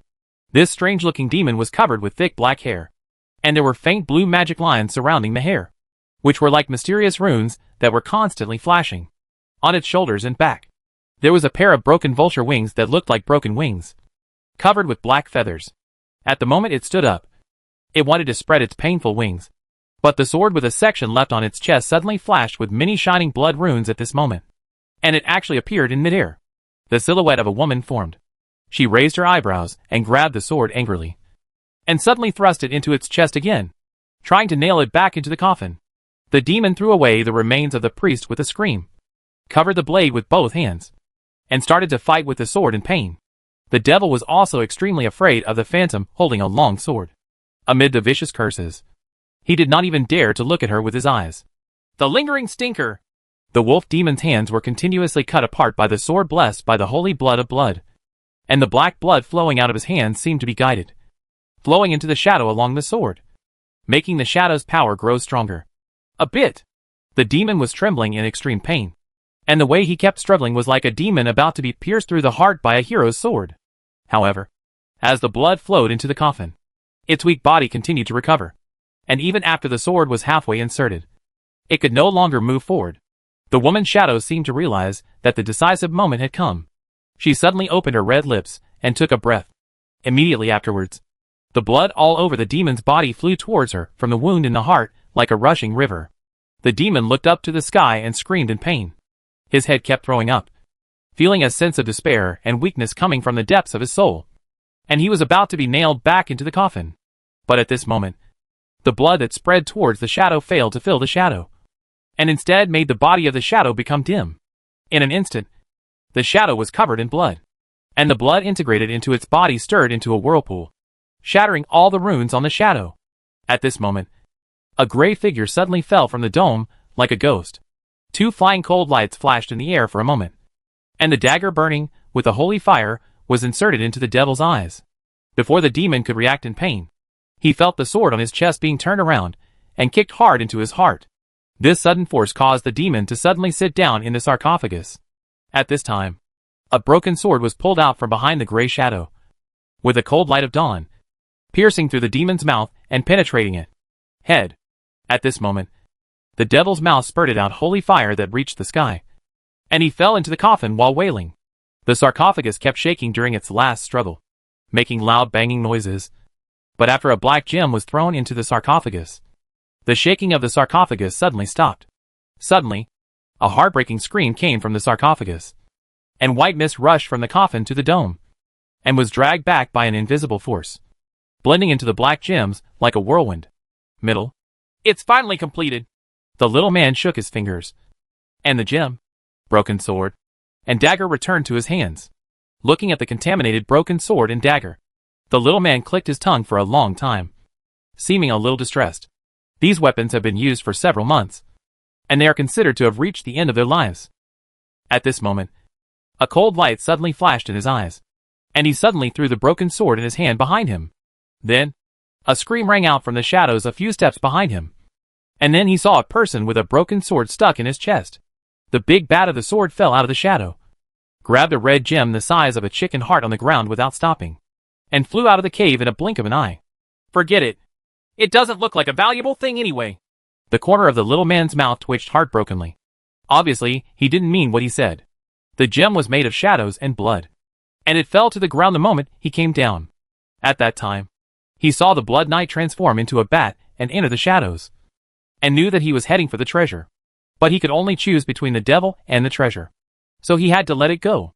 The holy fire in the coffin was burning more and more fiercely, and the huge sarcophagus turned into a large fire pit, with ashes flying inside, illuminating the entire cave. It seems that after the demon lost its soul power, its body has become the best fuel for the holy fire. Ashes to ashes, soil to dust. The Templar assassin closed his eyes in the light, shadow and ashes, solemnly recited half of his eulogy, and then revealed his white teeth in an unseemly manner, and turned around. He turned around and looked at the door. Ian, you old boys are one step behind me this time. Everything happened too fast, and the battle was not yet completely over. The 7 mercenaries were scarred and tired, fighting the final battle with the last dozen or so enemies. "Damn, Aggie! Come help us!" The gray figure flew behind the believers like a ghost, and the dagger flying in his hand drew a golden trajectory in the air, like the dawn in the sky. Among the mountains in the valley, there is a tribe of snow and frost giants. George, dressed as a mercenary, sat on a large stone pier and took the note handed over by Lorna. After reading it, he frowned slightly. Garvey's methods are still too gentle. Otherwise the town of Golden Maymon would not have such hidden dangers. The nobles of Team Garvey are too soft-hearted. But Volpe's methods were too bloody. George couldn't help but sigh deeply. He was now at his wits' end. In order to trick these ogres into the trap at the bottom of the mountain, and to turn these ogres into his slaves, he had to put on a big show. "Lorna, please inform the busy Mayor Jim of Gmi that Ian is now his boss, and ask old Jim to fully cooperate with Ian's next work. Send another message to Jack and ask him to lead the army. Jean Maymon helps Ian and asks Anthony to send some powerful scholars there." After the correspondent, Miss Rona, listened, she silently stretched out her finger and slid it on the table. And as her finger slid, a special pen on a scholar's desk in the distance also started writing. After George finished speaking, he returned his gaze to the bonfire. There were many plump beauties dancing around the bonfire, and they were flirting with him while dancing, which made the corner of his mouth twitch hard. Chapter 191. Are you lying to the ogre? George's vision passed through the dancing ogres, and a few red-robed mercenaries wrestling with the ogres near the campfire, and looked further into the distance. Compared with the lively scene here, the humans imprisoned in the rough large fenced shack in the fog are much quieter. Most of them seem to have eaten enough, lying lazily or sitting on the hay to keep warm with the sheep, deer, cows, and horses. Like animals, they were carefully kept in captivity by the ogres. These people all belonged to a small town in the southwest. George remembered that the town had a population of more than 3,000. He didn't know how many the ogres had captured, but now only a few hundred could be seen. In order to allow these people to live longer so that they can eat fresh meat, the ogres divided some of the food they brought back from the small town and fed them regularly. In order to make them fatter, the ogre chief also singled out those human cooks, specially made for humans to eat. To be honest, if it weren't for the cold weather in the wild, many people's lives here would be better than in the town. Some people who come out of the slums are a little fat. According to the chief, these people had been captured by the tribe for more than a month, which happened to be some time after they defeated the Blood Knights. It can be said that they did a lot. After that, very few ogres came down the mountain, so the ogres should not have gone down the mountain for a while. In addition, George also observed one thing: there were many large frozen pieces of meat in the tribe. Because the weather has gradually improved, a small part has become rotten, but a lot of the meat is very fresh. Judging from the time, the carrion may have been hunted by the ogres last time. Some of the large steaks were particularly large. They were probably not from humans, but from the ogres themselves. As for the fresh frozen meat, some are humans and some are animals, but it seems they were all dealt with recently. These captives and livestock were taken care of so well. It stands to reason that they should not have died of cold and starvation. And there was no need for the tribe's ogres to kill some and eat stale ones. This was contrary to their habits. Doesn't match. The only explanation is that outsiders killed them, as if robbers often harassed the ogre's livestock house. These bandits can't be humans. They can only be ogres. However, according to the Blood Knights who later escaped, the two-headed ogre chief controlled all ogres. And the chief also said that this was the case because what he asked for was calculated based on the number of more than 300 ogres. Of course, maybe some time ago, there were really more than 300 ogres in this tribe. But now there should be some changes. This change is consistent with one thing Anthony said: when the ogre tribe lacks food, the chief will drive many ogres out of the tribe. The ogres who were driven out of the tribe often formed small tribes. They would either steal food around the larger tribe, or they would leave because they could not survive. Of course, sometimes when there is sufficient food, the ogres may not all live together. Some families will form a small tribe, nestled on the edge of the larger tribe. Therefore, it is not yet completely certain how many ogres this chief controls. But George feels that he will know it in a while. How many of you can survive within 3 to 7 days depends on your luck. We can't save you today anyway. Indeed, he brought more than 20 people today. And looking at the scene, this guy has already mixed up with these ogres. In order to entertain these friends, the ogres specially asked human cooks to roast some mutton and bread. This took care of the eating habits of this group of mercenaries, and did not feed them human flesh, and the mutton was all fresh. And what the ogres eat is themselves. Those big steaks are going bad. And if you don't eat them, you will throw them all away. For these ogres, humans, ogres, pigs, cattle, sheep and horses are all the same. As if he felt that the time was almost up, George coughed loudly, for fear that the ogre could not hear, opened the lid of the large wine barrel on the table, lifted it up, and respectfully handed it to the giant man next to him. Looking at this big neat mountain that was 2 turns taller than Alexander, he said, "Honorable Chief Agron, what do you think of the proposal I just made?" Chief Agron's 2-headed ogre reached out and took the glass of wine. Both heads turned around. The talkative one said naively, "You are really not lying to smart Agron. George stared and stretched out his hand to the sky. "I swear to the 7 gods, every word I say is true." This time, he didn't even bother to cross his index and middle fingers. The literate Agron needs to be counted. After Agron, Fireburner counted on his fingers. The 2 heads of the 2-headed ogre usually have the same name. After all, the naming is right. They are so annoying that many 2-headed ogres even bear the names of their ancestors, with surnames varying according to tribe and heritage. This move reminded George again what Anthony said. There is a 2-headed ogre scholar in our college, so don't underestimate their intelligence. Well, although knowledge lies in learning. But why? He is smarter than Alexander. After all, he has an extra head. Right. George knew that Alexander knew numbers and could also read. Then this guy should be about the same. 9,000. Agron's left head, with a horn, said simply and succinctly, and the talkative right head, with a braid on the top of his head, naively added, 9,000 people every season. Then, the head on the left stared at George without saying a word, and the one on the right lowered his head and drank. After hearing this, George couldn't help being stunned for a long time. He couldn't figure out how he calculated this number.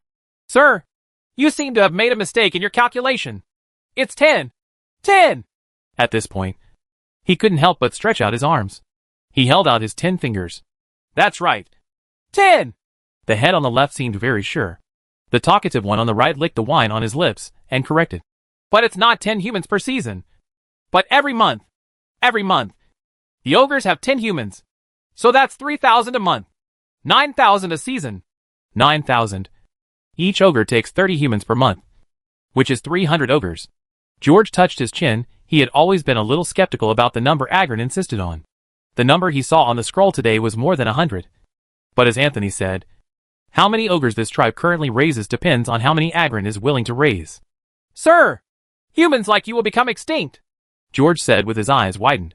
He felt that Agron's attack was too harsh. "Extinct? It won't be extinct. There are so many of you humans. So 3,000 people are nothing. Don't your little chiefs think that the population is too large every day? So they rush out? It's better to give them all to us if they die on the road." A lot of people? George suddenly thought of something except for a few supreme rulers. Even many small nobles in Gushi do not know the population of Gushi. And there is always no shortage of food in Gushi, except for the occasional ogres and werewolves. Despite the harassment, life was going pretty well. So if any idiot told the ogre that the valley had a population of 3.5 million, or even 7.8 million, it was definitely possible. But after his eyes moved, he didn't intend to talk to this ogre about these things. It wouldn't listen. "Sir Chief, I'm afraid our chief cannot accept the number you want. Stop talking nonsense." Agron's head on the left roared, and the one on the right also stared. "If you can't get it out, the edible Agron will eat you first. All your knights have been killed by us. He ran away, but the ogre won. You are not qualified to bargain with Agron." Agron was referring to those Black Pearl Knights. After Elizabeth's death, the Blood Knights had no intention of fighting again, and Agron was forced to do so at that time. So he called all the ogres together. The results are self-evident. However, George, the negotiator of the defeated group, was not deterred at all after hearing this. He jumped up and stood on the big stone pillar with his waist in his arms. He stared and cursed. "Agron Chief, you are a liar. A liar spurned by our ancestors. Our Dawn mercenary group came here as a middleman and defeated your warriors in a duel. And my kind-hearted wizard partner also cured your tribe's disease. You say we became friends. But now you are treating your friend George like this. What you have done has simply brought shame to your ancestors." What's interesting is that Chief Agron, who just looked like a bandit, didn't feel ashamed or angry after hearing these words. Instead, he touched the braid on the top of his head with a blushing face, turned his head, and started discussing with the other head. Seeing his actions, George's hands hidden in his sleeves stopped shaking. Damn it. I really asked Anthony to take photos of it. If there is anyone in the entire valley, or even the entire north, who understands the Snowfrost Ogre, it is probably not the Ogre Chief in front of me, but the bachelor who is doing research in the shelter. Before coming here, everyone had done a lot of homework, especially George. Not only did he study the habits and tempers of these big guys for a period of time, but he also went out of his way to chat with several captured ogres every day, and he and George became good friends. Compared with Agron, they don't know much common language, but if you understand their temperament and gain their respect, you can get along well with them even without much verbal communication. On these ogres, Anthony also verified the documents he had read in the city. As it seems, Ghast's description of the Frost Ogres contains many inaccuracies. Height is one of them. But it's no wonder. Faced with such behemoths, in the eyes of ordinary people, it may be difficult to estimate how tall they are based on one's memory. After all, there were not 4 people lying there for Gaster to compare. And people also exaggerate the novel things they see. However, although these ogres are not as tall as 4 people, they are the tallest and strongest of all ogres in the Snow and Frost tribe. Compared with the ogres in the south, they are like frost wolves and gray wolves. According to George's visual inspection, the shortest one has reached 5 meters, which has reached the height of the interior walls of many barons' homes. And this chief is one of the best, reaching a height of 6 or 7 meters by visual inspection. A true giant. However, the so-called giant is also in the recipe of the Snowfrost Ogre, including the Gron that George had seen before. If he encountered a small tribe of Snowfrost Ogres, 8 to 20, he would probably be chased around with a hammer by them. According to legend, the Snowfrost Ogre was born from Gron. After a while, the 2 heads turned around together, looked at George and said, "Okay, I won't eat you. But 10 people are too few. Sir Chief, there is indeed a population in the valley. But if the number you want is too large, the human chiefs may consider mobilizing 1 or 2 years of population to fight you." George said, "What is the population per year?" Agron suddenly widened his eyes. 36,000 people. Agron suddenly patted his big belly. Agron believes that there are 1 million of you. But Agron doesn't believe that you have 36,000 people as courageous as you. Then it depends on whether you can give him a way to survive. Mr. Chief. George looked at the huge ogre in front of him and nodded. Agron drank the wine in the barrel and stopped talking. Master Chief, the valley is rich in products and fertile land. It has space and resources for ogres and humans to live together. Why do you have to open such a big mouth to humans? George lifted a barrel of wine and handed it to Ogre. Just like this sweet wine, delicious grains, and delicious honey. They all need people to work. I know you can keep slaves in captivity. But don't you still have to worry about them running away? But as I say, yes. Not only can you eat meat every month, but you also have people to help you work and even mine gold and iron ore. And the only thing you have to do is to restrain the people of the tribe a little. There is such a good thing in this world, son. So Agron thinks you're lying to the ogre. George was stunned for a while, then sat on the stone pier with a rogue expression and said, There's no need to talk about it. Our chief has decided that we can't survive in this valley, and we have to go east. The ogres will follow you, the chief said without blushing. George stood stunned for a while, not knowing what to say. The ogre chief continued, You, the Dawn mercenary group, are all warriors, but your human chief is a coward. He can't protect your tribe. Go east, and you will be extinct sooner or later. So the ogre follows you and protects you. Feed you. Eat you. Looking at the chief, George suddenly felt that this silly fat man was much more difficult to deal with than Alexander. He suddenly realized that the guy in front of him was deliberately bargaining with him, and he even sang a double act with him. Moreover, various nobles had been sending people to areas where ogres often roamed. How could the chief think that the human chief was lying to them? Thinking of this, George raised his head and said, Dear Chief Agron, I can understand your people's need for food, but 3,000 people per month is too much. The maximum limit our chief can give me is that every 8,000 people per month. If we can't reach an agreement, we'll all die here this winter. After saying this, he clapped his hands, and several mercenaries lifted a large box from the carriage and placed it in front of Chief Agron. Then, George jumped down from the big stone pier, pulled out his lord's sword, and cut off the lock on the big box with a sword. Then he kicked the lid open, revealing the shining gold and silver jewelry inside. The remaining treasures of the Black Pearl family are basically here. Our chief has said that in addition to people, we will also give you gold. If you agree, this box of jewelry is the deposit. And from today on, no more ogres are allowed to plunder us. Otherwise, the food will be. You won't be able to get it. You should know that in the eyes of our chief, money is much more important than people. So these jewelry can already show our sincerity in peace talks. Of course, if you just want war, then the war starts today. There are not many brave humans in the valley. But if you count them, you can still kill some ogres. Speaking of this, Alexander, who had been sitting on the corpse of an ogre and drinking, slammed the barrel in his arms, touched his mouth, and lifted his halberd. And the few mercenaries who were wrestling with the ogres also pushed their huge opponents away, looked at the ogres surrounding them, and stared back without fear. Several large bonfires in the center suddenly burst into flames, making the shadow of the mercenary captain bigger than a giant. Both of Agron's heads stared at this bold little thing and tapped its fingers. Eat him! Left Head suddenly yelled. Eat him! Eat! Eat! Eat! You always love to eat so much. That's why we are so fat. Chapter 192. Boil the monkey in warm water. Eat him! Eat him! Eat! Eat! Eat! Scaring George to the point of almost breaking his skills. You always love to eat so much. That's why we are so fat. After listening to this, Agron's left brain actually lowered his head and said in frustration, But I'm hungry. Agron said. Agron won't eat him. What Agron said is harder than a rock. After teaching the simple-minded left head, Agron's right head turned around and stared. Suddenly he yelled, Grain!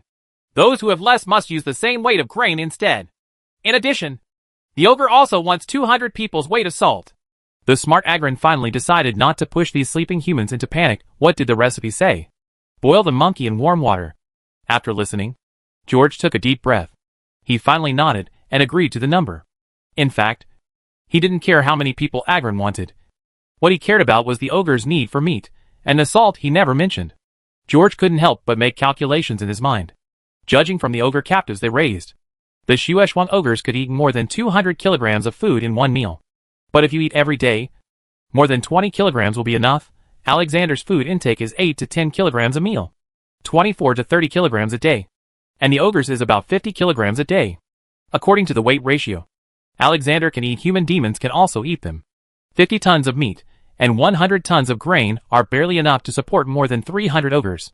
However, if you include their hunting in the mountains, and include children and the elderly who have smaller appetites, it is indeed enough for them every month. But you definitely don't need that much salt. After all, the meat is only 50 tons. There is nothing wrong with pickling. But what ogres hate most is pickled products. In order to eat alive, they are even willing to find cooks for their captives. And in some cases, ogres even live near the area where the food is. And if there are really more than 300 ogres led by this chief, there will never be any dead people that cannot be eaten. Indeed, according to all the information, there are more than 300 ogres led by this chief. They were integrated by Agron during that battle and scattered the Blood Knights. But George and Anthony firmly believe that the number of ogres that the chief can actually control is definitely not this number, or in other words, he does not raise so many ogres. In other words, because of food reasons, Agron expelled all the other ogres from the tribe and completely let them roam free. This guy actually wants to hoodwink me, George sighed inwardly, and couldn't help but think of Alexander. Just because you are stupid doesn't mean you won't play tricks. When Agron saw George nodding, he also smiled happily. These stupid humans still think that Agron's words can make all the ogres starve rather than hunt. True, he never intended to keep the agreement. This ogre bandit leader looks simple and honest. But like Alexander, he has a small mind and only intends to do one thing. Since it is meat delivered to the mouth, why not eat it? And if these humans give in, they will completely become livestock raised by the ogres. After laughing with each other, George opened his mouth. Master Chief, please give me some time. We will send everyone here. No. Agron refused directly. Don't go up the mountain. Agron's tribe often migrates, this is true. And you can't find it. Agron brings his tribe down to get it. George looked at the right side of the two-headed ogre chief's head and was slightly startled. Come down and get it. The head on the left seems to be still depressed, and the rest of the negotiations are handed over to the one who looks slightly smarter. Yes, Chief Agron said categorically. Just like you did before. Drive all the people together. Agron will choose a town. You prepare the people, and the ogres will go in and arrest them. If you catch 1,000, then leave. Lord Chief, this and this. Agron ignored George's reaction. He directly grabbed a map in the jar at hand. The map he grabbed was originally made of a whole piece of sheepskin, but it looked like a small scroll in Agron's hand. similar. After looking at it, he put the map on his arm, leaned on his thigh, and pointed at it. This is it! George stretched out his head and saw that there were many small circles drawn on the map. It seems that this big fat man has always had plans for which towns to rob. What Agron is referring to now is a small town that was enclosed. This small town had indeed been attacked by ogres before, but those guys kicked open the town's fence and wandered into the castle wall. After looking inside, the inner wall was only 4 or 5 meters high. It was indeed the small earth wall that Agron said, and then left with the prisoners captured in the town. Just a few days ago, the Baron was dealt with by Vault because these ogres were very ruly and did not intend to respond to Ghast's call to migrate. So in Agron's mind, he thinks there are people here? But before I left, I passed by there and saw the new footprints of the ogre. George scratched his face, suddenly feeling that this expression was wrong. George's face suddenly turned pale, and he shouted tremblingly, Sir! Your proposal is really cruel. And when you come to town, everyone ran away. Enclose it, Chief Agron said. Enclose it in your shabby and vulnerable little earthen wall. Put all the treasures and food in the earthen fortress. Sure enough, he hasn't gone down the mountain for a while. George secretly thought to himself. But whether the ogre has come down the mountain will not have much impact on the plan. The two-headed ogre bandit leader continued. Agron only gives you 3 days. If by then, the ogres can't see anyone, all the ogres will come down the mountain. By then, the ogres will there are more than 1,000 people arrested. Hearing this, Lorna's eyes lowered slightly. She looked at George and thought in her heart, sure enough, bandits still understand bandits. George, who was stepping on the treasure chest, had his mouth pursed and a tangled look on his face, as if he had been completely defeated by the ogre. However, the hand inside his cloak was waving his fingers excitedly. From the moment he saw the fresh frozen meat, he was sure that these ogres would most likely not let them send people up the mountain, because this is simply sending things to other ogres. The ogres outside the tribe are going crazy with hunger.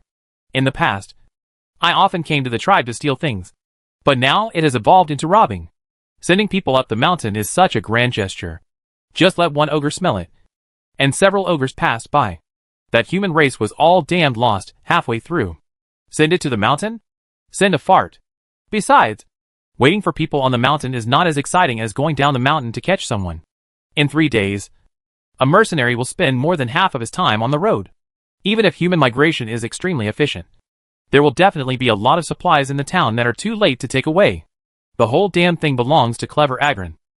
Not only that, George also made a bold judgment. This big fat bandit leader probably wanted more than just getting these benefits into his hands. It never intended to fulfill any agreement. That's right. Agron doesn't want to stay on this mountain any longer. They want walls too. They want to take over the town. They want to keep their livestock within those safe walls.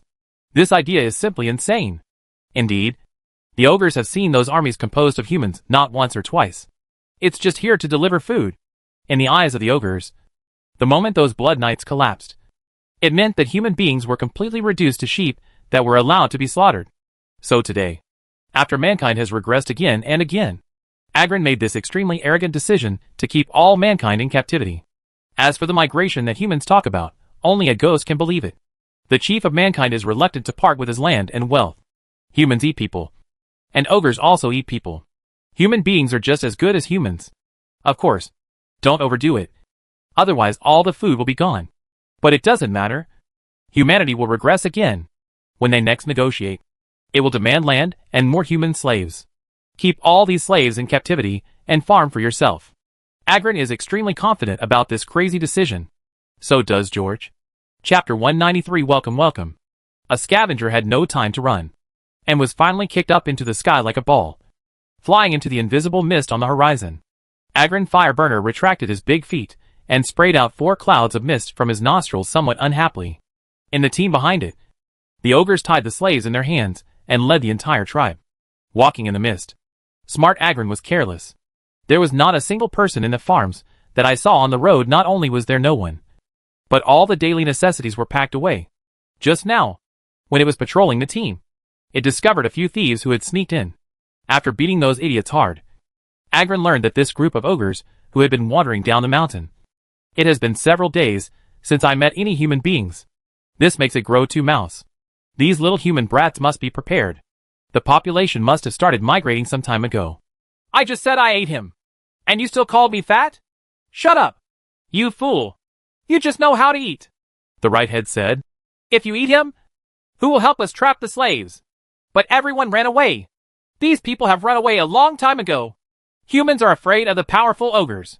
But humans cannot all move away. They are reluctant to leave the land. But even though he said this, Agron was still anxious in his heart, so worried about gains and losses. It quickly picked up the big drum on its back, hung it on its chest, and started beating it. Let those lazy ones, who are dilly-dallying, hurry up. In fact, to a certain extent, Agron did guess right. Gushi's eastward migration actually started more than half a month ago, because today's Gudong is vast and sparsely populated, with only more than 10,000 people living among the large stretches of fertile soil and fertile fields, excluding soldiers and children. It would be good if half of the population could be extracted from the labor force.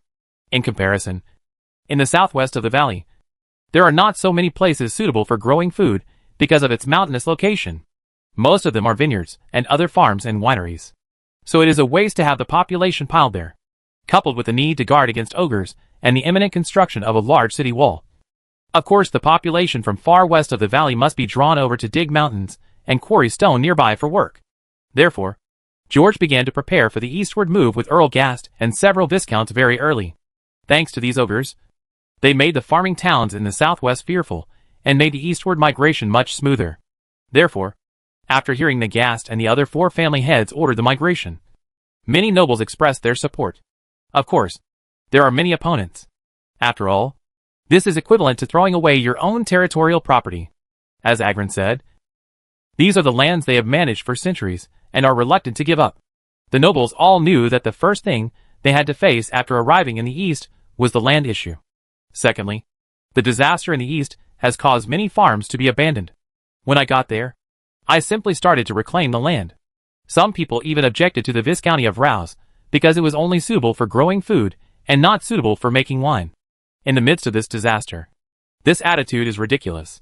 For these people, Gast and others deceived some of them, and promised some benefits to those who listened. In that pie, the little baron, the little knight, and the people all actively supported there were some hidden blood descendants among them. George and others knew who they were. But for those who obeyed the policy, even if they were extremely bad, nor did he tighten the rope around their necks. Instead, he pretended not to know, gave them a human identity, and acted as a good example in the eyes of the vampires. Of course, there are also many who are disobedient. For these people, their territory will be patronized by the Knights of Judgment. Valp's methods are very good, and he also has an amazing sense of smell for the nobility's tricks. The people he accuses, no matter whether they are clean or not, will become a typical example of the Bloody Baron. And these crimes are often evidence-proof, making it difficult for people to find anything wrong, of course. This is also related to the fact that many nobles themselves are not completely clean. After all, even if they do good deeds throughout their lives, no one is perfect. After dealing with the nobles, they can often pull out a lot of things. Therefore, before Viscount Garvey comes to take over these ownerless people, no matter what their initial mission goal is, they will paint the entire territory. Again, Wolpe once commented on the Viscount Garvey, who led the Red-Robed Knights to deal with the Bloody Baron in the town of Golden Maimong. It was simply a cover-up and accomplice. Judging from what happened later, those who did not, the wealthy and aristocratic people who were wiped out, did indeed do something big. However, Valp did not implement the Iron Fist policy after the Golden Wolfsbane Plague incident. Instead, he has implemented his philosophy from the moment he took over the Judgment Knight. After dealing with the nobles, Valp will make a list from these people. All those who are included in the list will be tortured by the Judgment Knights. Those who reveal their flaws will then make a list from their mouths. It's easy to find out whether people on these lists have done bad things. Just listen to what the people have to say. Although the people can't judge whether what they say counts as evidence of guilt, they have all been brainwashed by the nobles. Valp can. But according to the protection laws and regulations of the nobility, these people are innocent, including all the nobles in the entire west of Gu. They also firmly believe that those evil people who harmed the people should be released. Regarding this matter, Valp just smiled softly. Of course we have to let it go. None of them violated the Nobility Act. But we have to pick out the demons hidden among people.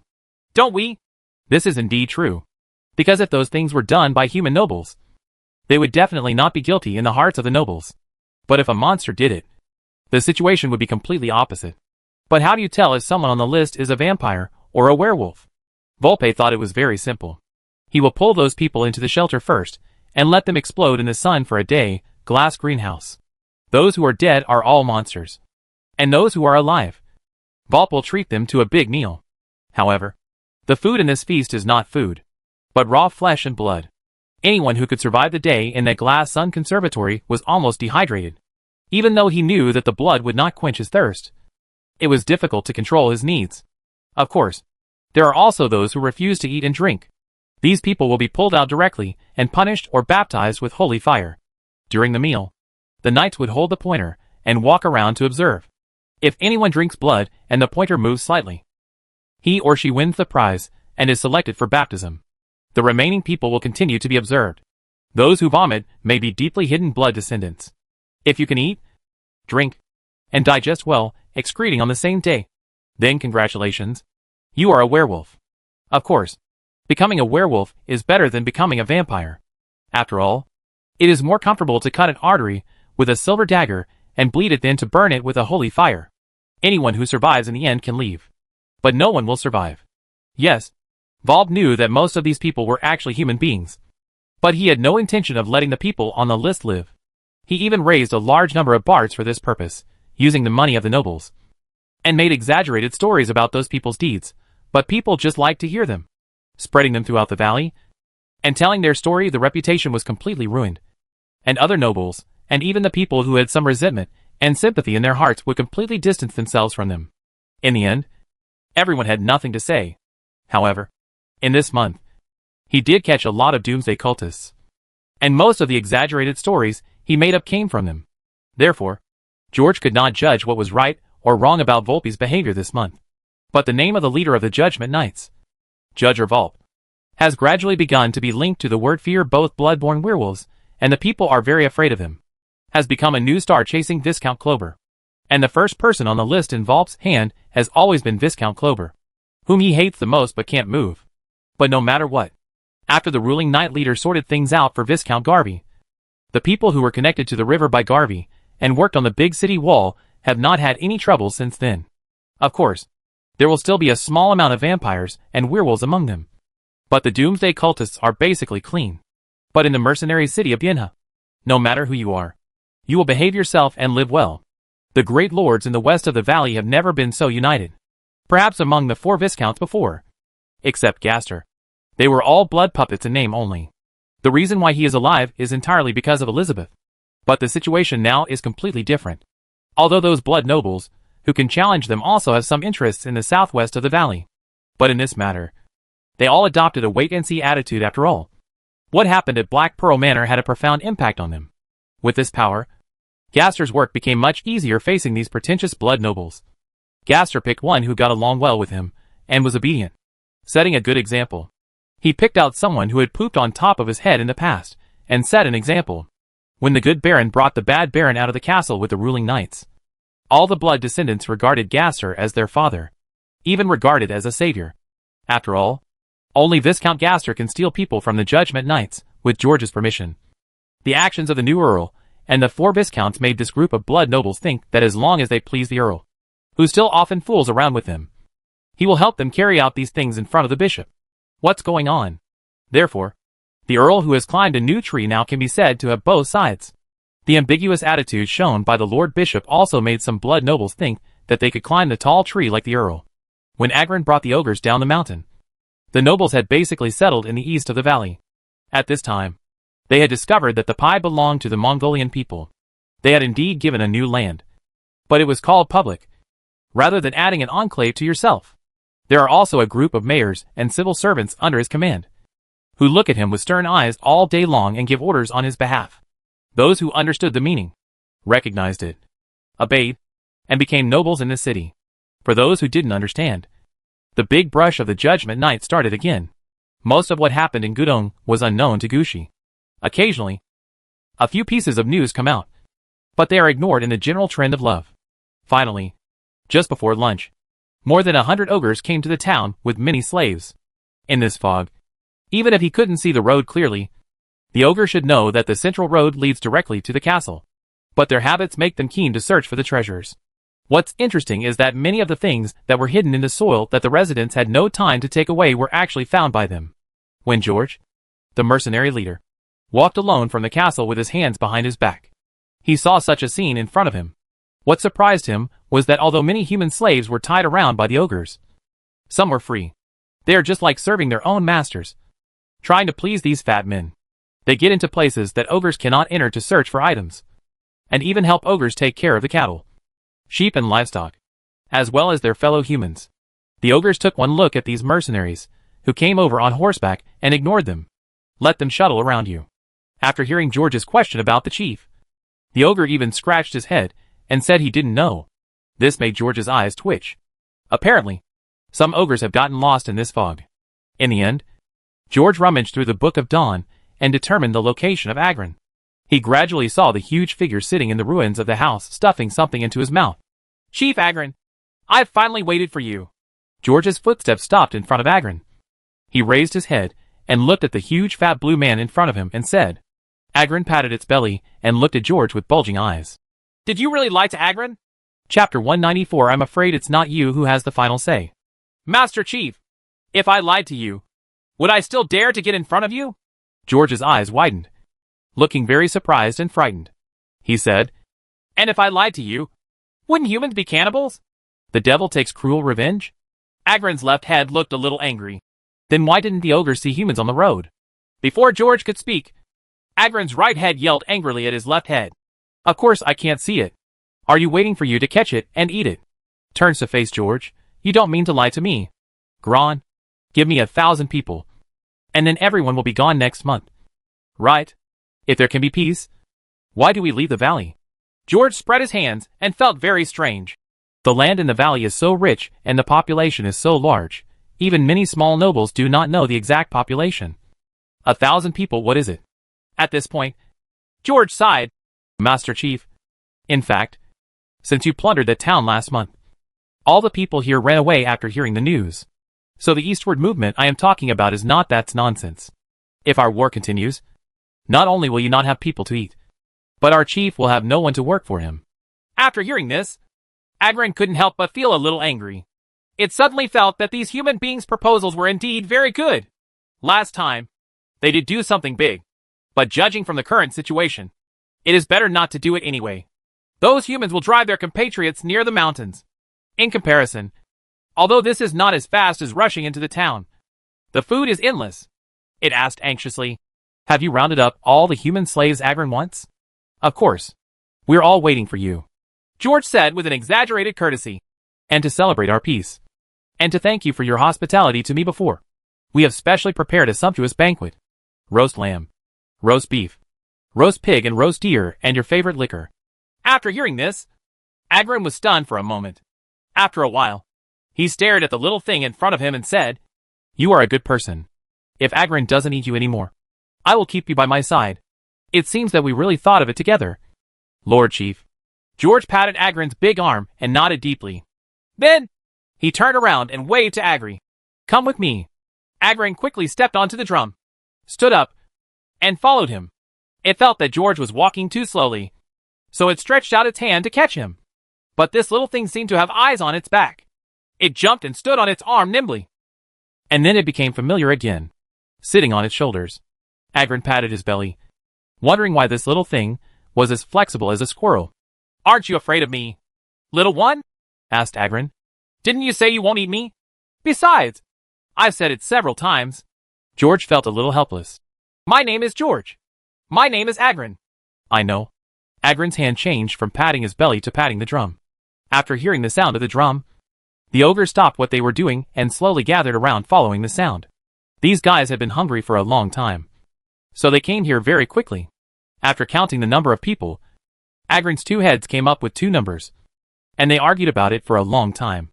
George originally wanted to help them solve this problem, but after counting secretly, he found that he had come up with the third number. It wasn't until he opened his eyes and flipped through the Book of Dawn that he realized that it was not his intelligence that was affected by the ogres, but other ogres that had quietly sneaked into the team. "No wonder I am often robbed by thieves and don't even know who my subordinates are." Agron also seems to realize that there are ogres sneaking in again. But firstly, It sometimes can't remember who it has driven away, after all. It is driven away every day. And secondly, there will be more and more food in the future. It also has plans to gradually reunite the tribe. So he simply led the nearly 200 ogres towards the castle in a mighty manner. Outside the small earthen wall, the ogres smelled the fragrance and stretched their heads to look inside. His eyes widened and his mouth watered. There was an ogre who was clawing at the wall as if to climb over. When Agron saw it, he was knocked unconscious to the ground with a hammer if the wall was damaged. All the people would run out. However, the weight of the ogre was still too much, and Agron's strength was also too great. When he smashed him down, the rocks and soil fell to the ground, and the 4 to 5 meter city wall almost collapsed. Seeing that the ogre was relieved, George didn't talk nonsense. He jumped down directly from Agron's shoulder, cut the city wall door that was locked with a chain with a sword, and kicked the door open. After I heard that the chief had come, one of our viscounts came over in person. Within the open gate of the city wall, there were many torches, almost dispersing the fog in the entire castle compound. In the middle, there are 2 rows of tall torches. They are arranged into a road that can allow 10 horses to run parallel. After forming a large circle in the center of the square, they spread to the opposite wall. On the central square, there are many large bonfires, and various barbecues and large breads. Many well-dressed servants were busy walking around, some placing things, some cooking food. The number is more than 1,000. The clothes these people wear are enough for any noble to find fault with. But their every move does not meet the standards of a servant. If you look at their faces, their frail bodies under the clothes, and the whips all over their bodies. If you look at the traces, you will find that they are actually a group of slaves with yellow faces and skinny muscles who have been tortured. It seemed that their lord was just a temporary change of clothes for them in order to show the dignity that a noble should have after all. The big lord said that he would entertain guests today. The food and fragrance made these slaves swallow their throats. But no one dared to eat secretly. No one even dared to lick their own fingers, because in the center of the banquet was a young and handsome nobleman with a thin face. Only a crack at the corner of his mouth ruined his overall appearance. His name is Krobber. The moment they heard the door ringing, all the slaves stopped what they were doing and turned around slowly with stiff bodies. And Krobber also raised his eyes. His face couldn't help but turn pale. In their field of vision, big heads were exposed outside the wall, drooling and staring at them. And in the open door, the blue giants were already laughing and bending in. At this moment, the slaves forgot everything in their hearts and ran away with a loud cry. The whole scene was like a weasel entering the henhouse. Even Krobber's but almost left its position, until he saw George's cold eyes sweeping over. He held onto the chair with a pop, and stood up with his hasty body. And when he stood up straight and took out the gold handkerchief in his arms to wipe the corners of his mouth. At this moment, his whole temperament suddenly changed. Everyone, calm down! You are here to welcome guests today. The chaotic crowd gradually became quiet. Those people seemed to have remembered something in the sound, and slowly stopped, trembling all over, and stood motionless on both sides of the road. However, some people could not help but cover their eyes and stand there crying. Lowly Bug Krobber gritted his teeth and shook his head, suppressing his anger. Then, he lowered his body slightly and made a very standard aristocratic gesture. Then he raised his head, looked past George who was walking over, and looked at the huge 2-headed ogre behind him, and said softly, "My distinguished chief, I really made you laugh." With a pop, the big blue fat man sat on the ground next to the Viscount, picked up a piece of beef leg with a smile and took a bite. Hey, hey, hey, hey! Don't be afraid. Don't be afraid. We won't eat people today," the left head said. "Keep the fresh ones and bake them tomorrow and the day after tomorrow." Viscount Clover's face turned slightly green. All the ogres have entered. The last one even closed the door. The ogres followed the road and slowly walked into the square with humans looking up in fear. Drooling, some naughty ogres stretched out their hands to tease the humans for a while on the road, causing them to be so frightened that they fell to the ground, and then sat back on their seats with a smile. The slaves they brought in actually held their heads high at this moment and gathered around their masters to serve them. Occasionally, the ogre would throw down a piece of meat, and there would be a frenzy of looting. After seeing that everything was in place, George glanced over the empty city wall, leaned against Viscount Clobber's small table, broke off a piece of mutton and stuffed it into his mouth, and licked his fingers. Turning his head, he said to Agron who was eating lunch, "Agron, can I discuss something with you?" "Say," Agron said with his left head. Then he picked up the big wooden barrel in his hand and filled a basin next to George with wine. Right head, little thing. After drinking this glass of wine, we are good friends. Agrin can promise good friends one thing. Stop eating people again. Except for this one. Agrin stared. Stop eating people. I'll feed you, I'll give you mushrooms. 5% protein. Impossible. Agrin shook his head and shouted. Agrin hates eating vegetables the most. George sighed. And then several winged shadows suddenly flew out of the ground and surrounded him and Krobber. Then in the eyes of Agrin, who was stunned on the spot, the two people slowly flew into the sky. George shook his head and said, I'm afraid it's not you who have the final say. The slaves began to run towards the wall crazily, and the ground they stepped on made a hollow sound. Immediately afterwards, all the torches in the castle suddenly went out. Chapter 195 Isolated Island. With the help of the servants of the Kingdom of Heaven, Viscount Klober and George beside him gradually rose into the air. He looked at Agrin and the group on the ground and threw the big wooden barrels in their hands in anger, frightening the dead souls. All risks. However, George beside him kept blowing kisses and waving to the ogres at his feet, as if he wasn't worried at all. Seeing that all the big wooden barrels had flown over, Krobber couldn't help but subconsciously gritted his teeth and turned his head. However, when those big wooden barrels flew a step away from the two of them, they were bounced away one after another, as if they hit an invisible shield. Krobber's eyes widened when he saw this, and the ogres were so angry that they beat their chests and screamed. At this time, Viscount Klober suddenly remembered what George said to himself. You have done a good job in this matter, and I will protect you from now on. I will protect you more firmly than God protects you. It is indeed covered. But at this moment, Agrin picked up the big club next to him, rolled it in circles on the ground, and then flew over with a terrifying sound of breaking through the air. While George was stunned, the big mallet actually shattered the Guardian of Heaven in front of him like an egg. But fortunately, the mallet was also broken and flew out. At this moment, all the torches on the ground suddenly went out. George patted the little heart on his chest, stretched out his hand, and saluted in a certain direction in the castle. At this time, the two of them had also flown into the foggy area in midair. After the torch of hope was extinguished, the fog in midair also began to pour into the castle, making the ogres like blind men unable to find their target. Seeing such a scene, George couldn't help but wipe the sweat from his forehead and breathed a sigh of relief. Looking at the things flying around him, he picked up the Book of Dawn and wanted to throw it at the big fat man's head. But after seeing the hopeful numbers displayed above, the corners of his eyes couldn't help but twitch. Damn it. When I go back this time, I must build a church in Vienna City. Looking at the city wall getting closer and closer, and the blind ogres, George felt completely relieved. Only then did I remember that there was a subordinate beside me. So, he turned back to look at the livid face of Viscount Krobber, and laughed. I deliberately removed this power. Krobber, we have already flown into the foggy area in midair. It was a waste of my sacred power. I didn't expect that big fat man to miss it in the end. What a coincidence. What a coincidence. Ha ha ha.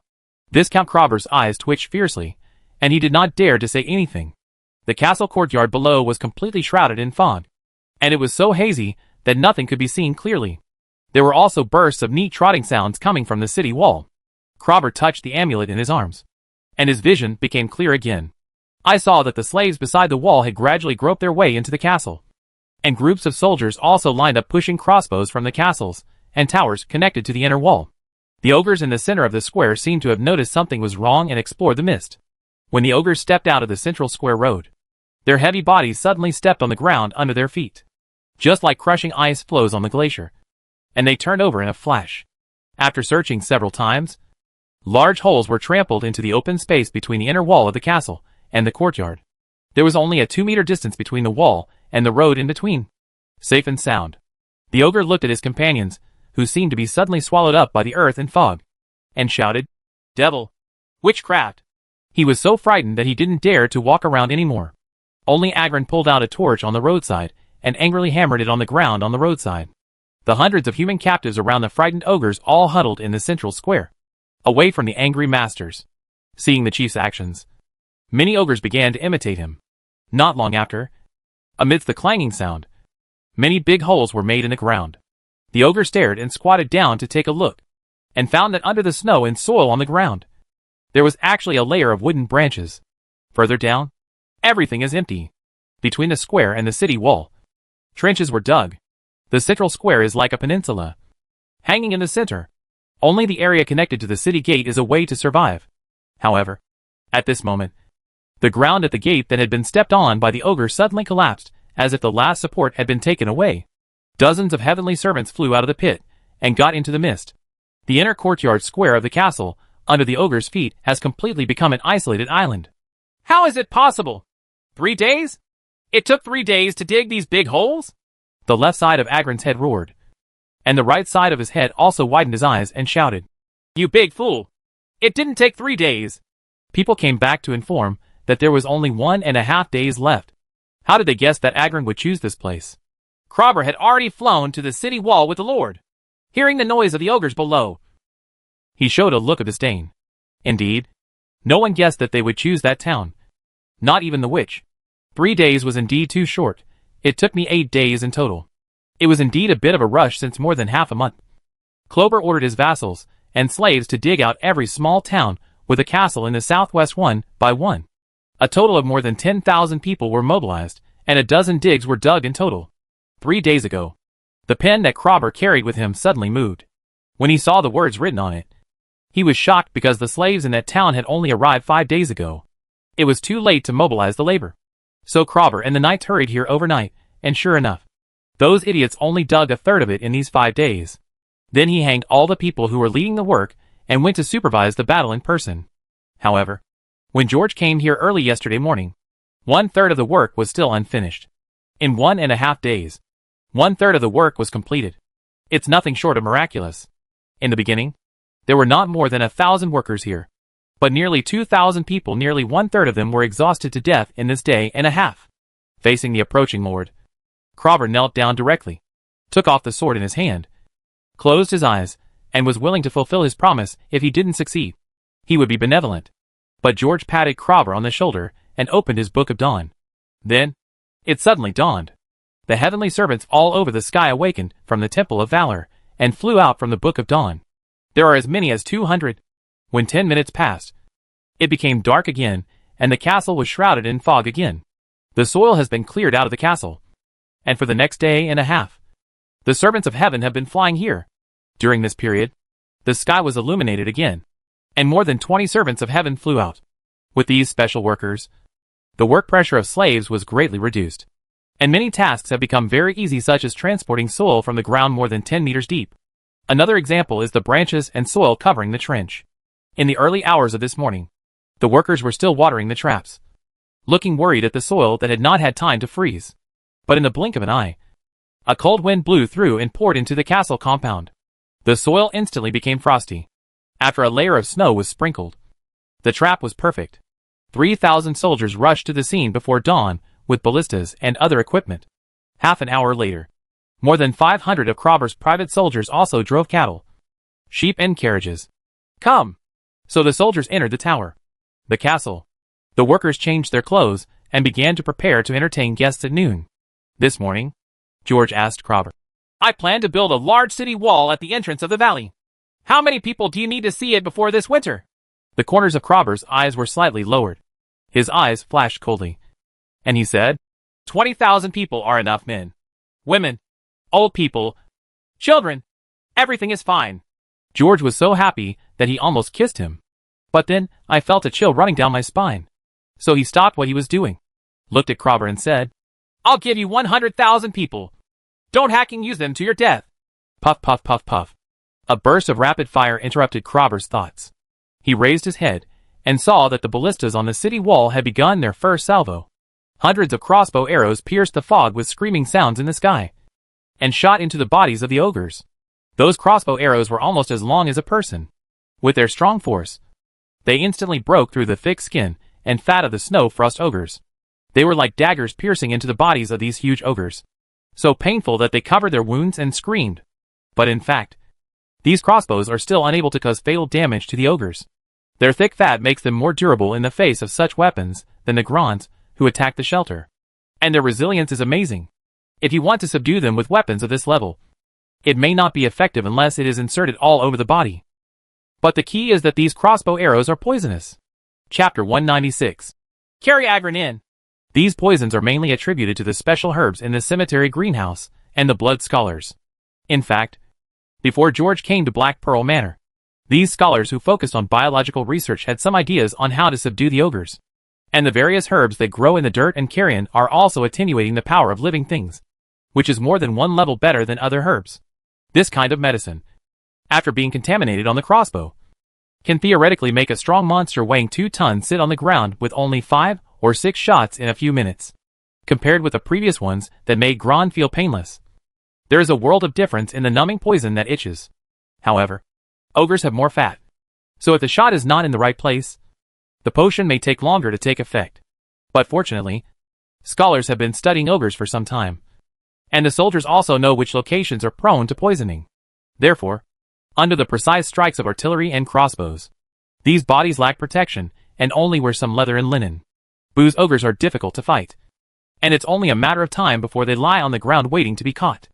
Under the arrows that filled the sky, some big fat men rushed into the mist angrily, but they fell into the deep ditch with a roar, and were knocked unconscious.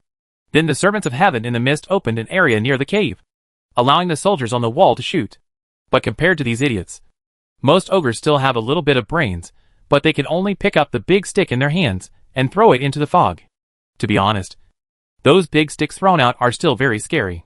After hitting the wall, a large area will collapse. Fortunately, they couldn't see the target clearly. Otherwise the crossbows and soldiers would definitely be shot down.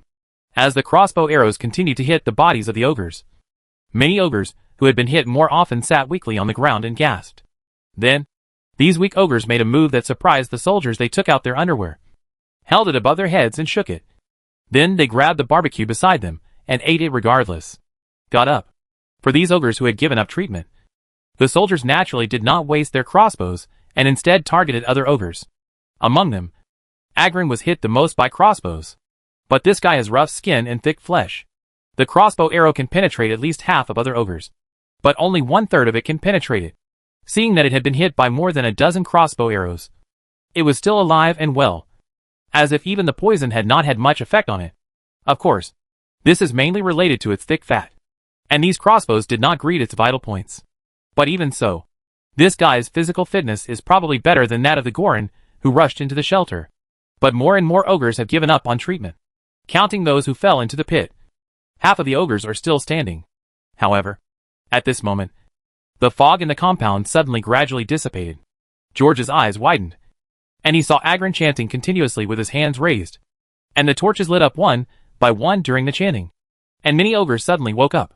They grabbed the torches and lit them on the bonfire. They held the torches in their hands and threw them into the mist. Then, the torch streaked across the sky, dispelling a large amount of fog. And the wooden handle, which was not too tough, was nailed to the wall. In the blink of an eye, many torches had been rubbed against the city wall, and the cannons and crossbows on the wall were all revealed from the mist. Swish, swish. More than a dozen large wine barrels were thrown directly by the ogres. Not only did they knock several soldiers away, but a large part of the wall also collapsed. When the stone and soil collapsed, more and more torches were inserted into the city wall. The ogres had finished using the big sticks and wine barrels in their hands, and began to lift the big green bricks under their feet. At this moment, a cold wind blew, and all the torches in the entire castle suddenly went out again, and even the several bonfires in the square became fainter while swaying. But just when the mist poured into the castle again, all the torches suddenly burned into flames that reached the sky. Agron raised his 2 fists angrily. At this moment, he looked like a big fat man showing off his muscles. However, the 2 pairs of eyes of this big fat man were burning with fierce flames, and all the crossbows that had looked directly at began to be ignited into torches. The cold wind kept blowing, and the swaying torches could not be extinguished, and they continued to disperse the surrounding fog. As long as the fog around the crossbows is dispelled, they will burn instantly, and after the bow strings are burned out, they can no longer be used. The sergeants had no choice but to pick up their spare spears, dip them in the medicine, and throw them towards the ogres. But the accuracy is much worse than that of a crossbow.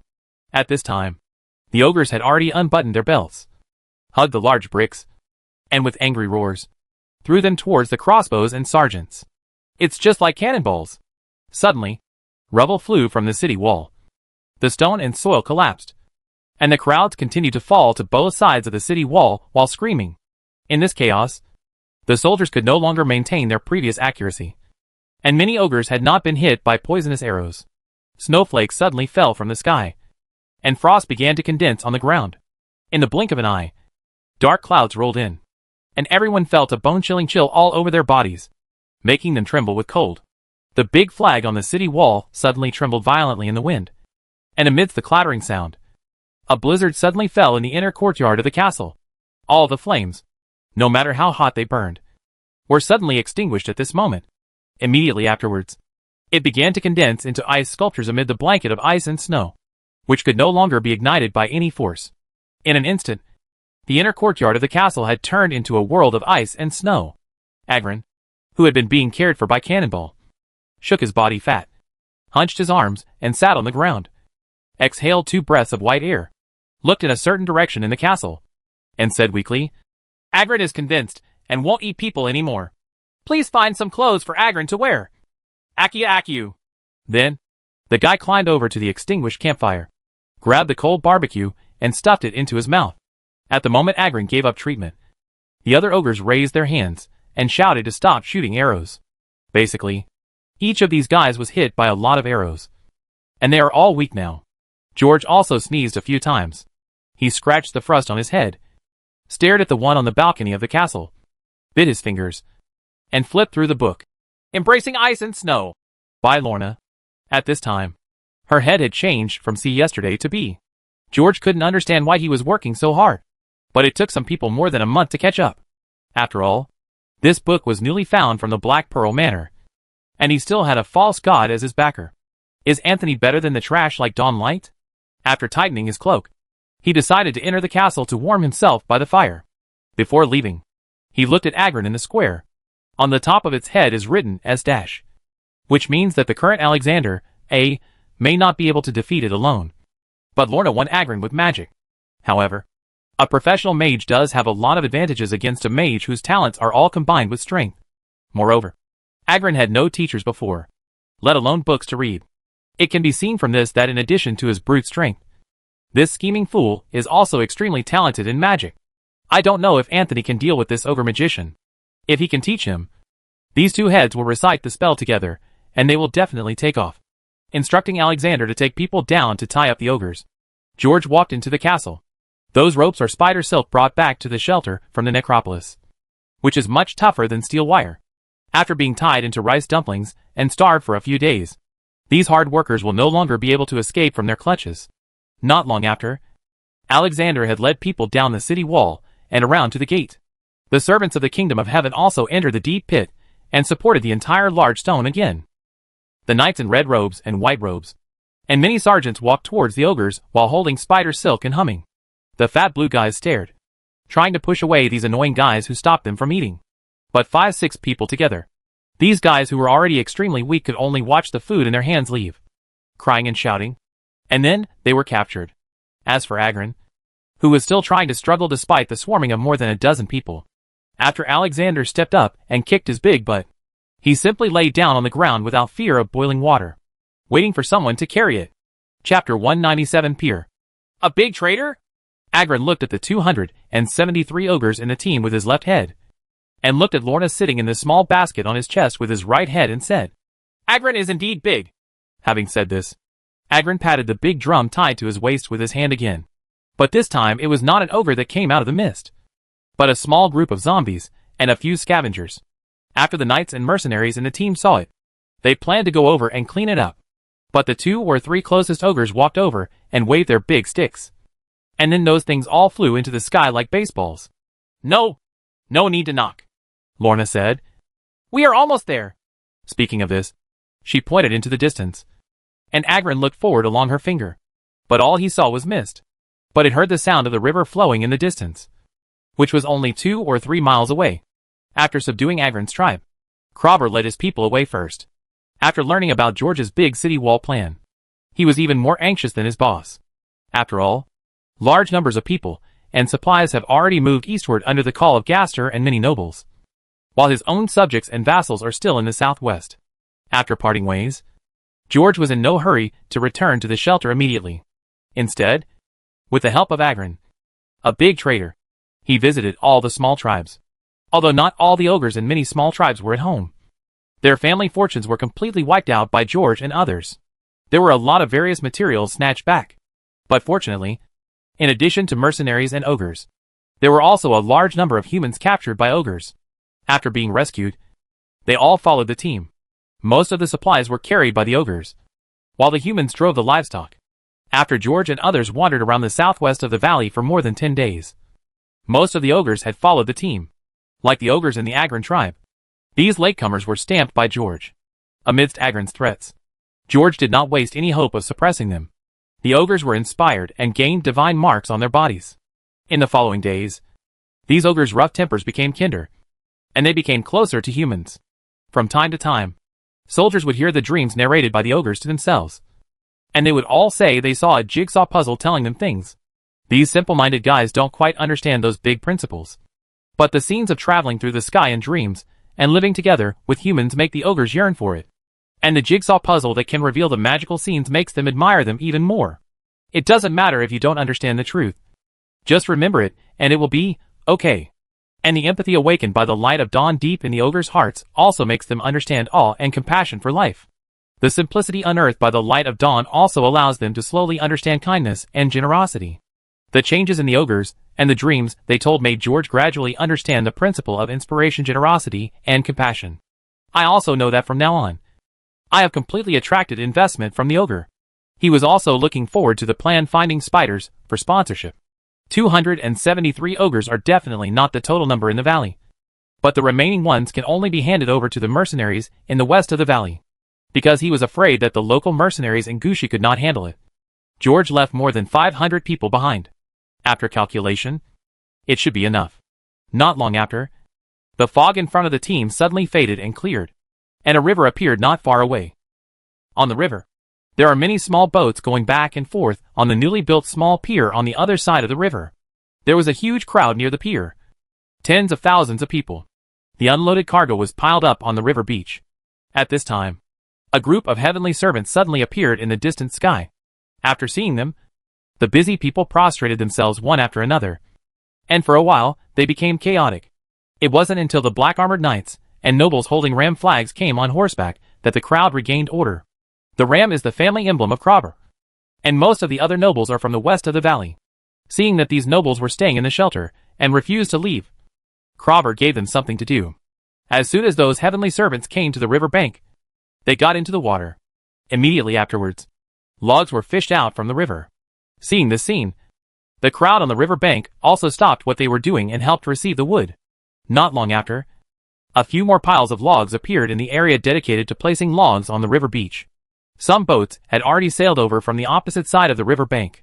Halfway through, they drove back at a faster speed after seeing the big fat people sitting on the river bank. George cursed loudly and dismounted.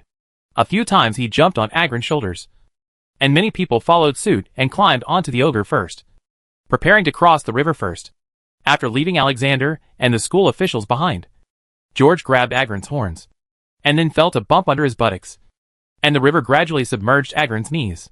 George often swam in this river in Johannes, and knew that the deepest point was just over 4 meters deep.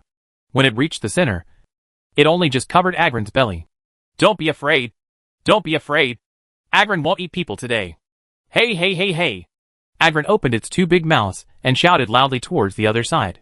When the boats in the river heard this, they all rowed away desperately.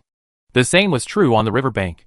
Although the people couldn't hear clearly, they were so frightened that they ran away when they saw the group of blue giants actually starting to cross the river. Several knights rushed towards the shelter, shouting, "Giants are attacking the city! Giants are attacking the city!" The small boats in the river were easily overtaken by the giants. After rowing desperately for a long time, they could not keep up with the snow ogres. Several cargo ships that had no time to move away showed their faces when they saw the giants approaching. A look of despair. Then, when George and others greeted him, they responded with a stiff smile. George observed the ships in the river and found that the largest ship near the dock was just a cargo ship, with a transport capacity of no more than 30 tons and a load of 1,000 bushels of grain. Most of these cargo ships were provided by several viscounts, and some were extorted from blood nobles. The depth generally does not exceed 1.5 meters. If it is any deeper, it may not be possible to transport it in this river. After all, the deepest point in the middle of the river is only 4 meters. George was not in a hurry to let the ogres go ashore immediately. He asked the guys here to gather near the small pier first. There were originally many workers nearby who were dredging the river so that bulk cargo ships could unload smoothly. But there are many large rocks by the river that are difficult to move. And it has been a busy few days. The retainer in charge of this guy was sweating profusely as he watched the time given by Crobber getting closer and closer. Now after this group of big blues came over, they took care of everything in just a few clicks. When these behemoths carried the boulders ashore, the crowd watching not far away finally realized that these blue giants did not seem to be coming to attack the city. The armors worn by the Dawn Knights were gradually recognized by people, and Crobber's retainers remembered what the family leader had told them before. At this time, the livid faces of the people became better, and they began to organize the people around them to maintain order. After more than 200 ogres stepped onto the river beach, the knights and soldiers on them jumped off one after another to find some flags. The ogres sat on the ground, and some of them even caught a few fish in their hands. They gathered around patting their bellies, placed the big rocks in their arms together, and picked up firewood, logs, directly on the river beach, intending to cook on the spot. In addition to these foodies, the more artistic ogres actually looked at the blue sky and became melancholy.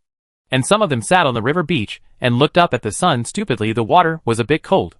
After George came down, he walked to the pier and ordered the Crobber retainers, who managed this area, to organize boats to meet the people on the other side of the river. I took a look at the supplies piled up nearby. There are many temporary small warehouses near the dock, and workers come and go, placing all the things shipped on the ship here. Most of these supplies are food, and there are also many ores and other goods. When moving from the southwest to the east in the valley, a large amount of supplies were brought into the Viscounty of the Rat. However, they were all blackmailed by Gaster and transported to the shelter. The group in front of them obviously no longer belonged to the Viscount of Shushu, but they were things that Gaster extorted from various nobles in the west of the valley. And with Volp's threats and deception with Gaster, all kinds of supplies shipped to the shelter continue to flow. The most important of these is food. These supplies will provide important logistical support for the construction of the Great Wall. In addition, George also saw some small fishing boats. Most of the fishermen on the fishing boats were old people and women. All free people. People generally don't want to eat these fish fished out of the river. However, being sent to the shelter can be exchanged for food and other supplies. So it has become a livelihood for the fishermen. Naturally, the people in the shelter are reluctant to eat these fish. But the wolves are not picky, not to mention these smelly fish, rotten shrimps and moving fish bones.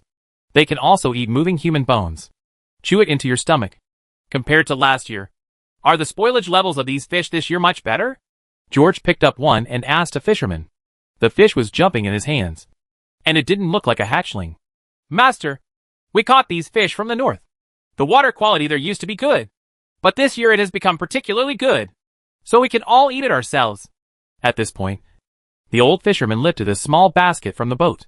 It turned out to be some river shrimps. Sir, I don't know what is rotten or not, but where there are river shrimps, there will be no problem with the fish. George smelled the fishy smell there, scratched his face, and couldn't help but be surprised.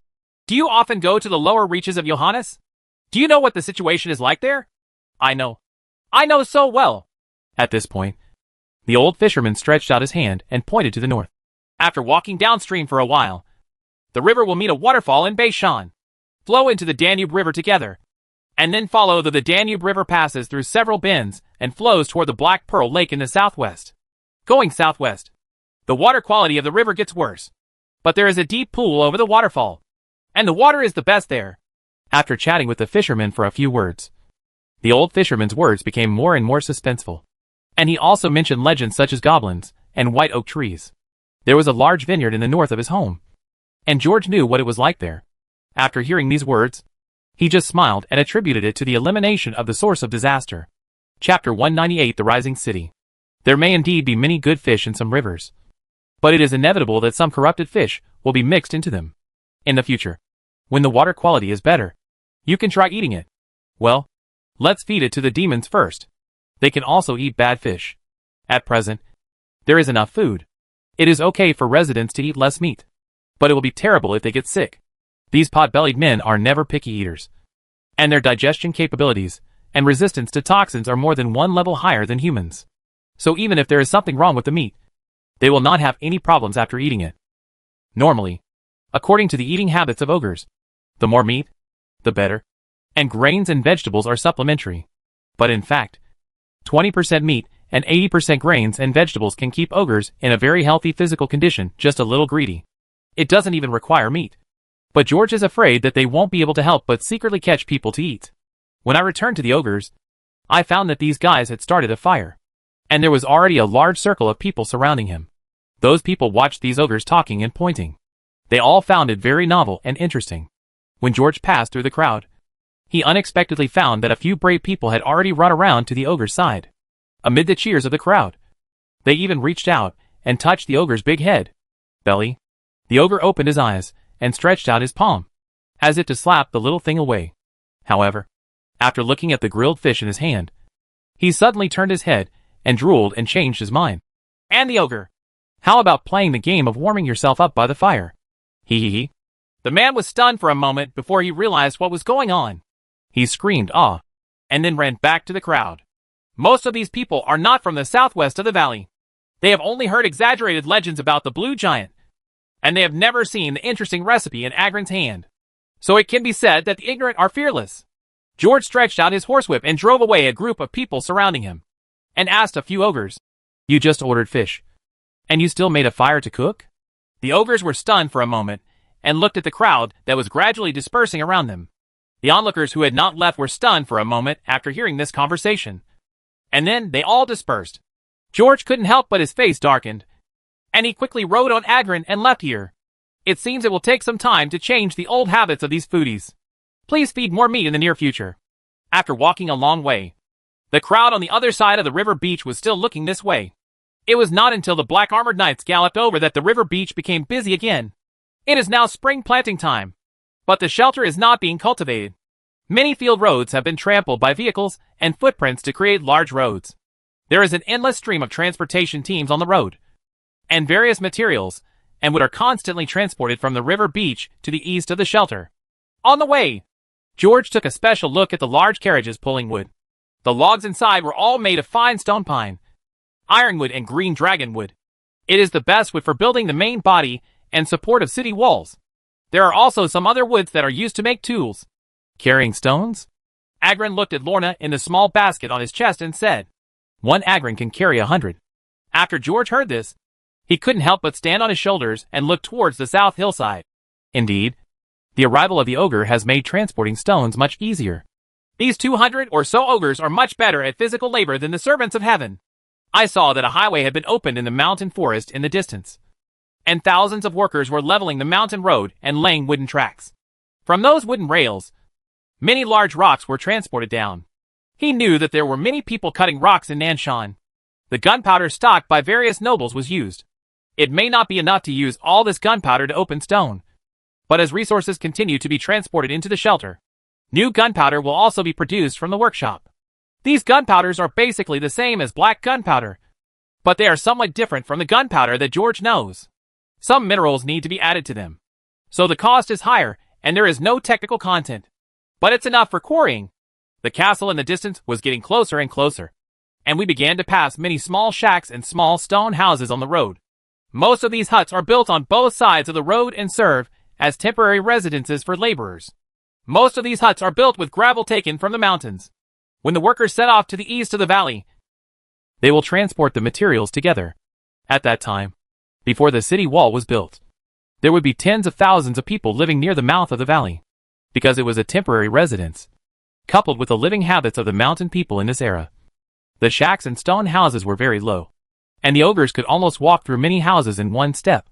After seeing these huts, George knew that spring planting was completely impossible near the shelter. In fact, not only in the shelter, but also in the entire valley, there are very few people doing spring planting, and most of them are women and the elderly, because other people have gradually moved to the shelter. The grain reserves in Gushi are enough to feed 100,000 people for 3 to 4 years. Although it is reasonable to sit back and eat nothing, building a large city wall is the most urgent thing at present, and farming has to give in to this. Currently, there are 4,000 local citizens in the shelter, and the migrant population nearby has reached 30,000, and is still increasing. There are people coming from Bienha every day before the sanctuary pier was expanded. Bienha had the largest pier in the entire Rat territory, and it was also closer to the west of the valley. Although it was faster for people to come through the waterway, there was a shortage of boats, So these people had no choice but to take the mountain road. After moving from the southwest to the east in the valley, Garvey had some more mercenaries in his hands, and they were responsible for escorting groups of teams. Basically every few days, a large number of people would come to the shelter. Now that the bandits in Agron have calmed down, the valley is basically peaceful.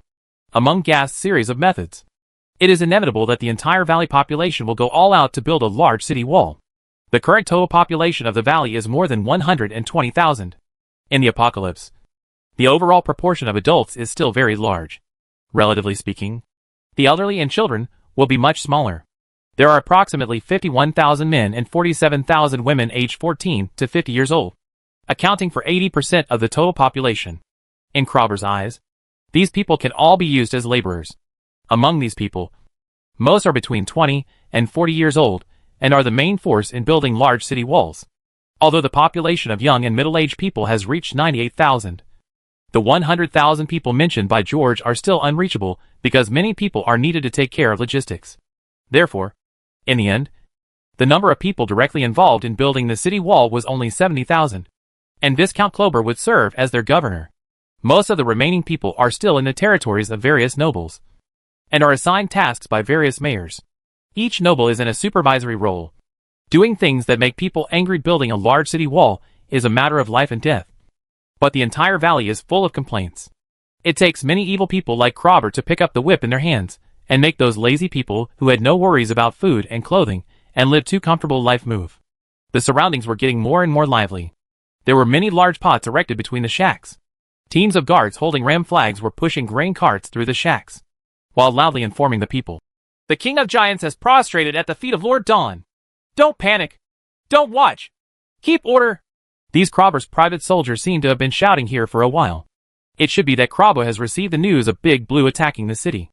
But when they saw the large group of giants marching past the houses in the distance, they were stunned and didn't even notice that the flag in their hands fell to the ground.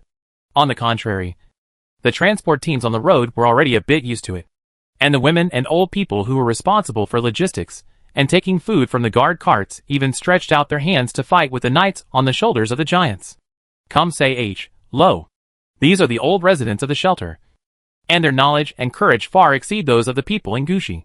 After seeing the legendary creatures brought back by the lords, he wiped the sweat from his head and looked up at the giant figure under the sun, his eyes shining with brilliance. What blue giants? A group of guys who have no knowledge. The Lord said before that he would bring back some Smurfs. At this moment, George stood on the shoulders of giants and looked into the distance, looking at the endless crowds of people at his feet, the thousands of houses that stretched into the town, and the shelter in the distance illuminated by the sun. Like a triumphant, the king returned with infinite pride in his heart.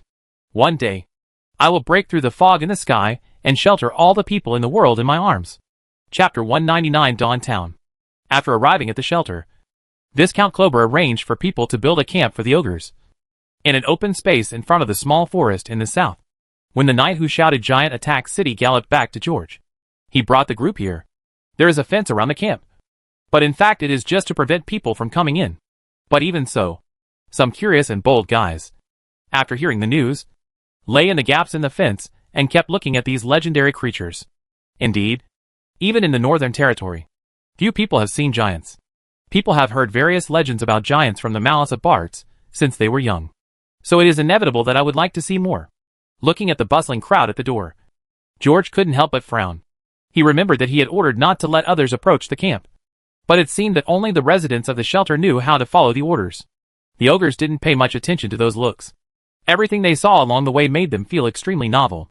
In the camp, the large dome shacks, mostly made of oilcloth, canvas and thatch, actually very simple, which also made them excited to observe. Krobber has prepared many materials and tools, including straw, wood, etc. A small granary was even set up here to ensure that the ogres had enough to eat. And when the next group of people came back, there were still many livestock. When cleaning up those tribes, George did not let the ogres let go of anything. Ogres carried many daily utensils with them, including quite a few clay pots. After arriving, they started cooking directly. And at this time several teams of old residents of the shelter also came over pushing several carts of fish. To George's surprise, the residents of the shelter were not afraid of the ogres, and were very enthusiastic about these new residents. After hearing them mention the word Smurf to him, George suddenly remembered that he was talking when he was joking, and he couldn't help but feel a little scared. So he quickly told him some things about getting along with these ogres. "Don't let them starve," George said with eyes wide open. "This is the most critical thing. We are the cooks. Can we let them starve?" "Sir? Sir, those Smurfs who have been following Mr. Anthony before are the ones we are responsible for taking care of.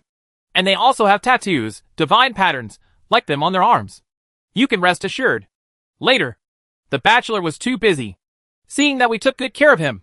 He left it directly to us. Now he often works with us and helps us go up the mountain and cut rocks. These big guys are very sensible. Master, every time you are hungry, come to me and make food for them." George nodded and understood that Anthony and others should have done some domestication work on the ogre captives. But he didn't know who printed those divine patterns. In his impression, the entire shelter was Anne Hathaway's understanding of inspiration. But after asking, several of the people in the territory who had studied the Holy Scriptures told me that they were the last few ogres that Hathaway's son had tamed after he came back some time ago. George couldn't help but feel a little surprised. "It seems we have an extra priest, and he is indeed Anne Hathaway's son." George was somewhat relieved that, in fact, the priests of the sanctuary had a unique advantage, because Dawnlight was in the sanctuary. The three Ents have actually become priests long ago, but there has been no successor. Those who have the opportunity to become priests are all women, and this is the first male priest. After asking some more about the shelter, George learned that Krobber and others were busy in the castle, and Gaster and others seemed to have arrived as well. Basically everyone was at the shelter today. After understanding it, George told Agrin not to wander around in the past few days, and asked the knights to patrol around the camp in the past few days, and then left the place with a few knights. When walking out of the camp, George suddenly found that there was no one around him. There were still many footprints on the muddy ground, as if the crowd had just left. He looked up and found that red horn flags had been hung on the fence of the camp for some time. It seemed that this kind of thing was more intimidating than the giant. It's only been a few weeks? Klobber is indeed very powerful, and he deserves his reputation. In the entire Johannes, only the residents of the sanctuary have the privilege of punishing the governor, and in the eyes of all other residents, including the nobles, this is a matter of course because the apprentices and priests of the sanctuary account for 10% of the total number of people. One part. After walking through this muddy road, a small town not far away is in front of you. On the central avenue, there are several gates crossed by six-winged monster spider legs. The spider legs are polished like black jade. 2 flags hung on both sides, and a large wooden sign hung on the top with a few words written by Anthony Dawntown. There are tens of millions of houses on both sides of the town. Workers are constantly coming and going, and the town is also bustling with activity. Many people greeted the Lord warmly after seeing him, but George could not call everyone by name like before. In fact, if he didn't look at the clothes and the notes on his head, he wouldn't be able to tell who the residents of the shelter were. There are many new faces on the streets, and most of them with bare feet or muddy legs are laborers, walking in various noodle shops one after another, exchanging their wages for various things. There are also many people wearing swords and leather armor who are mercenaries from various small mercenary groups. Compared to laborers, most of them sell goods and are very generous with their purchases. Garvey has some quotas exempt from labor service, which are specially set up for these mercenaries. As long as each mercenary group can pass the mission test, they can register with the Union in Vienna Mercenary City. If some mercenary groups fail to complete mission targets, their quotas will be withdrawn. However, most people can complete these tasks, because although the eastern part of the valley is quiet, some monsters occasionally appear in the mountains and forests. Therefore, Krobber still needs armed forces to protect the workers on the mountain, and various nobles also need armed forces to escort supplies. The rewards for this type of mission are generally not high, but because of the mission target ship, the mercenaries are willing to do it. Moreover, meals are provided for this type of mission, and you can often collect some things on the way. Occasionally, you can kill some monsters, or collect things that scholars need, and you can also make a big fortune. On this bustling road, when people see the Templar Knights coming, they will make way for them, but they still do what they should do. And what is shown in their eyes is not fear, but admiration and worship. It seems that knights and legionnaires have a very good reputation here. The attire of the Judgment Knight is also a black robe. However, on the way, George still saw a frightened, emaciated woman with a hood burrowing into the crowd. He scratched his eyebrows in confusion. He took out the blood chaser pocket watch, and it didn't move. A small hand suddenly stretched out and flicked the pocket watch. And the hands on it suddenly started to spin wildly. He looked at Lorna, and then at the noon sunshine in the sky. His mind was in confusion. The display on this pocket watch does not mean that there are 1 or 2 vampires around. But the vampires should be sleeping in the new area below the church, a residential area above the Hall of Valor, at this time. The potion has not been produced yet. But it seems that some vampires are no longer afraid of the sun. Moreover, it is unknown whether they are blood residents of the asylum. Has Anthony developed the sunshine potion? George asked Lorna. Lorna shook her head. George's face couldn't help but darken. Indeed, the most dangerous places are often the safest. If you want to say where there are the most blood descendants in the entire valley now, it is probably the shelter. George didn't know whether this was a good thing or a bad thing. But he thought he could observe it first.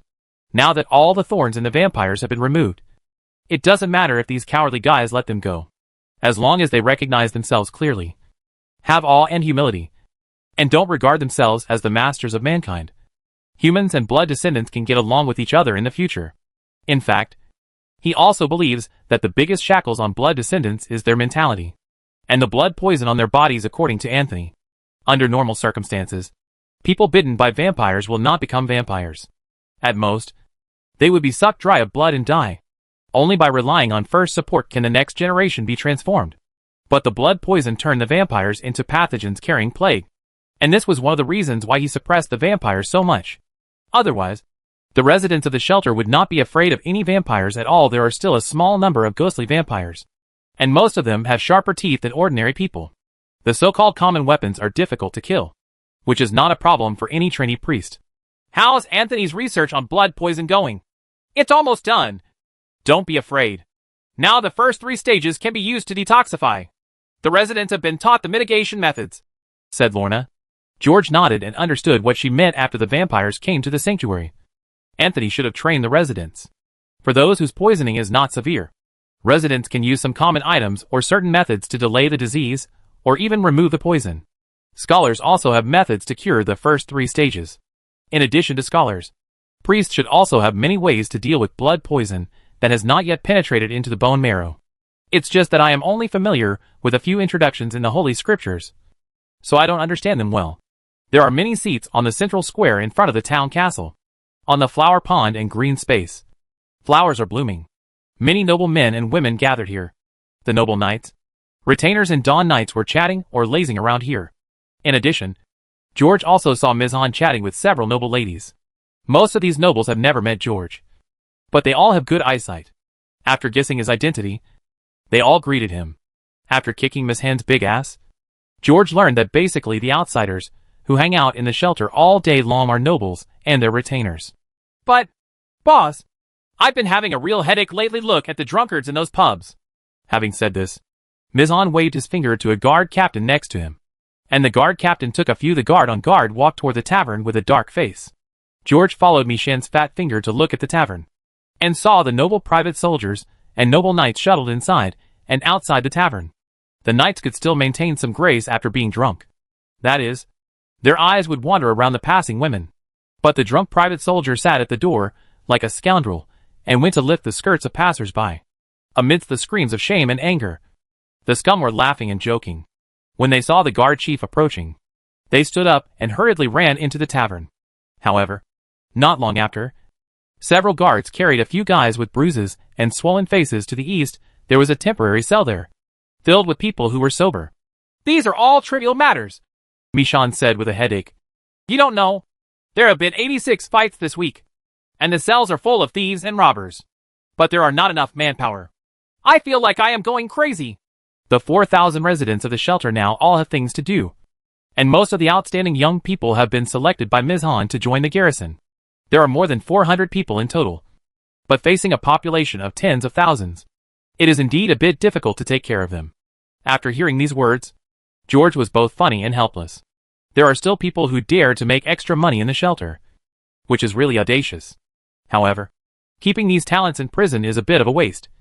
And the noble knights and private soldiers are also a bit too idle. They still think that they can be as happy as before by following the family master here. Thank you guys. Since you sent yourself and the people in your hands over here, I can't be too exposed. George looked at several gentlemen with reserved smiles on their faces, and the Baron, who came over to give his name. He smiled and nodded. Chapter 200. It's you who threw yourself into the trap. After making a good impression on these people as a kind and friendly person, George said nothing to them. Then he entered the gate of the castle. The square in the castle courtyard is filled with various large-scale equipment, from the workshop hall to the courtyard. There are nobility, private soldiers, and various craftsmen everywhere. The materials accumulated on the ground almost occupied the area where the school was located. Every time an accessory of an instrument was formed, craftsmen commanded sergeants and workers to drag them out of the north gate for assembly and testing. The whole castle was lively and lively. During Johannes's most glorious period, it was only 1/10 of what it is now. There are many nobles in the compound, most of them wearing full-body knight armor, and they are discussing matters with the craftsmen. Compared with the nobles outside, these nobles have a much higher status. Most of them are confidants of various viscounts, or noble elites with practical abilities. The quality is extraordinary. In the past, if any of these nobles visited Johannes alone, the old baron had to go out to greet him. But now they all gathered around the town elder duke, listening to his instructions and discussing their respective matters with him. After the Dawn Knights came in, the nobles gave up a position while nodding. They all recognized George's identity, but they were very discerning and did not talk to him. Some nobles ran away in a hurry after hearing the craftsmen calling their names behind them. "You are finally back, my lord," looking at the lord who had not been home for almost 2 months. Old Duke's eyes immediately filled with tears. "I miss you so much that I can't express my feelings in words." However, he did not have time to chat, so he brought up the matter that gave George a headache. "We need a lot of iron.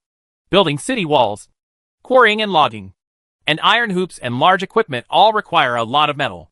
Our original or inventory is simply not enough. As a last resort, we asked the craftsmen to melt many things in the shelter. During these days, the nobles have also shipped a lot of iron tools and ores from their territories.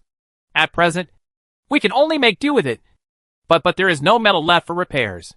After hearing this, George couldn't help but look up at the bell tower, and he was relieved to see that the big bronze bell was still there. Old Duke followed George's gaze completely and said, "The copper has also melted a lot." George's face darkened and he nodded, indicating that he understood. At present, the shelter does have a source of iron ore, but no one is mining it. Not to mention that the iron ore in the mines of Black Pearl Manor is difficult to mine, even if it is easy to collect. If you go to mine it now, I am afraid that the day lilies will be cold. George had already anticipated the demand for metal resources and had made plans to seek sponsorship from Spider, but he did not expect that Crobber and others would be so efficient. He wrote this line of remarks in his own eyes. Card, Governor Crobber. Effect, everyone's work efficiency plus 300%. After chatting for a while, George expressed his gratitude to all the nobles. Unlike the nobles outside the castle, everyone present is very proactive when it comes to spending money. This is partly due to the fact that they are the younger brothers of various viscounts, although many of them have only recently switched to each viscount. But the most important thing is that they strongly support the construction of the city wall from the bottom of their hearts. It's considered an infrastructure school. George also noticed a pale noble. He looks very gentlemanly. His face is full of sunshine, and with his deep blue-gray eyes and bronze hair, he will definitely be the type that girls are crazy about. But compared to Jack, this kind of handsomeness has a bookish atmosphere.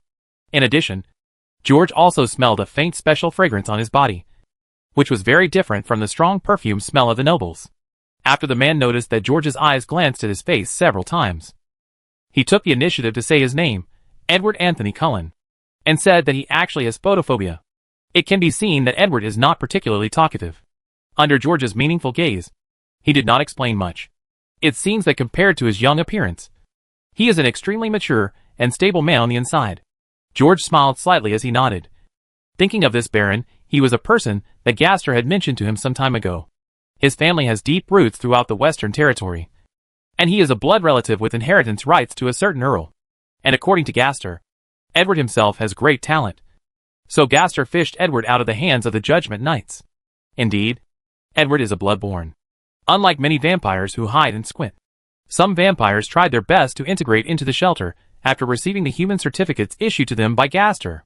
However, because most of them cannot walk in the sun, they can only find their own reasons to take on other tasks outside, and find ways to please the Dawn Riders. But this vampire who came to the shelter was a little different.